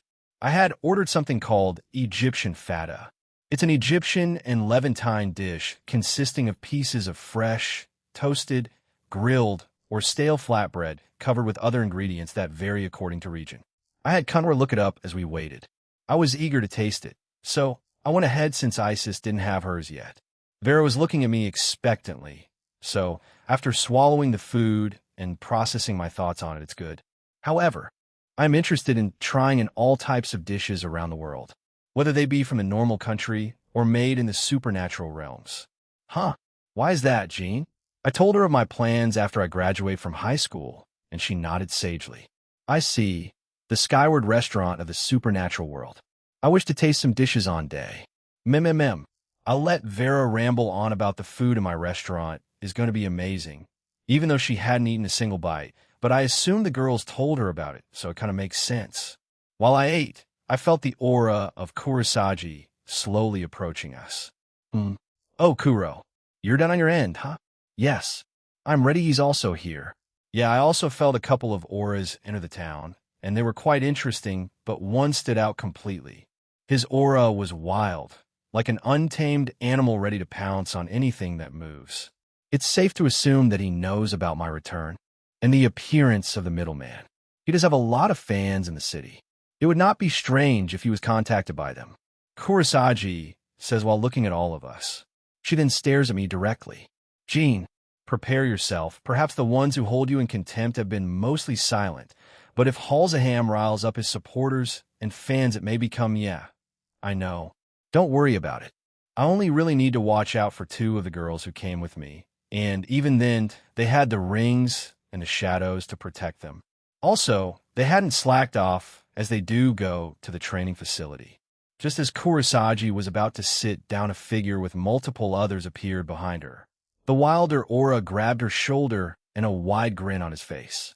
I used Observe on him, and it was Halzaham. Halzaham was a young man with a fit build. He has messy white short hair, which covered his left eye while his right eye is red with a black scara. He is also shown to have sharp teeth. He has black rabbit ears with one of the ears drooping over his left eye. He wears a collar with a black bow on his neck. Two black suspenders hooked across his shoulders supported his extremely tight and revealing black shorts. He also wore a large white rabbit tail on his back. His shoes were a pair of black dagger high heels. I didn't expect him to look like that. He's wearing a female's bunny costume of all things. He's truly unhinged. I didn't expect you to come back here all by yourself. Kuro, it makes me so happy. Do you know that? We're finally reunited after all these swash. Kurosagi sends a kick towards Halzaham, and he swiftly dodges and jumps back while laughing. His group also laughs with him. As spicy as ever. Huh, I expected as Moom. Well, if it isn't the middleman and a paid dragon. I didn't think the rumors were true, but I'm happy to meet you, he says this, but he doesn't really mean it. All his words were empty. However, his posy were staring at me with so much malice that I was a little surprised. So, they're the ones who hate me, huh? Wait a minute. Don't tell me. I turn to look at Isis, and she was already staring at me, I see. So, I get it. They were also responsible for her death. Huh? The past wielders of the boosted gear. And divine dividing. They accidentally or purposely killed the goddess Wennet. I don't want to kill her anywhere near me. Oi. I'm no killer, what are you even talking about, Kuro? He said that in a sickeningly sweet voice and had a shit-eating grin. He didn't even try to hide the fact that she was right. However, Kurosagi hadn't said anything. I left it to her in how to lead Halzaham down to that place. You disgust me. Haha, well, let's catch up later. Okay, I'll leave you now. Then I wasn't expecting that. And he left with his group. Their figures slowly vanished, and Kurosagi sat down. I will lead him out there tonight. I know that look he gave me before he left. He will be stalking me for the rest of the day unless I go home. Please be ready. Once we are finished here, I will commence the operation. Everyone nodded, and I finished my meal with relative ease. However, we waited for Isis to finish since she got her meal during the confrontation of Halzaham and Kurosagi. After a few minutes, Isis was done, and we made a note in finding a small hostel and going in there for the night. Both Vera and Kurosagi left us after we went in. Kurosagi was to be leading Halzaham to that place. Once we were in our rooms, I put invisibility on all of us. I will remain in the town, Isis says, and goes back to reading a book she summoned. We didn't argue and left her there. I will be streaming the whole memory thing to everyone in the village after all, so she won't need me to be there. Ine, Reiko, and Rose will be staying behind and making sure nothing violent will be happening. Vera will also be helping them. Vera will go check with the king to see how much he's going to help us. I had given them temporary transceivers so we can communicate. Kurosagi's one is invisible, so Halzaham can't see it. I touch my transceiver. All right, let's get this mission started. Roger. Chapter 2. Part 2. Wounds of the Past, Strength of the Future. Birth of a new Rabbit Goddess Cows Brigade hero faction gene not too long ago, and after our attempt at conquering Kyoto failed, we, the hero faction, tried to use other means of traveling. One such way was through the dimensional gap. I, along with some I'm close with, did not go on that excursion, but it ended in disaster. Before their demise, a few managed to send out a message via communication circles, and that shadow-like beings, one that looked like a knight and another that looked like a dragon, whipped them out. It's known that the middleman has subordinates that look like humanoid shadows, so it wasn't too difficult to understand who was responsible for it. Other reports were of a giant lizard monster and a giant moth. We didn't anticipate that he would keep subordinates in the dimensional gap, and that was the reason for our faction to suffer a great loss of members. However, other factions within our organization have noted this and will avoid the use of travel in the dimensional gap. But we have run into other problems as of late. As I mentioned earlier, our mission in Kyoto failed, but that also gave us another problem to try to overcome.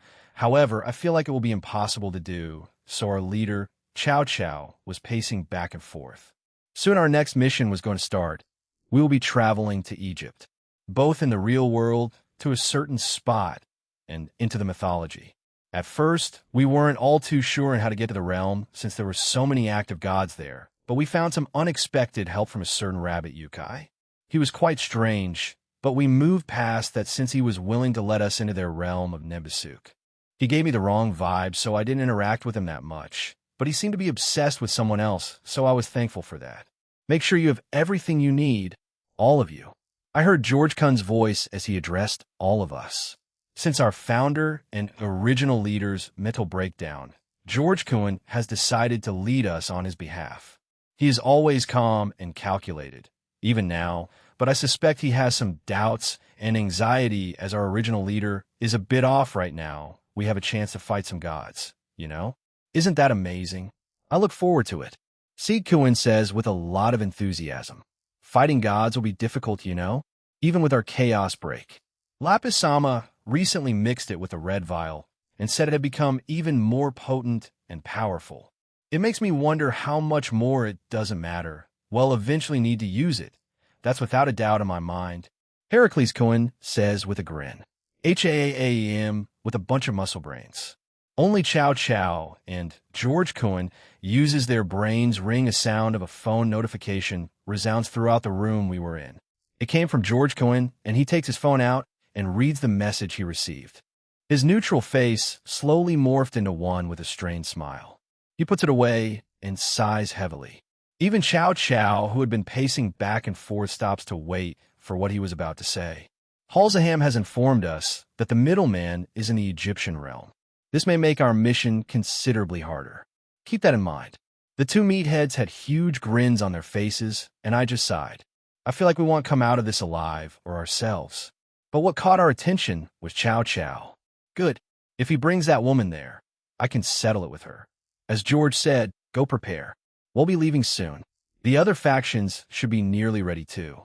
At the thought of fighting the woman named Aurelia, his composure returned, his old personality did. Perhaps he was saving it to be calm and collected during their fight. Whatever the reason may be, I had a terrible feeling about all of this. Ireland Scathackum? Oh, Welsh Dragon Drake. You came here? Scathach was currently in the place called Skellig Rocks, or Skellig Michael.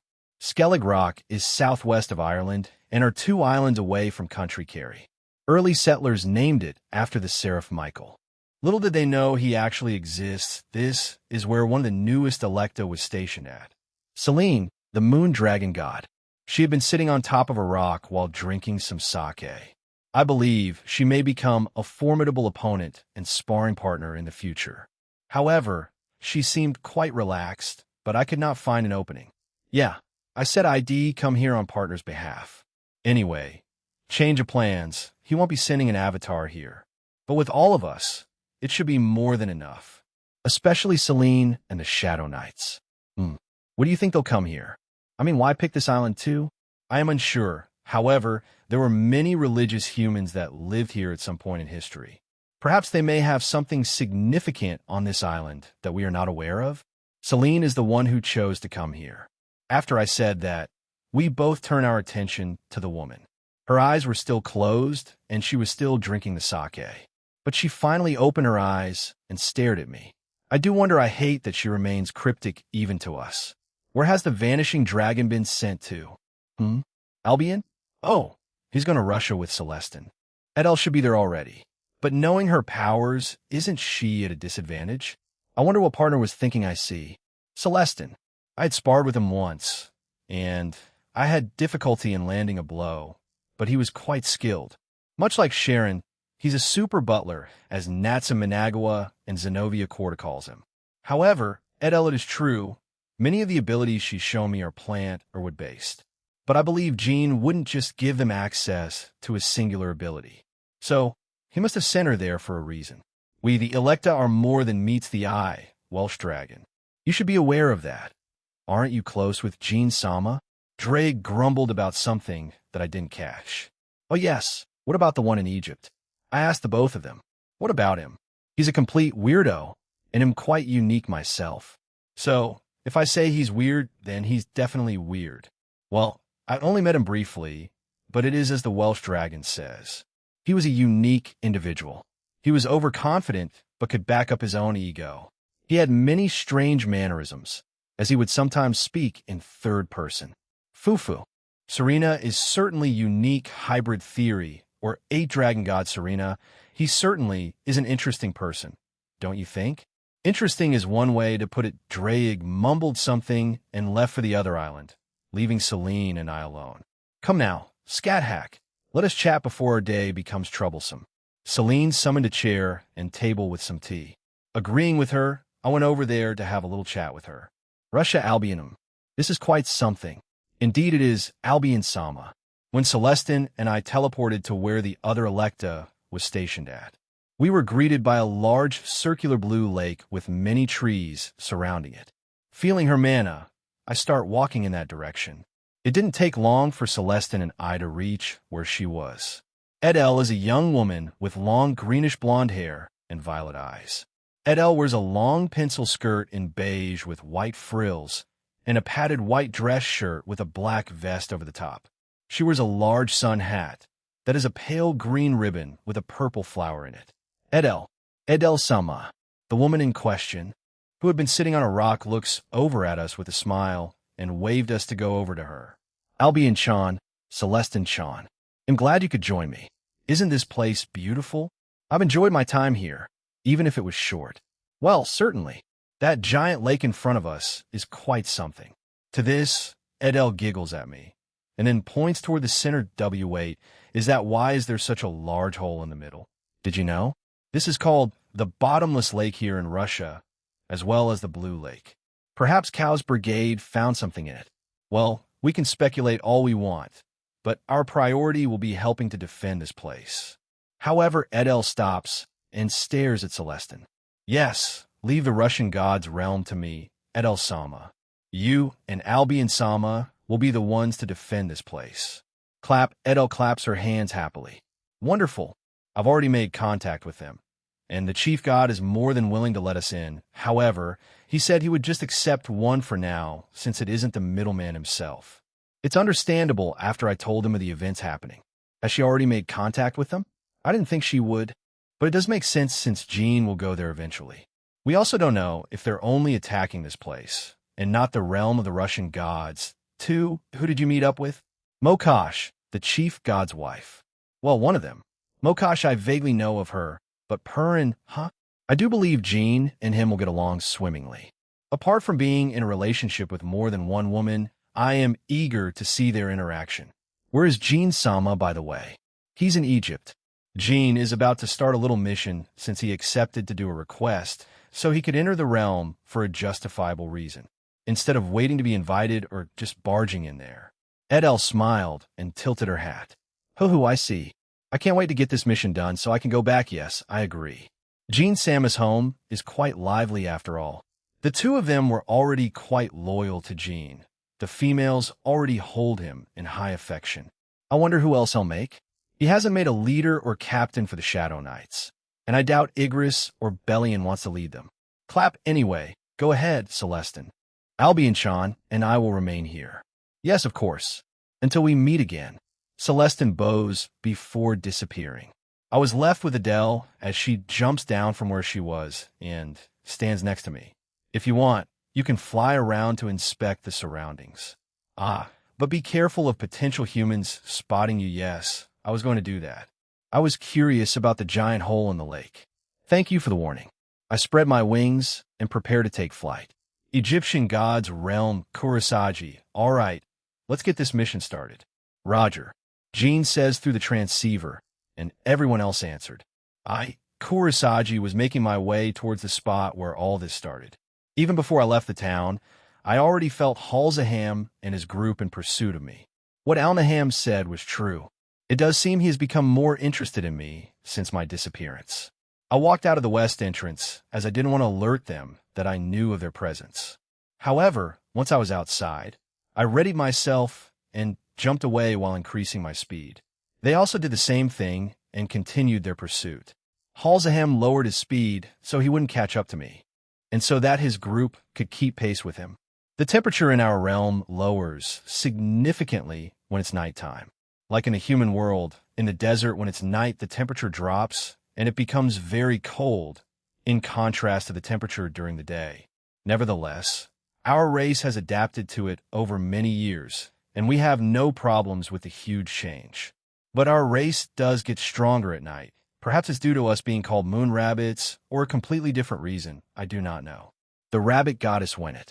Master Ra and Osiris have mentioned them in the past. I found out about them through reading books, through word of mouth, and, as I said, through the two gods. Ra said that she died a long time ago. He did not say how or to who, though. Reincarnation. I wonder if it's real. It appears that Master Ra thinks so. But I'm skeptical if she, Goddess Wennet, was meant to come back. Wouldn't she already have done so? What was taking her so long? Even though I know gods and goddesses are real, I sometimes feel like I'm an atheist. I was nearing the spot now, and Halzaham's group was slowly increasing their speed to catch up to me. A few more seconds, and I reached it, but they didn't join me and watch from a distance. I have to keep up the act. I walk over to the edge of the cliff and stare down. Step, I didn't think you were that nostalgic. Kuro, they finally stepped out of their hiding place, and were behind me. Why are you here? Murderer. Murderer? You gotta be kidding, right? What happened here was an accident. You hurt me with such lies, Kuro.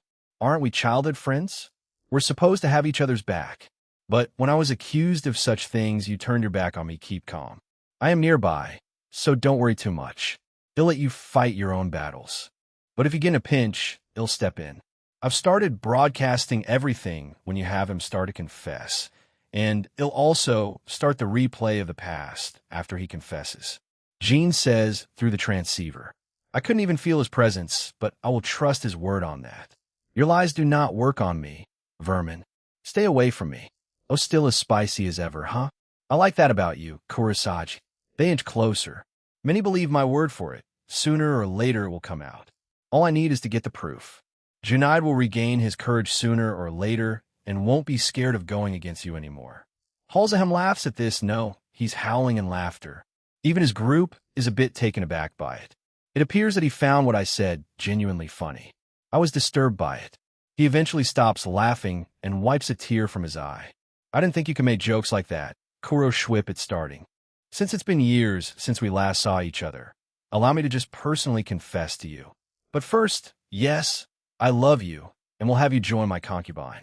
Oh, come on. Don't give me that look. They all enjoy me, you know, the thought of it makes me physically sick. I felt my body recoil a little. This made him let out a chortle. To your other point, sure, why not? I'd have beat those kids up that day. I mean, they were having too much fun, and didn't invite me. I'm amazing, you know. And when I found them having fun without me, it pissed me off. That doesn't give you the right to hurt them. I shouted at him, but he snickers. Might makes right, and I stand at the top of our species, and I definitely stand above you. This is the simple rule of the supernatural world.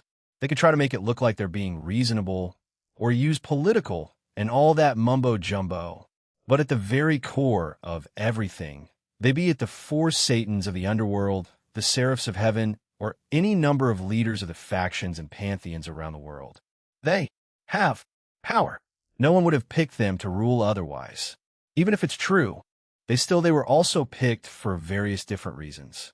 Just because they're powerful doesn't mean everything. The Seraphs are mostly neutral to passive. The Beelzebub of the four Satans may be called a super devil, but he's mostly interested in his own research and technology. Even Leviathan. She's a magical girl. It's all a facade. If they didn't have their own morality, then they would be ruling with an iron fist. It makes it easier. It's been proven in human history in the past. It's also been proven wrong since most of those tyrannic rulers were overthrown. Halzaham's powers were rising, and so were my own. His group had backed away as we were getting out of hand. I was meant to make him confess, so how do we come to this? That dumb rabbit, what was his name? Junaid? He stood up, he went up against me. The rest stayed down. They knew they belonged there. But a dumbass like him, standing up to me? Don't make me laugh. The weak should know when to stay down. They never had a right to begin with. He laughs, he tried to fight me, you know. It was pathetic. Such a weak punch, it felt like I was hit with a weather. But he had balls back then. But I guess a little tumble down this ravine made him think otherwise, eh? I enjoyed dragging his unconscious body over to it and then tossing it over. I would have wished that he was awake during it. A shame. Maybe I could just do it now? I mean, who would even miss him? He's just a cripple, a disgrace to our species. A massive grin spreads across his face. Just like that runner-up fucker. What the hell was his name? Battle? Akil. His name was Akil. Shame on you. He had a good chance of competing with you. My blood boiled at the blatant disrespect of the supposed dead. All right, Akil. Yes, Akil will admit that he was strong. Not as strong as me, but he had potential. Hell, if he was still alive, had probably reached my level if he continued with his training. But that was something I couldn't let pass, so you killed him. Clap clap as expected of my future first wife. You sure smart, yes. I Halzaham killed him. I mean, nip that problem, small problem, before it becomes a bigger one, right? I would say I was logical about it. You kill him in cold blood. Nothing is gained without sacrifice. His sacrifice was necessary for my own growth. What did you do to him? Where is he? Huh? Why does it matter now? He's long gone. Probably shit. What? He apparently was amused by my reaction, so he kept on talking. I meant what I said, Kuro. He probably became multiple rabbits' poop. Ever notice why some of the food at a certain restaurant was a bit, let's say, weird or had a unique flavor for a few weeks? Bingo, some of you ate him, WA. Is this person, this kid, was defective from the start? No reasonable person with a moral compass would do such a thing. And also making our friends, family, and strangers eat. The thought makes me sick. Oh, right. I'm not gay, by the way, but I did want to try something with a dude once. Even though he was a dead corpse, so I tried that too. Doom. KSH. SBPPA. Don't do that now, Kuro. You know it won't end well for you. I would rather be gentle with that body of yours. I'd summon my spear and try to pierce his head, but Halzaham only needed to slightly move his head to the side to avoid the attack. I had also gone into my war god mode. My hair had turned pink. Seeing as I missed, I jumped back. Halzaham was just grinning at me. I looked back at his group, but they were reluctant to join him. They were probably too shocked at what he had confessed. Our town should surely have heard all. Right? Vera, oh my rabbit. I didn't think Halzaham was that unhinged. Also, that makes so much sense in why the food of that restaurant was so weird. Ugh. Thinking about it made my stomach turn, but everyone who had been watching and listening before that had reacted like how Jean predicted. I was just outside the hotel that they were staying at. Goddess Isis had joined me outside. However, as the conversation continued to be heard, and the fact that Halzaham outright confessed to the crimes he's committed, the entire town had fallen silent. Even Goddess Isis was staring at the holographic screen in the sky with very scary and cold eyes. Tell me this isn't true. Our hero, the once-in-a-lifetime genius. You heard him confess, you fool. If you still support him after this, then you're as guilty as he is. We ate. Akil. Oh. No, I'm going to PUK. The crowd was obviously outraged. Some still holding on to the fact that their hero might be set up and framed, but Halzaham had unequivocally admitted to his crimes. There was no shadow of a doubt that he did it, and some are just in denial. Tell me, Vera, what do you think will happen after this? What will happen after this? I would think Halzaham will be brought to justice. Isn't that the logical course of action? It's not that simple. Your species will always need a servant to each god. If Halzaham is taken away, who is going to substitute for him? The one you call Akil is dead. There's been no talk of the one after Akil. It's true. Only the one after the chosen ones are mentioned. Anyone else below them just go into obscurity, never to be heard from again. But perhaps we can just hold new trials to see who the strongest is after he is brought to justice. If my memory serves me right, there were quite a few who tried to become the next servant of Osiris. Maybe after his demise, the ones who were afraid of stepping up may not do so. Yuwa eating a person, that just sounds unthinkable for me, Inachan says through the transceiver. I can totally understand. But I may have involuntarily eaten some in the past. He's despicable. Yes, Rosweiss and Reiko hate him. They already did, but I guess finding about this just made them detest him even more. Jean should be showing everyone the past event soon. Goddess Isis says beside me. I also fall silent as I wait for him to do that. It's a middleman. He randomly showed up, and now this is happening. He's trying to frame Halzaham and destroy our village. One of Halzaham's supporters shout, trying to rally the others. A few join him, but overall, Not many do so, as Halzaham did confess. Seeing this was in vain, they quickly ceased their attempts and quietly looked back at the screen. It seems like his efforts weren't in vain. What the hell's happening now? The same feeling from before it starting. In front of us, the past images of our younger selves appeared. This is I see, ha ha ha. You set me up. Amazing. Did you get the middleman involved in doing this? I see. You really did think this through, huh? It's pretty simple, but I guess I fell for it since we hadn't seen each other in a long time. As he said that, more and more of what had happened in the past played out. The fact that he attacked the others, injuring them, and then finally brutally beating Junaid. He finally threw him into the ravine and left. Then the adults came, and finally it ended. The light disappeared, and Halzaham was just laughing. Is this all funny to you? Everything is Kuro. If you're a genius, no. If you're a naturally born monster like me, everything is quite boring. Of course, in order to keep that, I had to get rid of certain individuals. Haha, well, it doesn't matter anymore. I've abandoned this terrible, boring town and its people. He then snapped his fingers. What did he do? Did you know? I joined up with the Monkai Association of Cows Brigade. While my status is still quite low, I know I will rise through the ranks at a brisk pace. First, I will lay waste to this town, and then the rest of Nimbusuk. Rejoice, Kuro, for you are one of the first sacrifices for my inevitable godhood. Doom. Halzaham powered up. It was overwhelming. He had become even stronger since the last time I saw him.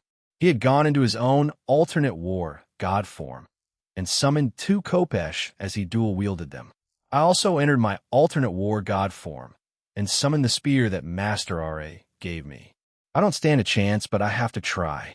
I don't want Jeans helping this don't help me. Clang, clank, catching. We dashed toward each other as my spear and his Kopesh clashed. Sparks flew, the air around us distorted, and the ground beneath us was destroyed. This would be the toughest fight in my life so far. I did not feel any urgency when I faced against Leanne, one of Jean's subordinates. It was an exhibition match, not a fight where my life was at stake. Don't get distracted, Kuro. Halzaham increased his strength as he started to push me back. KHH. Ding. Ding. Ting. What's wrong? Can you only defend? Can't you fight back? Strongest female rabbit. Or is it all a lie? Did you cheat your way, Zing? Don't be absurd. Halzaham tried to insult me. He tried to force my emotional outburst so I would fight recklessly, and so he could find an easy win over me. No, I won't give him that satisfaction. I thrust my spear towards his abdomen, and he dodged it. However, it grazed him a little. Nice. See, if you let your emotions go wild, you can reach me. Not really, but still. Shut up and fight me. Grinning, he increased his speed even more. What I saw was after images of Halzaham appearing around me. I couldn't tell which one was the original him. If you can use 2Ki, focus on his life energy. Those after images are only images and has no life in them. Stay calm.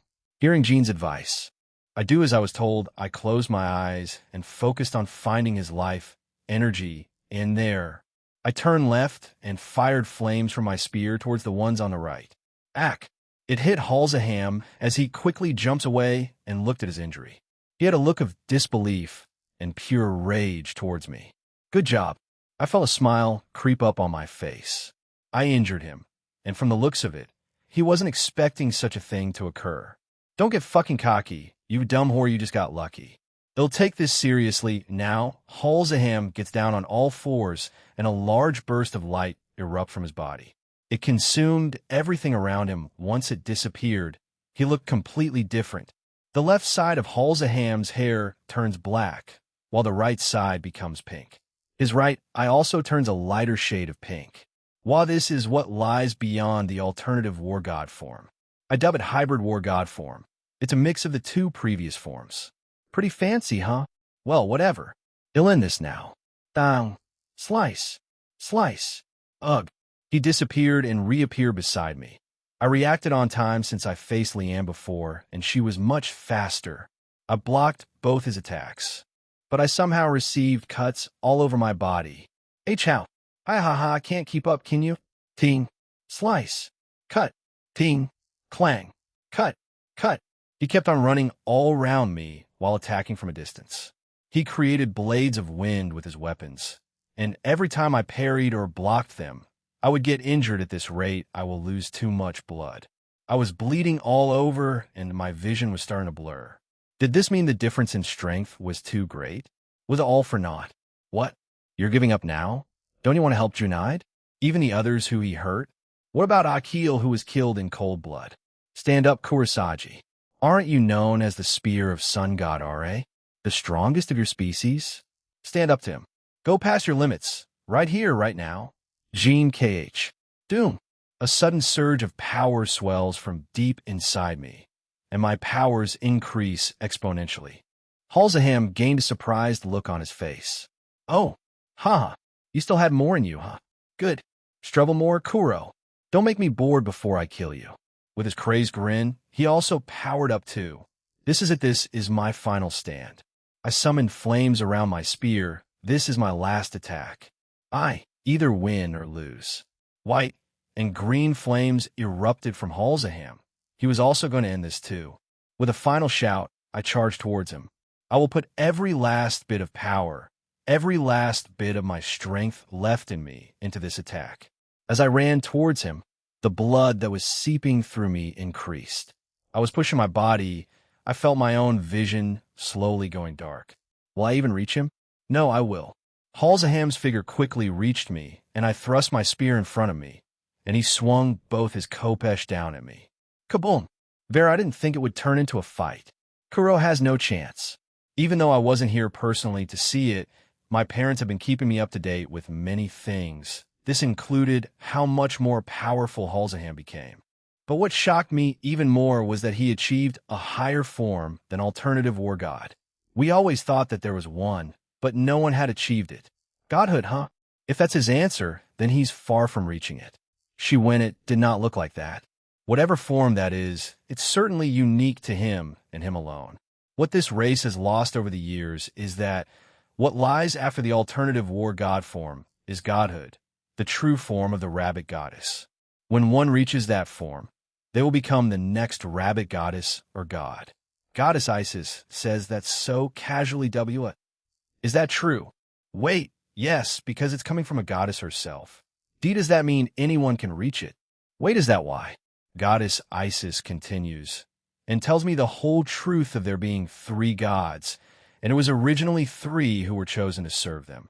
Whereas Goddess Winnet laid to rest. That's the thing. Her body just disappeared. Disappeared? Why did it disappear? Kaboom! A large explosion occurred in the monitor, and we also felt the shockwave from Hirno. Who won? Jean Skyward he? So you were here too, middleman? Even though Kurosagi told me to not interfere, her life would have ended there, so I had to step in. However, the aforementioned female rabbit was on the ground, and her breathing was quite ragged. It doesn't matter. As soon as I cut her, it was over for her shatter. Don. Ugh. What? I can't move. I destroyed his weapons and punched him in the gut.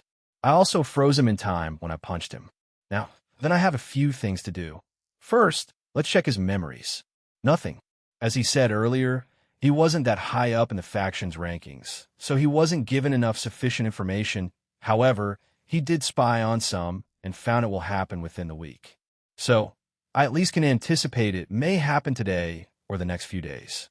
As the week was going to end soon, after inspecting his memories, I go over to Kurosagi and hold her in my arms. Comptoir, scan her. Comptoir, answer. His swords were coating in some kind of substance. I detect traces of Lapis power and Winnet. Conclusion. I believe Lapis mixed her power with Winnet's blood from many years ago.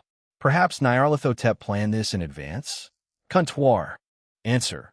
As of right now, you could call this the rabbit Yukai's version of Samuel's blood, as it is slowly killing her. I would suggest you speak with Kurosagi and creating a new body for her. After hearing Comptoir's explanation, I look at Kurosagi. Now, what shall I do? Kurosagi, I was a failure, and even now I was a failure. The mid-Gene, he was holding me as I was dying. I don't believe Halzaham would lie about this, since I could feel my own body shutting down. I can't read Gene's face, as he was staring at me with no change in emotion. We just met. Would he feel sad about me passing? What kind of useless thoughts am I thinking? I felt him holding my hand. This was being shown live to everyone else. Hopefully I don't traumatize the younger ones because of my death. My strength left me fully, and my eyes finally shut. Hey, Kuro, when we grow up, let's become the strongest together. How was I living through my past memories? I could see a younger version of me and Halsaham. This was way before I found out his true nature.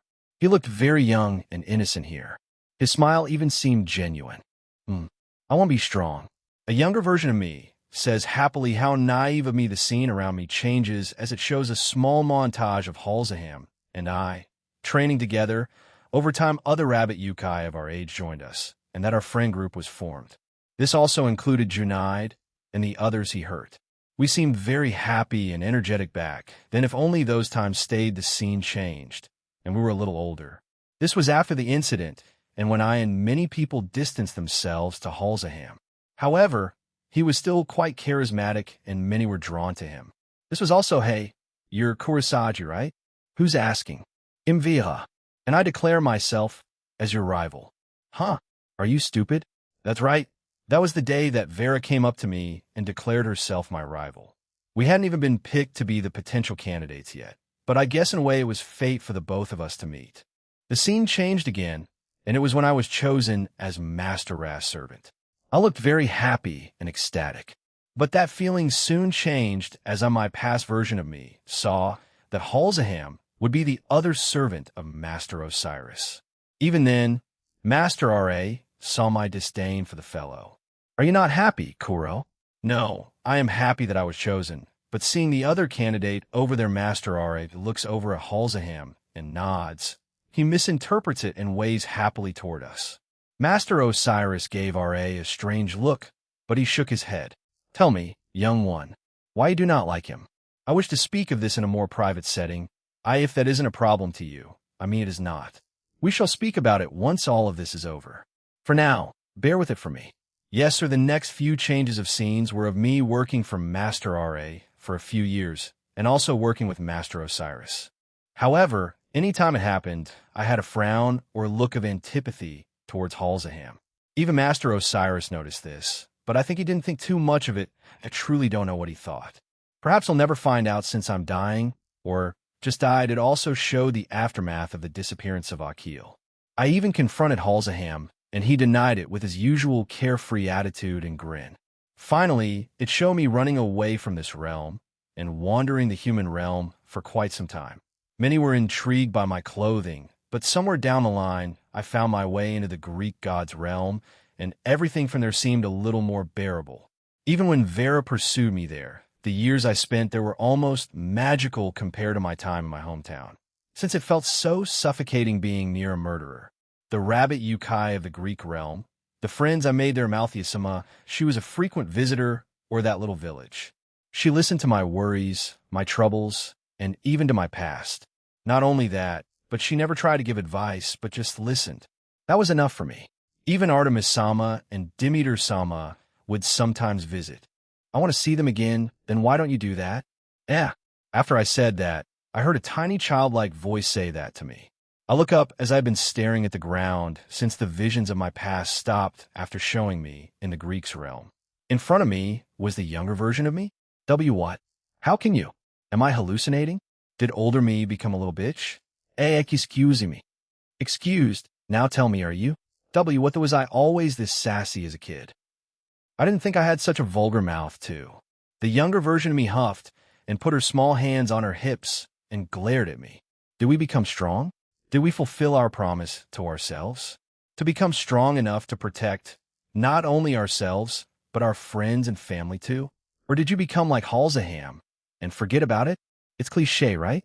But that's what I promised myself all those years ago. So did you fulfill it? No, I didn't. I was weak. I am probably dying or just died right now. Are you sure? What? The both of us turned to our left and saw Jean. How'd he get here? Wait. Where's here? Where am I? Wait, Jean? Where's this actually? The afterlife? The land of the dead, do it? You are dying, Kurosagi, but there's a chance to save you. He explains what Halsaham had done, and what's happening to my body. So, I really was dying, so I propose I make you a new body using my powers and then transfer your soul and consciousness into it. Ashul, why you can do that? I revived the heavenly dragons and gave them bodies. Do you really think this is beyond me? He says with a smirk. I mean, if he says it like that, then smack. Kick. Why are you hesitating? Ow. Why did you hit me? My younger version kicked me on the side of my leg. That hurt, you know. You want to live, don't you? So stop hesitating and accept the deal. You get to live and fulfill more things in life. I certainly wouldn't want to die now. Are you stupid? Hey, Gene person, is the older me just stupid?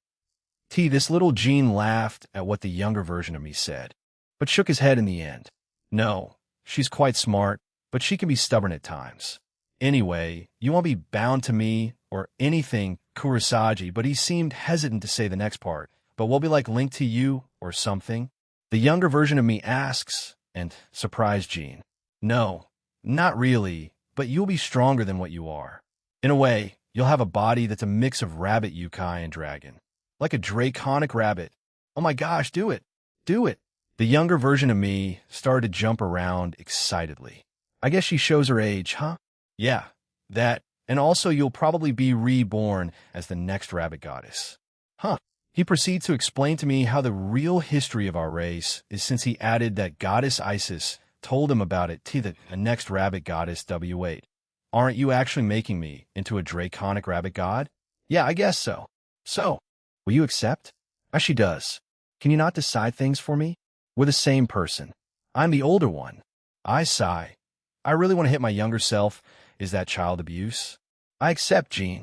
Great. He holds his hand out, waiting for me to grab a hold of it.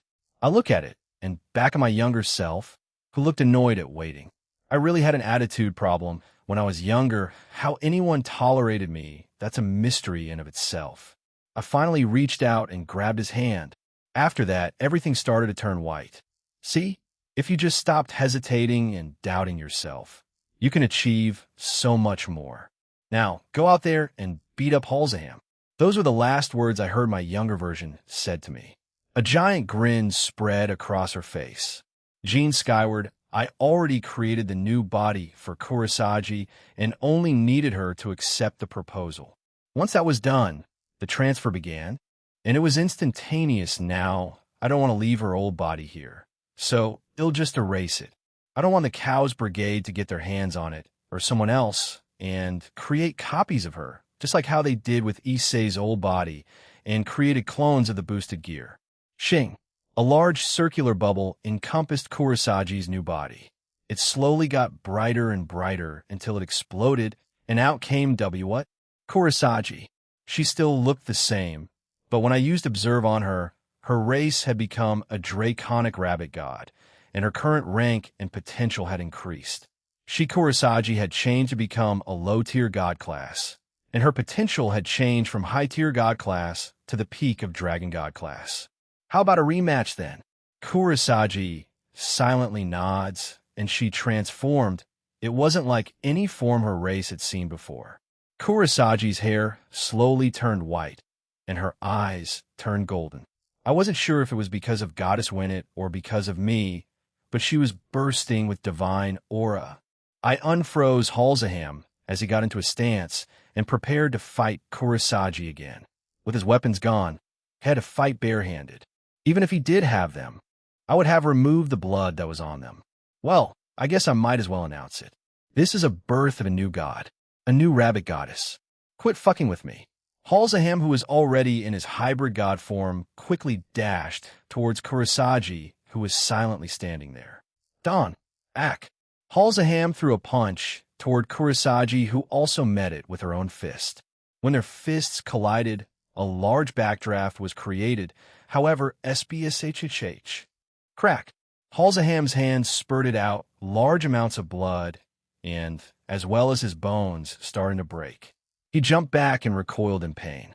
He clutched his broken arm as he looked at Kurosagi in horror. That's the first time I've seen you with that look, Halsaham. Do I scare you? Me? Scared? Don't be fucking delusional. Kuro, he clenched his broken fist and winced. That was just a lucky hit. He dashed back towards Kurosagi, who remained motionless, and started throwing punches and kicks at her. However, Kurosagi parried and deflected them all with a finger hand. She had become blasé about the current situation. Don, Don, Don. After blocking a few more attacks from Halsaham, she hit him with 3 punches. One on the neck, one on his guts, and another on his crotch. Once the hits finally registered, Halsaham was launched backwards as he lost consciousness. He crashed to the ground with a loud thud, and Kurosagi summoned her spear and ignited it. She stared coldly at the down Halsaham. You hurt many people and killed many. I must admit that you sound irredeemable. As I am the new rabbit goddess, I will personally execute you. Perish. Kurosagi spun her flame-covered spear a few times around her hand before swinging it down towards Halsaham, who was crawling away in a desperate attempt to avoid the attack. In front of Kurosagi, the entire area lit up in flames. An enormous fire tornado erupted from the ground. It consumed everything in front of us. It looked like the fiery depths of hell had come to the land of the living. The heat around us was quite high as the surroundings were slowly melting. The smell of burning flesh wasn't pleasant either. However, from the fiery flames of the tornado, the screams of a young male rabbit could be heard. The screams were horrific sounding. It was as if he was pleading for his life through those screams. But as quickly as the fire tornado appeared, it also vanished. The ground where Halsaham once stood had been turned into a fiery, gooey mess. He was gone. Not even a single strange of hair or a single bone of his remained. I guess you set his heart ablaze, huh? Smack! Kurosagi, as if on reflex, smacked me with her free hand. Okay, that's my fault. I guess it wasn't time for a pun. Kurosagi undid her new form and put away her spear. She turns to me, let's head back. Everyone else saw what had just happened. Sure thing. Vide? Kuro became the new rabbit goddess. I thought she was going to die for a second there, but she suddenly came back to life, and I was so confused. 1 second she was dying, the next she got up and had a new form and called herself the new rabbit goddess. I stared at Goddess Isis for answers, and she sighs. To think she would become the new rabbit goddess, no. She couldn't have done that on her own. Jean, we must question him. All right, that's right. Jean was holding her as she was dying, and then bam, some weird bubbling thing appeared over her, and she had white hair all of a sudden. But I wasn't the only one freaking out. Because boom, boom. When Halsaham snapped his fingers, we heard some explosions outside our town. But Rossweiss and Reiko told us not to worry about it. Even Ine also told us that for the last few minutes, we had been hearing explosions outside of the town. However, they gradually stopped, and only a sound of some kind of battle was heard around the north side of the town. Please don't mind the sounds. Just wait for Jean to come back. I wasn't sure on what to think anymore. So many things were just happening, and boom. They're back, Jean skyward. When Kurosagi and I got back to the town, all of the denizens were just staring at us. Most of them were still too shocked to give a proper reaction. Many of them were staring at Kurosagi. We started to walk towards where Isis and Vera were. I was leading while Kurosagi walked beside me, but she was a little behind. I'm not sure what she was thinking. How does she see me now? Some kind of savior? Does she feel gratitude? Or are we still the same? As in, strangers or acquaintances? When we reached the two, I felt Ine finally finish off the last cryptid that she was fighting. I left it up to Rose, Reiko, and Ine in dealing with any backup that Halsaham had. I had assumed that he was in Cow's brigade and had those 3 ready for combat just in case. Joe, we're back. How are things on your end? Oh, our end? I mean, we didn't really have to do anything Jean true, but I felt obligated to just ask for formality's sake, you know? I nod. True. Anyway, what do you think, Isis? She was silently staring at me and at Kurosagi, who was squirming slightly. Finally, Isis sighed and shook her head. I contacted RA and Osiris. They'll be here shortly. However, Shing, is it true? Oh my god, it really did happen. Haha, Kuro, you did it. You became the new rabbit goddess. I was waiting for this day to happen. RA almost seemed like an excited child walking around Kurosagi and poking at her. Kurosagi stood there awkwardly, not too sure in how to react. Shing! Another circle appeared, and out came an adult who had dark skin, green eyes, and hair. He wore green and yellow calceris robe, belt sandals, and multiple fancy ornaments and jewelries. He spots R.A. and Osiris before walking towards us with a smile. Oh, you finally made it, Osiris. Yes, although I did not think it was this urgent, but alas it is. To think a new goddess would be born this soon, no. It's been many years, forgive me. Kurosagi, was it? Osiris, congratulate you. He spoke in a formal and polite tone. He was carrying a staff and book. Wait, is that Game of Kings? The knockoff of Game of Thrones in this world. He looks around us and nods. Let us entertain the thought of moving to a more private space to continue this conversation. The other two gods look at each other and nod. R.A. then turns to the rabbit Yukai and addresses them. Hear my word, denizens of this land. It is I, the god of the sun, R.A. We will address the current situation in the morning, as we have much to discuss about. So, for the time being, please go and get some rest. Whatever you saw and learned tonight may have been a lot to take it, right?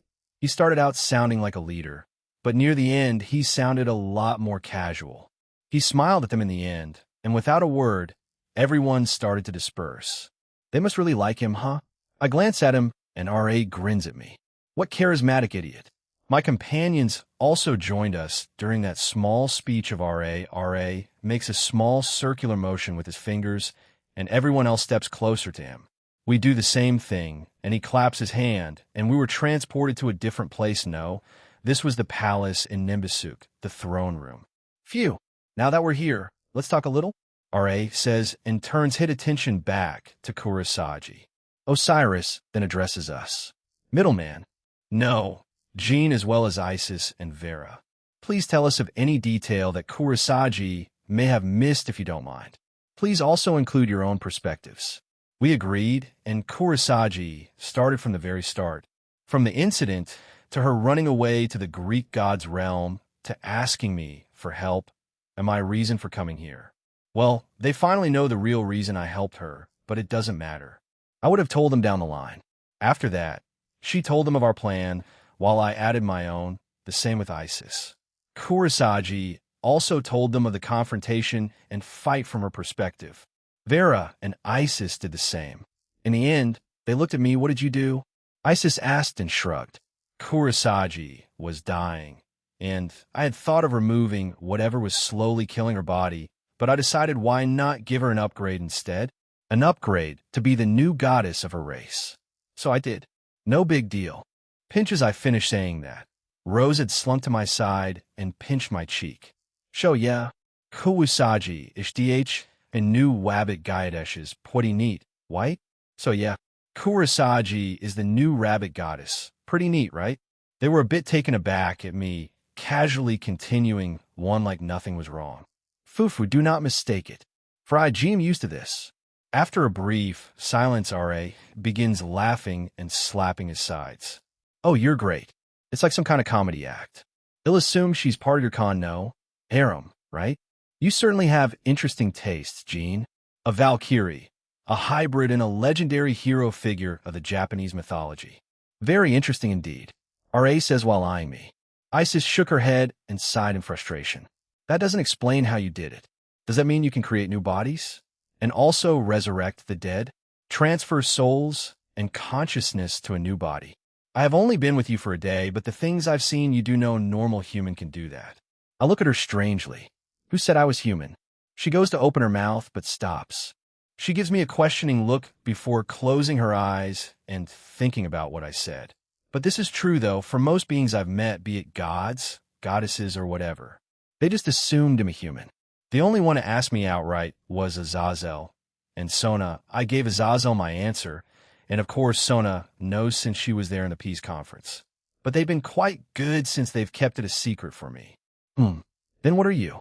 No, before that, who knows? Isis finally asks me, and they look at me curiously, while the 4 Satans, the 4 great seraphs, and some of the leaders of Grigori probably. Well, they know the half-truth. They know me as a hybrid of a dragon god and human. Not an outer dragon god, but that's beside the point. Isis looks at me with a go-on look, and I shrugged. Gotta get more friendship points from me to disclose that kind of information, Isis. Anyway, how are things going with preparations, R.A.? I've informed many of the gods and goddesses here, and as well as trusted individuals. I will inform the rabbit town tomorrow, along with a new rabbit goddess here. There are 2 more prominent area in our realm. Only 2. I thought there would be more, seeing as how large other mythologies have been.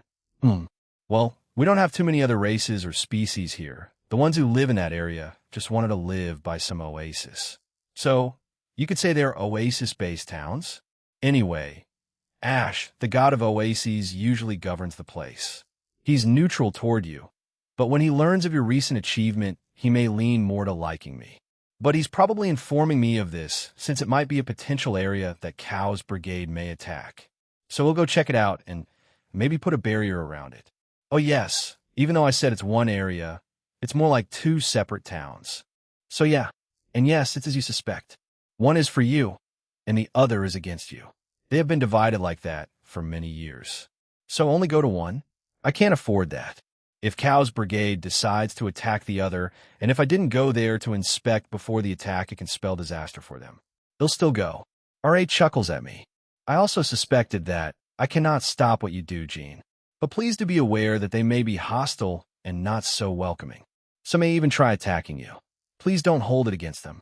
I won't exactly blame them, but I will defend myself by putting them in some kind of sleeping magic if they do, though that may be just an extreme. R.A. nods and turns to Osiris. What will we do for your servant? Shall we hold a small tournament to find the next servant? On my end, it should be Vera, but I don't particularly want to. Vera awkwardly laughs and rubs the back of her head. Her eyes keep darting between Kurosagi and I for some reason. R.A. laughs to this and nods. Then that means we need to have a small tournament for both. Do you want to watch it, Jean?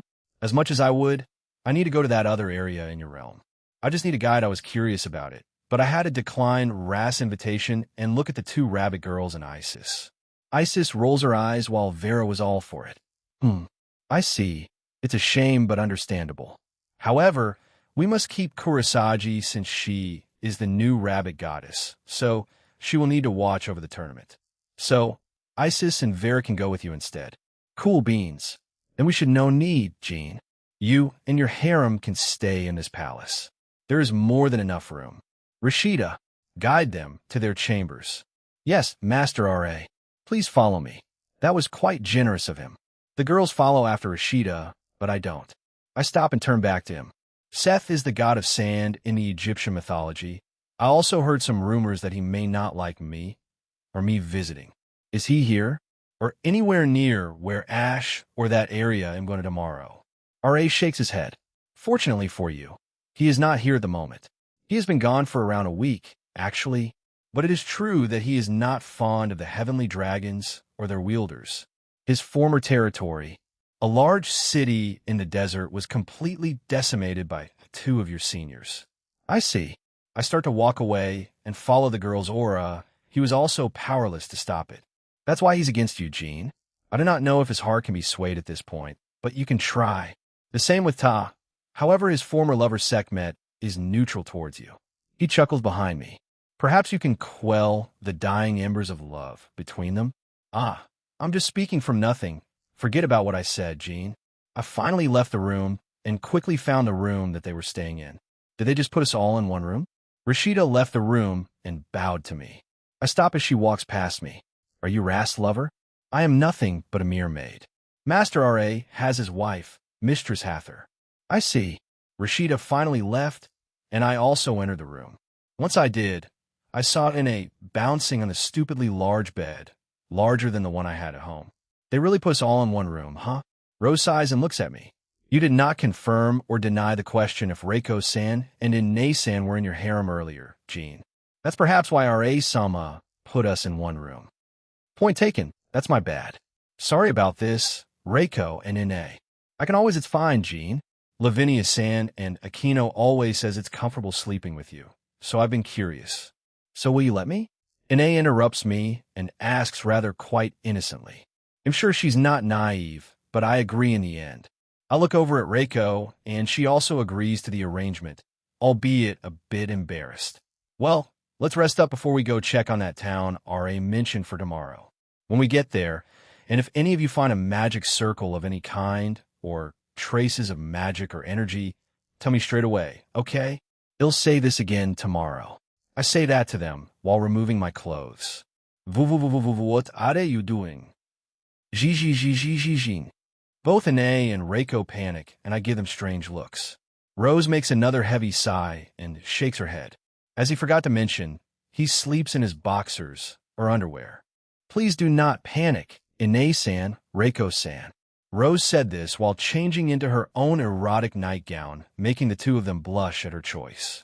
Rose gets on the bed and pats it. I chuckle and join her. I wait for the two others to get ready. Haha. Rose gestures for me to take lay on her thighs, and I do so. Once I do, she puts her hand over my eyes. Ah, that's what you meant. As bad as this sounds, it's great not having Drake. He may have said something along the lines of, he uses his perceive ability from the boosted gear on his eyes to see through your clothing. He knows how you look without clothing already. I have never done that. Comptoir, answer. Comptoir? Belgrind? Why are you looking at Jean like that? Yeah, I never did. It'll just ignore those three rows, eventually sighs, and takes her hand off my eyes, and I turn the wrong way. Jean, wrong way, no crack. Spin. Rose, not amused, forcefully changed my direction, and I heard a weird cracking sound. However, I was greeted by Reiko in a tight purple-violet outfit, and an Ine in cute pajamas that were black and purple with a feather design. Reiko's boobs are really sticking to her slap. You're ogling the both of them too much, Jean. I remove her hand from my eyes and sit up. I move over to sit beside her, look at her, and smirk. You certainly are acting like we've been married a long time, Rose.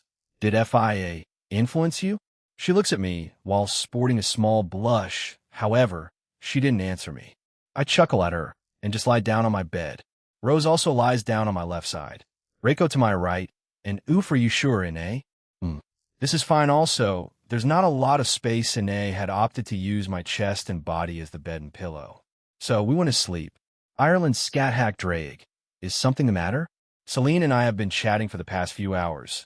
She's a woman with great conversational skills, charisma, and can speak about many different topics. However, around 1 hour ago, we saw Drake walking back and forth looking a bit irritated. He stops to look at us. Do you know where Halloween lives? Halloween? Oh, do you mean Queen Halloween or Queen Maeve? She lives in her own realm and governs her own people. Why do you ask? Apart from letting me help here, he also asked me to help or check on them. He said it was just a gut feeling. A gut feeling? Perhaps Jean and Contour speak about it? I don't know where it's in Dublin, Drake, in a place called the Hellfire Club. If you go to a certain part of the building, you'll find the border between the human realm to Queen Maeve's realm. It's called Dynafrene Rhymes, or Hellfire Field, though it looked normal and not a lot of fire. Queen Halloween has always had a weird naming sense, though she shares it a bit with Jean. I see. I'll make my way there then. You two will be fine, right? Yes, go ahead, Drake. Celine answers for the both of us, and he teleports away. I turn to look at her, and she smiles. You'll have a much more enjoyable time there. He loves to fight, after all. If whatever Jean-sama and Contour-sama sense there, then it'll be worthwhile for the Welsh Dragon. We have 20 other Shadow Knights here. It will be quite easy to defend. I nod. She speaks the truth with my current new power level. And add Celine with the 20 Shadow Knights, it will be a breeze, but he will be fine. He is a heavenly dragon, the dragon of domination after all. He has also gone up in power, put some trust in him. If he does struggle, Jean-sama will be there. He won't let anything bad happen to the Welsh Dragon. Celine has a degree of trust in Drake. Is it because they are fellow dragons? Or is it because Jean considers both Drake and Albion his brothers? Whatever the case, maybe I look at where Drake once stood and look back at Celine, who smiled. When will this begin? I am also feeling restless, Xing. A new teleportation circle appeared. I am familiar with this. A blonde-haired magician with a witch's attire appears from it. Lavinia, why have you come here? She smiles at my question. I wanted to help defend Jean's home country. We do not need your help, Lavinia-sama. Please go join Drake. Drake-chan? Where'd he go? Celine explains what he had just discussed, and she nods. Okay, we'll go meet him over there then. She waves to us before disappearing again. That woman, even though Jean said to leave it to us, she just appeared if what Jean said was true. Then she may be facing a small portion of her past during this time. Will she be okay? She is strong. Trust in her, scat hack. I suppose you're right. Come, let us continue our previous topic. Drake, I had arrived in Dublin and in a place called Phoenix Park. I was about to leave when I felt a teleportation circle appear nearby. I wasn't too alarmed once I recognized who it was, so I stood there waiting. She comes out of the tree a little clumsily, spots me, and runs over to me. With my enchanted hearing, I could hear many people around us commenting on her beauty. What I didn't like was, are they dating? They look good together. Should we betray him? Yeah, no. Partner would kill me 100 times over. Not to mention that Lavinia, Rennie sees me like an older brother figure to Partner. I'm also not interested in her, like how Partner mentioned once before. Hey Drake, did you and Albion have any mates in the past? Maybe that Tiamat person? Velgrind says, casually making me shiver. I would rather turn gay than be with that psychotic dragon. Neither of us had one, Partner. We were mostly preoccupied with getting stronger before we met, and fighting anyone strong. After we met each other, well, you know the rest. Then how about now? It's not in our minds that much, Partner. Hell, probably wait until you go to other worlds, and then strike. Shut up, Ridra. No, I want deny the possibility. White one, seeing Jean in so many relationships makes me sit down and reconsider. Perhaps I too will settle down one day. We have been revived after all. I was left speechless. I wasn't sure on what to think. Drake, Sean? Huh? Oh, sorry about that. We're going to that Hellfire Club, or whatever, right? Let's go. I would rather not lose to Albion. He's so competitive. Let's go. Charging ahead of me. Lavinia, Rennie lightly jogged away. Settling down, huh? I shake these thoughts away. I'll think about that another time. I have to focus on this first and foremost. Nimbusuk next day, Jean skyward. I first ate Egyptian food yesterday, and now I'm eating it for breakfast. It's quite tasty. Master RA. Either works for me and we were currently having breakfast, and after this, we will be going to whatever the hell that area is called.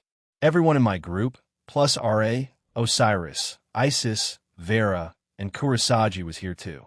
They all decided to sleep here for the night. So, are you going to be doing the tournament right away? Yes. After we tell them of the birth of a new goddess, we will conduct the tournament straight away. After that, we'll assign them to both mine and Osiris' servants. Kuro has said last night that she doesn't want a servant, and we will respect her decision as she is a fellow goddess now. I see. Good luck, Kuro. She seemed a little surprised. Did I call her that too soon? But in the end, she smiled and nodded. I guess not. This aura slam. I'm back. Habidat. We have Guo, the middleman, Jean Sean. A new goddess appeared from the door behind us. She walked past us and waved. She goes over to RA, and they share a quick kiss. She had long pink hair, blue eyes, and brown skin. She wore a unique-looking wraparound gown and clothes-fitting sheaths. She also had many fancy, unique, and colorful ornaments all over her head, neck, and hair. Welcome back, my beloved Hathor. How was your trip to the human realm? Wonderful. What an energetic couple, but that's Goddess Hathor, huh? The goddess of love, beauty, music, dancing, fertility, and pleasure. Interesting. I wonder if RA is married to anyone else? Did you have breakfast yet, my love? I have not. Clap, clap, Rashida. I was prepared. Master RA Rashida instantly appeared with another plate of food. Hathor seemed pleased and hugged Rashida, making the maid blush at the contact. Hathor, after hugging the maid, sat down and began to eat her breakfast. RA started to tell her of what had recently transpired and that Kurosagi had become the newest rabbit goddess. Ma, I know you had it in you. Kuro, good job. T, thank you. She turns her attention to me. Next, thank you for saving her, Jean. No problem. I like Kuro too. Can't have her kicking the bucket yet. Nudge, nudge, do you hear that? He likes you, that's not what I meant. Woman Hathor gained a cheeky grin and started to nudge Kurosagi, who was trying to eat her breakfast. Her ears were drooping and she blushed. But she ultimately decided to ignore the teasing. This was probably somewhat regular. Will you behave? Jeez, who would even take you seriously as a goddess? Isis scolds Hathor, and she just sticks her tongue out at her in response. Osiris stifles his laughter at their interaction. That somehow feels like a punch in the gut. I feel like many would say that about me, now that I think about it. Kuro and I will have the same problems. She'll have to try to change her way of thinking that will fit a ruler or god. That should be a fairly interesting thing to watch. So, that's why Jean is going to Mzusai after breakfast. Mzusai? Is that the name of the town? I look at R.A., and he nods. I see. Good luck, Jean. You'll have a tough time at the west side of Mzusai, since they hate you. The east is a little more welcoming, though, even though some of them suffered in the attacks. I guess you could say they are a lot more forgiving. Hathor says, and R.A. nods.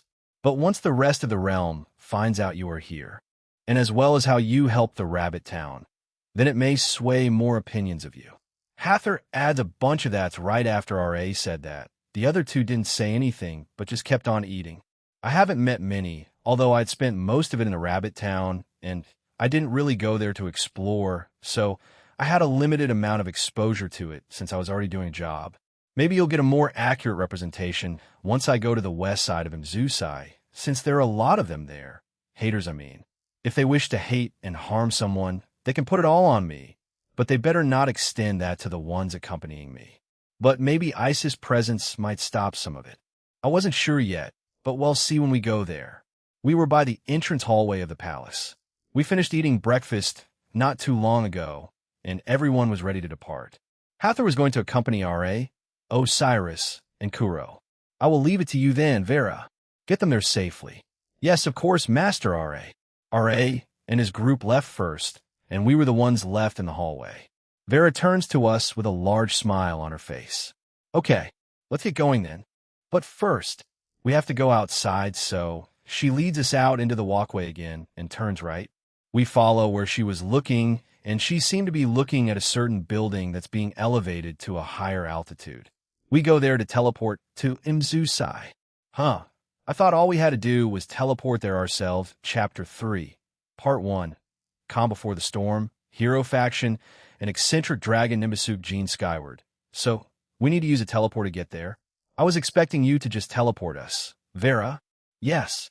Unlike our town, Mzusai is accessible to anyone, and it's not limited to one race or just their guests. So the gods decided to create an easy way to travel to it. However, there's another way, but that way is much slower. There's one now. She pointed to the right, and there was a giant flying ship. From here I could see that it was mostly made out of wood and metal. However, there were magical properties in those materials. Interesting, it seemed large enough to hold a lot of passengers. I see. How long does it take to travel from here to Mzusai? Around 3 to 4 hours? There are a lot of activities and bars on the ship, so you won't be bored. It's just like those luxury cruise ships humans have in their world. I guess this is first-class treatment, but it's quite cheap. It's just 10 per person. Children under the age of 13 are 5 each. That seemed like a pretty good deal. But I'll assume you'll pay for some of those activities as well as food and drinks. Vera nods, and we silently watch the flying ship sail away. Or does it fly away? Well, whatever. I can use that when I return, but first things first. I looked down at the streets below, and they were bustling with life. Okay, so how we get down there? Vera nodded before jumping down onto the streets below us. I shake my head and sigh. I grab Rose and carry her. Although she was clearly confused, I glanced at my companions and jumped down. Rose looked at me confused. I could have jumped down myself, I wanted to hold you. She blushed at my answer, but didn't say anything in return except pull herself closer to me. To think you would flirt as we fall. You certainly are strange, Jean. There is and was no rule that stated I couldn't flirt while on the job. Isis snorted at my answer, but we eventually landed on the ground. No one was surprised. I believe this is a common occurrence. Beside us was a food vendor. I also let Rose down as she was starting to poke me rapidly in the chest. That makes it the 17th one today. Hey there, do you guys want some kofta kebabs? 17th? Kofta kebabs? The man asks, and Nene repeated in a more questioning manner. He nods. Oh, You must be a tourist, then Missy. Kofta kebabs are essentially lamb or goat meatballs on a stick. It's quite popular both in the human world and here. 17th, as in you're the 17th group to jump down here. Anyway, what do you say? Ine looks at me ardently. I also look at Vera, and she was also gazing at the food while drooling a bit. We just had breakfast, you guys. Seeing as how they probably wouldn't budge. I bought everyone too, including the ones who didn't say anything. Thanks, fair your business. The man was quite pleased with himself. They were quite inexpensive, so they weren't too shabby. He also decided to cook a fresh batch, so they were fresh, I guess. After getting our food, we walked away with Vera leading us. Oh, this is pretty good. Ine was eating the kebabs like a starving squirrel as I glanced at her. The others, with the exception of Isis, agreed with Ine. Is the teleporter usually crowded, Vera? She shook her head while taking another bite of her food. No, but unless some kind of event is happening or for some other reason, it is usually quite empty. The flying ships are much more popular. They also take you through a lot of picturesque scenery on the way there. Like many areas that were destroyed by Vera trailed off, and I understood what she meant. So, I will assume that there were more hamlets, towns, and villages in the past, but they were destroyed by my senpais of the past. But why don't I see? But why didn't they rebuild? Most of their population in those towns or villages were wiped out, so the remaining ones just moved to Nimbusuk or Mzusai. They were all mostly self-sufficient, with some of our gods or goddesses occasionally visiting. But each village or town would sometimes have a god to worship. Interesting. I look at Isis and she nods. Yes, 4 of those places that worship me were also destroyed. You don't hate me? You are not your past wielders or incarnation. It would be foolish to believe so. Although the majority of people now believe this, there are still those who are stuck in the past. Hear this, Jean. The denizens of West Mzusai may try to physically harm you or your companions. That's how much hatred and resentment some of them bear. Stay sharp. Isis explains quite seriously. I was hoping that it wouldn't be that, but I'm a bit hopeful since she did say some and not all. However, that doesn't mean they want verbally abuse us. I see, all right. Thank you for the heads up. Considering they have their clothes and rings, it should be impossible for them to harm us physically. Vera and Isis are the only 2 who might be physically hit, but I doubt she will be since she's a goddess, so I'm hoping for that. Her presence, my presence, will do you no good. They will just avoid hitting me and try to hit everyone else. Am I that obvious? At times, yes. I sigh and pull Vera back with some telekinesis. Hiya. She was obviously surprised and let out a yelp. She looks up at me confused. Even if you're our guide, once we get there, stick close to me, since he'll have a barrier around me. ITLL, surround all of us. Oh, okay. She said it a bit awkwardly and trotted back to her previous position. Looking around me, there were many shops and vendors around the place. Even some animals would stop and stare at us.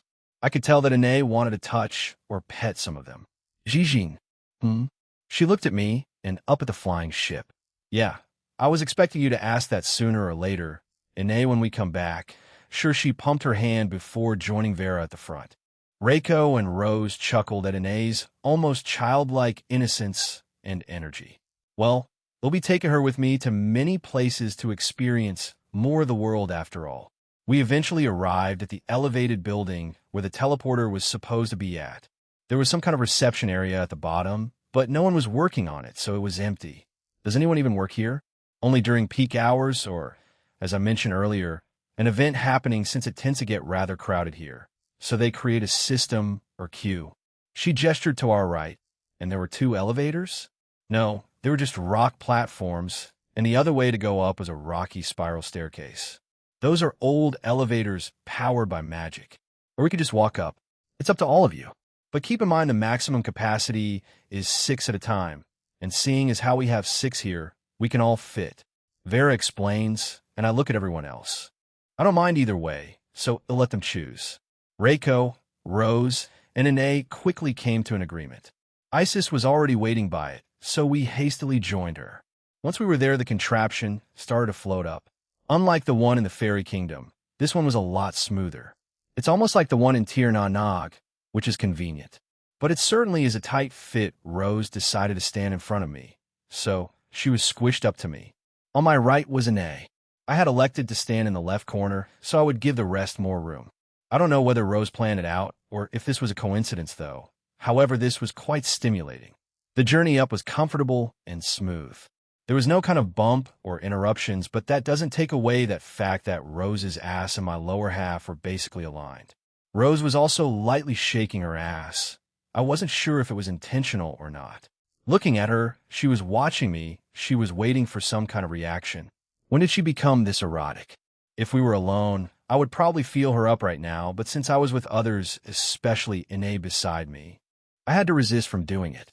We're nearly there, Isis says, and I turn my attention to her. But when I did, she was staring at me. No, she was looking me over with an odd expression.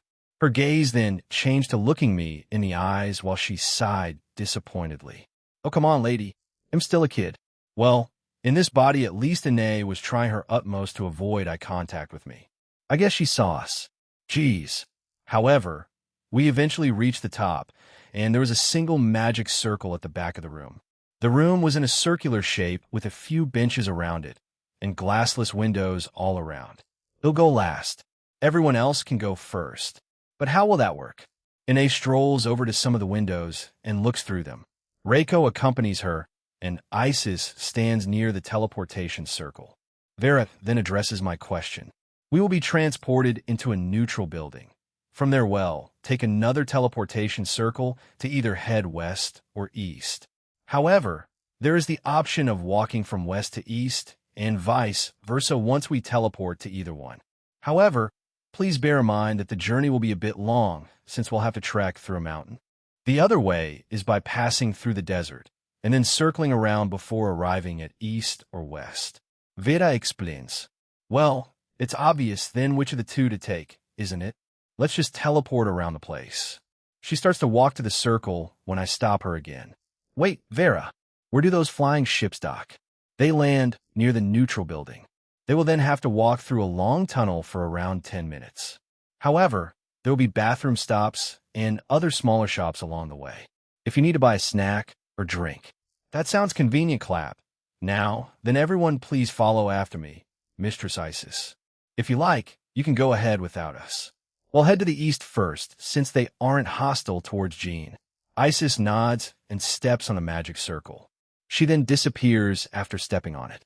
Vera coaxed Ine and Reiko to accompany her. It looks like it'll be me and Rose that will go last.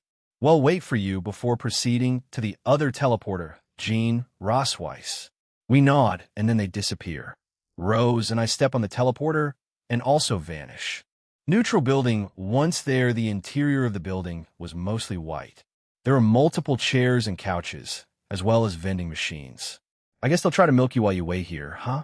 At the right was a sign that said east, and on the left was west. I guess if you were facing the opposite direction, it would make sense.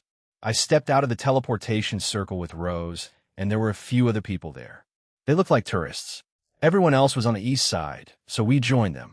Isis steps into the teleport and teleports away again.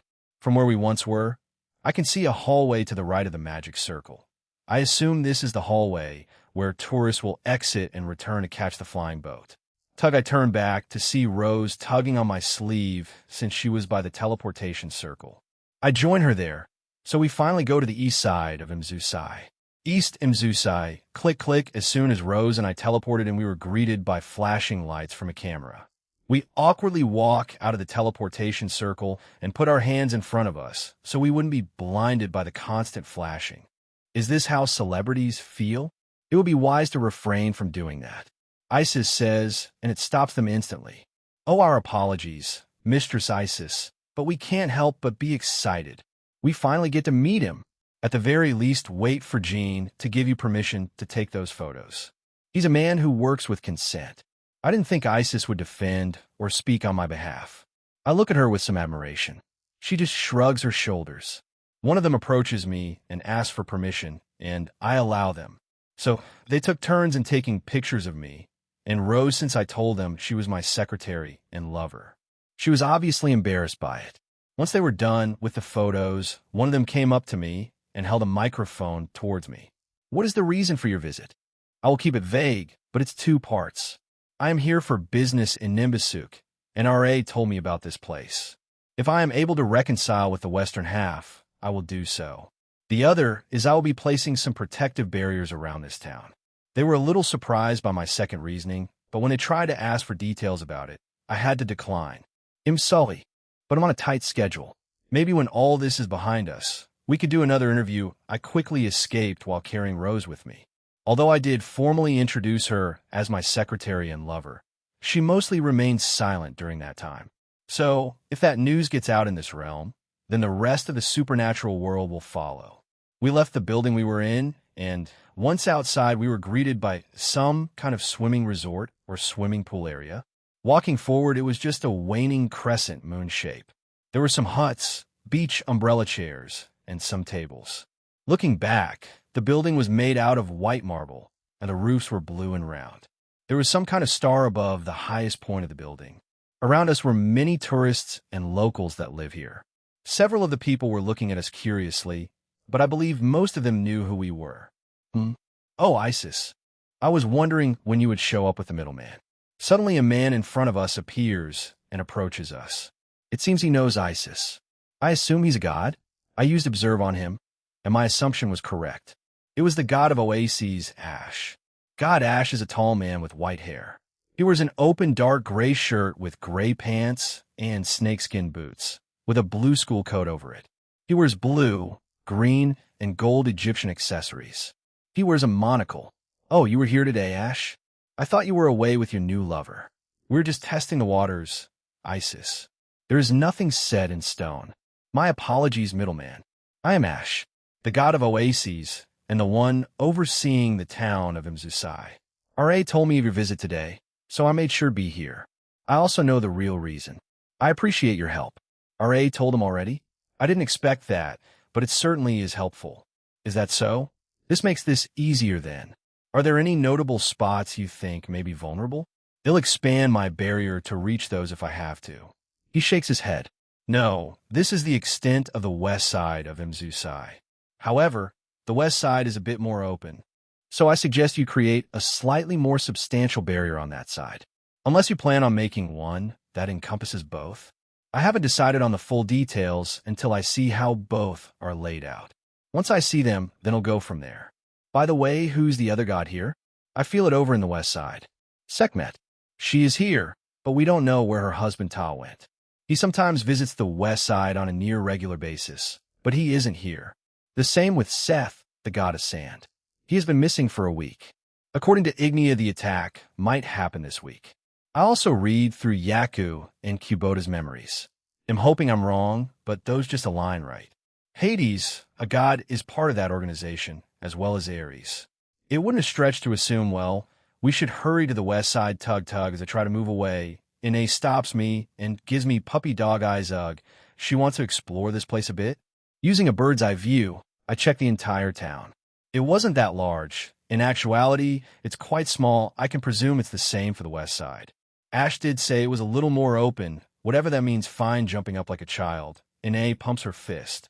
Everyone chuckled at her, even Isis. But we're going to the west side after we're done, all right? She didn't hear me as she ran to the right side. We slowly follow after her. I could see a statue of a dolphin that was spitting water out of its mouth. So, is this some kind of resort-like town or something? Next thing is, I'm expecting a casino.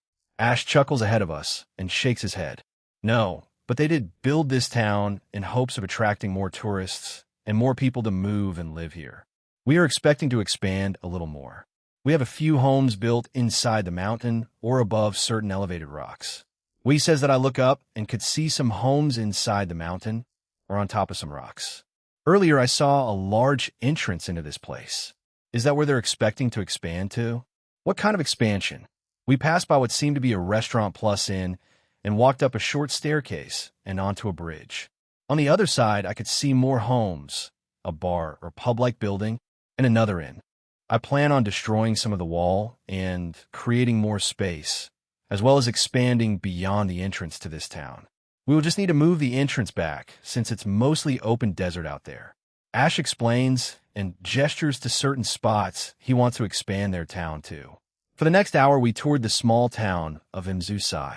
I was curious what the west side looked like since according to Ash, it looked very differently to the east side. I also used that small tour to take note of anything strange in the town, but found nothing. No strange teleportation circles or anything suspicious could be found. I even had Contour scan it, and we found nothing. Since it wasn't close to lunch, we decided to go to the east side, and then after that come back to the west for have lunch. Time to go to the west then. We'll see you for lunch, Ash. Very well. Try to bring Sekhmet with you. Otherwise, shall wait in that side for who knows how long. Even I tend to stay here. That side is just too well. It'll let your own experience there decide for itself. After saying that, Ash disappeared, and I noticed his aura went into the local pub. Perhaps I'll wait there until our return. We walked over the bridge, past a few shops, and a few locals greeting us, but they weren't as pushy as the earlier ones. So, we reached the building where the teleporters were with ease. Jean, all of you wait. Isis stops us as we started to go to the west side teleportation circle. When I looked at her, she had a very serious look on her face. As I mentioned earlier, they want shy away from hurting you physically when they find out who you are. I, without a doubt, think they already know of your presence here. Those reporters earlier, some of them hailed from the west. I see I did feel a bit of abhorrence earlier, albeit a little faint. They probably took into account that I could tell right away, so they're not stupid. They could potentially be very scheming. All of you start to stick close to me as soon as we get there, all right? You too, Isis. She gives me an amused smirk, but I didn't leave any room for argument, so she went along with it. Very well. I will go first. They want randomly assault a goddess they have known for a long time. She says that then vanishes. I really doubt that. The next batch was Reiko, Ine, and Vera. Finally, Rose and I. Westham Zusai, when I got there, I immediately put an invisible barrier around me. I held Rose's hand and walked towards the others who were by the entrance. There was a receptionist, and I could tell that she was annoyed already from seeing them. I wonder why. It's not like my group has done anything to her yet. Doing as they were told. They stood very close to me. I didn't take note of what was inside, but when we got out of the building, there was a lake immediately in front of us. It wasn't large, but I would wager it was the same size as the one over at the east side. There were many palm trees around the lake, and using a bird's eye view, I could see what Ash meant by it being more spacious. In the distance, where I assumed the entrance was more houses, but they were more spaced out, and there was more land for me to cover. I turn right, and everyone else follows my lead. In the distance, we could see a flying ship starting to take off. It's even bigger up close, and A whispered. I agree. From a distance, it looked relatively tiny. In honesty, I did not believe it was this big. If I had to compare it to something, it was around the same size as the Titanic.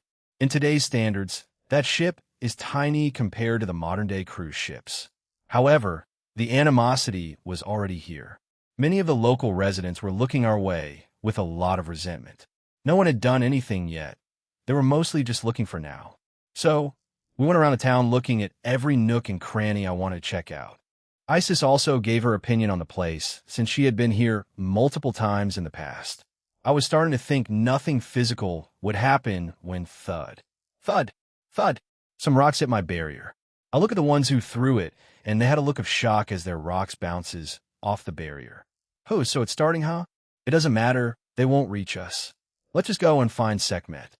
I doubt I can try to reconcile with them when something big may happen soon. Correct. Just use this time to save them. Do your other job at a different time, Jean. I nod and proceed to locate Sekhmet's divine aura. And I found her to be near the outskirts of the town. No, she was outside of it. She was in the desert. She seems to be in the desert. Her aura is outside the boundaries of the town, I think. We start walking in that direction as a few more rocks hit my barrier. They may be hesitant in doing more since they saw my exhibition match, right? I glanced back one more time and could see a few residents on top of their homes' rooftops, which confused me even more. No one really talked to us, as they just mostly stopped and stared with angry glares. Well, it was a lot tamer than I thought. Maybe my match made them hesitate? Ah, yes. You did have that not too long ago. I failed to add that to my calculations. If we take that into account, then yes. I would think that's the next logical step, unless they want to be heavy beaten by you. Isis says while nodding sagely. But they could also take advantage of the fact that Jean is the middleman and attack him. They can always make the excuse of him attack them first, and they had to defend themselves, or try to spin the blame on him. Rose adds, that's also a good point.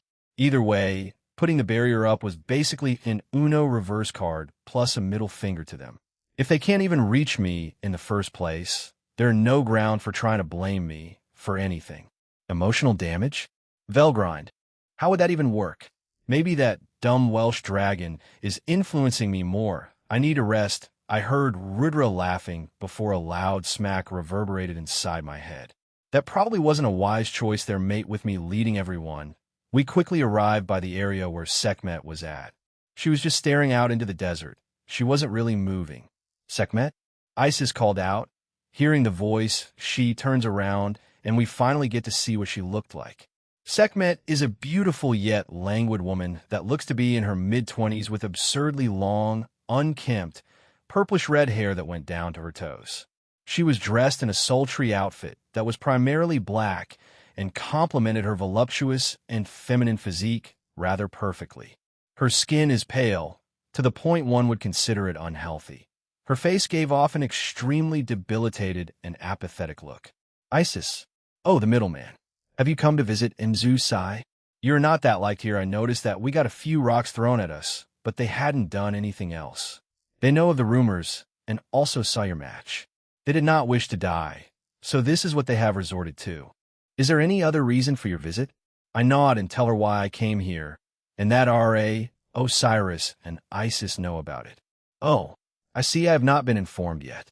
Usually, my husband tells me after he finds out, but he has been missing for the past week. Sekhmet turns around to look back at the vast, sandy background tug. I feel someone violently tug me towards them, and it was Isis. She pulls me towards her and whispers into my ear. She's usually self-sufficient, but since being married to Ta, she's slowly been losing that ability.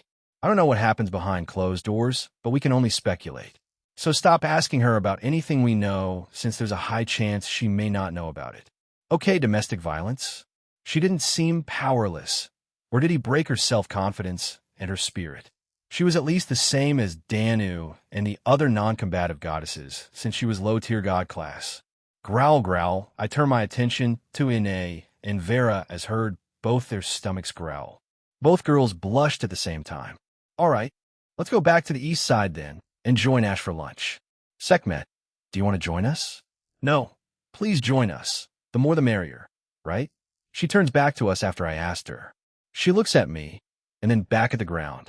She falls silent for around 2 minutes. In the meantime, I took this opportunity to scan the entire west side town from a bird's eye view. I wanted to get the complete layout in my memory. When we get back to the east, that's when he'll deploy the barrier. After that, we should go back to the capital and see if those guys were back there. All right, I am hungry too. She accepted my proposal, and we started to walk back to the town. Oh, please stay close to me. She tilted her head confused, and Isis tells her why. So squishy, Sekhmet really took what I said literally and was basically hugging my free arm like her life depended on it. I was a little surprised, but shrugged it off. Isis just sighed beside her, not wanting to argue. I saw Rose's lip twitch for the briefest second there. We eventually arrived back at the building. Everyone went into the magic circle like the previous other times. However, Rose and I were joined by Sekhmet. East of Zusai, we arrived back at the east side and were warmly welcomed there. We quickly greet them and go to the pub that Ash was still in. Once there, he sees us and waved us over. Welcome back. It seems you managed to snag Sekhmet with you. Are you doing well, Sekhmet? No, my husband is still missing. I see. Anyway, let's have lunch. Boss. Coming right up, Master Ash. Ash called over the owner and ordered for us. He said that he knew which ones to order for new tourists, and even said he would pay the bill. I tried to intervene, but he cut me off, saying to let him do it this time, and want him here again to pay next time. So I reluctantly did so. Sekhmet was sitting there in almost a daze, just staring at her hands while fiddling with her fingers. Have you done that yet, Jean? No, but I will after eating. I wanted to double-check everything here, since I got a good look at the west side before coming back. I see. Our food eventually came. Since my attention earlier was focused on Ash and Sekhmet, I didn't get a chance to look at the restaurant pub that we were in. The exterior was very different to the rest of the place since it was painted brown to stand out. The interior was also brown, like many of its furniture, the chairs and stools, to the benches and tables. However, everything else was normal, like the cutlery, plates, and such.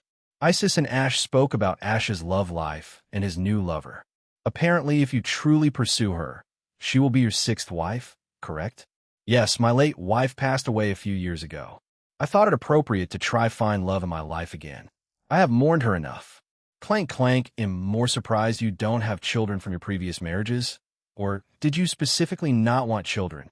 The god of oases did not answer, but had a complicated expression on him.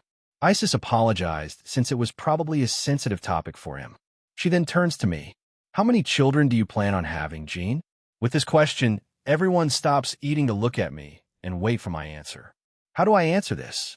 I only had a few of the women I am with talk or mention children, not including the children Iarlathotep made. A few have mentioned them in passing as we. Yeah, made love in the past, but I'm unsure on how serious they were. But I'm not against having any, if that's what you're asking. I believe that's the right choice, Jean. You are still young. Take your time in choosing when to have children. I believe that you must have already found a way to prolong your life. So having children isn't a priority for you, after Ash said that he took a sip from his coffee. The older you get, the wiser you become. That's wrong around a lot, but I guess it only works on some people, and Ash is definitely one of them. Though, I wish you luck if you do decide to have children. The amount of women you have, it won't be easy to maintain them all. He chuckles and goes back to eating. But it's true, if all of them want kids one day and going to have a bunch of universal monsters running around this universe, or even the Omniverse, hopefully they're not too rebellious or try to destroy everything. We made Light chatter the rest of lunch. Even then, Sekhmet was mostly half-heartedly staring at her plate of food. Once outside, I took another bird's-eye view of the east side of Mzusai. I look at any relevant area that may have some kind of magic circle. After confirming that there was nothing here, and as well as on the west side, I put my hand up and created an invisible barrier. Anyone that belonged to Cow's brigade, interacted with them, or were connected to them in any evil way won't be allowed past the barrier. I turned to everyone with me, and I told them what I did. I specifically stare at Sekhmet when I said that.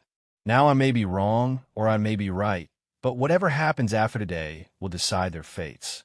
With that, I'm done here. We'll go back to Nimbusuk. Isis, are they back there yet? Give me a moment. Isis walks away and looks like she's contacting R.A. Jean. What will you do once you're finished here? Well, depending on what happens after their attack, I may need to go to other mythologies to do requests sent in by them. I see. I wish you luck with that. I will get going now. Ash nods before walking away. Sekhmet was next. She just stares at me silently before walking away as well. I don't know what she was trying to see, but I hope she got my message earlier that I suspect Ta and maybe Seth to be working or joined up with Cow's brigade eventually. Isis comes back and joins us. They are back in the palace. Let us return. Isis starts to walk toward the teleportation building when I grab her shoulder to stop her. No need. Since I've been to these places before, I can do the teleporting. Why did you not do that earlier? I can, but I didn't know the structure and layout of the realm. I could have accidentally teleported into someone's home while they were showing or while they do more private activities. She nods, understanding my reasoning. I mean, if I was desperate, I would do that, but since it's not that kind of situation, I saw no need. Anyway, they gathered around me. Seeing this, Isis did the same thing. Nimbusuk teleported us directly into the palace, and Kurosagi, R.A., Osiris, Hathor, and Rashida were already there. However, there was another unexpected guest there. A tall young woman with lightly tanned skin, sky-blue eyes with yellow cat-eye pupils, and blonde-accented black hair, with cat ears on top of her head. She wears an outfit consisting of black knee-high boots, shorts, belt, and elbow-length fingerless gloves, with a top consisting of black and red fabric. The entire outfit has gold-colored armor pieces attached, knee pads and wrist guards on both sides, a pauldron, vambrace, and gauntlet on her right arm, and a single bangle on her left bicep. She also wears a dark red feathered cape with 2 gold decorations hanging from it. Oh, Jean, welcome back. We've been waiting for you. Things went well on our end. We did, however, Meet up with someone else on the way back, this is her? So you're the dual dragon emperor? The woman walks up to me and examines me. Isis looked rather annoyed and snapped. So you're back, Baudet? Where have you been all this time? Foo-foo. Am I not allowed to wandering about according to my whimsical wishes? The two stare each other down before she turns back to me. So she's Baudet, huh? The goddess of protection, pleasure, and the bringer of good health. She seems rather interesting, and from the looks of things, she doesn't get along well with Isis. Baudet, a pleasure to finally meet you, Dual Dragon Emperor. She puts her hand out for a handshake, and I accept. Likewise, Baudet. Anyway, I covered Mzusai in an invisible. They're attacking. Boom, boom, boom, rumble, rumble, shake, shake. Everyone became alert at the sudden shaking and rumbling. It seems like they're attacking us now. How convenient. R.A. says rather excitedly. Yeah, I bet Ireland and Russia are having the same fate right now. They'll go out and deal with them. Rose, can you look out for Renee, just in case? Yes, of course. I nod and look at the gods with us. They'll let you guys do your own thing. It'll confront the leaders of this. I didn't wait for a response as I teleported out of the palace. Once outside, I could see that multiple areas of Nimbusuk had been attacked. But thanks to aforementioned preparations, many of the buildings were reinforced with magic, so the ones inside were safe. Baudet and Vera appeared beside me. We arrived 2 hours earlier before you, and we had reinforced around 97 of the buildings in Nimbusuk. The last 3 wasn't covered since you came back. We were going to do it, but it should be fine. Master R.A. and the others will take care of other invaders at different parts of Nimbusuk. He will leave the ones here to us. Both women explain themselves. I see. Then Dual Dragon Emperor. The familiar voice of Chow Chow resounded through the area.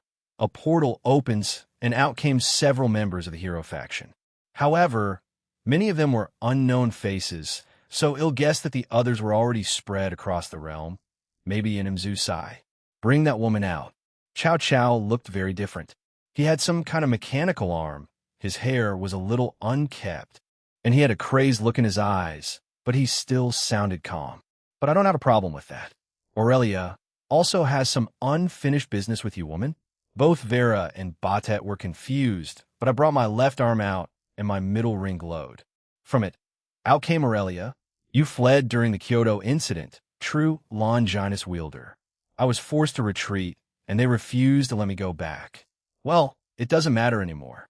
I'm much stronger than before, since they forced me to drink those red vials. Doom!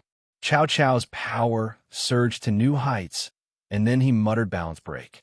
The true Longinus shone brightly, then large 7 white light, bowling-sized balls appeared around him.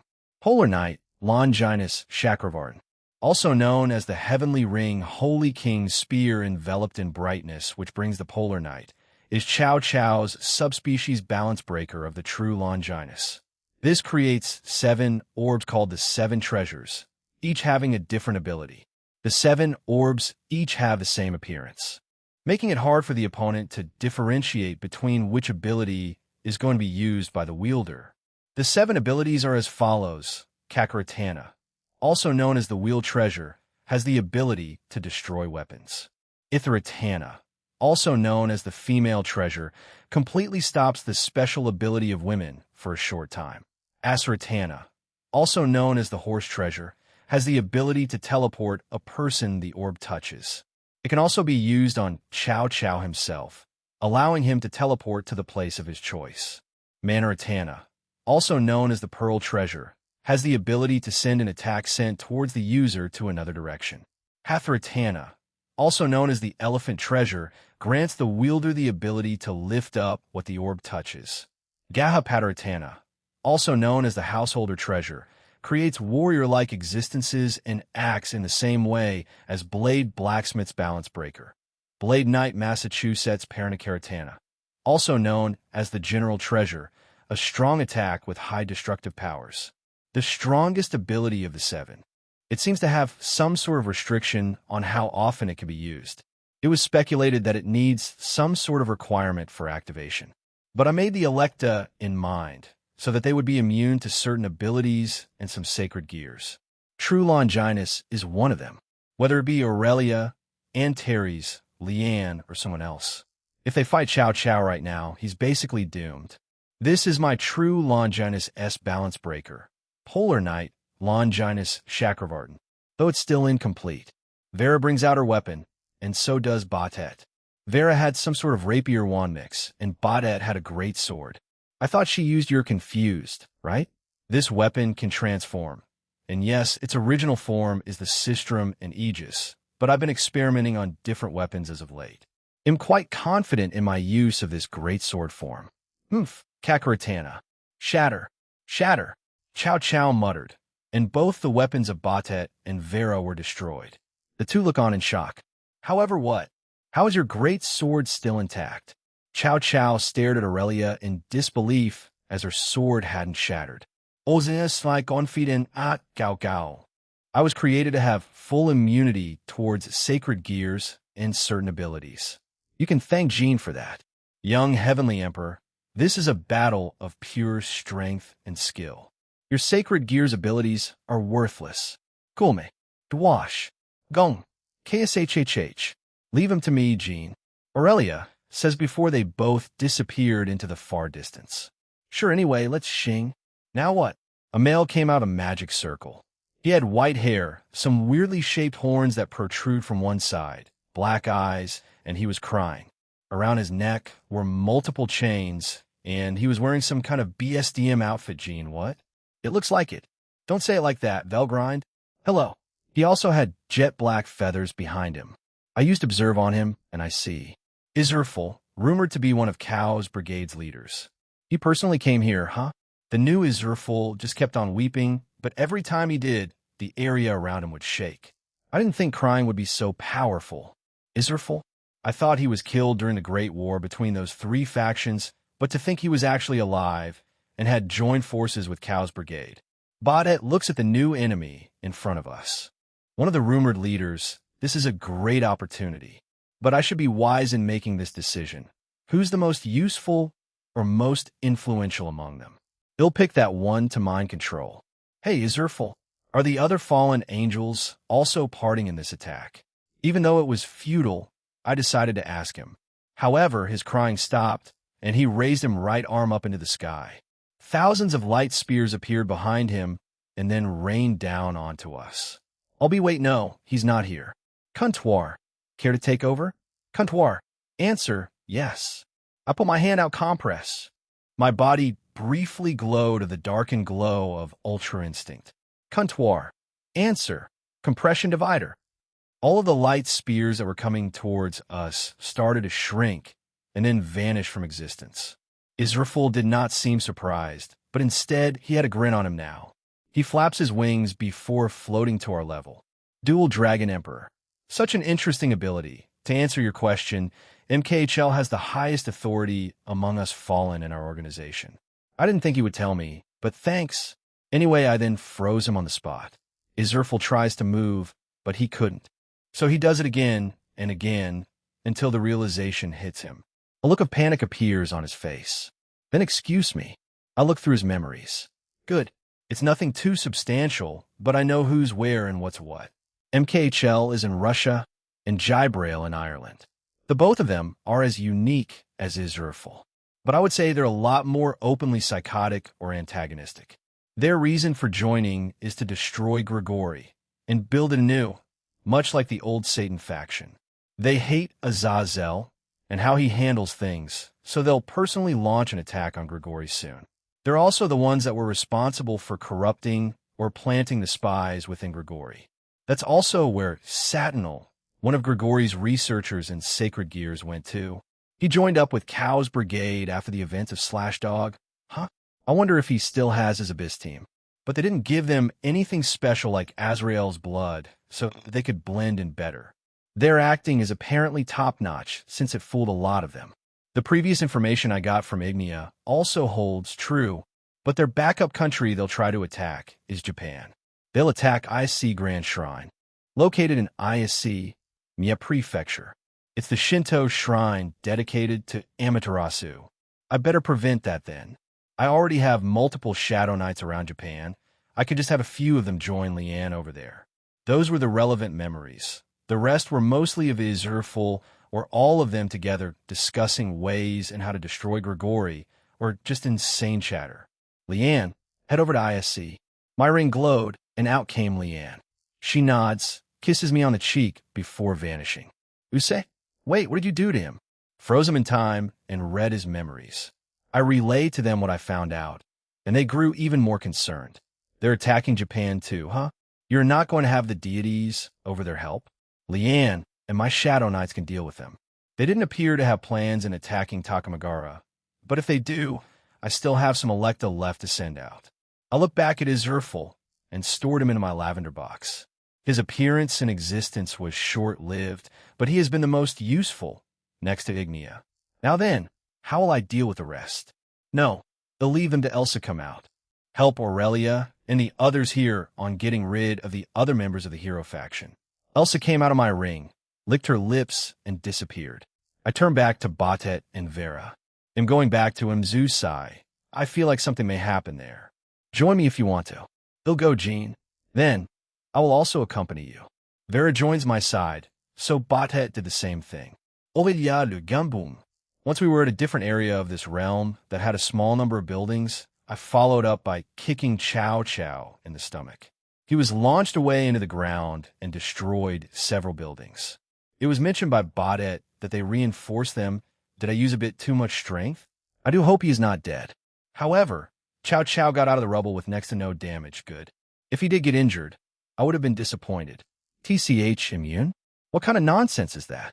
Chow Chow points the true Longinus towards me, and it extends. I brought my Acadia in front of me in a swinging motion and parried the spear. Instead of being forced back, my superior strength stops the spear there. Come now, descendant of Chow Chow. You surely can do more? Ting, dang, clank. Chow Chow retracted his spear and dashed towards me. His spread and my sword met.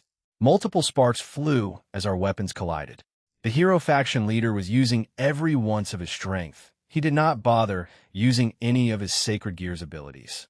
Whether he believed what Jean said was true or not, though I believe he believed the former. Chow Chow disengaged and landed back on the ground. One of his spheres quickly touched multiple objects on the ground. He then lifted them up and started throwing them at me. He was using the debris that was created from earlier as ammunition. Slash, slash, slash. I slashed and destroyed all the things he threw at me. BWSHHH. I quickly dodged to my side as a large pillar of light shot past me. He was pointing his spear at me. It appears he used a torrent of pure light from a distance against me. I am no devil, so it won't be too effective. However, this is a bit disappointing. Chow Chow, you seem unrefined, almost wild. What happened since our last confrontation? Is it the arm? Even though you have gone up in power, you seem weaker. Chow Chow stopped but then began laughing. This goes on for a few seconds before he stops and points at me before we clashed again. It appears he won't answer me. Although it never mattered to me, I was just a bit curious. Now, then, what did Jean want me to do with him again? He did mention he wished to have the true Longinus, even though he could have created multiple ones using more strength. I blocked another blow from Chow Chow and followed it up by kicking him on the face. As he was thrown away, I sent out 3 slashes toward Chow Chow, a vertical, horizontal, and diagonal one. They were each imbued with wind magic. GHH. Manartana. Shit. He tried to use one of the abilities, but it does nothing, so he was forced to dodge the attack. Boom. He did not get out of it and scathed as his left arm had a cut mark and started to bleed. He looked rather annoyed, as there was a large crater where he once was. I've let this farce go on long enough. Let's end this. Jean, I will end my altercation. You wish to have the true Longinus, correct? Yeah, give me a second, they'll be there. Very well. Egypt, Fayum God, Serena Kakaka. I have waited for you. Hero faction, too. I jumped down from where I was. I had set up a barrier per Jean Samus instructions. I elegantly land on the ground and do a pose of elegance. Who the hell is this weirdo? The man named Siegfried asks his companions. Do not let your guard down. He is strong. Get ready. Ah yes, Siegfried. Jin-sama did mention he wishes to acquire all the swords this man possess. God Serena, will fulfill that request. In the name of Jin-sama, I shall have you all perish here. Jin-sama? Oh, he's the middleman's subordinate. The buff man Heracles says, and then activated his sacred gear. Behind us was the Pyramid Lahan, or also known as El Line. The rest of the hero faction members in front of me take up stances. They were ready to engage in battle. Marvelous. Oh, you even entered your balance breakers. Splendid. Even if you will lose quite quickly to me, I applaud your efforts. Boom. 8 different color dragons manifest behind me. Behold, my power, Fwaha. They became alerted and jumped back away from me. It will be your honor to fall to before me. Rest assured, not all of you will die, because Jin-sama has other plans for you. What the hell is this psycho talking about? Does it matter? Battle SD Heracles wait. The magician of the group, George, tried to stop their muscular companion, but he had already started to run towards me. Kulme, come meet your end. The area beneath me turns green, and the man named Heracles gained a surprised expression. I smiled and slammed my hands into the ground in front of me. Caver dragons, earth collapse. The area around me collapses and explodes. Rocks and large boulders were thrown everywhere, and some even towards the hero faction. They lost their footing, but quickly jumped on said rocks to gain a better footing. They are quick to adapt. Kakaka. There's more where that came from. Sea King dragons encircling deluge. I gather a large mass of water in my right hand and point it towards the standing hero faction members. A massive, spiraling torrent of water covers everything in front of me and consumes everything. A giant tsunami also erupts from the ground. Wah! This guy's crazy. So many elements. George, do something. Aren't you an expert? KHHH. Those aren't normal magical spells. They're dragon-slaying spells. I have not mastered those yet. Then, use Dimension Lost. They began to argue, but it matters not to me. However, defeating the man named George is priority. I appear in front of George, which shocks him. I felt a wide smile spread across my face. I do hope your body is still intact for Jin-sama to resurrect. Gale dragons flurrying moonflowers. I create several wind cyclones from every direction. I follow it up by swinging my arms towards George, causing several slashes onto the target. He did not get enough time to react or defend himself. George was swallowed up by the enormous wind cyclones I produced. This also repelled his teammates away as they did not want to get hit by the attack. Geok. Next, I did not let them have time to relax. The body of George falls lifelessly to the ground. Turning to my right were Heracles and the woman named Jean. Purgatory dragons, blazing inferno.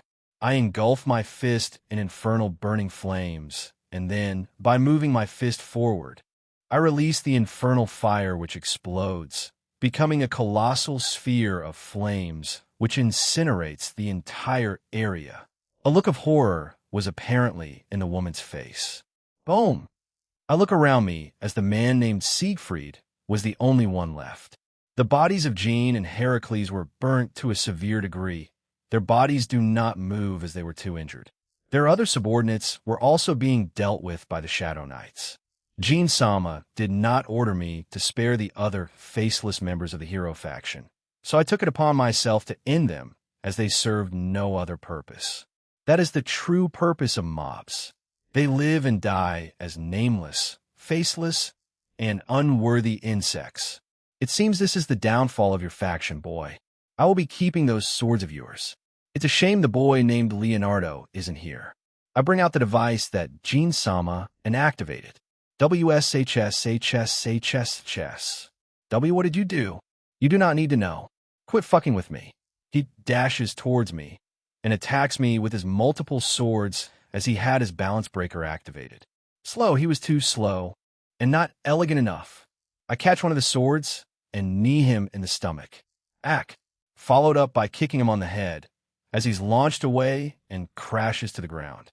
I walk over towards him as his balance breaker is undone, and he struggles to get up.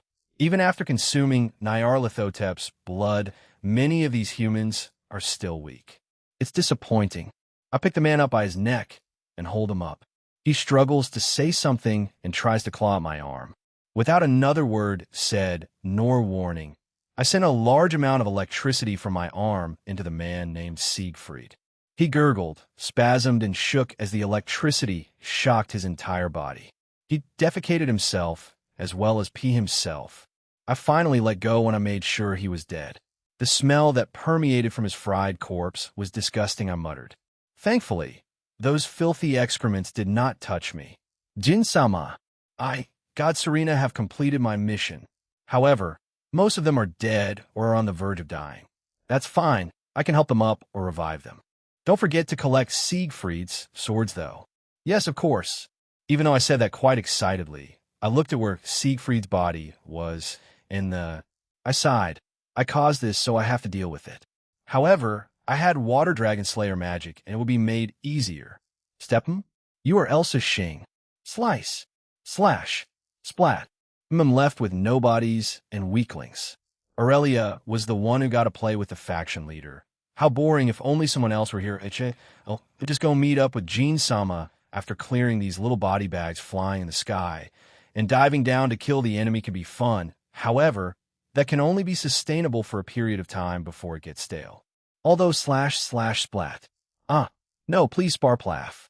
I have been knitting a shirt for Jean-sama, but I'm not sure if he'd like it. I never asked him for supplies since our homes can just summon them. I've gone through several balls of yarn. Slash him. Oh, it looks like Aurelia is going to end Mr. Chow Chow's life. I glance around me as most enemies around this area have been dealt with. Aurelia wasn't too far away, and I can reach her quite quickly. None of these nameless mobs had anything of significance either. Getting rid of the blood off my dagger, I put it away and flew towards Aurelia. East Mzusai, Jean, skyward Jean. Everything seems to be calming down in Nembasuk.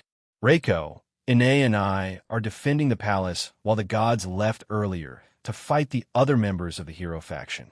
But I do feel Aurelia's aura starting to grow larger here. Yeah, I felt it too. She's probably going to finish her fight with Chow Chow. Please go to her and make sure she doesn't disintegrate his body. Even after I told her not to, sheesh, what a handful of a woman, yes, of course. I had arrived in East Mzusai with Vera and Batet, and I could see the barrier being attacked by cryptids. I was expecting members of the hero faction, but seeing as how Chow Chow is in Nimbusuk, and the other notable members were in the human world, are those just mobs? No, that's divine energy? How? Why? Didn't evil god Batet mutter to herself? Vera looked worried beside me. No doubt about it. I felt divine energy beyond the barrier. Maybe my guess was correct. I turned to Batet and tell her my own theory earlier in the day. She frowned and didn't look happy. I wasn't sure if it was because I accused a fellow god of their mythology, or she just didn't like the idea. They have been acting strangely the last few months, but to think they would know, let's not just jump into those conclusions. Boom. Jean, Batet, and Vera. I hear a familiar voice of Ash as he was running towards us. Behind him was a tired-looking Sekhmet. Her face looked even paler than earlier. Our eyes meet, and they scream, "This isn't real. This isn't happening."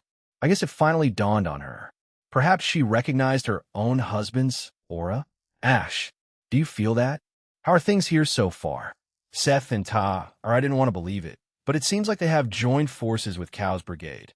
They have been trying to destroy your barrier since they appeared. Many of the residents here, both west and south, and distraught. They refuse to believe that two gods who have been looking after them for so long would change sides.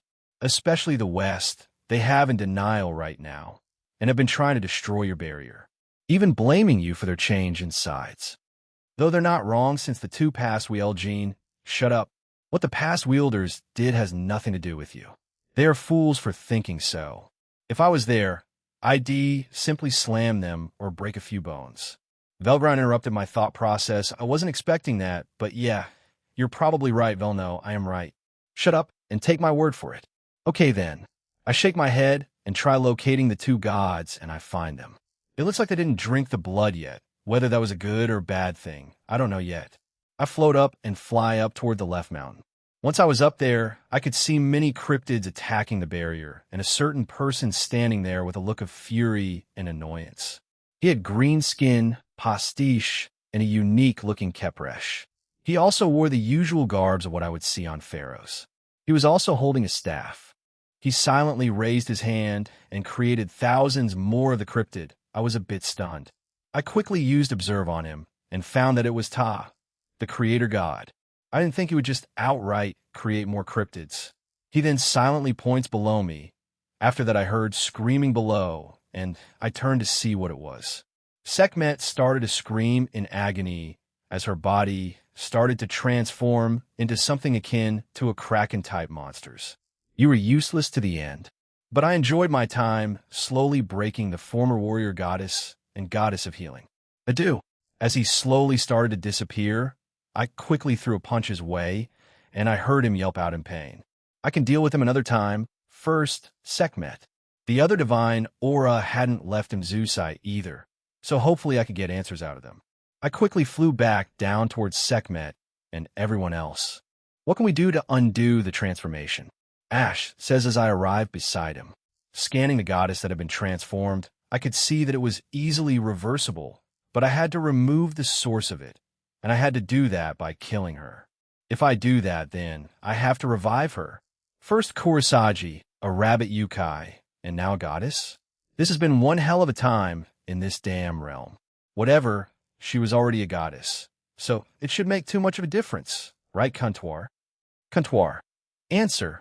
Yes, it won't make any difference. The others eventually join us after Rose restrained the rampaging monster Sekhmet. And they look both terrified and excited. Good for her.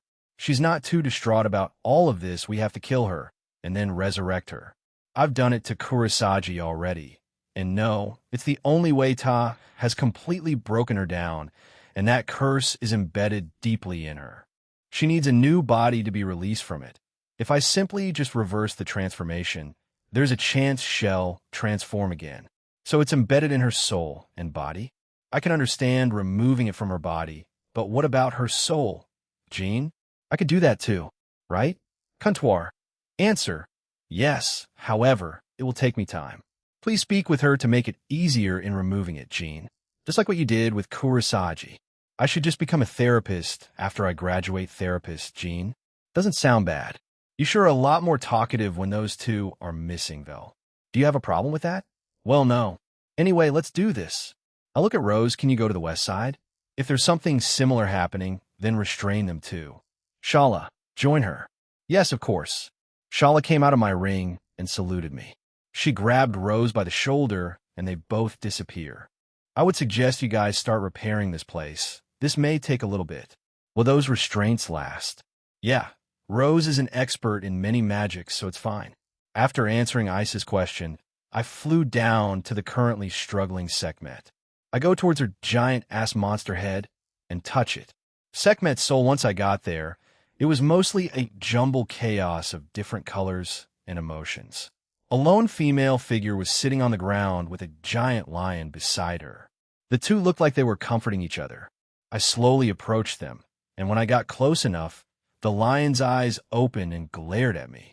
Noticing the change in the lion's emotions, Sekhmet opened her eyes and looked at me too. I waved to her, and she nodded tiredly at me. How did you know? You're the middleman. You've done many miracles as of late. This should be expected. Will you undo the spell cast on me by my husband? I have to kill you for that. Create a new body for you. Cleanse your soul, and then transfer both your consciousness and soul to the new body. She looked quite crestfallen after I said that. So it's impossible? Is today the day I die? She hugged the lion tighter.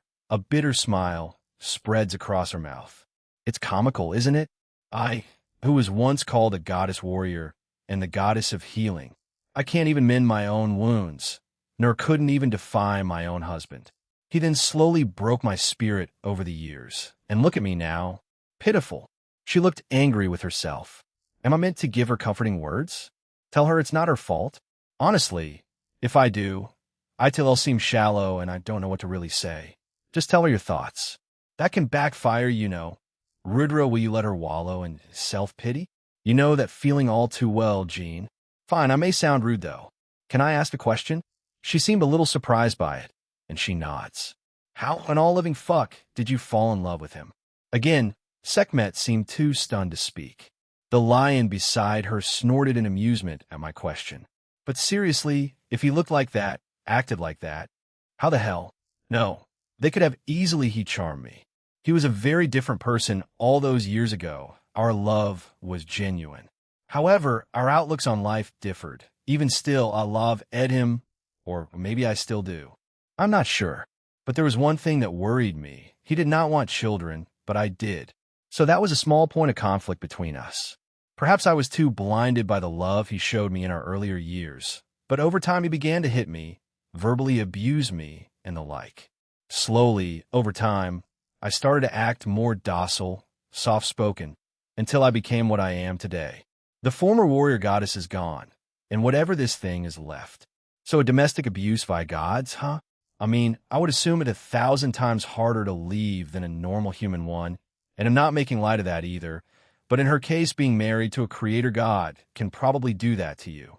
So, this may sound like a rude, but like, why not just leave him? She looked at me a bit disappointedly. Yeah, okay. I get it, lady. Sekhmet sighs and shakes her head. If it was that easy, I would have done it years ago. I knew of the curse he placed on me. He told me that it would activate when the time was right.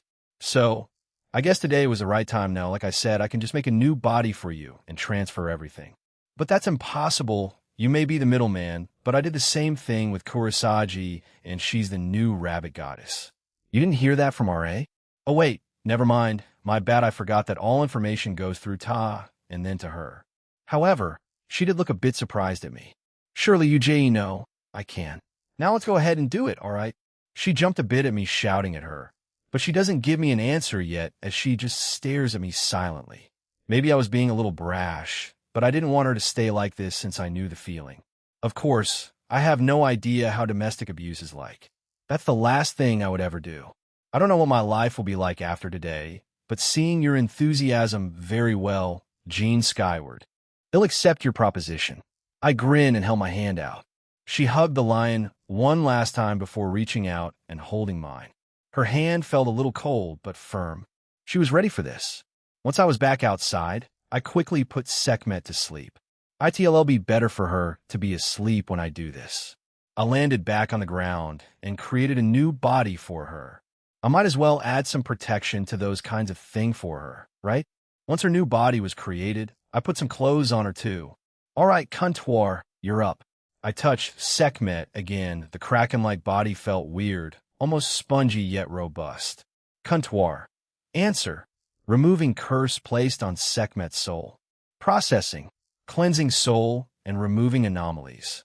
Success. Sekhmet's soul has been cleaned and purified, Jean. Well done. Thank you. Next up, let's make it instant then. While I've ended many individuals' lives up until this point, they've been done at varying ways. But did I ever do it instantly? Hakai, punching him really hard. A snap of my fingers, those must have hurt, right? The second I uttered those words, the kraken's body went limp, and I felt Sekhmet die. I could probably do that with a thought, but I want to just confirm it. Quickly pulling her soul out of her now dead body, I quickly transferred it into her new one. I wait in anticipation for her to open her eyes. The others who were watching from a distance, as they had finished repairing some of the surrounding area, had landed by us. Jean, did you kill her? Yeah, but I also made a new body and just transferred everything. I'm just waiting him in, just as Isis asked. Sekhmet mumbled and opened her eyes. Wonderful, she was awake. I touched the kraken's body behind me and also erased it. The once enormous body of the kraken completely vanished. Jean? There are only cryptids here, but also another god. I've also restrained him, but the townspeople or I suddenly heard Rose's voice from the communication function of the ring, and she sounded a bit perturbed. I see. We'll be there, Rose. I just finished over here. Let's go. Rose captured the other god over there. I gestured for them to come around me. I picked up Sekhmet and carried her. Even though she was awake, she was a bit befuddled. Ash, who was confused, but still did so. I then teleported to the west side of Mzusai. When we arrived there, the town was a mess. No, it was destroyed, simple as that. Buildings everywhere in ruin. The lake in the middle was also filled with debris. However, I didn't see a single person looking around. I saw many corpses of cryptids, a few still restrained. I eventually found Rose, with someone near her. I used Observe on the god, and found that it was the god of sand, Seth. Seth is a lithe, but muscular man of above-average height with pale skin. In his god form, he wears a short black shendit or sheath skirt. He wears golden bands on each of his triceps, wrists, and ankles. He doesn't wear shoes. He wears a multi-layered golden usek or wisek around his neck. He has red and black markings around his bright red eyes with back eyeshadow and long red hair. He has thick lips. He wears one long rectangular golden earring in each ear. Seth, why you didn't join Cow's brigade, did you? So what if I did? What does that have to do with you? I choose to live life how I want. The people I overlooked for many centuries, gone in a blink of an eye because of two selfish dragons. He said all of that while glaring at Ash, who had asked the question, but saw me and glared at me with so much animosity that I was a little surprised. In truth, I kind of understood how he felt, but at the same time, not really. I nearly lost Rennie, and I know how that played out. I can only imagine if I lost more of them. God forbid, the only one who could stop me was probably Azathoth. I acknowledge what my past wielders did was an unforgivable act, but that has nothing to do with me. Humor me. What happened to all the denizens of the west side of Mzusai? He smiled, whether or not it was of pride or disgust. I wasn't sure, since the only emotion he was emitting towards me were of hate. Huh? What do you mean? They're all around you. Ta, and that woman called Avetsa did an amazing job, don't you think?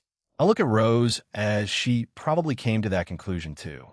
I suspected it since their auras had changed when I checked earlier, but I guess I was clinging onto any strings of hope. I should be able to reverse it, right? Comptoir. Answer. I sense that they may be rigged with something. Perhaps they will be killed once you transform them. I suspect Lapis was also involved in this creation. Meaning? Comptoir. Answer. Changing someone from a normal human or whatever species they were into a cryptid is a simple act for a woman like Avetsa.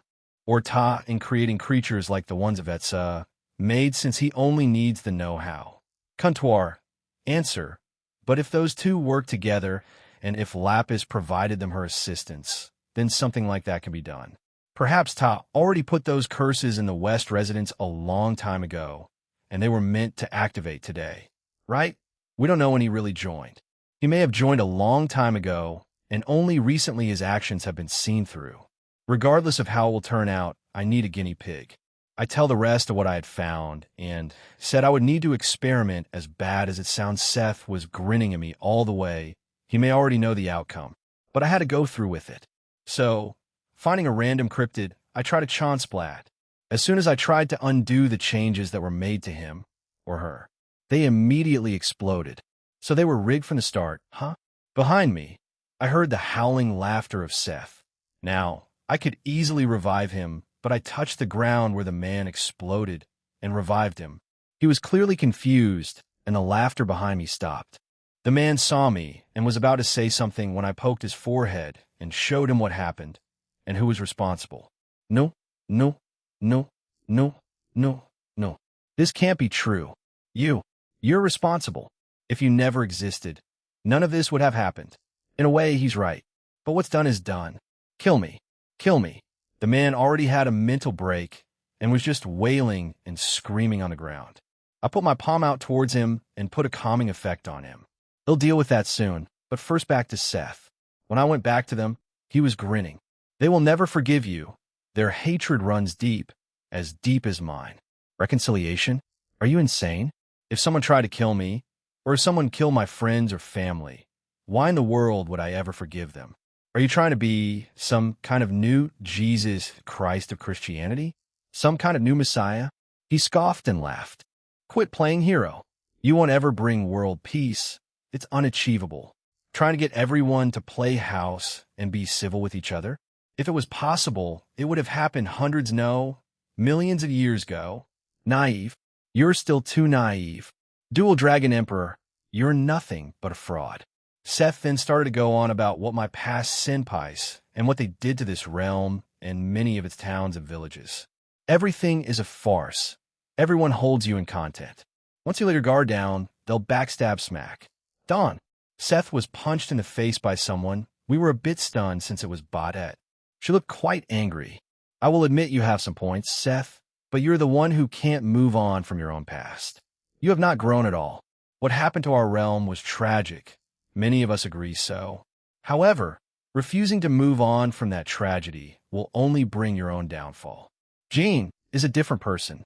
What other past wielders of the two heavenly dragons did has nothing to do with him. That's like blaming the victim's family for not stopping the victim from going to a certain place at a certain time, so they would be prevented from being murdered. You're insane. Baudette kneeled down and picked Seth's head back up and cocked her arm back. Your inability to move on, adapt, and overcome. Are you sure you're supposed to be the mature god that's been alive for hundreds or thousands of years? To me, you're acting like a child who refuses to grow up. Dawn. Baudette looked pissed off. I silently move over to Seth, restrain him, and remove his powers. Much like Ares, maybe he needs a lot of time to cool off. Perhaps he can redeem himself, but he'll leave his punishment to them. But as an added bonus, I put it so that he can't leave this realm, otherwise he will die. I failed on Ares' part since he probably vanished and joined the Alliance of Hell in Cow's brigade. But not this guy. I bring my hand up and repair the place. I quickly checked the east side, and it was mostly been repaired. No one managed to get through the barrier since the townsfolk were already monsters waiting to be unleashed. Maybe their own hatred was taking advantage of them, or that the east was prevented thanks to Ash being there most of the time. Regardless of what the real reason was, this place was just a tragedy waiting to happen. Let's just go back to Nimbusuk. Ash drags the knocked-out Seth with him, and I carry the still tired Sekhmet. Nimbusuk. Once we arrived in Nimbusuk, I quickly found Aurelia's aura. We'll be right back. I suggest you guys go inside the palace. It seems that we're just about done not waiting for an answer. I flew towards Aurelia. Once I arrived there, she was in a stance and was about to enter duel. Chow Chow did not look like he was having a fun time. He was currently chained to the ground. No matter how many times he used his true Longinus S abilities, they had no adverse effect on the binds that held him. Dual Dragon Emperor even joined us. Very well, I still have one last thing to try. It may be for naught, or turn the tides of this one-sided fight. Slowly and gruelingly, Chow Chow managed to point his spear towards Aurelia and I. He then started to chant. He was going to use Truth Idea. Uspeat. The true holy spear, which pierces through God, suck the ambition of the king of domination sleeping within me, and pierce through the gap of blessing and destruction you. Announce the will, and turn into a glow. After Chow Chow chanted, the tip of the spread opens up, and a magnificent amount of light started to glow out from it. It kept on increasing and engulfed this entire area of Nimbusuk.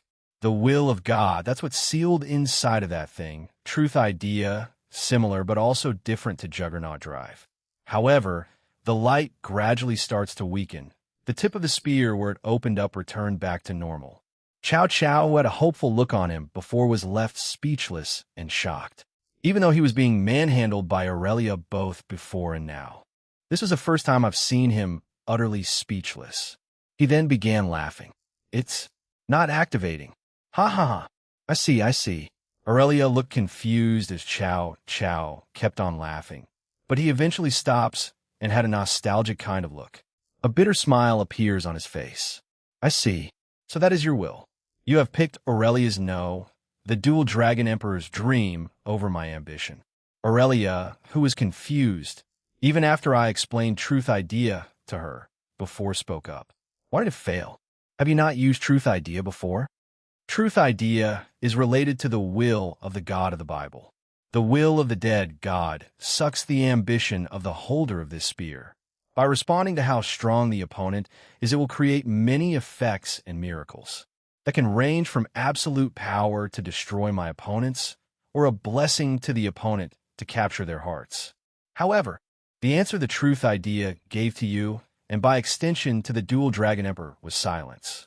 Then that means you both won this match, and this spear wants to see the dual no, Jean's skyward's dream over mine. Aurelia nodded, but didn't change her stance. She plans on ending his life. I see. That makes sense, while we, the Electa, have our own thoughts and feelings. Our creator, Gene, his dreams and ambitions live through us as well. What he wants, what he feels, will reflect on us, uniting the supernatural and peace. I can see why the dead god of the Bible chose that over your own ambition, Aurelia said with pride, and Chow Chow kept on bitterly smiling. But boom, rumble, rumble.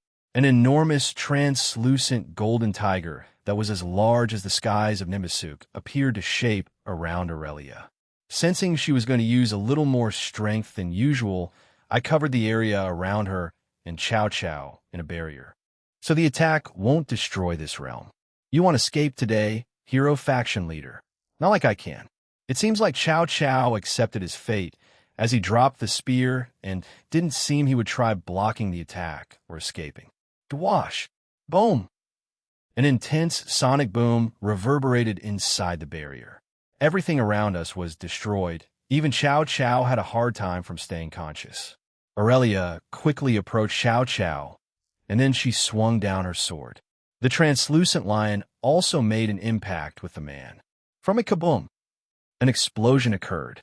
The entire barrier was covered in a golden explosion. If not for the barrier being here, the entire realm would have been hit by the attack, and I doubt any of them would have survived. Even with Aurelia lowering her power. The golden explosion ends. Nothing was left of Chow Chow. I quickly retrieve and stop the true Longinus from going back into the sacred gear system in heaven and stored it in my inventory. Jin-sama, did you just prevent a sacred gear from coming back? I hear Altaria's voice from my transceiver. Yeah. Okay, what was that about? I didn't think she would just do that. I refocus on the scene and repair the area. I then remove the barrier. I highly doubt no one saw that. Forgive me. I got a little excited. Don't worry about it. Everything should have concluded. I wonder how the rest played out? We'll go check on them. After the chaos in the Egyptian realm settled, we were inside the castle. Everyone that I've previously met had gathered up. This included Elsa, as apparently to her, she was just watching the fight between Chow Chow and Aurelia from a distance. Jean, we extend our gratitude towards you for helping defend our realm and also for not killing Seth. However, we must be prepared for a possibility of Ta coming back, correct? Yeah, there's a possibility, but I'm not entirely sure. Anyway, I have Ireland and Russia to go to, and possible Japan. Xing, Jin-sama, Serena, God Serena, my other Electa I left to defend the country of Egypt just teleported in. Everyone else was stunned when, it's you? The weirdo by the pyramid. Isis pointed at him as he did a strange pose, whiling, giving her a toothy grin. God Serena is a man with medium length, wavy and spiked orange hair that juts out at the top in a shape similar to rabbit ears. He has thick eyebrows and bears a scar over the bridge of his nose. He is dressed in a fanciful white robe with blue long sleeves, a blue belt, and blue pants. His chest and neck area are covered by a small red cloak with white-colored edges, a large collar, and 3 yellow-colored crescent shapes lined up vertically on both sides over his chest. He also wears a simple pair of boots that reach below his knees. God Serena's most noticeable attribute is a large wheel of blades on his back, resembling a Dharma wheel. Well met, goddess of magic. He then turns to me, and multiple glowing balls appear, a total of 5. Using Observe on them, I could tell they were Graham, Bombung, Nothung, Turfing, and Dainsleaf. I nod and put them into my inventory. Once that was done, I turned back to face them. While this was short, I will come back in the future. I didn't exactly get a proper look into your realm. You're more than welcome, Jean. Again, we thank you for the help. I nod and teleport my group outside. Rose, Reiko, Ine, Aurelia, Elsa, and God Serena were all present. We were away from the guards, so they wouldn't hear me. Jin-sama, I have something to say. God Serena speaks up, and he looked quite serious. I nod to let him continue. Ignia appeared after I defeated the hero faction members, and he took the injured ones somewhere to heal them. He said that he will contact you after you deal with the rest of the attacks. I was wondering where Ignia was, but to think he would just stand back and not try to fight any of the Elec we also fought briefly. It was an interesting match, but as I said, he has already left Egypt. Never mind, I see. Okay, good work. You can go back. They'll be heading to Ireland next. Hopefully they're done there already. All three elect to nod and go back into my ring. All that's left is Ireland, Russia, and Japan. Leanne should be all right by herself. She does have the Shadow Knights. Chapter 3, Part 2, Witches, Dragons, and Danu.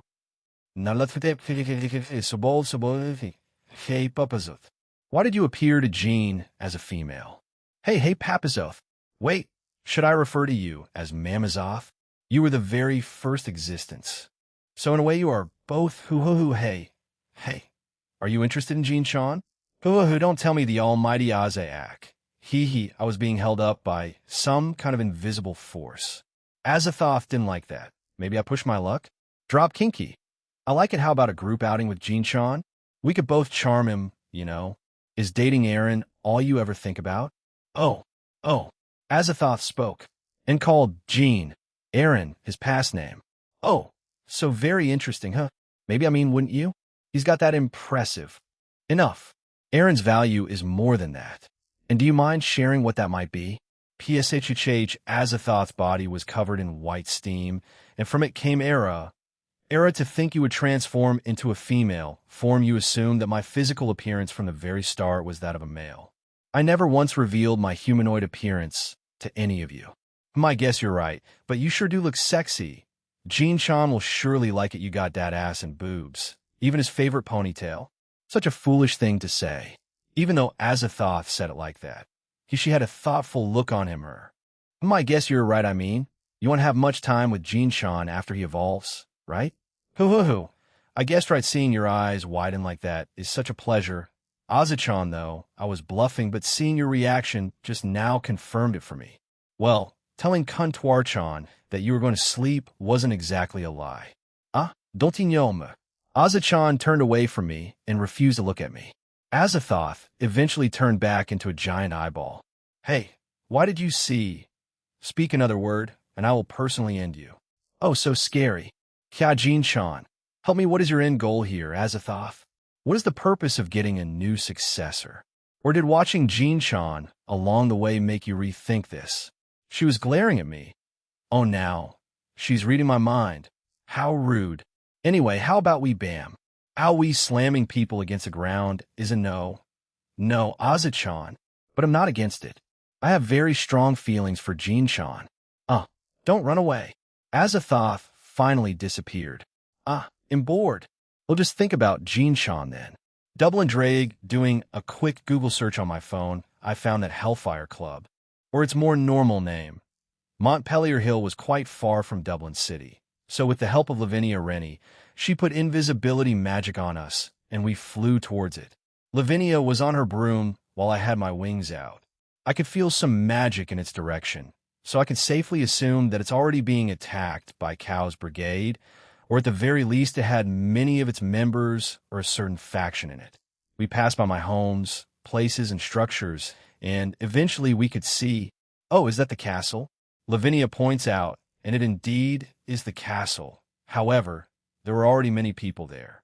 I guess it still is a popular attraction to go to. But now that we're here, the magical energy is a lot more powerful. That Queen Halloween, she's quite brazen with her realm. She's not even trying to hide it. Is this why she was invaded so easily? How can someone be so stupid? As I finish saying that, Lavinia giggles beside me. Did I say something weird? For you to say such a thing, Drake Chan, it shows that you've changed. From what I heard, you were quite prideful, and now look at you.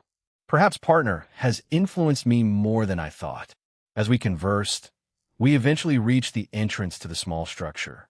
It had an open door, so we didn't need to worry about alerting the humans here. Following the strong magical signature, we went through a few rooms and short hallways, and we eventually came across a wall. I say in confusion and stare wall, but there's no doubt about it. The magical signature was the strongest here. Is there some sort of illusion magic? Or is this hidden by some kind of mechanic that will show a hidden doorway to a hidden stairway? Or I've just been reading too many books. I see that Lavinia was looking around us. I also do the same. No humans were anywhere near us, as I also used this time to feel their energies. Click. Lavinia had moved to the opposite side of the wall and pressed the wall. It had sunk into itself, and as CHKKK, the stone wall in front of me began to slide to the side, but it made no noise. I see. So there was a hidden mechanic here. A sliding stone wall. I'm surprised that a human hadn't accidentally triggered this in the past. I know what you're thinking. Drake-chan, you can also press that stone pressure plate with some magic. No normal human can accidentally trigger it. Perhaps I'm also gaining the ability of having my thoughts on my face, so everyone can tell what I'm thinking right away. No, that's due to Nyarlathotep, but what are you waiting for, Drake-chan? Oh, no, yeah, let's go. Lavinia decided to take charge and go down first. It wasn't a long journey. It was actually rather short since we went down a small staircase, and we were in a different room. But there's a barrier in front of us. Lavinia muttered, and I agreed. It seems like we'll pass into the originator of the holiday Halloween realm once we step through. I stood beside Lavinia and then sighed. We both then took a step forward. Dynaphrine rhymes whoa, why is it so dark? Is it always just nighttime? Lavinia and I both had different reactions.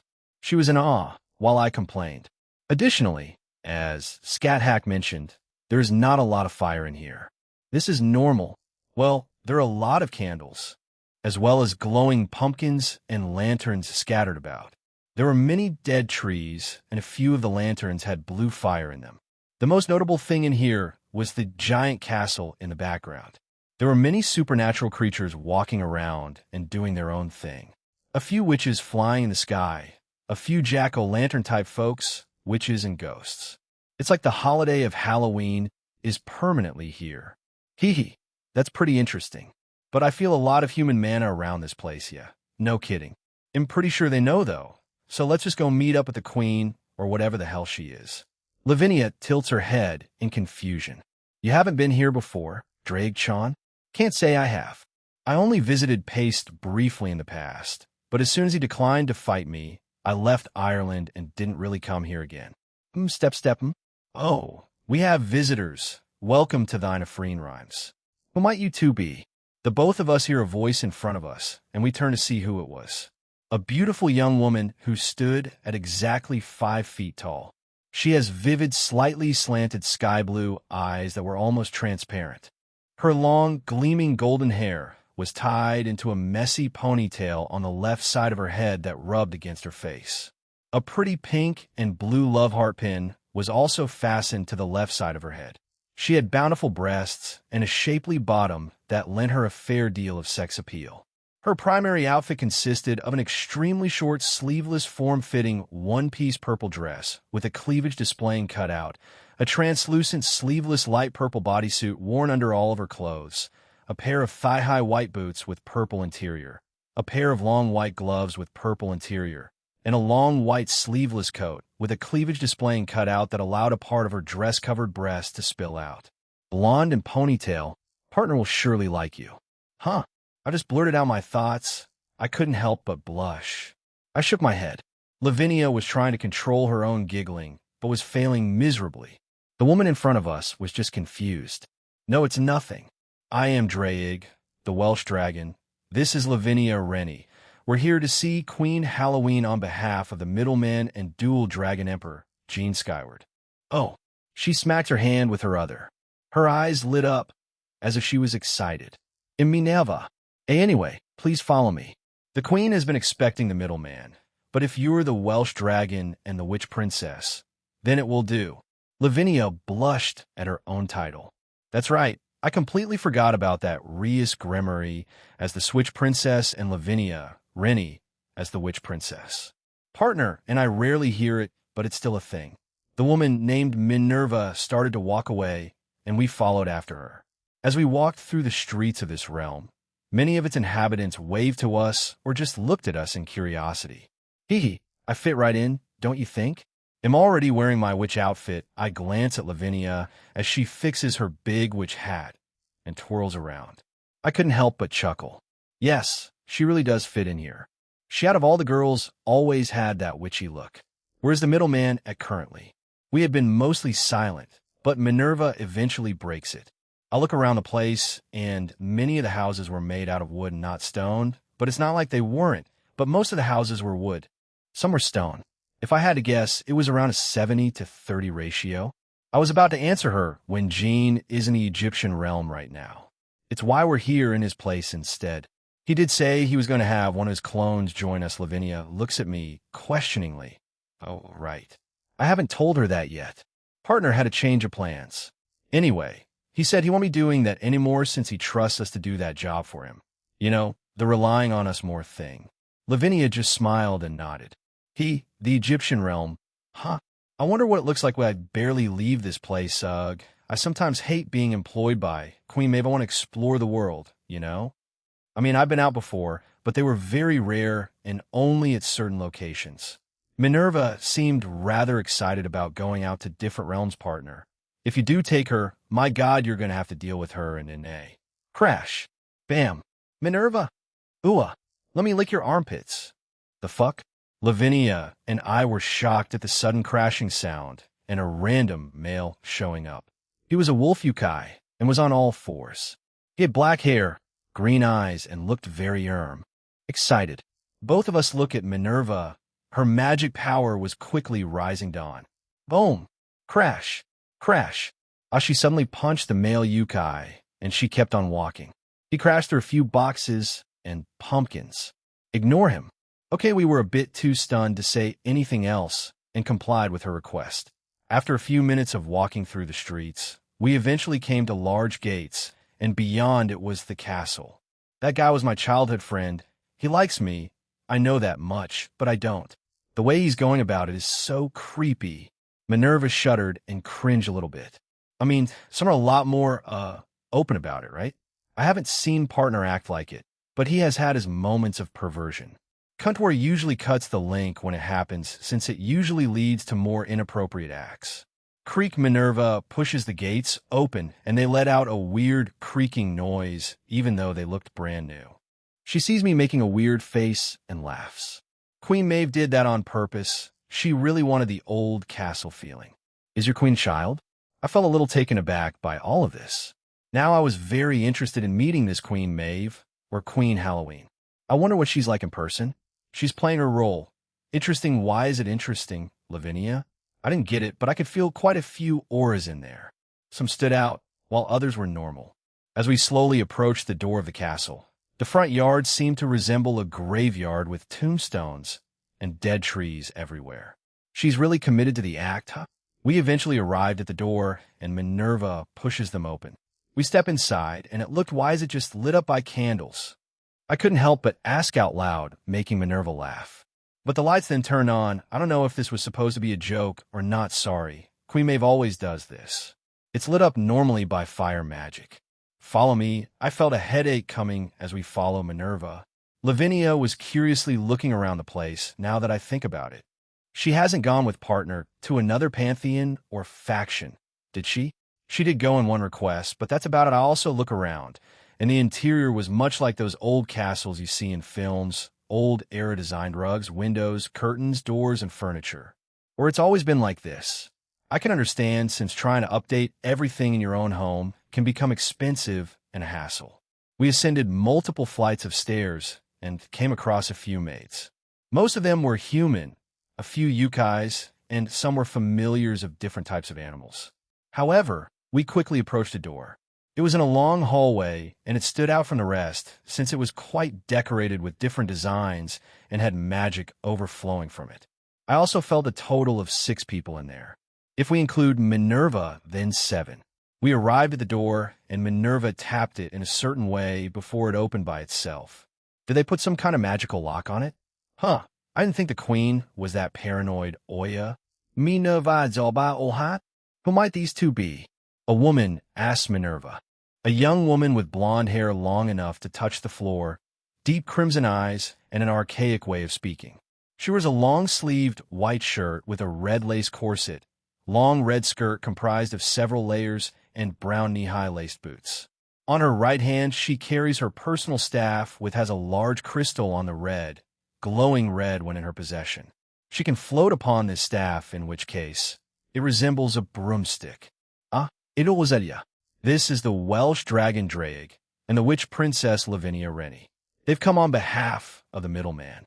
Minerva explains, and all eyes turn to us. The woman named Rosalia nods. Beside the woman named Rosalia was another woman. She's a tall woman with blue eyes and long wavy purple hair that was loosely tied with a red ribbon.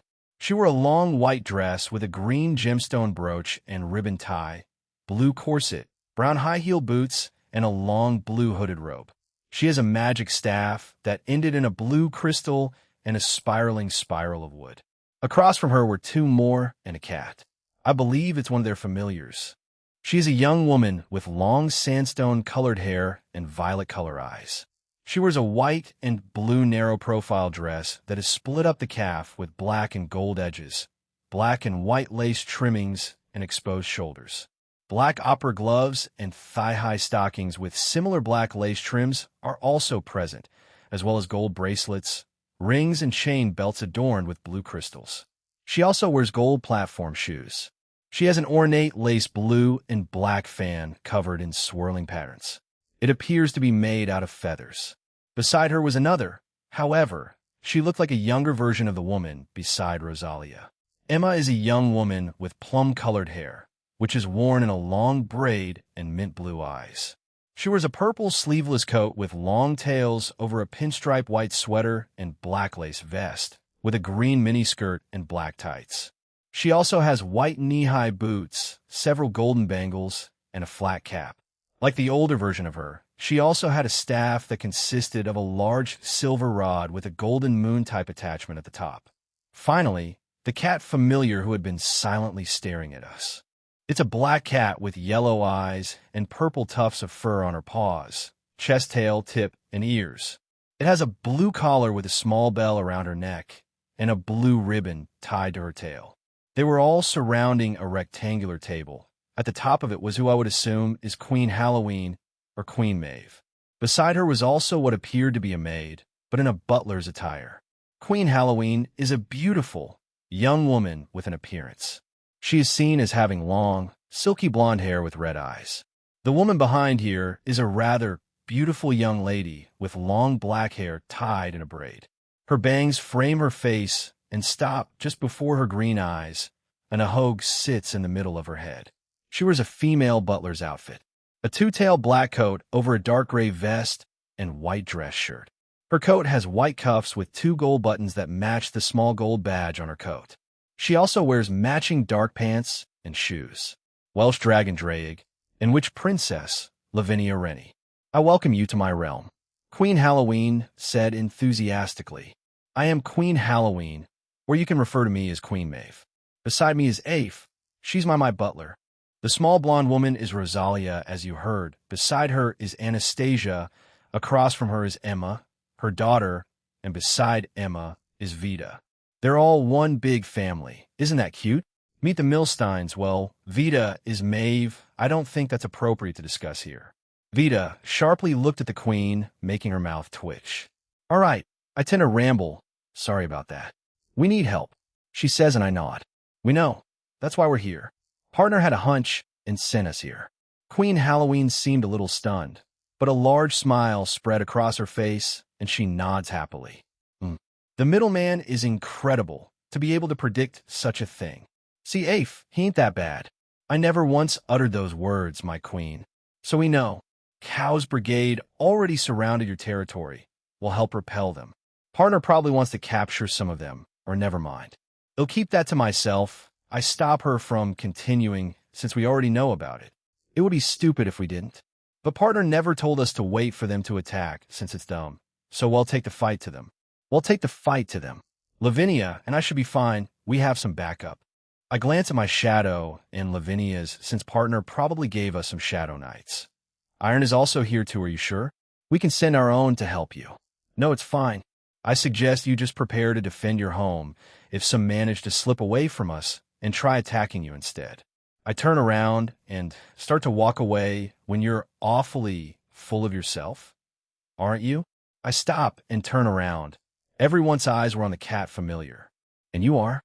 Es familiar, Celine. I also didn't stutter. I said you're quite full of yourself, you know? What makes you think you can take them all on? No, just the two of you? I admit that you're close with the middleman, and you're also the Welsh dragon. But what's to say they don't have countermeasures against you?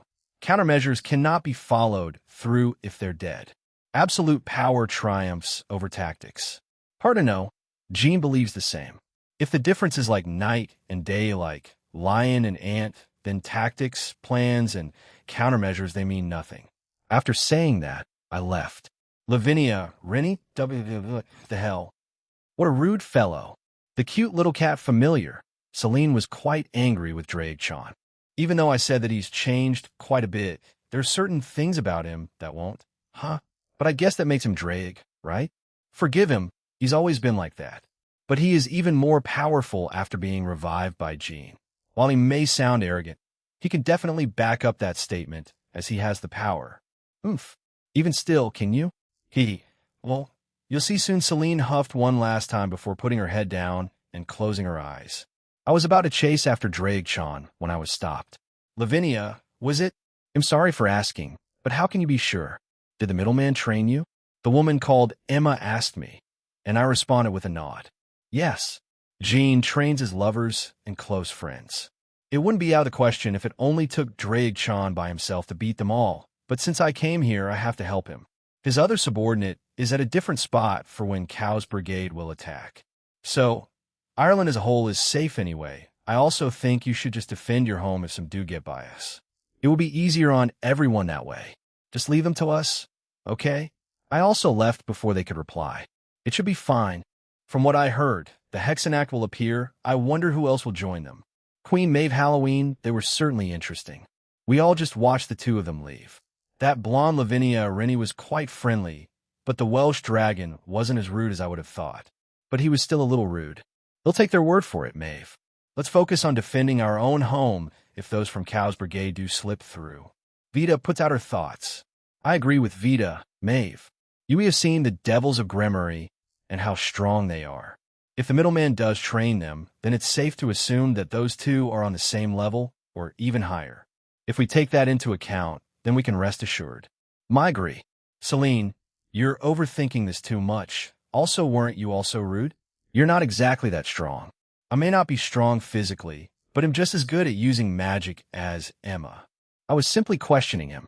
We barely just met those two, and the Welsh dragon then says he can defend our realm with just the two of them?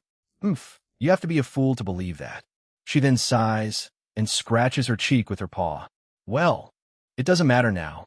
They have already committed, so well, leave it to them. All right, where did the rest of your group go, Minerva? I don't know. Even though I'm the leader, they mostly do their own thing. You pitiful girl. Minerva had a strained smile on her face, but Celine doesn't notice.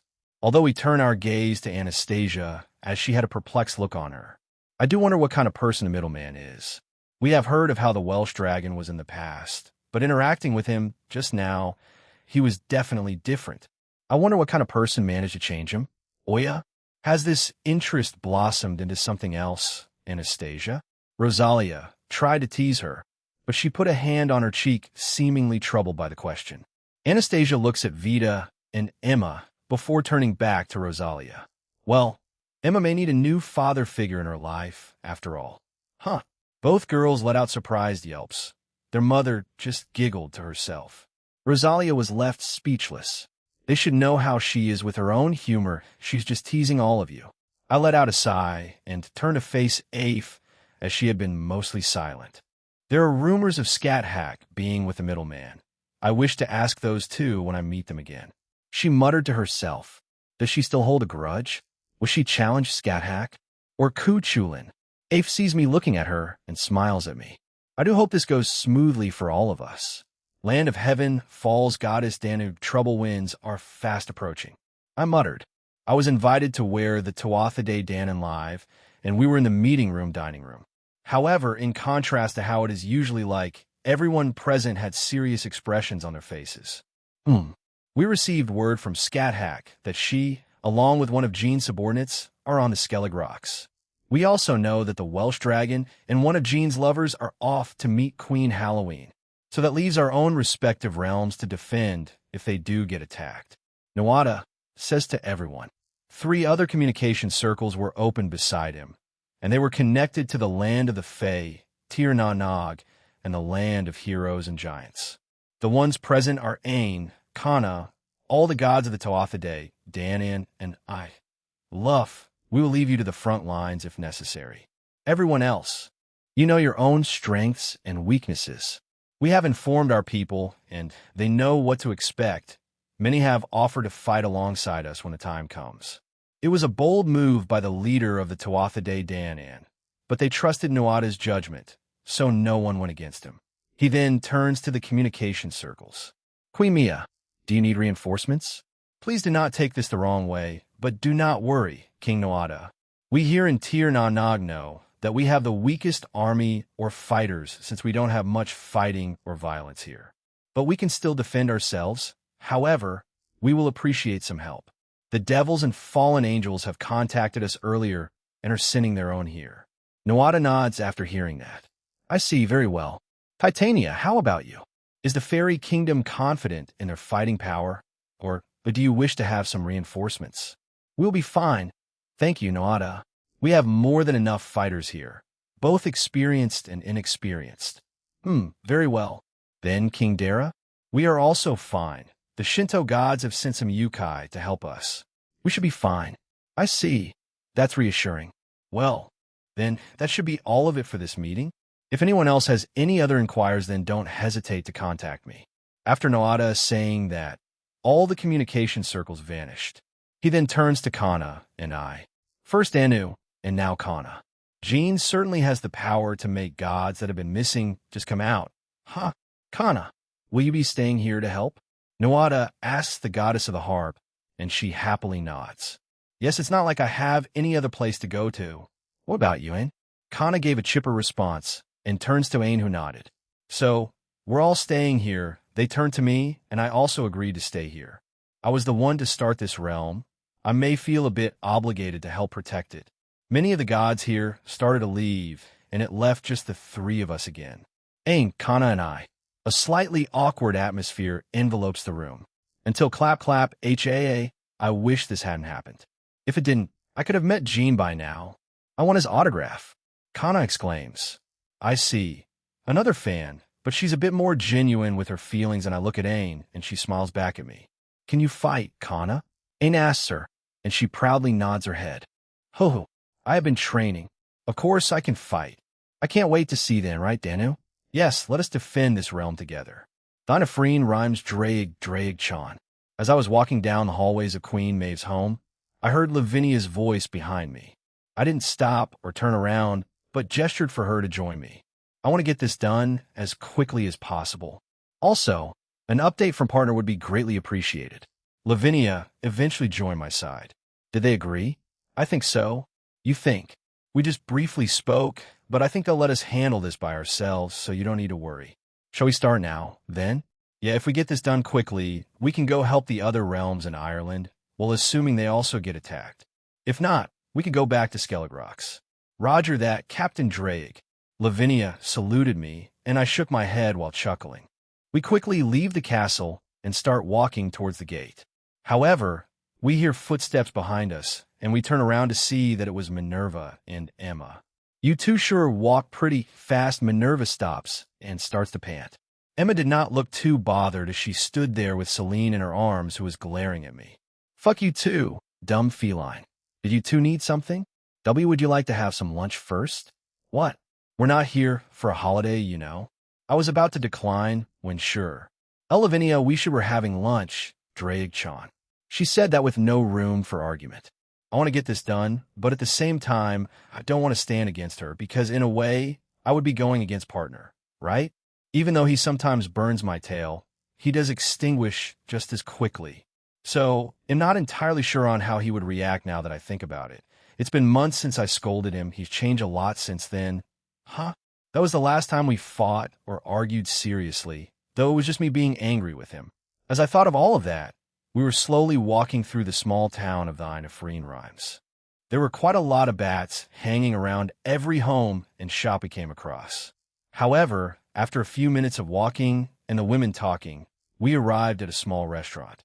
I think it's a restaurant. Before I stepped in, I looked at the sign above it. Fiacla Mealy's. Since partner gave Albion and I the same translation skill that he gave his mates, I believe that translates to sweet tooth. Entering the establishment, the interior looked worn out as many of the furniture were made out of wood. Many of them seemed to be old as there were cracks, dents, and some pieces missing from them. If I were to take a step back and look at this place, it would seem like a poor town on the verge of ruin since their leaders aren't taking care of them. We follow after Minerva as she speaks with the owner of the establishment, and it was a human female. Is this going to be a consistent thing? I turn my gaze to Minerva as she tilts her head at me in confusion. I haven't seen many males here. What's up with that? She closes her eyes and nods sagely at my question. She then opens her eyes and points at me. There are males, but they're few and far between. Most of them tend to be family men, the husbands of the females here. As a result, we don't see many of them out. Also, they only tend to come here once someone from here goes outside to find their partner. So, they just go out there looking for a mate to continue their bloodline? Sounds a bit messed up. Are they really in love, or just using the males you bring here as glorified breeding stock? As I finish saying that, the few people in the restaurant stop eating to stare at me. Perhaps this was a taboo topic? Even Minerva looked horrified. She started to shake her head furiously. No, no, no, no. The way I phrased it makes it sound horrible. That's my fault. There is definitely love in those relationships. Minerva grabs both our arms and drags us away from the rest of the patrons looking at us. She then started to whisper. Okay, maybe hundreds of years ago it may have been like that, but it has started to change, okay? Please don't look at me like that. Sir Welsh Dragon, maybe it's because of partner's own views, and mine as well, but that really rubbed me the wrong way. Well, whatever. I can't exactly judge them too harshly since it's their own realm, and all eventually, we stopped back and had lunch. Minerva and Lavinia were having jovial chatter, but I could tell that what Minerva had said was bothering her a bit. However, our time there quickly came to an end, and even the patrons who were staring at us had stopped staring and returned to their own low chatter. Okay, they'll go back to Queen Maeve then. Good luck, Lavinia Drake. Minerva says that before running away. She waved to us as she ran forward and then crashed into a pile of boxes. Yeah, she's quite clumsy. Let's get started. Drake Sean right. Lavinia summons her broom, and I bring out my wings, and we both fly up into the sky. I don't think she needs to use that. Actually, she could just fly using magic, right? Well, that's not relevant right now. I scan the area surrounding this town and find hundreds, but I believe it's more since some of them may have drank the blood. The majority of them are humans, a few yukais, and some devils. Lavinia was waiting for me to move, so I chose a random direction and flew there. There were an abundance of trees outside of the town, almost like a sea of them. Approximately 90 of them did not have leaves. However, those that did have leaves were already dead or decaying. However, we were quickly approaching the area where we felt the most of them were concentrated at. Lavinia casted an invisibility spell onto us as we were about to come up on them. When we finally arrived, we could see hundreds of them. The majority were humans magicians. Most of them were covered in cloaks with hoods. This obscured their faces, so we couldn't tell who was who. Lavinia came nearer to me. Drake Chan, you can use an attack, and my spell will keep it invisible. She says and winked at me. My, how convenient. I felt a wide grin spread across my mouth. Sorry, partner. We'll be taking a move out of the animes you had in your old world. I raised both my arms into the sky and gathered a large amount of draconic energy. I don't have to worry about the flames never dying down, since this isn't my blazing inferno of scorching flames. My genius is almost unrivaled. I kept on concentrating and producing more and more draconic energy. You say this was my own version of the spear bomb from Dragon Ball. I glanced at Lavinia, and she had a strained smile on her face. No, wait, it's not like that. I just thought this would be a very efficient way of dealing with them, right? This area alone had a lot of them. I don't know the grand total, but you don't need to explain, Drake Sean. Rias is the same, you're both otakus, right? She said while slowly floating away. Please don't say any more, my heart can't take it. Partner, what did your old world call this? Weeb? Am I a weeb? The weeb dragon?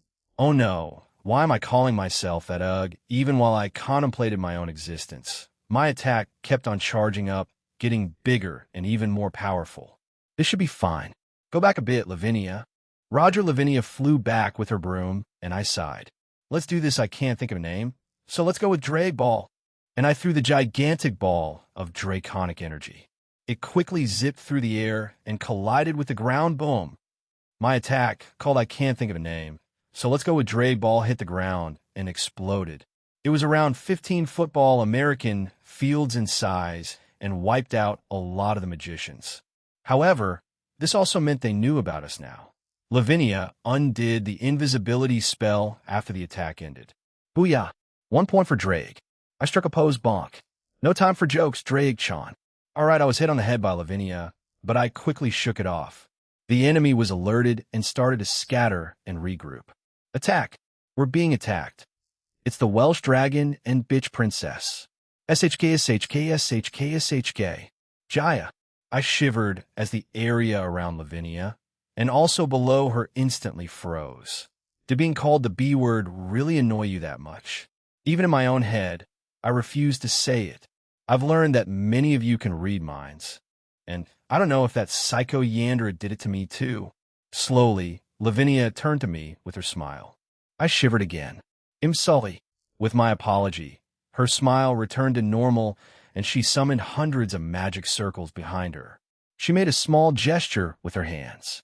Fire Zazabin. Her attacks were not aimed at any specific individual, but were thrown all around where the magicians were, resulting in hundreds of medium-sized explosions. FWSH, I was wondering who would try to stop us, but to think it would be the Welsh Dragon and you. Huh. Fate is quite cruel, don't you think? A woman in her early 20s with short hair adorned with numerous ribbons and who wore a gothic Lolita dress appeared in front of us. She was looking at Lavinia, who was glaring at her. I appeared behind her and reached out to try to restrain her, but she vanished. What? Although I wasn't going all out, that was at least high-tier God-class speed, you know? Phew. Thank God for drinking 100 red vials. Otherwise, I would have been caught there. Oh, 100. That's insane. How the hell are you even alive? This woman started to laugh, probably due to my face. You didn't think we wouldn't try to modify the red vial, right? We just reduced its potency, so we could take more of it while increasing our strength. With the help of Lapis-Sama, Avetsa made leaps and bounds in many of her research. Anyway, I'm not your opponent. I still have a role to play before I die, or get captured. Bye-bye, alright. Lavinia Rennie. An evil grin appears on her face. She starts to wave to Lavinia. Glenda says hi, and looks forward to another emotional reunion. I'm stronger now. She won't affect me. Lavinia said that with conviction. However, the woman wasn't affected by it and shrugged before disappearing. Rumble, rumble, rumble. The area around us started to shake, and more magicians appeared, as well as yukais and devils. Finally, a large magic circle appeared on the ground, and out came, is this another divine beast? It looks like paste. What the hell? When did? No, it should be possible for them. No one is sure when Nyarlathotep began screwing with this world's history. Maybe she even got a sample of paste years ago when he wasn't paying attention. That's the only explanation available right now. Who cares? They'll deal with it, Lavinia. Can I leave the rest of the small fries to you? Oh, one more thing. Who the hell was that person? Yes, leave the rest to me, Drake-chan. That was Wahlberga. She's a member of an organization called Hexenact, and it seems like they've joined together with Cow's Brigade. She's the woman she mentioned. I know. I was just asking for formality's sake. It's fine. You don't need to tell me. Let's just get this done and join up a scat hack and the rest. Yes, of course. The divine beast version of Paste had been successfully summoned. I quickly dashed towards him and tackled him. Doom, you're coming with me. I dragged him away from the place. I've wanted to fight Paste in the past, so this is a good opportunity. Even if you're an imposter, make this fun for me. Lavinia Rennie, as I watched Drake fly away with the divine beast, I was left to face the remaining member of Cow's Brigade. Quickly scanning them over, they were nothing dangerous. Most of them ranged from middle class to low ultimate class. A couple of months ago, this would have been an unthinkable thing to say. To say that ultimate class wasn't a big deal. People would definitely think I'm crazy. As I was floating there on my broom, the many beings in front of me and below me were spouting very vile things. Oh, look at her boobs. Do you think we can play with her if we catch her first? They never gave us the order of killing her, so I don't see why not. A group encounter? I can get behind that. Why is that the first thing that comes to their minds? At times like these, it makes me regret having a body like mine, but when I think back to that Jean loves me, and this body am not that repulsed by it, I create 3 ice dolls on the ground and land there. Go check the surroundings of this town and freeze any enemies on the spot. I will come by and see if they're of use to Jean and the Alliance. The ice dolls of my absolute demise nod before vanishing into thin air. Ho! Balance break. Fwoosh! SHK, SHK, SHK, SHK, SHK. My target for my balance breaker is the entirety of this realm. I will freeze everything. However, I won't freeze the residents of this world, Draig and the dragon he wants to fight. He might be upset with me if I do hide. I can't move. What the fuck is this? My feet, my lower body. Shit, she has a sacred gear. No, wait, she's the Ice Princess. Wait, the one with the absolute demise one. Fuck me, why? Screams of despair and anguish resound throughout the area. I stood there watching them slowly being frozen. I do hope the residents aren't too shocked by the sudden ice age I created. I put a hand on my cheek. How troubling. Maybe I should check on them before heading to the other side. I look at the frozen magicians, devils, and yokai. I put my hand out and summon a magic circle. A large icicle tornado is conjured through it and destroys every single one of the frozen members of Cow's Brigade. Doing that myself would be tedious. I put my hand to my palm and created multiple Asian-like ice dragons. Kill the frozen ones. Once done, return to me. They nodded their heads before flying around and destroying the frozen bodies. I summoned my broom again and flew up. In the distance, I could see Draig-chan still flying away with the dragon. Turning back towards the town, I flew in the opposite direction. It didn't take me long to arrive above it, and many of the residents were more intrigued than panicking. I spot Minerva poking the ice and land near her. Oh, Lavinia, do you know why the whole realm just turned into a winter wonderland? This garnered some attention, and I nodded. I caused it's my sacred gear, so don't worry about it. I can undo it soon enough. I just need to deal with the Cow's Brigade members. Her mouth hung open. They didn't think we could pull it off? Well, I don't blame them the way Draig-chan, and I phrased it made it sound impossible after all. But if the dragon they sent here was their strongest member, then the one's whole attack Skellig rocks, we need to hurry. I'm sorry, I'm in a hurry, Minerva. I have to get moving. Fwash, I got back on my broom and quickly flew away, leaving no time for Minerva to say anything. I locate one of my ice dolls and land beside them. They were standing guard beside many frozen bodies. Okay, destroy them all. If you think you see any promising ones that may have relevant information, leave them be. It nodded before disappearing. Many of the frozen bodies began to break and shatter. Using my link to the ice dolls, I informed the others as well. It should be better this way, so I need to fly to each one of them. Dragora! I threw the imitation of paste, and once they landed on the ground, they made a loud thud. Their body was also quite large, so it made multiple large holes in the ground as they skidded to a halt. The divine beast gets up and was glaring hatefully at me. I should be the one doing that, fool. An imitation like you can never beat the original. The divine beast then breathed fire at me. It was quite massive but also slow, so I easily dodged it. If I had to guess, this divine beast is at least middle tier god class. But it's surprisingly weak FWSH. Whoa, a small tiny silver spike nearly hit me. I shouldn't just zone out like that. Looking around me, I could see around 50 of them. They were all circling me and were ready to attack me at a moment's notice. FWSH, FWSH, FWSH, and then they flew towards me. They were much faster than the breath attack used by the divine beast earlier. Therefore, I had to put more effort into dodging them. However, once one passed me, it immediately turned around and tried to hit me again. That's annoying. By enhancing my power, I cover my body in a red draconic aura and spread it around the area. The silver spikes that were coming towards me instantly melted. The ones that were afloat also melted. Once that was done, I retracted my aura and saw that the spikes on the divine beast's back had regrown. So that's where it came from. Huh. You can also regrow them, which is going to be a pain in the ass. Well, I can't keep Lavinia waiting forever. She had already finished her fight and froze the entire realm. Appearing beside the divine beast, I punched it square on the head and it slammed into the ground. They'll be copying Ignia for this.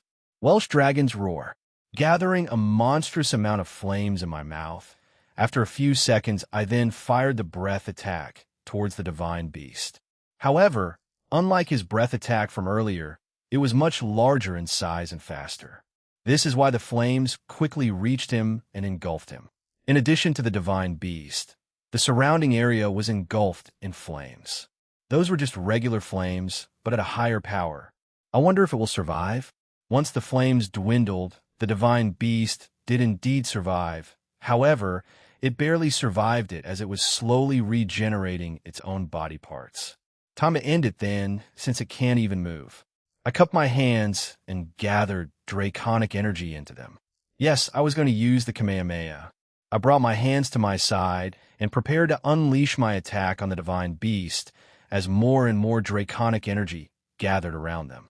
Let's make sure you really die. I added a single boost into my Kamehameha, and I felt it double in power. I finally thrust my arms forward and unleashed the attack.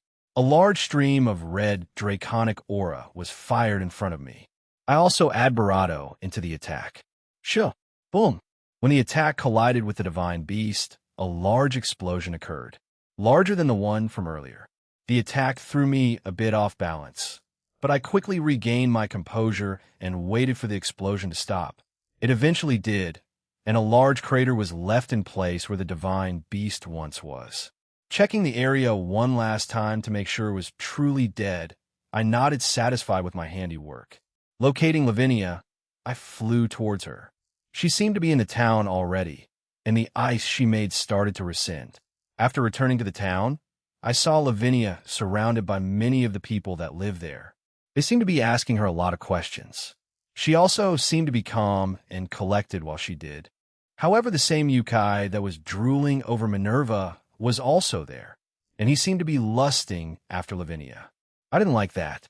Partner, I will help her here. I finally landed back on the ground, and this drew some attention to me. Ah, Drake-chan, welcome back. Yeah, we should be done here. Did any escape here? No.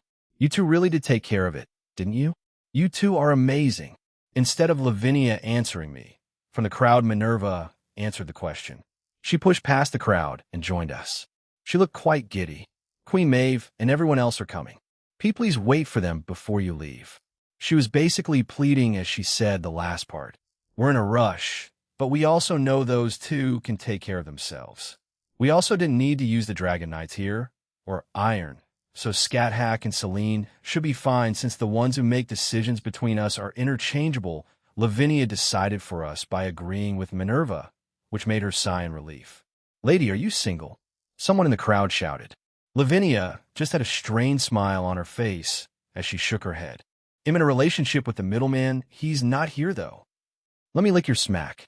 A familiar voice shouts and continued to speak. However, they were quickly cut off by someone near them silencing their weird question. Thank you, whoever you are, that Yukai has a weird armpit fetish. A unique sound and wind came through the area. Once that happened, the crowd parted. I looked towards the path they made, and it was Queen Maeve and the previous women we met. Talk about a grand entrance. Even though she is the ruler of this realm. They swiftly arrived near us, and Queen Maeve, who had her eyes closed, opened them. Welsh Dragon Drake, which Princess Lavinia Rennie, thank you for helping our realm. We can't thank you enough. What kind of compensation? I put my hand up to stop her. You can ask Parjean that when he comes. Like I said earlier, we were just here on his behalf, since he's busy dealing with the same thing in a different realm. Honestly, we're not even done yet. So we must get going. Queen Maeve nodded. I see. Very well. We will wait for the middleman to come here. We thank you again for helping us. Let's go, Lavinia. I prepared to teleport away, as Lavinia joined my side, and she was waving to them. While our time here was short, it seems like an interesting place. I'll inform partner about this when we meet up again. Skellig rocks, Scat Hack Shing. Shing. Shing. Earlier in the day, after Drake left, Celine covered a large area around Skellig Rocks with a barrier. So, our fight here won't be seen by the humans. It would cause Jean and the supernatural unnecessary trouble if they found out this way. It does make me wonder if you want to show humans we are real or not. It would certainly be interesting. No, I will leave these thoughts for another time right now. We have some more pressing matters to attend to. Multiple magic circles started to appear all around us. Out came various types of people. They were mostly humans magicians. However, they were not that powerful, but a woman with short gray hair and red eyes. Behind her were 10 pairs of jet black wings with a tinge of red. There were feather-like wings around her head that were black with some yellow to them. Above her was some sort of halo. Around her were skulls that were burning with fire. Her outfit consisted of a black, yellow, and white dress. She wore black gloves and a short skirt with black tights with long metallic knee-high boots. Scat hack. Jean? I was about to move when the communication function on my ring suddenly activated. Strangely, hearing his voice was somewhat comforting. I learned that certain leaders are joining this operation. I caught and trapped Israfel in my lavender box. Also read his mind, so the fallen angel Jibrail should be in Ireland. I don't know if she's planning to attack where you are at or where Draig is heading. What does the fallen angel look like? Jean proceeds to tell me, and the woman in the sky fits the description. I tell Jean this. I see. Keep her alive. I wish to read her memories. Of course, leave her to us. Where are you? I'm about to teleport to Ireland. He'll leave her to you, and he'll check up on the other groups before coming to you. Yes. The translucent transceiver disappeared, and I glanced at Celine. It appears that she heard our conversation, and she gave me a small nod. It appears that we have pests in the way. The Witch of Doing Scathe and some woman. Get rid of them.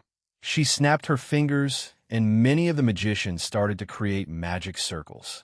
However, that wasn't the only thing that happened, as 2 other magic circles appeared behind her. From them came a humanoid praying mantis creature, and another was a woman? No, that's some kind of plant monster. I can't really detect her, but she didn't feel human. These 2 should be appropriate test subjects for the new generation of divine beasts. Go kill them. Fui KSHHH, hundreds of elemental attacks came our way. I think Jay in an instant. A large magic circle appeared in front of us, blocking all attacks. In the middle, the magic circle had a dragon and moon as symbols. This was Celine's. I turned to look at her again, and only her index finger was being pointed up. Scat hack. Leave those 2 divine beasts to me. I believe Jean Sama can use them as new shadows. If you don't mind, please deal with the fallen angel. You're still far more powerful than her. I agreed with her. This fallen angel seems to be at least high-tier god class. Jean claims that I reached universal levels of power on our last trip to the pocket dimension, so I'm much stronger than her. But it would be wise not to underestimate her. Cool me. I heard Celine mutter beside me, and 20 shadows came out of our shadows, 10 from each. Kill the magicians, leave the crow, insect, and plant to us. The shadow knights silently nodded, and boom. Boom, boom, boom, splat, crack, KHHHNNGG. Numerous explosions occurred around the area. All of the magicians that were floating there were killed instantly. They all had varying deaths, from being cut in half, being crushed, or just dying from the explosion near them. The Shadow Knights were relentless but efficient. The one that was leading the charge was flabbergasted at what had just happened. She didn't get enough time to react, nor did the 2 divine beasts who had a look of bewilderment etched across their faces. Summoning Gibalg, I appeared in front of the fallen angel named Jibrail and kicked her in the abdomen, sending her away. I quickly followed after her. I glanced back at Celine as the shadow soldiers had retreated back into our shadows as their job was done. She smiled at me and silently wished me luck. Celine, then come now, you too. Please struggle as much as you can. I did not move from my spot. Even when they teleported here, I kept on drinking my tea. Although it is a simple task from Jean Sama, I take great pleasure in doing it, just like Antares. It would be nice if I could be beneficial to him. Of course, if he showed me affection, I would be delighted. Shing! Shing! Both of them appeared beside me. The praying mantis monster put its sharp claws near my neck, and the Auron plant monster had a sharp sword that resembled a leaf near my neck. Era, quite bold of you. But you're still too naive. Schwip boom. Ugh. I unleashed a sliver of my power. It created a large pressure that pushed the two intruders away. If they're pushed back by this, then how could they possibly hope to fight me? Hoo-hoo. I need to lower my expectations even more. I am expecting too much from them. However, their powers will increase as they become new shadows. Speaking of shadows, if that insectoid becomes a shadow, it and Baru will certainly have a small rivalry. Yes, this was a right choice. On the ring, I activated the communication function and contacted Jin-sama. Jin-sama? Celine? How can I help you? Is everything all right? Yes, everything is fine. It should be finished soon. However, I have found 2 new potential shadows for you. One is an insectoid like Baru, and the other is a plant-type monster, the Alron. What are their current power ranks? It seems he's at least interested. Low-tier god class, I believe. What plans do you have for Jibrail? What happened to Israful? I see. I'll add them then. I may just put her into the lavender box. I can always pull them out in the future. For Israful, he's in the box since he only had limited information. I'm hoping for Jibrail to be a bit more useful to me. I see, Afufu. You definitely seem different, Jin-sama, huh? He seemed confused with what I said. Well, I didn't expand on it, so it's no wonder. It's nothing. That's all I wanted to tell you. Goodbye. Right when I looked at the 2 divine beasts, they were hesitant to attack me. They didn't get cold feet after feeling that. Did they? Did the Devetsa woman give them some sort of consciousness? That's both a positive and negative since they can feel fear, but let's not drag this on for too long, shall we? I swiped my right arm sideways towards the insectoid. Numerous crescent-shaped blades made of moonlight fired toward him. However, the speed at which these blades move is significantly higher than what they can perceive. So slice, slice, cut, cut, thud, thud. I had my eyes closed when I did that action. When I turned to face the insectoid, it had fallen to the ground, cut up in many pieces. The Alron had a look of horror on her face, and she started to flee. Well, she tried to, but act. No, please let me go. With a small hand gesture, I moved my hand again toward the Alron and made a grasping motion. A translucent silver hand appeared and quickly captured her, leaving my comfortable seat. I slowly floated up to her. Once we were eye to eye, she was already struggling to breathe. Tell me, why should I do that? I can serve you, but you are weak. How could you possibly be of any use to me? A strange feeling bubbled from within me as tears rolled down the face of the divine beast. But seeing her like this wasn't a terrible feeling. I smiled at her and gently poked her nose with my index finger with my free hand. Do not worry, child. My master will reanimate you, and you will be stronger then. I will request you to be my personal shadow. After Hoo-Hoo, I will teach you many things, and being a ruthless killer for the sake of Jin-sama will be the top priority. Crack snap. I ended the divine beast's life by completely crushing its lower half. I brought the body back with me, and also gathered the sliced pieces of the other one. Now all that's left is to wait for Scat Hack. However, their attack was a disappointment, or perhaps we were too strong. Nevertheless, they should have no problems over in Russia too. Oh. Scat Hack, I could no longer feel the 2 life energies of the divine beasts. Celine must have ended their lives. Jean did not say anything about them living, though perhaps he may turn them into his shadow soldiers. It seems likely. The fallen angel Jibrail finally regains her balance and stops herself from being pushed away further. I also stop and float. She glares at me with deep animosity. Which of doing Skaith? Why do you side with the middleman? She asks me with venom. Why? Such a foolish question, fallen angel Jibrail. It is because I respect him, and he has bested me in multiple duels. I have yet to win a match against him. The only way left is to face him in a more private contest, though I will not articulate these thoughts to you out loud. I have heard many stories from the women he is physically intimate with, most from Yasaka and Grafia. I will use those to my advantage. Multiple? Nonsense. We have only gotten information from one duel. Believe what you will, but I only tell the truth. He has defeated me many times. Enough chatting. Show me your battle prowess. She starts to laugh. To lose to such a weakling. You truly are pathetic. The same with Azrael and Kokabeel. It's pitiful, let me show Dawn. Bam! Boom!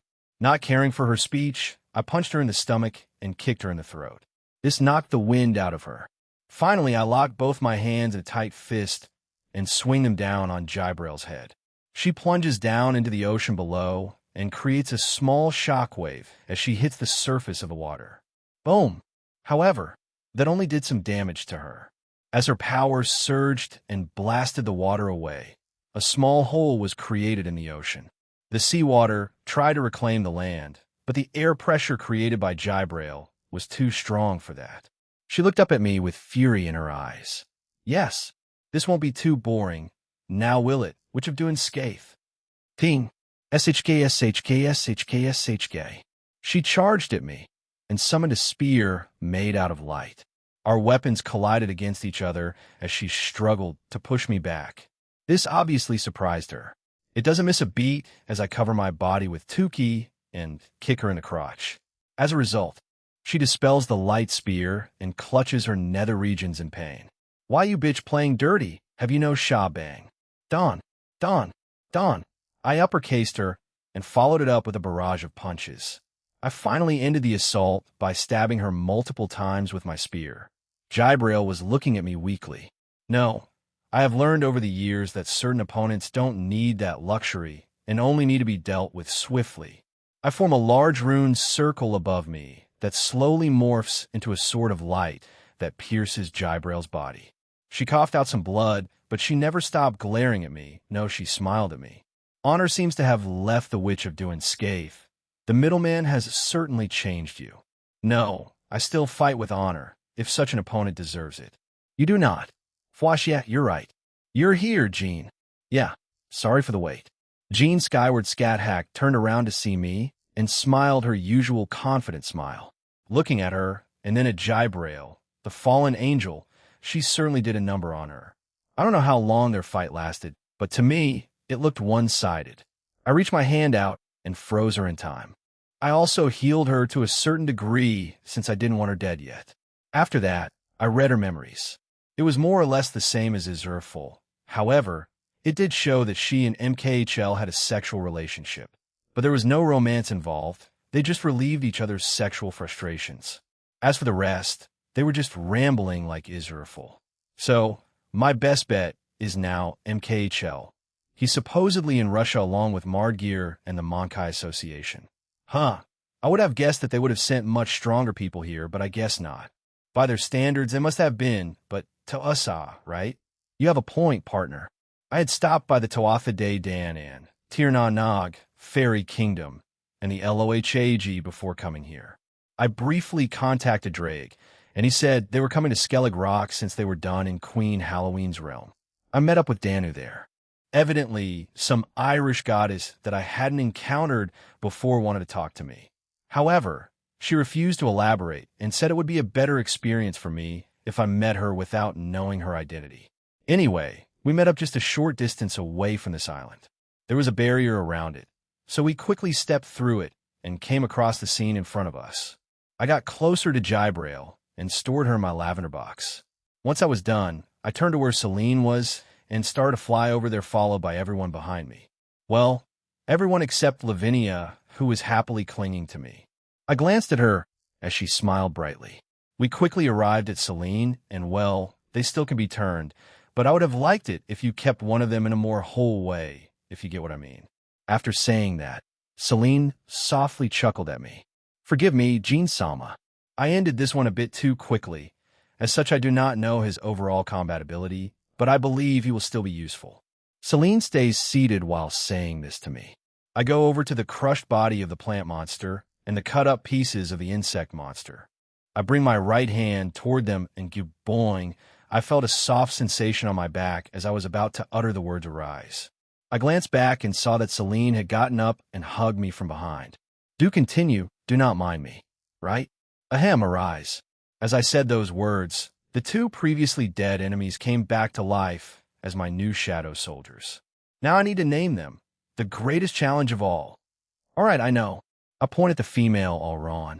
You'll be Leilani, and the insectoid will be Adahes. Interesting names, Jean Sama. Is there any reason as to why you chose them? No, not really. I felt Celine blow her hot breath into my ear, really? She said rather teasingly. I was about to respond when Lavinia tugged on my arm and placed them between her breasts. What in the world is happening?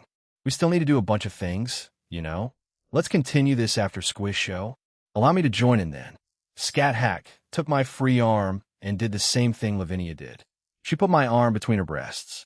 I was being squished by multiple soft bodies on nearly all sides. The part left was the front. What in the hell are all of you doing? We still have to go to Russia. It's fine, Welsh Dragon. We can trust your rival, Edo and Celestin, to defend that country and realm. HAAA. I'm going back for now. Then hold up, Drake. Don't give up just yet. Try a bit harder. No, thank you, partner. The women around you are terrifying when it comes to you. I'm going to have to tap out now. Good luck. Traitor. Drake turned into a ball and went back into the boosted gear. However, the chaotic events didn't end there, because... Fwasho. Goddess Danu, why have you come here? Danu-chan? It's been a while. So this is the primordial goddess? She seems mysterious. For some reason or another, Goddess Danu just appeared out of the ground. However, she did not respond to their inquiries and only stared at me for a few seconds. That was until she did something I wasn't expecting. She suddenly hugged me in the front and buried her face in my chest. Okay, this is getting ridiculous. I'm all for the affection, but I'm in an awkward position here. Reiko, Rose, and Ine were just standing behind us watching all this happen. Okay, let's all calm down, okay? Please give me some breathing room. Is that an order? Sure. With that, Celine stopped hugging me. However, she did sneak in a small kiss on my cheek before getting off me. The two other women soon followed, but Danu kept hugging since both my arms were free. I briefly embraced her back. So, do you mind telling me why you're here, Danu? It's about Ain. Jean, I know, I already know, but I'm still going through with it. You see her as a close friend, right? You also asked me to help her, so I'm already going to do that. Just leave her to me, Danu. But that will have to wait until we get this shit done. I tell her, and she nods before snuggling her head against my chest again. However, I want to tell her that I used Palingual on Ain's breasts. I don't know how she would react to me. I want to take that chance. Drake, I swear I want, geez, partner. Have a smidgen of faith in me. I was enjoying the time that you weren't here, Welsh Dragon. Oh, is it because you could spend as much time with partner without Albion and I getting in your wawo? Hey, no violen saiko dragon esto rudra. Help! I won't get in your way, Drake. Traitor! Stop! Tails are a once-in-a-lifetime thing. Don't try cutting them off. Shit. Comptoir. Comptoir. Answer. I see your friendship is growing. I'm proud of you. What the hell? I sigh and focus back on what was in front of me. I pat Danu on the back, and she finally separates from me, but she is still quite close to me. Forgive me for suddenly appearing, but thank you, Jean. Nah, it's fine. Don't worry, Abu Chu. W with the Danu suddenly closed our distance and kissed me on the lips. I was taken by surprise, but it didn't last long, and she quickly disappeared after doing that. My, how bold. Indeed. Oh, Danu-chan, might join soon. Please don't come to your own conclusions before I say anything, but the words that Danu said a few months back, they echo in my head. Jean and I are intertwined by fate. Ain, time means nothing to us. I'm sure. He is the man that will change this world. The hell did she mean wait? Comptoir, is she? Comptoir. Answer. Would you like a lap pillow tonight, Jean? Doing yo my question. Fine, it'll settle with it's not time yet. Just like Lavinia and Suzuka. Even though I met them quite early on, you didn't reveal their status to me, Jean. What now?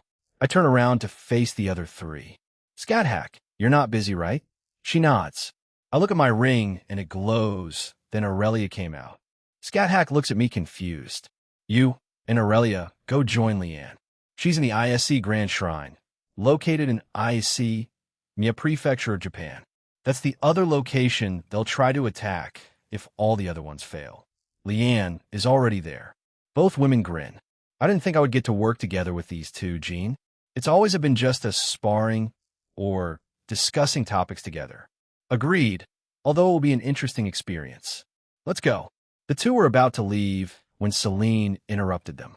They stare at her in confusion. I will also accompany you too. It's fine. Yes, Jean-sama. Oh yeah, Sure, go ahead. Just keep the damage to a minimum, even if you create a barrier, she nods.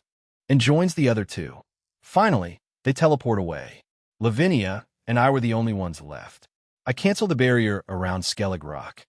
These places won't be attacked anytime soon, but it wouldn't hurt to put another barrier around it. They'll go to Thynafrine, rhymes briefly to do the same thing. I lightly stomp on the ground and create another invisible barrier around the two islands. For the time being, only my harem and I can enter and exit the island. Lavinia notices this and tilts her head cutely. What'd you do? Oh, just putting up a barrier on the island. You never know when they'll try to attack the place again. Anyway, let's head to Thynafrine, rhymes. I need to do the same thing over there.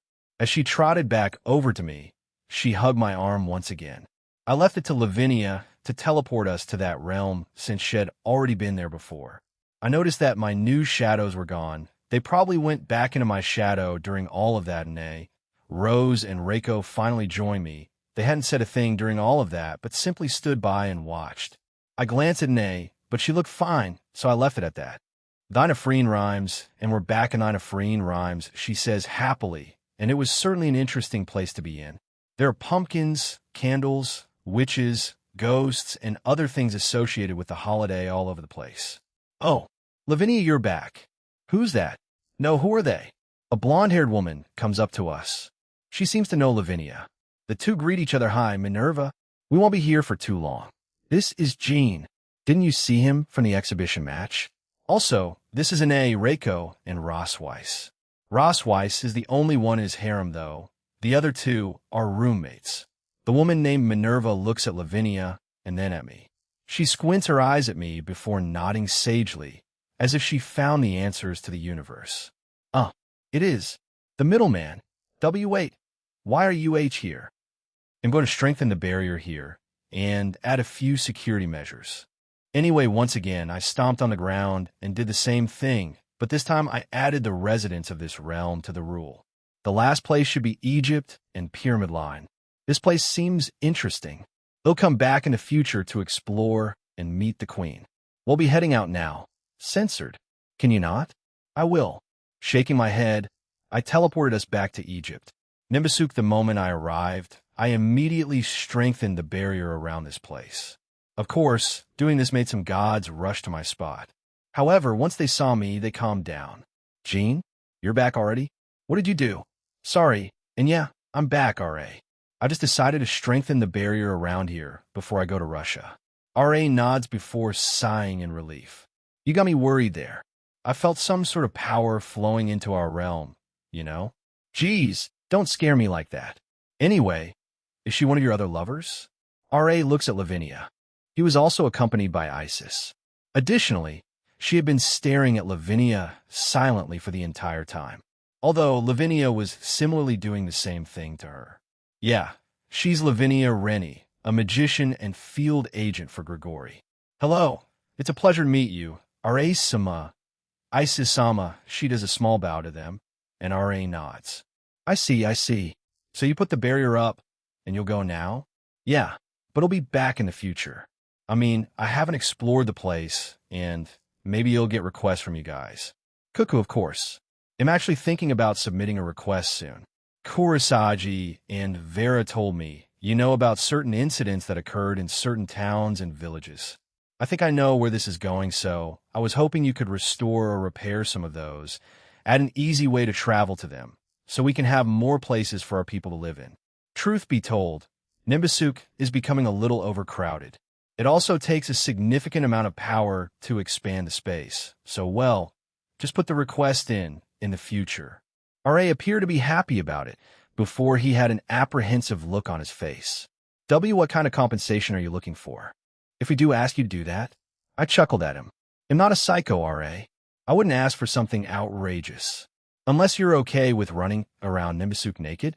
After saying that, Rast's mouth twitched, and Isis snickered at him. Are you serious? I shrugged off his question and got ready to teleport to Russia. Who knows? You'll find out once you submit the request and when I get it done, right? Until then, they'll let you mull it over. See ya. Next stop, Line Frisia. It seems those monkeys have started their plan. It's all for naught. We could have taken advantage of our father's depressive state in the past, though we weren't awake at that point. Truly unfortunate. It's only a matter of time before he meets his second requirement, and evolution. So, whatever we do in the future will be futile. Our ends are approaching, so we may as well create as much chaos as possible. Is it not in the name of our organization? Well, that's just my opinion on things. However, I looked below me. A cold and wintry realm was in my sights. Let's see how the Slavic gods fare against me. Don't die too easily. Now, Chapter 3, Part 3 Rome, Praya, and Demise Russia, Albion, huh? You're following me? I was flying towards the middle of the lake when I saw Edel flying beside me. However, she only smiled at my question. I wasn't really bothered by it, but I would have assumed she had already checked this out. Am I not allowed? She asked, looking a little hurt.